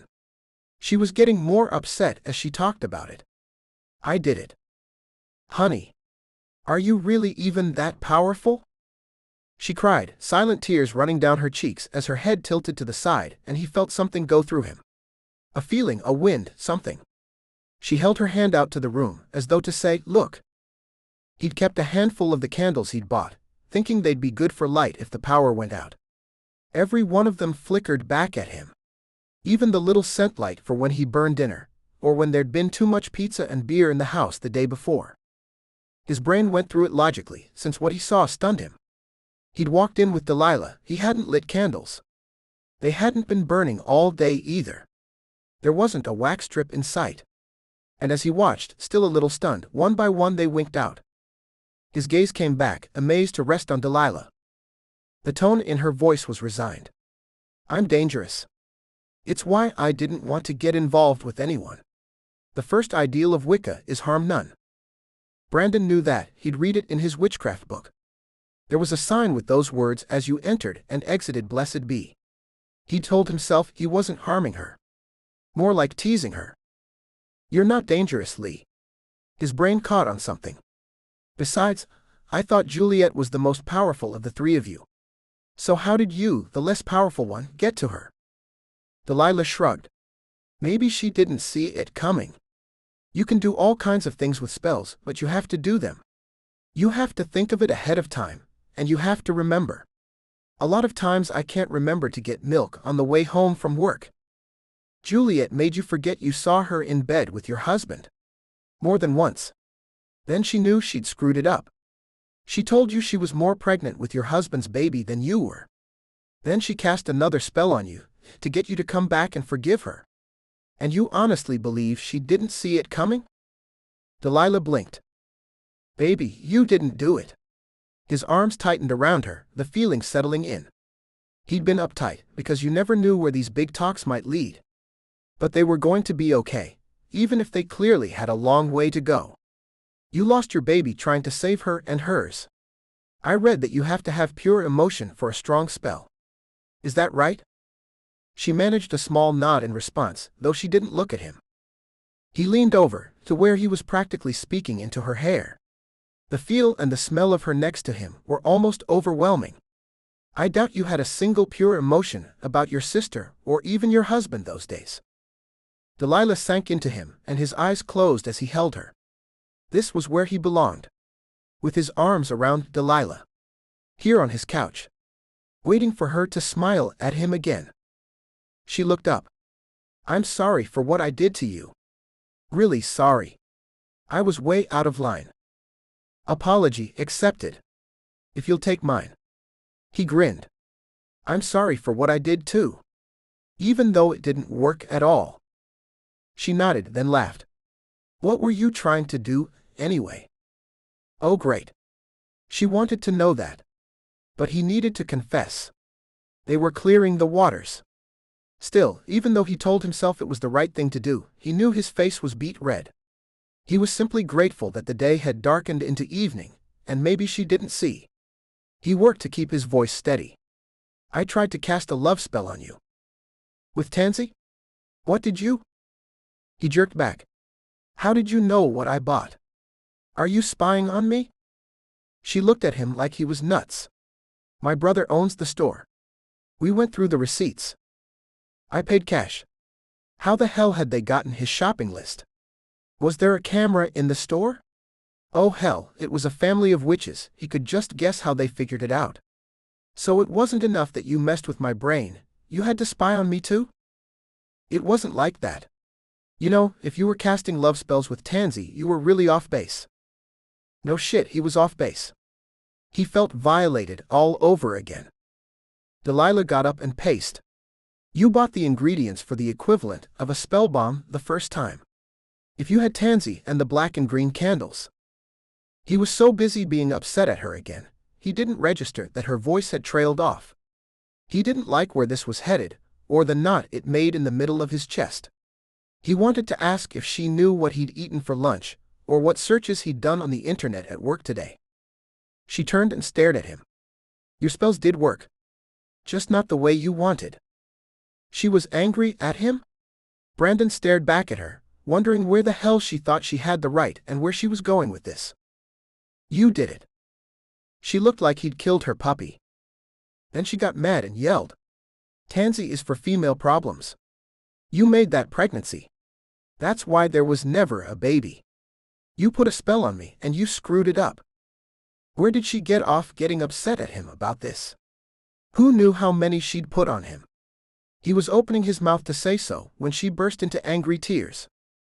I wanted that baby. There is nothing I wanted as much as a baby. Her shoulders heaved and Brandon braced himself for whatever she might throw his way, harsh words, a spell, the lamp. Instead she took a few deep breaths and sniffed twice, trying to get herself back together. You couldn't have picked a better way to get revenge on me. You found the one thing I really wanted. Something I didn't even know I wanted that badly. She gathered her purse from where she set it by the front door. I'm going home. I'm going to put a binding spell on you so you can't mess with anyone else. And who's going to stop you, Delilah? She looked like he'd slapped her, but that was ridiculous. Fine, promise me you won't do anything else. Delilah, with you gone there won't be any need. She nodded, yanked her purse to her shoulder, and headed out the door. Chapter 36. Several days later, Delilah still didn't know quite how it had happened. One minute Brandon was holding her, telling her it wasn't her fault. The next she'd been yelling at him. Looking back, she'd accused him of getting his revenge.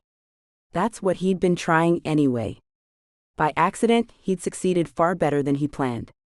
That idiot using Tansy in a love spell. That almanac was doubly dangerous, because of the occasional error. Lilac was for love spells. Any decent witch would know better.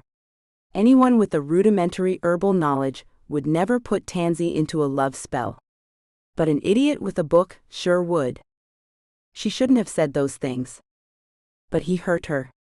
The fact that there was no baby was a very bitter pill to swallow. That Brandon had fabricated the whole thing was a knife in the back.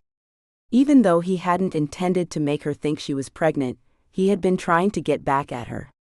She probably could have lived with one or the other, but that Brandon caused such great hurt, and that he'd been trying to hurt her was just too much. She was better off without him, she knew. They were a volatile match right from the first day. If only that first forget spell had worked. Delilah went to work, she came home and slept, she went to work again. She put in extra shifts and stockpiled spare days because it seemed like a good thing to do. By the second week, she began thinking about taking a vacation. A real vacation. She hadn't had one since she'd started the job, almost a year and a half ago. She hadn't thought of anything beyond the next day. Until recently. But now she needed to get somewhere and find herself. The idea rolled around in her brain, 5 days off somewhere alone. She swore off all spells that altered anyone but herself. She didn't run into Brandon. Tristan came over for dinner and breakfast a few times. When he was avoiding the subject of Brandon, he talked about Yasmin, and how it appeared Delilah was right about his assistant. Of course she was. When he was tackling things head-on, he told her she was better off without Brandon. Verbally, she agreed. To herself, she figured she'd completely messed it up. Tuesday night, she made herself an apple and raspberry pie. Then she sat down with a steaming slice of it, doctored with caramel sauce and a scoop of really good French vanilla ice cream. She popped the top on a pale ale, and while she limited herself to just the one, got tipsy enough to let herself really think about Brandon. She didn't hate him. She just ached whenever she thought about him. She finally opened her brain enough to ask herself how it was that Brandon managed to cast spells on her when she'd been protected from them. She and Tristan had seen the protection spells, the fine thin layers that the birch bark smoke showed. But she'd also seen the globs Brandon put there. They should have slid right off her with no effect. Yet he'd been able to make her think she was pregnant. He'd made her turn the test positive. If she had done the protection spells herself, Delilah would have easily written the incidents off as something she messed up. She'd certainly not been meticulous girl this last year. But Tristan put those spells there, carefully, knowing full well she wasn't likely to take good care of herself. So how had Brandon gotten through that? By the time her plate was empty and her beer was gone, Delilah didn't have any better answers. She wasn't about to drink another beer to find them. She also didn't think any decent answers would be found at the bottom of a second bottle. So she cleaned up and pulled the shades against the light, before curling into a tiny ball in the middle of her bed and finding a little sleep. The next morning after work, she waited for Maggie to arrive. Told her about how she'd thought she was pregnant but wasn't. Without admitting to any of the witchcraft, she told about how the fight had broken her and Brandon up. How she'd like to take 6 days in a row off. Maggie obliged her. Delilah worked the next night. She made last-minute arrangements when she got home. For the first time, she dug into David's large life insurance policy. The money covered the very expensive plane tickets and a nice hotel room.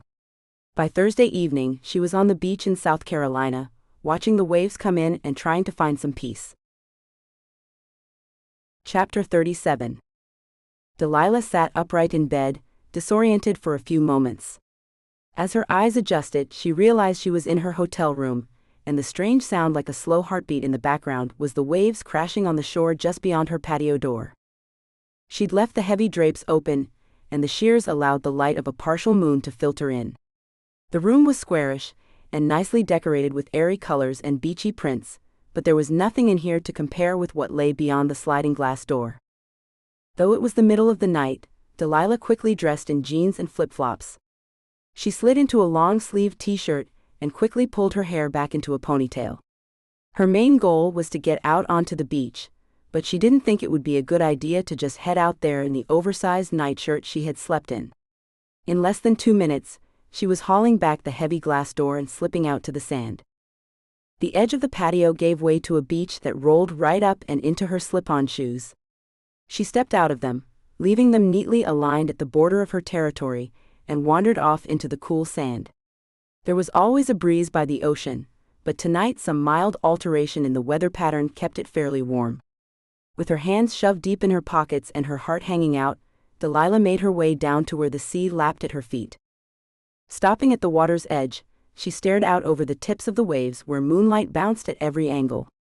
Only for a moment did her mind absorb the beauty of it, enjoying the pleasure of being the lone person on the beach.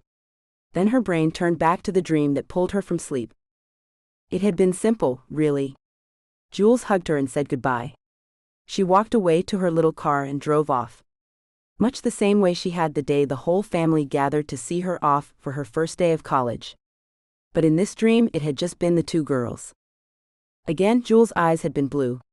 In life her eyes had been a hazel blend of gold and green, just like Tristan's.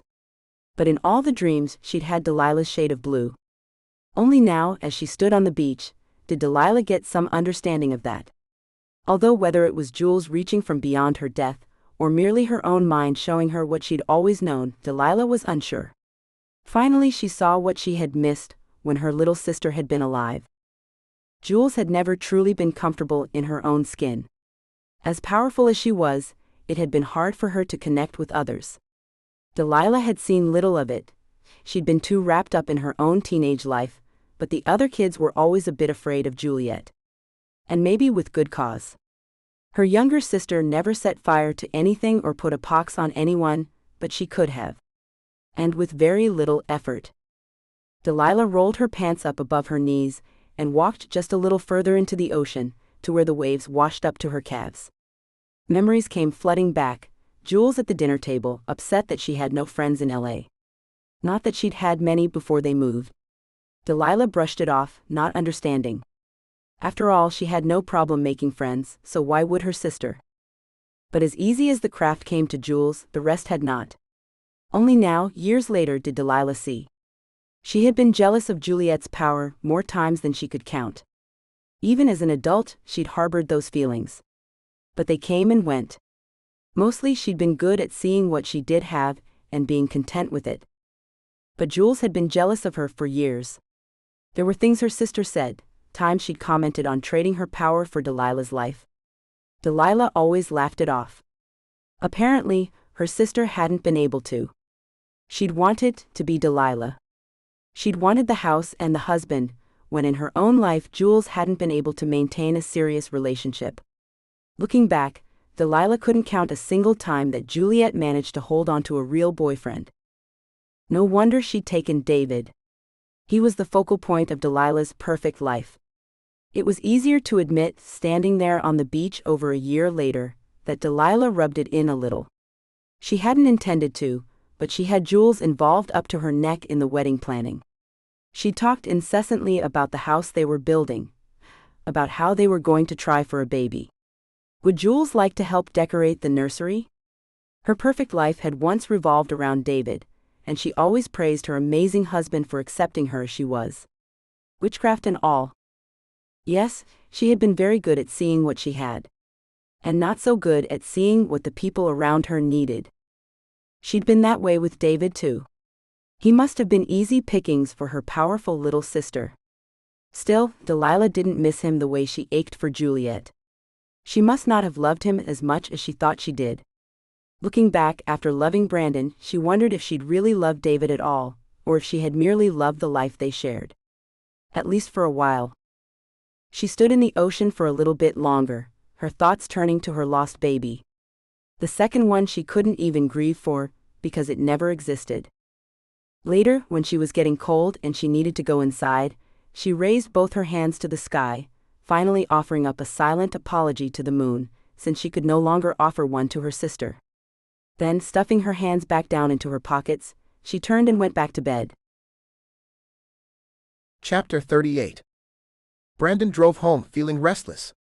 He'd been taking this class for 3 weeks now, but it was just another beginner's witchcraft class. At least he could catalog the things he'd improved in. No longer bent on revenge, he paid far better attention in class. He now actually did what he was told to do, and practiced tiny little spells. This time, it seemed he was getting things right on target. Then again, he wasn't using that cumbersome and possibly erroneous witchcraft almanac either. He got better parking spots. Well, everywhere except at the class. There were definitely better witches vying for those spaces. Every time he walked up to the front door, he would pass a space that was wide open, that he hadn't even seen when he'd driven by. That, it seemed, was the art to most witchcraft. Not that you could make a spot appear, the universe just finagled things in your favor. But at the mall, he watched car after car drive by an open space. Bethy would shout to him to take it, and he would just smile, still not telling her about any of it. Even though she could see he was nursing a serious wound. Still, with Delilah gone and his magic skills finally improving, it didn't seem he was any closer to figuring out what he needed than he had been when he started. He wanted to forget about Delilah, but as it was turning out, that was practically impossible to do. Early on, he thought about throwing out the books he'd been reading. It was easy to toss the pregnancy book. There was no pregnancy. There was no need for him to read it. But it had been much harder to toss out the witchcraft book. Although he was no longer looking up spells in it, it was still a Wiccan book of days. It told when the full moons were occurring, and when the magics would have the greatest power. When it was best to do protection spells, and when to cast for self-improvements. Even before he started the class, Brandon found himself reassembling his altar. He'd used a kitchen knife this time, instead of returning to the store and buying another cheap athame. The kitchen blade worked remarkably well, especially when combined with the knowledge he gained from class. Brandon was surprised by the simple things that were going right. Investors were frank up front. Those who expressed an interest and took up a day of presentations routinely signed on the spot. He and Dan reached their capital level last week and were able to start hiring additional programmers. Only later did Brandon realize that Delilah often used the kitchen knife he was casting with. Maybe that's why it was working so well. He wondered if she affected everything she touched. If maybe she wasn't aware of what she did. In the evenings he read about witches' holidays, the times of feast and prayer from long before the Jews walked the earth. The religion was as complex as any he'd heard of, and nowhere near what he imagined it would be. He always wondered what Delilah was doing when the moon was full or a feast was called for. His skill still seemed limited, but while he would have liked to talk to the people at Blessed Be, he didn't dare set foot in Tristan's store. He'd been going to Pan Pipes in Santa Monica every Thursday evening for their beginning spellwork class. While he learned a few new neat spells, all it had really gotten him was a couple of dates. A few first dates. The class was mostly female, big surprise there. The only other man in the class was gay. Brandon had been pretty certain about that until Frederick had asked if Brandon would like to go out on a date, then he knew for sure. He wished Frederick were straight, for no other reason than that would take some of the females off him, the only available guy in the class. Most of his classmates were flighty, and a few were downright frightening. One seemed to be convinced she was the main source of energy in the universe. Brandon couldn't figure out how she truly thought that, when she was enrolled in a beginner class. The first night he realized his view of witches was entirely skewed, because all he knew was Delilah. This crowd more deserved the general reputation he'd been aware of, before meeting a real witch. Most of these people were not real witches. Nor were they on their way. After seeing a few of the batty women in his class swimming in the deep end without their floaties, a date with Jennifer seemed like a welcome relief. It turned out she was not only sane, but a complete skeptic. She was writing her thesis at UCLA, and wanted to know why he was in the class. She'd been shocked and appalled when he honestly replied, "You actually believe there were spells cast on you?" It had all gone downhill from there. Brandon hadn't been able to even finish his burger. "I'm leaving now. I know what I saw. And I know what happened to me. I'm not a specimen for your thesis." He'd laid down some money and left her there at the table. He didn't feel so bad about it. She'd been writing notes furiously even as she begged him to stay. The next week he'd gone out with Millie, who only seemed sane. She was applying herself to witchcraft to get into Harvard Law. She was desperate to get a scholarship, so she was casting for it. It seemed to Brandon that if she spent half the time studying as she did working on her spells, she would be more likely to get in. Millie was utterly offended at this suggestion, even though he'd put it in the kindest frame he could. Still, he gave her another chance and didn't walk out of the date like he had the week before. That had been an error. She talked the rest of the evening about the spells she was casting for herself and her friends, in lieu of plastic surgery. Brandon wound up extracting himself from that night too.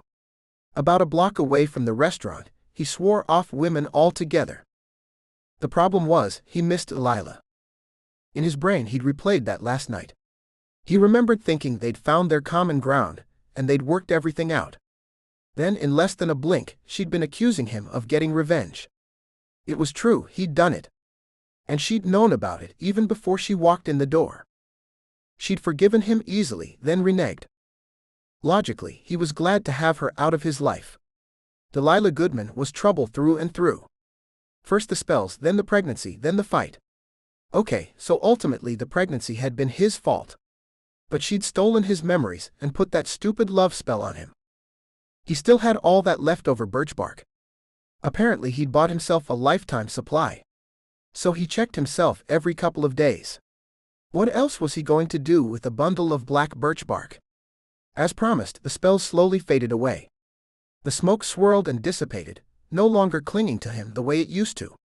But something was still wrong. In a snap decision, he drove past his house and kept going toward La Brea Avenue. His brain churned the whole time until he pulled up in front of Blessed Be. Parking was fairly clear this late on a Thursday night, and he slid into a spot up front. Brandon ran up to the front and pulled at the door, only to have it nearly yank his arm out of the socket. Crap. Locked. They were closed. But the light was on. Cupping his hands around his eyes and leaning his face against the glass, he tried to see in. The light was on in the back office. He banged on the door. Nothing. He banged again. The second time it produced results. Of course it did. He sounded like a crazy man out here trying to get in. The man came out of the back, pale brown hair cut short and combed. This time Brandon recognized Delilah's brother on sight. But Tristan couldn't see him. He was already making motions and Brandon could hear his voice saying, "We're closed," but he didn't listen. When Tristan got up to the door, he quit talking. His expression went flat. His hand twisted the lock and he opened the door only partway, keeping his body in the opening. His greeting was as cool as his face. "Brandon." "Tristan." "Well, great. Were they just going to stand here and have a pissing contest?" Tristan got the words out first. "What do you want?" Brandon decided to play it nice. "I need your help." When that didn't bring about the results he wanted, he changed his mind and didn't play it so nice. He shoved his way past Delilah's brother and into the store. Tristan's eyes narrowed. "With Delilah." Not that the one word really explained anything. Tristan just stood there with his arms crossed, waiting. Brandon knew he was the one at a loss. He was facing a witch, a powerful one, in a witchcraft store. "Your damn sister put a spell on me." "I'm aware. Apparently, I sold you the means for revenge. I won't be doing that again." He didn't move. "I'm done with her. So don't worry about that." Brandon ran a hand through his hair. "But she needs to be done with me." "She is." "No, she isn't." Finally, Tristan moved. But only the one eyebrow. "I've been burning that stupid birch bark. And it doesn't cling anymore." Tristan interrupted. "Then you're clean." "But I'm not." He paced a few steps and turned. "She's still messing with my head. I can feel it." Calmly, too calmly for Brandon's taste, Tristan grabbed a birch bark stick and eyed Brandon for a moment before he cupped his hand around the end of the stick and blew a flame to life. Brandon had seen that trick before and didn't react. He couldn't tell if his lack of reaction impressed Tristan or not, but he didn't really care. Finally, Tristan waved the smoking stick at Brandon. "There. You're clean. Want to go home now so I can close my shop?" "It doesn't show, but she's still messing with me." Tristan shook his head, for the first time displaying some emotion. Unfortunately, it was pity. I don't think my sister is, as you so eloquently put it, messing with your head. Besides, she's a witch. So anything she could do to you would show up here." He waved the still smoldering birch stick as though it were proof. Again, he invited Brandon to leave. "Sorry, I can't help." His smile was fake, but his hand motioning toward the door was sincere. Brandon didn't take him up on it. He was only growing more frustrated. His hands clenched at his side. Then why do I still want her? Why do I miss her so much? Tristan's face registered his shock. Great. For once Tristan seemed human. The words registered awe. "You fell in love with her." "No, I didn't. It was those stupid spells she cast on me." Brandon shook his head, finally ready to leave. This had been a bad idea, coming here.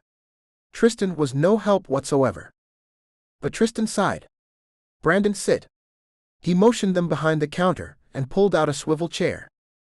"I'd rather stand." "Please." Tristan took his own seat and waited. His hands pressed together and he rested them against his mouth as though looking for words. Brandon sat.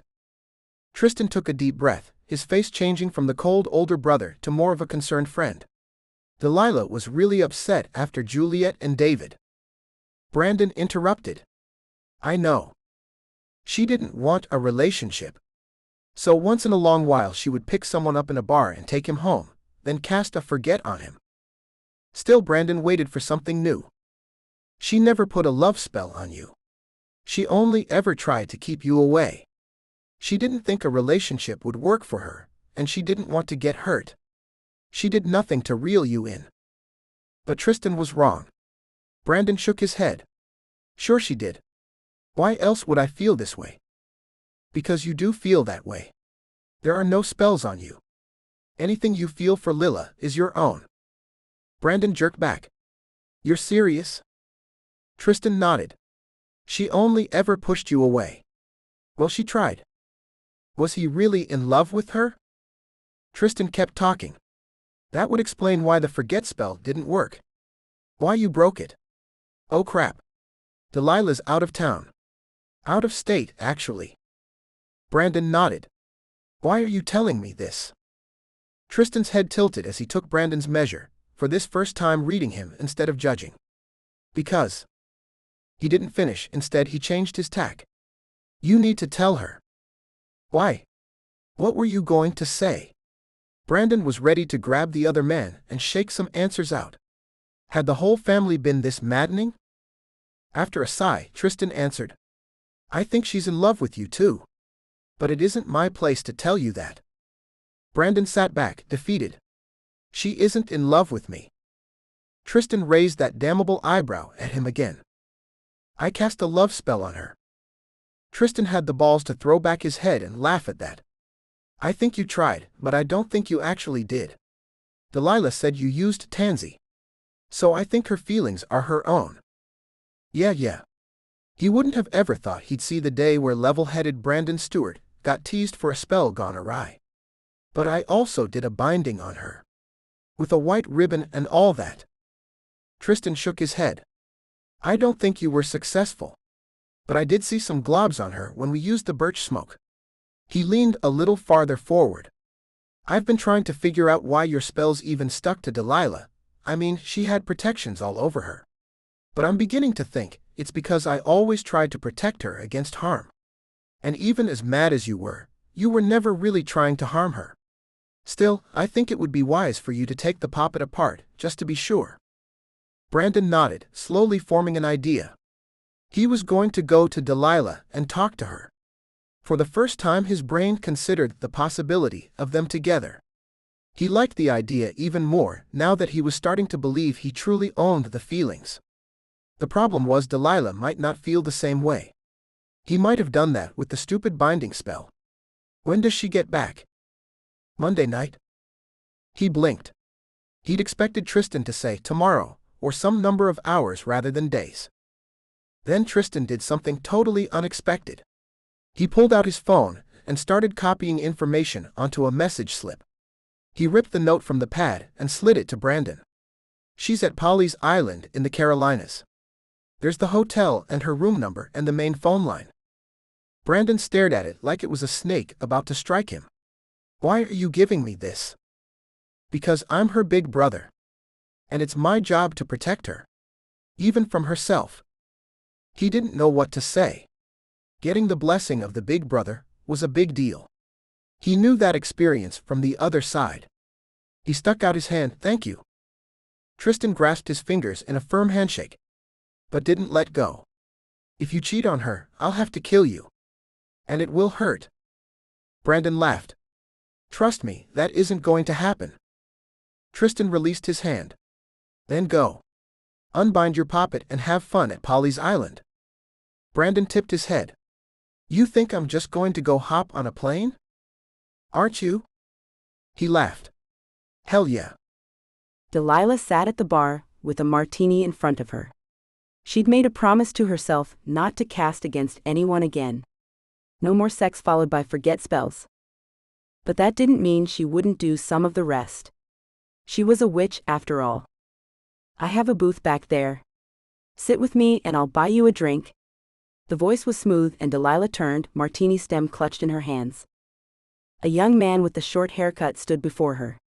His brown eyes were kind rather than leering, and the fingers wrapped around the beer bottle looked like they didn't intend to hurt a fly. He was just what she should go for.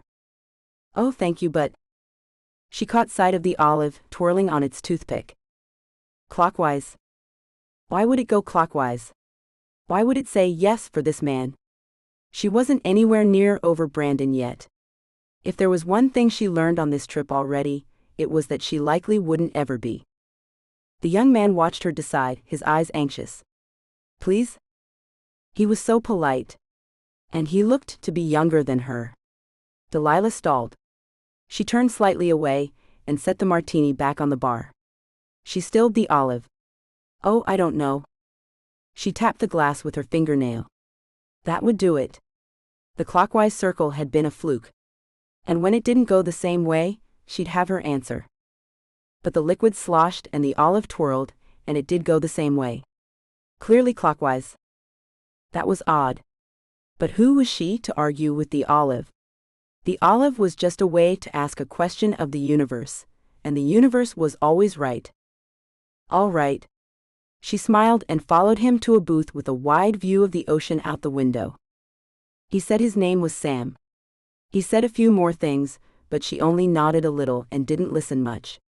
She was having a revelation, even though she wasn't sure why she was having it now. If the universe was always right, then things happened for a reason. That was nothing new to her. She'd cut her teeth on that idea. But she'd had a hard time applying it these past few years. David and Juliet dying, even losing her baby, there was some higher purpose to it. There had to have been. Or her whole system of faith was off. Delilah didn't know what that purpose was, but finally she believed in it again. The last weight of her sister's and husband's deaths lifted off her shoulders. Brandon leaving, well, she sure as hell didn't see the purpose in that one yet. But she was where she was supposed to be. Sitting here at this booth talking to Sam, with the people walking by outside the window. For a moment she watched them run and jump and struggle with the sand, then she leaned forward and began to pay attention to the conversation. Sam was interesting. He'd done a lot, he was on leave from the National Guard. Delilah offered to buy his drink instead, but he laughed and waved her away. She was on her third martini, several hours later, enjoying her evening with Sam. And maybe that had been the whole point, to not sit around and mope about Brandon. But she realized it had gone dark outside. Sam, I've had a great time. It's getting late though, and I have to get back to my hotel room and get some sleep. Of course you do. I have to check back in tomorrow. Leave is over. He grinned and she couldn't help but smile back. Until something bumped her hip hard enough to scoot her further into the booth. She registered the shock on Sam's face first. He was standing to his full height with his fists clenched, but held rigidly at his side. He wasn't going to use them just yet. Delilah had a flash thought that she admired his restraint when she registered the voice. Hey Lila, you out picking up men again? Brandon? What was he doing here? Brandon? She looked at him in shock, but he only smiled at her. Somehow a real, genuine smile graced his face, and his cheeks nearly formed dimples. Sam looked back and forth between the two of them. You know him? She nodded. But Brandon spoke first. Does he know what you are? Delilah blinked. And in that moment Brandon turned to Sam. Did you know that she's 60? As in, 60 years old. She's a witch, that's how she keeps her looks. 60? Sam squinched his eyes at them. Wait, was the only word she got out. Brandon was talking to her now. You're not going to deny that you're a witch, are you, baby? No, but, she practically sputtered it, but 60? Sam was giving them bizarre looks. Delilah? Are you okay? She didn't get a chance to answer. Brandon smiled and waved his hand indicating her form. Of course she's fine. She's amazing for 20, let alone 60. Her secret is that she bathes in virgin's blood. It's how she stays so young-looking. Sam looked a little sick to his stomach, but he clearly wondered what was going on. Thing was, Delilah didn't have an answer for him. Brandon did. He sighed in great theatrics. And you just would not believe how hard it is to get virgin's blood these days. Delilah laughed. Sam asked if she was all right and she could only get out a few words, "Thank you, Sam." He nodded at her and pulled out a stack of bills to cover the drinks. Brandon waved him away. A look passed between the two men. Delilah could only decipher it as some weird passing of the baton, where she was the baton. Sam smiled at her as he left. Brandon leaned toward her. I just got into town. I got to the hotel, and you weren't in your room. So I went out for a walk, and I saw you in the window as I went by. Why are you here? I was looking for you. Delilah felt her heart swell. She was sure it showed in her eyes.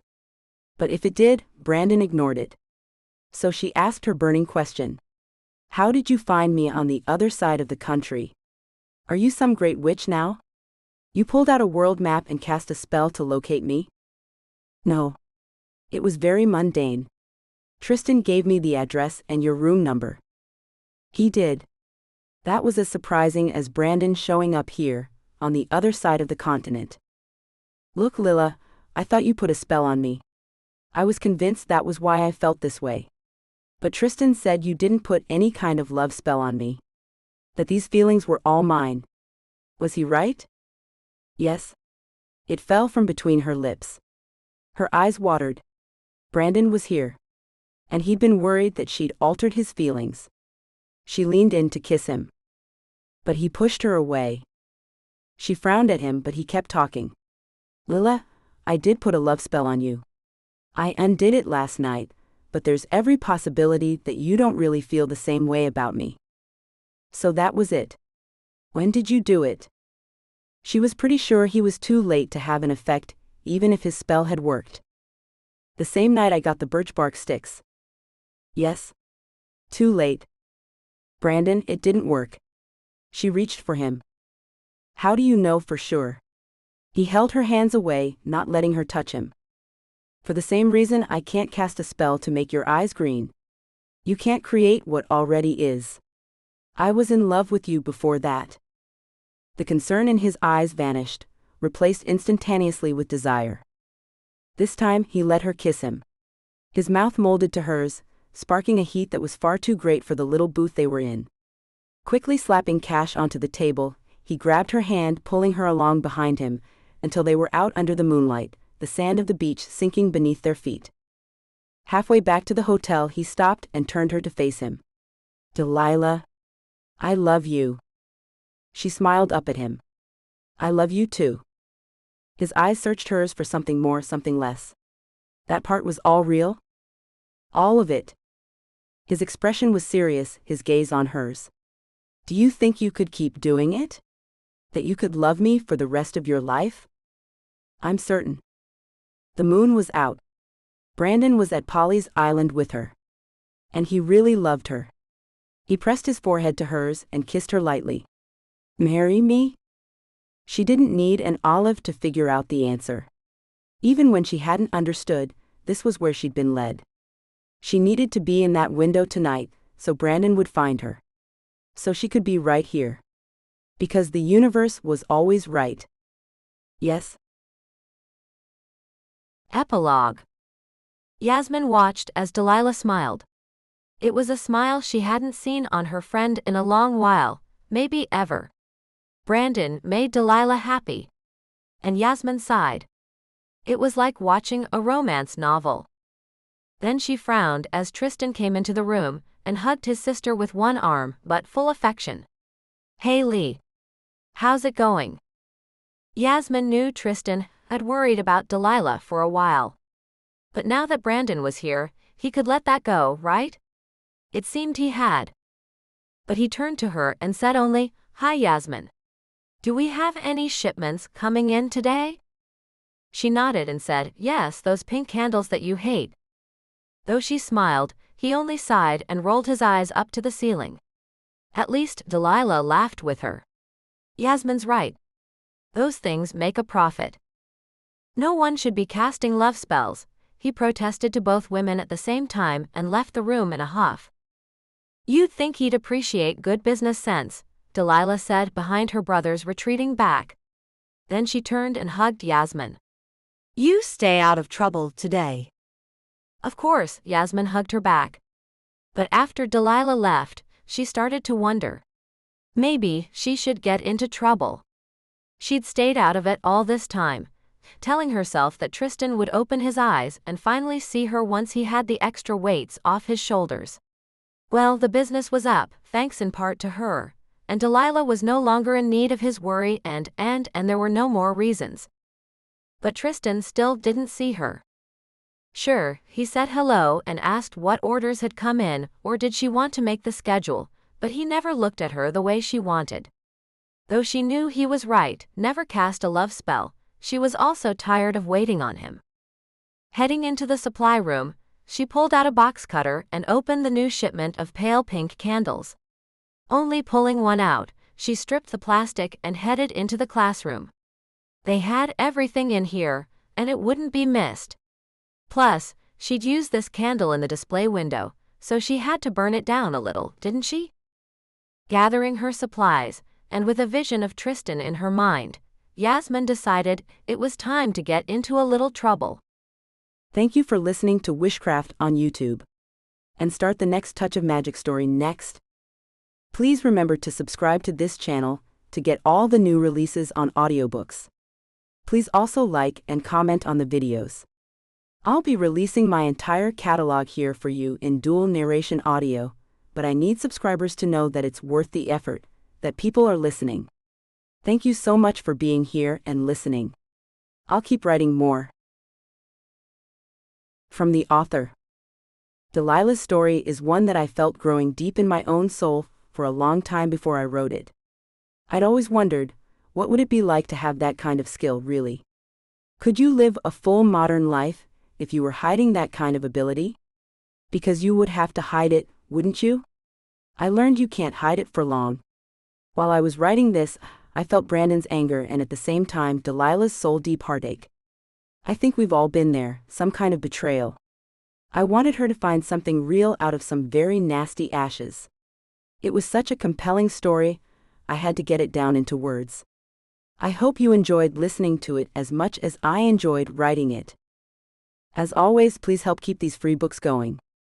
Remember to subscribe to this channel, like this video, and leave a comment.